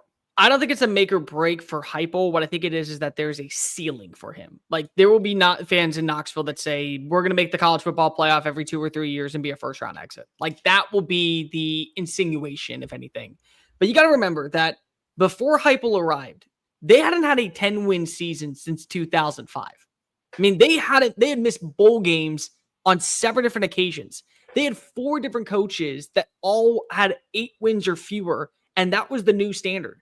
They have 2 10-win seasons underneath Heupel, a Heisman caliber quarterback in Hendon Hooker, a Biletnikoff Award winner in Jalen Hyatt, a Doak Walker Award candidate, and he got snubbed in Dylan Sampson, solid defensive play. You're right. They're going to need to rely heavily on Nico Iamaleava. And I think the passing attack with Mike Matthews, with Caden Sora, with Chris Brazel are going to have to step on up. Defensively, they're losing a lot, but they're losing a lot of starters. They still have that quality depth that's just going to have to take that next step forward. They're one of the wild teams to me. Like you brought it up, they could have lost 2 or 3 games to where 9-3, 8-4 could have been on the horizon instead of 10-2. But I still think that right now, with what you have invested in this program, with what you have currently coming back to this program, with what you have in terms of believing that Nico's going to take that next step forward. And I like the running back room with Deshaun Bishop. I like that they brought in Star Thomas. I think they have some good young up-and-comers on the offensive line. Maybe that's a positive for Nico next year. I think that they're going to be right in that range, that 10-2 range, dark horse to make the college football playoff, right around maybe they're on the outside at number 13. Maybe they're just sneaking their way in at number 11. Speaking of number 11, South Carolina. By the way, to correct you, Cole, 2007 was the last time Tennessee won 10 games. 05 was the year they won 5-6. South Carolina, to me, they could be a top 10 team. Sure. Just knowing what Lenore Sellers was able to do, even with a weak offensive line. Look at the numbers he put up. Yeah. Me and Chris Phillips talked at the beginning of the season that South Carolina would potentially be the worst team in the SEC, and then they go on this incredible run. They're a win or two away from being in the CFP. I think this year they're able to take advantage of that, and I do believe that Williams-Brice has an opportunity to even host a college football playoff this year, believe it or not. Even if you don't win the SEC. I mean, your schedule is very favorable towards you. I think there's a lot of games that you could go out and win. Like I just trust the portal additions haven't been the greatest. They're not eye poppers, but they're consistent. They're ones that you can plug into the Shane Beamer system and you can be able to play them at their respective positions. They can develop for you, and they have the opportunity this year to win to at least go to the college football playoff, maybe even contend for an SEC. And I think Lenore Sellers could be getting an invite to New York when it's all said and done. I think he gets an invite to New York right now. I like the addition to the portal. Like, a lot of people aren't seeing the eye poppers that are going to College Station, that are going to Auburn, that are going to Oregon, and they're saying that South Carolina's not doing enough. But when you talk to those in the scouting world, they love the fit for the defense. They love the fit on the offensive personnel. They think Faison, the running back from Utah State, is a perfect addition for what Mike Shula wants to run. They like Jordan Dingle, the tight end. I disagree that their schedule is favorable. What I will say is that if they can keep that same momentum the way they did in November and kick it in like early September, 10 wins is possible. I think 11 wins is even possible. SEC Atlanta is possible. Hosting a playoff game, I don't think is that far-fetched. I don't want to put the wagon before the horse, but we got to stop saying that Shane Bieber is over-exceeding expectations. He's meeting his internal standard now. He always believes that whatever you do, you are absolutely trending in the right direction underneath my watch. Like, that's just is the new norm. Outside of 2023, they have hit the over by 2 games every single year. So I'll be shocked to see what the over is going to be for this one. Number 10, Illinois. I love Illinois. I really do. 85% production returning. Your starting quarterback is back. 4 starters on your offensive line. 3 stars on your defensive line. 2 starting cornerbacks. Your starting safety. Your starting middle linebacker. 10-win season for the first time since 2001. You didn't lose either of your coordinators. There's something about Illinois to me that says this is Indiana 2.0. Their schedule is manageable. I'll say this for you. Could be Curtis Rourke this year. I'm glad you mentioned Indiana because that's the first name that popped up when I thought of Luke Altmaier. He just has that it factor to him. He's not flashy. He's not one he's not going to put up eye-pop numbers. The biggest thing is that he's consistent. Doesn't turn the football over much. Very smart with the football. An experienced playmaker. He has an opportunity to be a top 5 quarterback in the Big Ten if he isn't already. I say in the Big Ten for sure. I'll give you that. And I think this defense has always been really good. This defense has been a strong point for Brett Bielema's squad over the last 2 years, and they're going to continue to be going into 25. I don't have a problem with them being a top 10 team. I do have concerns, though, with depth-wise. I know that you have a lot of returning starters coming back, but I don't know, man.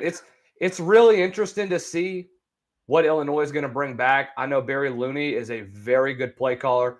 Schedule-wise, you get Ohio State at home. You go to Camp Randall, and you go to Memorial Stadium at Indiana. You played at Wallace Wade as well. Ceiling for me is 9-4. They could be a dark horse to win the Big Ten as well. If you told me that they went 10-2 and they just missed out on going to Indianapolis, I won't be shocked. And again, if you're a 10-2 in the the Big Ten, it's not a guarantee, but it's pretty damn close that you're going to the college football playoff. And you just got to win one of your 3 games. I mean, you got to split the series. You got to go between Duke, USC, Ohio State, Indiana. You can go 2-2 in that span. You're going 10-2 for my money. Number 9, Alabama. I kind of had Alabama outside the top 10. I understand that. Not really knowing the quarterback situation, honestly. I know Ty Simpson's all likelihood going to be the number 1 choice. We'll see what happens with Keelan Russell coming in. But I think Ty Simpson is more of what you want in a Kalen DeBoer offense. You want a pro-style quarterback that's more of a drop-back passer, one that's going to throw that rock down the field.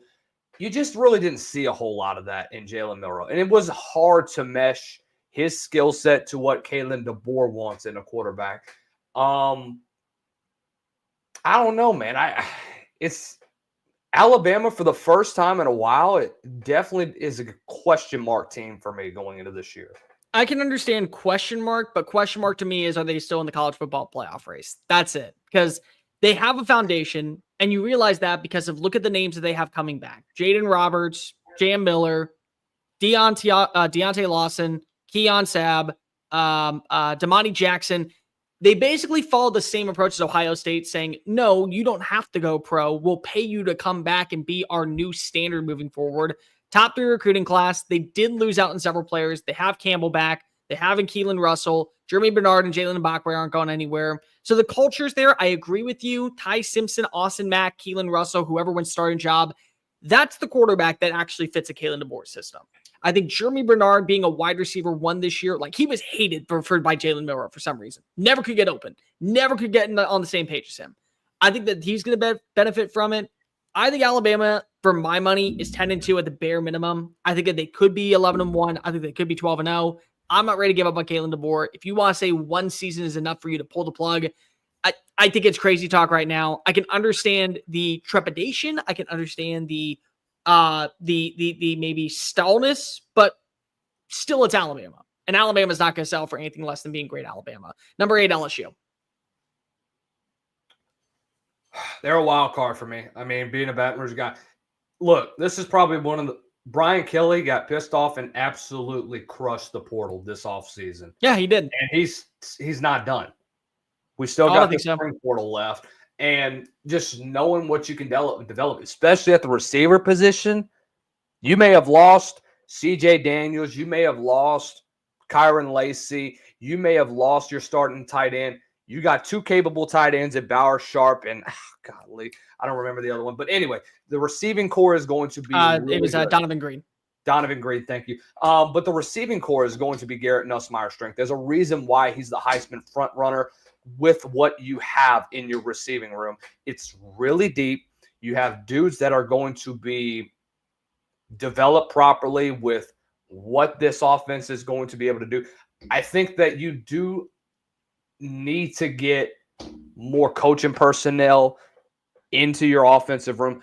I know that it was Joe Sloan's first year as a play caller, but I'm not sure from what to expect from year 2 of the Sloan offense. I think that's the biggest concern that a lot of fans have, but defense is going to be dominant like they were. You know, they were inconsistent, but I think if they can be able to shut down big plays, they have a legitimate opportunity to be a college football playoff contender. I'm not saying they're going to win a national championship. That probably won't even happen, but I do see them finally getting into the 12 team. So my dumbass said today they're a guaranteed top 10 team next year. They're a 10-win team. My dumbass said that. So I'm on record. I know. I had to. Okay.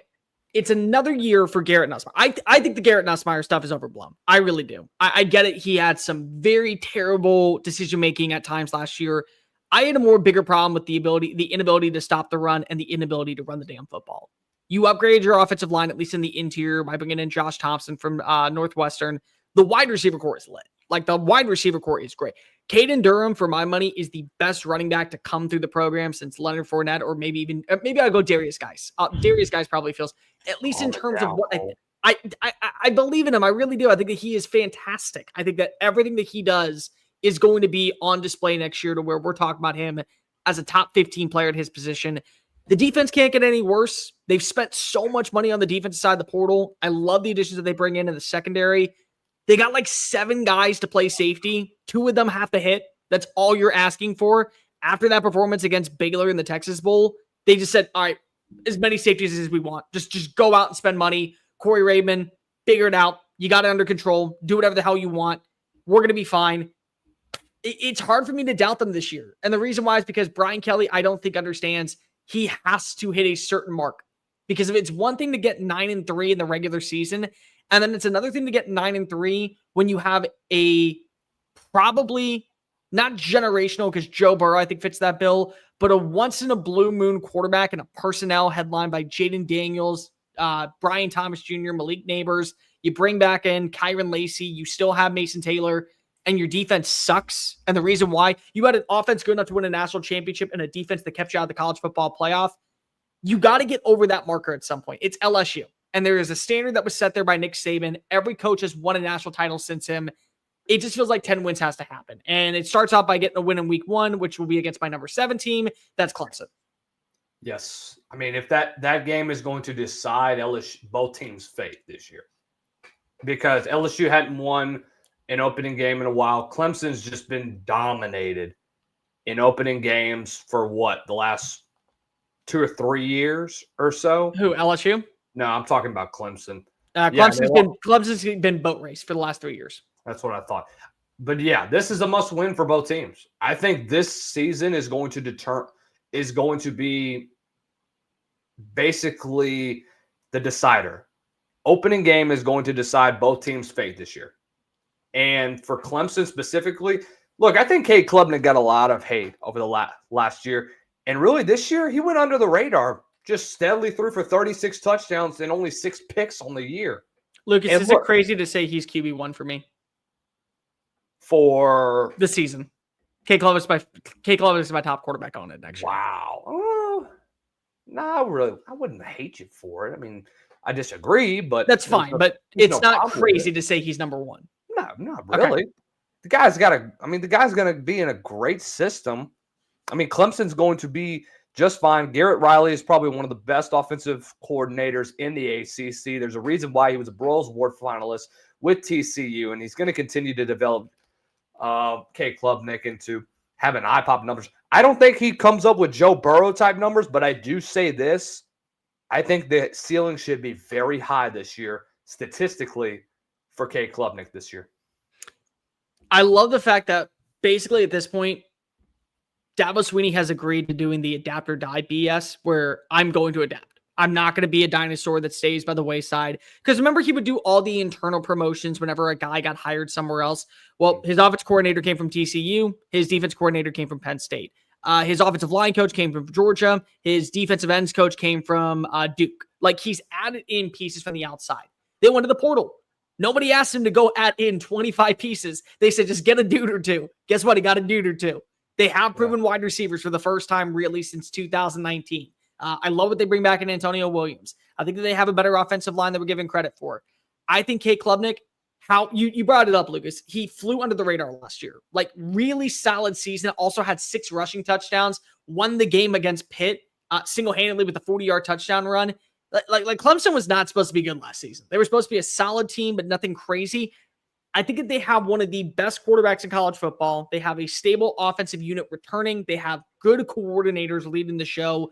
And it's the ACC. Yes, they're going to have some tough games, but they also feel like, in my opinion, the most complete roster And the way that they were able to march on back against SMU, that shows me that they would be able to hold their own against Miami. It shows that they'd be able to hold their own against Virginia Tech, against Florida State. It's really hard for me to doubt Dabo after him actually saying, I'm going to make changes and live up to it. Somebody who's got to change, number 6, Penn State. The good news is that you bring your core 3 in. Drew Aller's back, Katron Allen's back, Nick Singleton's back. Problem is you lost Tom Allen to Clemson, which we've already mentioned. Yeah. You're also going to lose your 2 top edge rushers. Penn State's going to have a lot of work to do defensively, but I will say this. It doesn't doubt me that they'll still be a 10-11 win team. I think they'll be a contender for Indianapolis if they can finally get past Ohio State, but which probably isn't going to happen anytime soon. Drew Aller showed signs of promise in the regular season. The problem is that he was just so inconsistent, especially in the postseason. You just could not see that elite mindset that you could look at Drew Aller realistically and say that he was a top 10 quarterback going into next year. I just could not see that from him. He's got the intangibles. He's got the arm. The problem is, does he know how to read a defense? You saw it a lot against Notre Dame. Struggled a good bit. I'm surprised they went away from the run game, especially after this type of success that Allen and Singleton had, why they weren't involved more in the offense. But if you can get an elite receiver that can help out Aller, you're going to be in a much better position than you were last year. I really like the kid that's coming on in from Troy. He had 1,000 yards last season. I think he's a better upgrade than Kyron Hudson. I don't mind that you lost Trey Wallace and Omari Evans. I think that both were solid players, but neither were game changers. The loss of Tyler Warren sucks, but you have a 1-2 combination at the running back position. It just, to me, here's Penn State. The college football playoff expanded to 12 teams for Penn State. That was it. Just done deal. It was always going to be for Penn State, nobody else. So already I have an issue with that because it's just like, okay, there's still going to be a 10-win team. They're still going to be great defensively. They're not going to win the games that actually put them in the conversation to be a national champion. Michigan, Ohio State. That's the game plan every single year for Penn State. They lose to Ohio State. They lose to Michigan. They beat everybody else. They don't end up making it to the national championship. So it's like, it doesn't matter who you have a quarterback. It doesn't matter who you have as your defense coordinator. It doesn't matter what you lose in the portal or what you lose into the NFL draft. You're going to punch out talent. It's still going to be quality names that eventually find their way to the NFL, but you're a 10-win team. That's all you are. And you may end up, because of the path that you have, like, okay, take Tennessee and put them where Penn State was in the path to the college football playoff. Is Tennessee not playing in the semifinals? And is Ohio State beating the crap out of Penn State in week 1?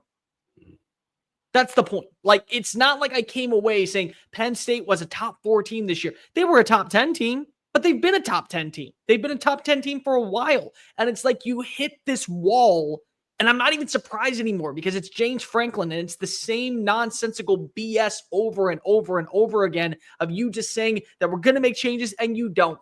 Like, you went out, you brought in a brand new offensive coordinator. You went out, you upgraded a defense coordinator. Your DC's gone. Colin Nicky couldn't get the best version out of Drew Aller. He got a better version than Mike Urich, but it wasn't an elite one. And you still have questions at wide receiver.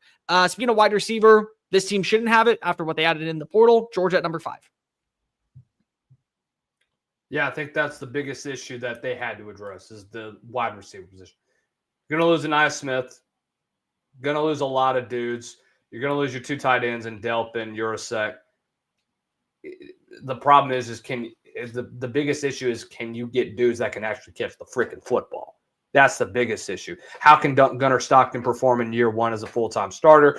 There's still a lot of question marks. You're going to lose a lot of dudes on the defensive side of the ball. But as we all know, Georgia always manages to reload and rebound after going into the portal. I mean, it shouldn't be too much of a problem for Georgia to be back in Atlanta and for ACFP. It's still Georgia.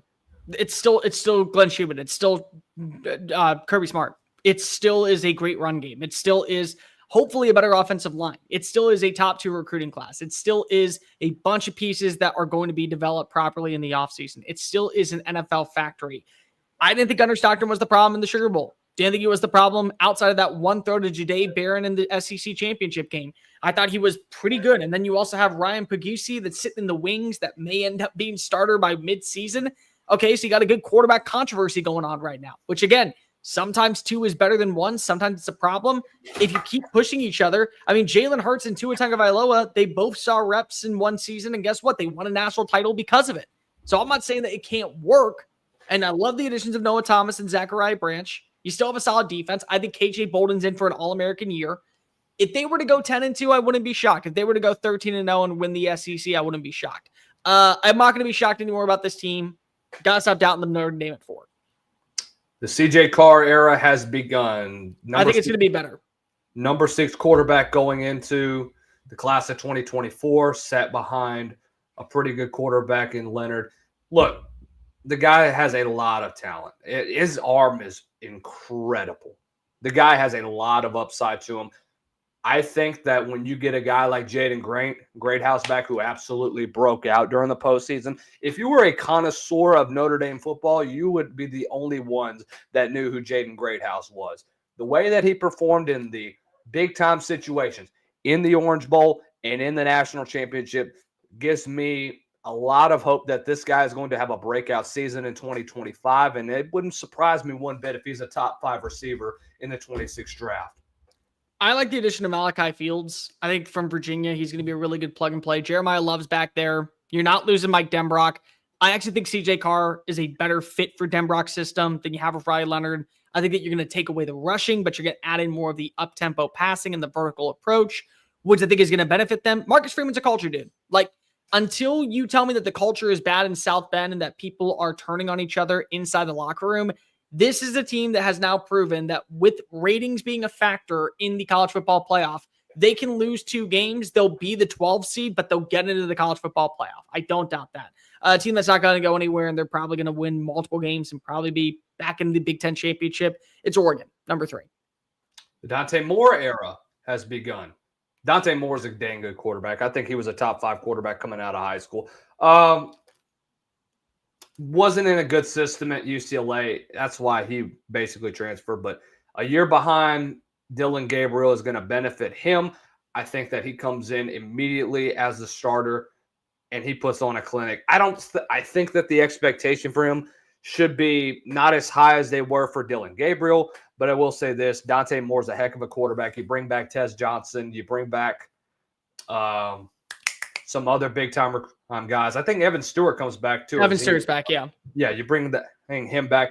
The connection that he's going to have with his receivers and the Joe Moore Award-winning offensive line is going to be incredible. I think Oregon's going to be here for a long time. Oregon losing 9 starters on offense worries me, but I like Mekhi Hughes. I like Malik Benson. I like DeCorian Moore, the wide receiver that was going to Texas that flipped at the last second, 5-star plus player.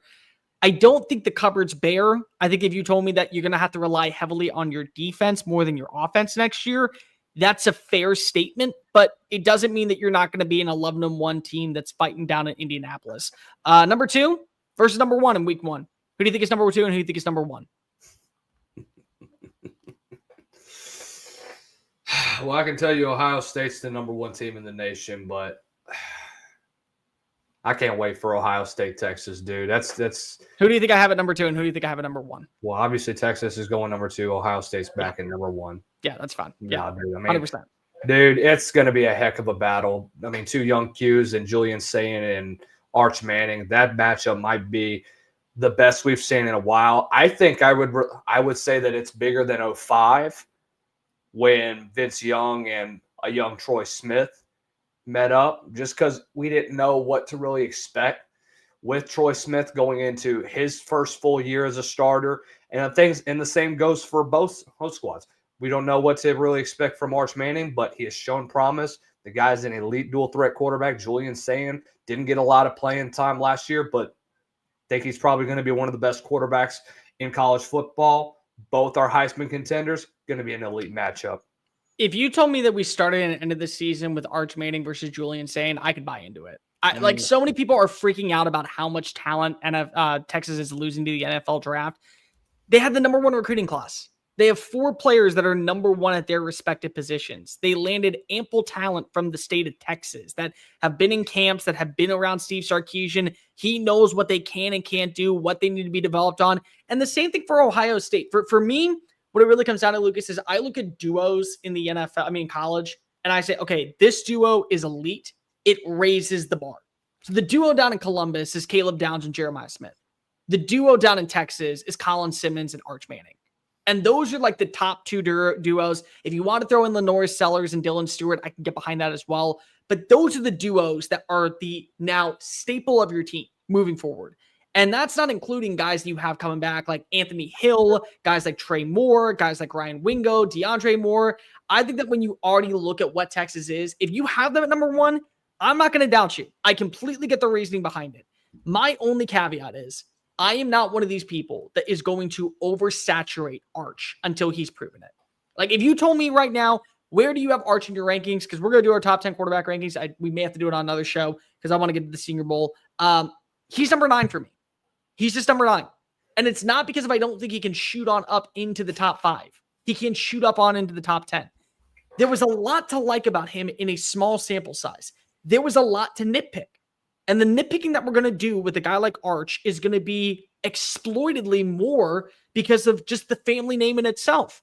So let's temper our expectations. Like I tried to explain to everybody last year, let's wait and let's see what Nico Iamaleava can do in Knoxville. Now as QB1 before we anoint him as the best quarterback in the SEC. And the pushback I got from Knoxville was ridiculous. Guy balled out against Iowa's defense. Kirk Ferentz was put in a blender, his ability to run the foot. And that's like, oh, you're only in the college football playoff because of your defense and your run game. Nico would have gotten you to an 8-4, 7-5 season. Like, let's temper our expectations with that. The same thing goes for, I think, also Julian saying, but still, I feel like that when I'm looking at the duos, a duo of Jeremiah Smith on offense and a duo of Caleb Downs on defense, that simply gives you a little bit higher of a standard, and you are the national champions. But again, Texas, they're not. And the last time that these two played against each other, really good game in the postseason. They're going to have a really good game to start the year. They may have a really good game to end the year too.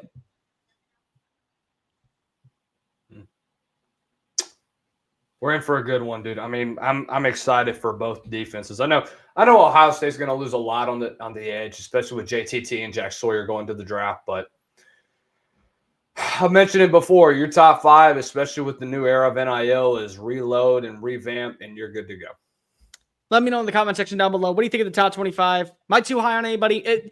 Just before we get on out of here, who's the one that you really, really like and the one that you really, really hate? In your top 25? Yeah.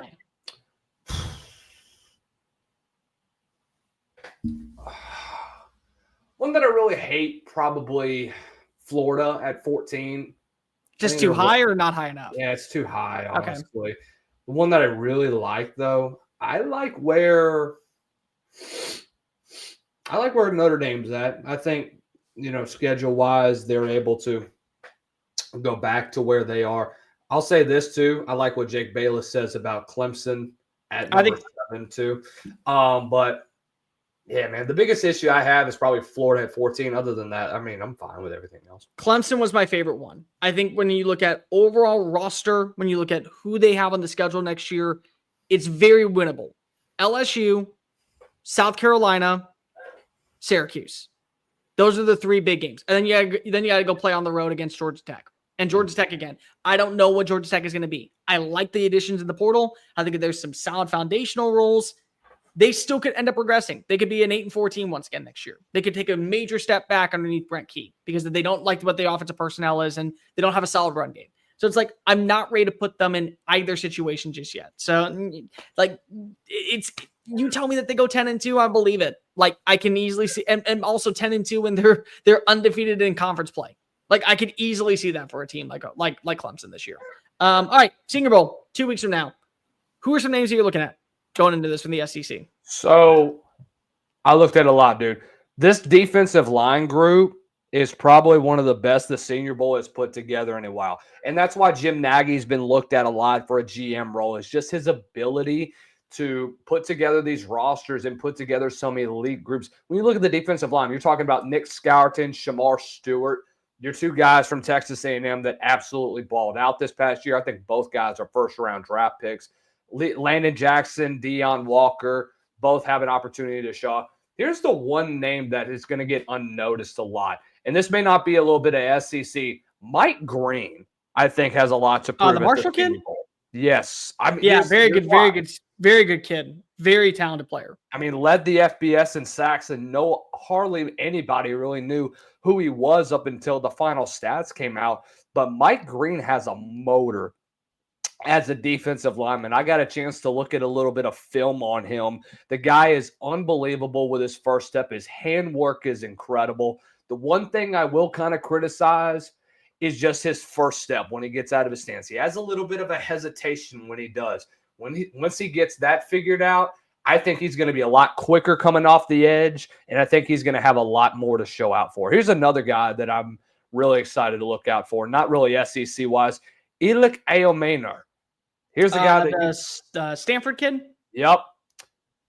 Guess what he did last year against Travis Hunter? Only went 7 for $133 and had a highlight reel moss on him. And it's not just that. The guy has consistently been a 60, 70 catch dude that I think he can become at the next level. The guy was on a bad offense that Stanford had, the number one guy. The guy was consistently making plays, was able to break out this year, was a second-team All-ACC in 2024. I know he didn't have the same amount of receiving yards. I would argue that he should have stayed one more year at Stanford, but dude has an unbelievable opportunity to be one of the top receivers in the Senior Bowl. I don't think he's a top 5 receiver right now, according to a lot of outside sources and a lot of receiving rankings, but the guy has a huge upside to him. And I think with what he brings to the table at 6'2", 210 pounds, I think if he bulks up another 10 pounds, this dude could be a very physical receiver at the next level. What do you think of the quarterbacks there? So it's Jalen Milroe, it's Jackson Dart, it's Will Howard, it's Riley Leonard, it's Dylan Gabriel, it's Tyler Shuck. How do you feel about that room? Because one's going to jump up into the ranking. Yeah. One's going to skyrocket. Here's the thing, though. I think only about 2 or 3 of them, maybe 4, are going to play. Yeah, they'll play, but Senior Bowl. Yeah. But to me, it's not about the playing. It's always about the practices. How do you look in front of the scouts? That's what a lot of people are going to go to. Nobody's going to go to the game. I mean, nobody really cares anymore about it. But no, sounds like the Pro Bowl. Yeah, exactly. I think with Milroe and his ability to improve during practice, I think is going to be a big factor. I know that he has a lot to look forward to. Riley Leonard as well. I think the one that's going to be the most looked at is probably going to be Jackson Dart. He's a guy that's going to be shooting up a lot of draft boards over the next couple of weeks. And I think that with what you have coming in, I think that Mike Kafka, when he's working with the national team, I don't know which one that they're on, but you're working with an excellent offensive coordinator, an NFL guy that can really help Dart and Milroe out with quarterback play and adjusting to the next level. Everybody's been talking about how Jalen Milroe can be a Lamar Jackson type of talent. I don't see it really happening, but I do see their development during Senior Bowl practice continuing to move on to the next level and when they're preparing for the NFL Combine. I don't disagree with you that Dart's the one that I'm going to be paying the most attention to. Mike Kafka, again, I don't think he's a great coordinator. I think he's a good quarterbacks coach. I think he understands quarterback play extremely well, which is why he got hired by Brian Daboll.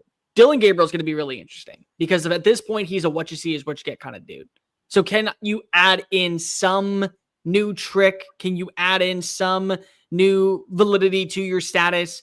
Because you've been playing for 7 years. Like, there's not much more I need to see from you. And you have every record under the book, 64 games, over 18,000 passing yards, 155 touchdowns. You're known for your accuracy. Do you have some velocity on the ball? Do you have that zip that's going to turn it on and make you feel like that you've turned the corner?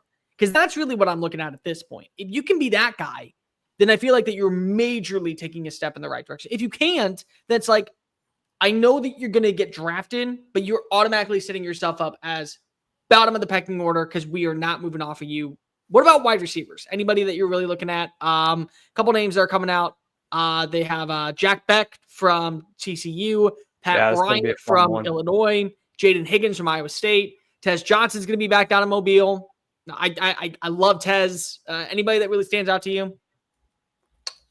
I think Tez Johnson especially will be the guy that people are going to have to look out for. I thought he was probably one of the best receivers in college football up until he had that injury. But I think that he has an opportunity to boost his draft stock back up, and I think he's going to be able to do that this upcoming day at the Senior Bowl. By the way, thank you, Jake, for leaving this note. Al Golden is the new defensive coordinator for the Cincinnati. He did take the job. I did see that. See that. But yeah, I think Xavier Restrepo and Trey Johnson are the two guys that you're going to be able to look out for this upcoming season. Brim McCoy, though, is interesting. Brim McCoy is an interesting one because here was a guy that I thought was going to break out at some point while he was at Tennessee, but you really just didn't see that hardly at all. No, I mean, the guy. Look, make no mistake about that. Brim McCoy, I think, has a huge upside as a receiver. 6'3", 230 pounds. Has the weight and has the talent and the intangibles to be a top-tier NFL receiver. The problem is that I think after 2022, you just saw nothing but kind of a dip for him. Obviously, the injury that he had last year affected him, and I think it affected him as well this year. You just didn't see that same burst that he had during his sophomore campaign with Hendon Hooker as your quarterback. But I don't know, man. I think that those three guys are definitely one to look out for. I think all of them could be picks from within day one to maybe an early, to be in maybe a third, maybe a early fourth round pick. I like Xavier Restrepo. I don't think that he will have the rise like Ladd McConkey, but I do think that he will be a good slot receiver that you can think is going to transition into at worst a wide receiver 3. He's a great route runner. He's got really good speed. He's actually a pretty good catch radius. I think he can impress down there. Before we get on out of here, one player that you think people will be talking about leading on into the combine because of his performance down in the Senior Bowl, who's maybe not getting talked about enough right now. Looking at him right now, I'll say this. One guy that really hasn't gotten a lot of people that aren't talking about, Armand Membu, offensive lineman from Missouri. I think he's got a huge upside. He didn't really get a whole lot of love during this season. And I know that people really are kind of questioning, well, who is that? But, dude, 2-year starter at right tackle into Missouri's 57-43 run-pass split in a zone-based run scheme. The guy is a freak at tackle. 6'3", 325 pounds, and the dude can flat out move. The guy is an excellent offensive lineman. I think when pass blocking wise, I think that he can improve in that area. He gets caught short on his aiming points in the run game. Will often overrun his target, which allows for quick penetration on combos as well as reach blocking. You get defensive lineman. If you get to try and reach block on him, all you got to literally do is just turn your hips and then just rip back up underneath him. I think when he improves that in his handwork, I think he'll be able to develop into a top-tier offensive lineman in the draft. A lot of people think that he could have a very similar build to Mekhi Becton when he was coming out, where he ends up being a day 2 pick that lands in the top 15 because of how well he played down the stretch.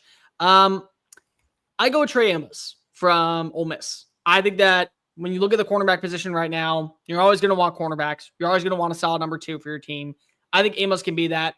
He was never really able to find his footing at Alabama after he started off at Louisiana. Last season, 13 pass breakups, a forced fumble. He had 3 interceptions, 4 tackles for losses, 50 tackles on the game.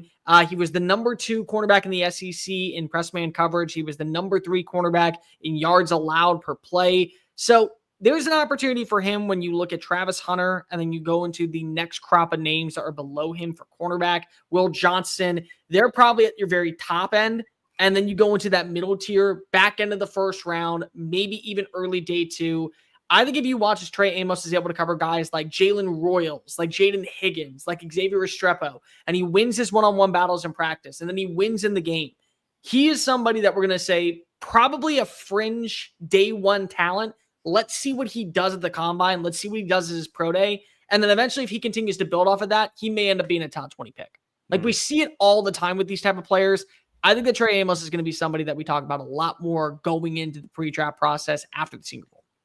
All right, Lucas, that was a lot of fun, but we are done. It's already been an hour. Time just seems to fly on by. We will be back tomorrow, or I'll be back tomorrow with Harrison. But make sure you follow Lucas at Lucas_Hill23. Make sure that you also download the podcast version of the show wherever you get your podcast listening systems. Follow us on the socials, TikTok, Facebook, Instagram, Twitter at SEC Unfiltered and at TS Unfiltered. Make sure you visit SECUnfiltered.com and go to the App Store and download the Texas Sport Unfiltered app. Nonstop conversations every single day right here. That way you can't miss out. Bucky and BK back tomorrow morning. For Lucas Hill, I'm Cole Thompson. And just remember, you only live life once. Don't take it too seriously. You're not getting out alive anyways. Peace.